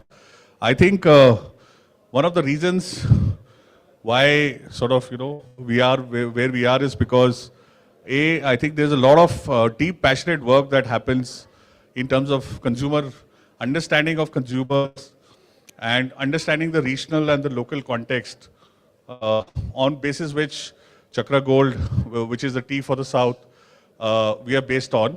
And we are having lots of fun. I mean, that's very important as a marketing team to have that, and you can see it in our work. But I think, as I said, we have lots and lots of hard work from our agency partners, brand teams, PR team, media team, everyone involved in it for making this success. And of course, the consumers who love this brand and are giving us a lot of love for our campaigns. So thank you for honoring us with this.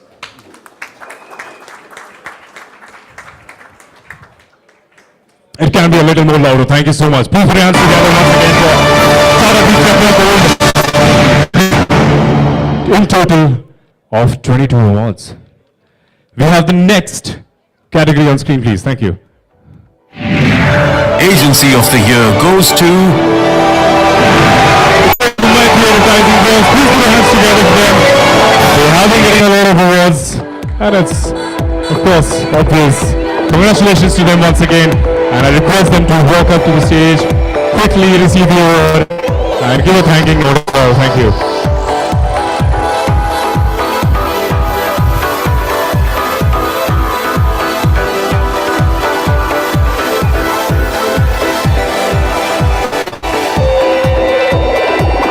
A big applause and noise for my team as well. My advertising works. The Agency of the Year.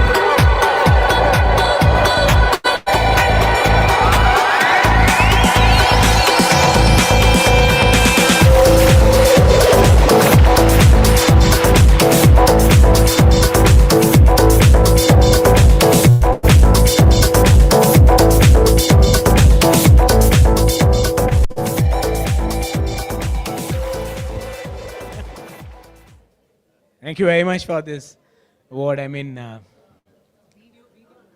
yeah.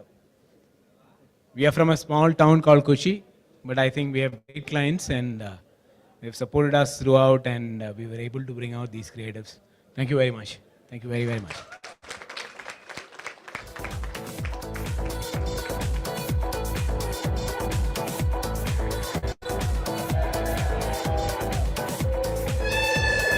Thank you, Naval. Thank you, Sneha. Thank you for being here.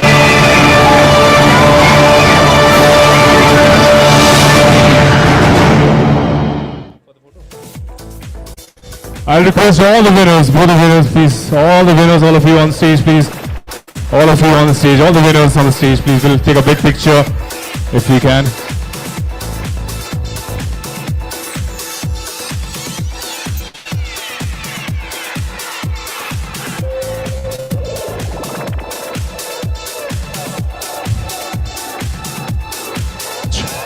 Okay, I requested all the winners to be on the stage if you can. We'll take a picture with the Exchange for Media team as well.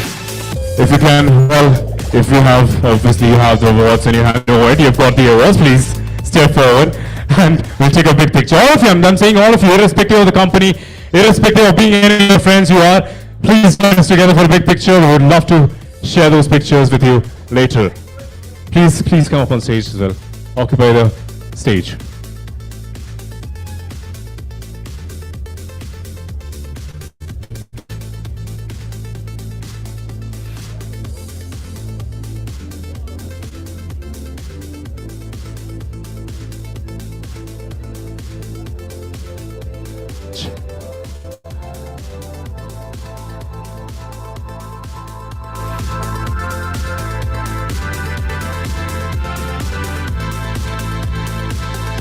Alright, all the winners, please, you're requested to be on the stage for a big picture. And as well, the 4M team as well.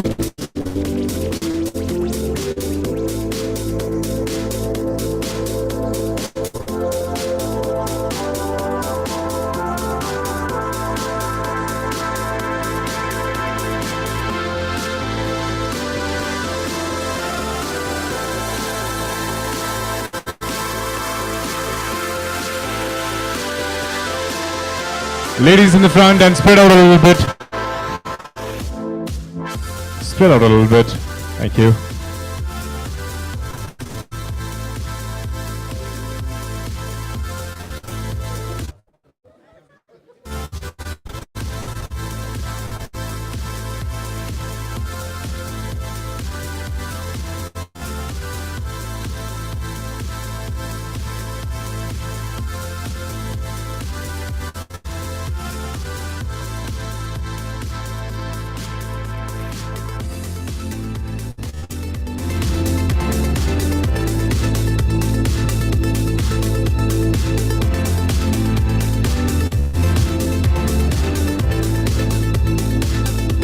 Alright, now if you can make some noise yourself, you're the winners, the smiles and the noise as well.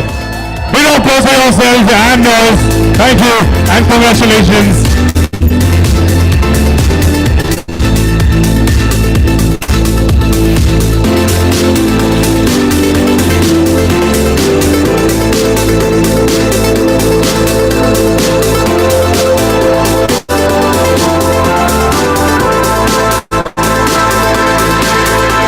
Once again, make some noise!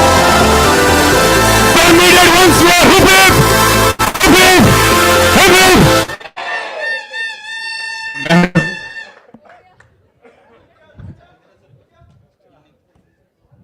And now you understand I was saving my energy for this, for all this.